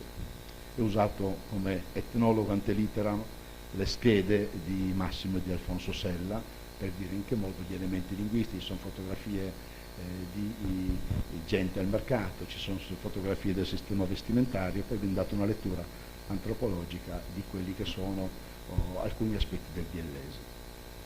Per cui il lavoro che voi linguisticamente fate potrebbe, e su questo potremmo parlarlo, in che modo avere una continuità, o se vogliamo avere delle autoritates, avere qualcuno che prima di voi ha fatto un lavoro di indagine linguistica, anche perché nel panorama linguistico non sono nel mio campo, oggi ho imparato, ho visto che ci sono delle cose da imparare, non so se esiste l'uguale a livello nazionale, a parte il Wagner, a parte lo Schwermeier, per cui le indagini di romanze di Zurigo dei primi anni del secolo. Non so, ho pochissime nozioni per quanto riguarda le indagini linguistiche, ma non so se a livello nazionale esiste l'uguale per quanto riguarda un'indagine linguistica in un territorio così circoscritto e così profondamente indagato. Qui sarebbe bello riuscire nel raccogliere le informazioni, così come vengono fuori, magari si potrebbe studiare un qualcosa che ci porti in questa direzione, in questa via, avere come base di partenza anche per dare valore di Alfonso Sella in questi giorni in essere una mostra della Fondazione Cassa di Risparmio allo spazio culturale, un piccolo spazio bello, attrezzato nei soldi ovviamente, dove alcuni personaggi, e perché no, Alfonso Sella potrebbe essere, e Massimo Sella potrebbero essere delle basi di partenza che possiamo mettere lì, e chissà, i soldi li hanno, se magari in qualche modo hanno un qualche ritorno, è possibile che possa essere sviluppata su più settori, e questa ramificazione del Museo dell'Emigrazione del Circolo Sonuraghe si può a sua volta riramificare da altre parti, per poter andare non solo nelle scuole con i bambini, con l'infanzia o con i bambini preadolescenti, magari affrontare l'indagine non solo nella nostra comunità, magari affrontare il mondo contadino che ancora sopravvive nel biellese, vedere la parlata, se la parlata si conserva in zone chiuse, zone di passaggio la parlata cambia in quanto chi passa porta dei contributi che vanno a innovare, vanno ad arricchire, vanno a contaminare a seconda dei punti di vista la lingua con i quali vengono a contatto. Bene, Cascina cosa ci interessi per poter lavorare su una parte delle schede, per esempio di Massimo di Alfonso Sella, potrebbe essere questa, ve lo propongo come tipo di indagine. L'invito infine, noi ci siamo, speriamo di intercettare le risorse per la pubblicazione che vorremmo fare, vi cui daremo non la copia di diritto, ma come facciamo nei vari convegni, diamo gli estratti, siamo adesso una ventina di copie, diamo anche i libri affinché siano diffusi, siano utilizzati. I libri che noi intendiamo pubblicare come sempre, noi pubblichiamo 1500 copie, non solo in un caso eccezionale abbiamo pubblicato 5000 copie e vanno in distribuzione e diamo gratuitamente a tutti. Troviamo le risorse per poter pubblicare perché vogliamo che la cultura, e siamo un circolo culturale, sia accessibile a tutti. Noi abbiamo associati che prendono 680 euro di pensione, hanno un cuore grande, sono quelli che ti offrono la torta, non vengono mai con le mani vuote quando vengono a qualche incontro, e ne facciamo parecchi, in associazione. Non mi posso permettere di far pagare 7 euro per visitare una mostra e meno che mai di far pagare la copia di un libro, altrimenti vuol dire continuare ad escluderlo. Ecco perché come associazione abbiamo bisogno di fare una pubblicazione del vostro lavoro e vi chiediamo la disponibilità in questo senso, facciamo in modo che ci siano, sì, se è possibile avere una pubblicazione che facciamo voi per l'editore o per quello che sono i canoni accademici, individuiamo qual è il modo affinché sia spendibile, sia utilizzabile per la vostra attività didattica e perché no, far scattare in quelli che saranno i nipoti di Chiara, e lo auguriamo sia nei vostri allievi, va bene, far scattare e far maturare come dire, crescere questa voglia di indagare e di diventare da figli, diventare a vostra volta babbi e mamme, se diventare grandi e fare adulti. Questo è l'augurio. Auguri ai figli maschi, auguri a prosperità, auguri a abbondanza, auguri a fertilità. Sono questi gli auguri tradizionali che si danno e noi li diamo da un punto di vista accademico a tutti voi, perché vi chiediamo la disponibilità a rendere utilizzabili i vostri contributi, il vostro lavoro, che vi è costato sangue, vi è costata fatica, non è stato remunerato, non li avevamo. Quando li cerchiamo, quando li abbiamo a piene mani. Non ci interessa lucrare su nulla, ci interessa tenere fede all'aggettivazione che c'è il nostro circolo di essere un circolo culturale, continuando ad essere anche sardo. Grazie a tutti voi.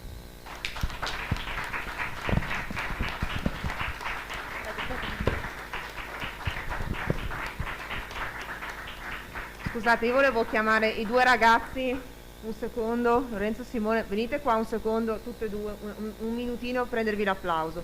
Stacchiamo la diretta da YouTube, chiedo solo a Lucia Sbacco e a Teresa Ramonaite di rimanere connesse un secondo e inviterei i relatori e anche i due ragazzi qua da noi a fare magari una fotografia tutti insieme con questo sfondo e voi giriamo il computer così venite anche voi nella fotografia.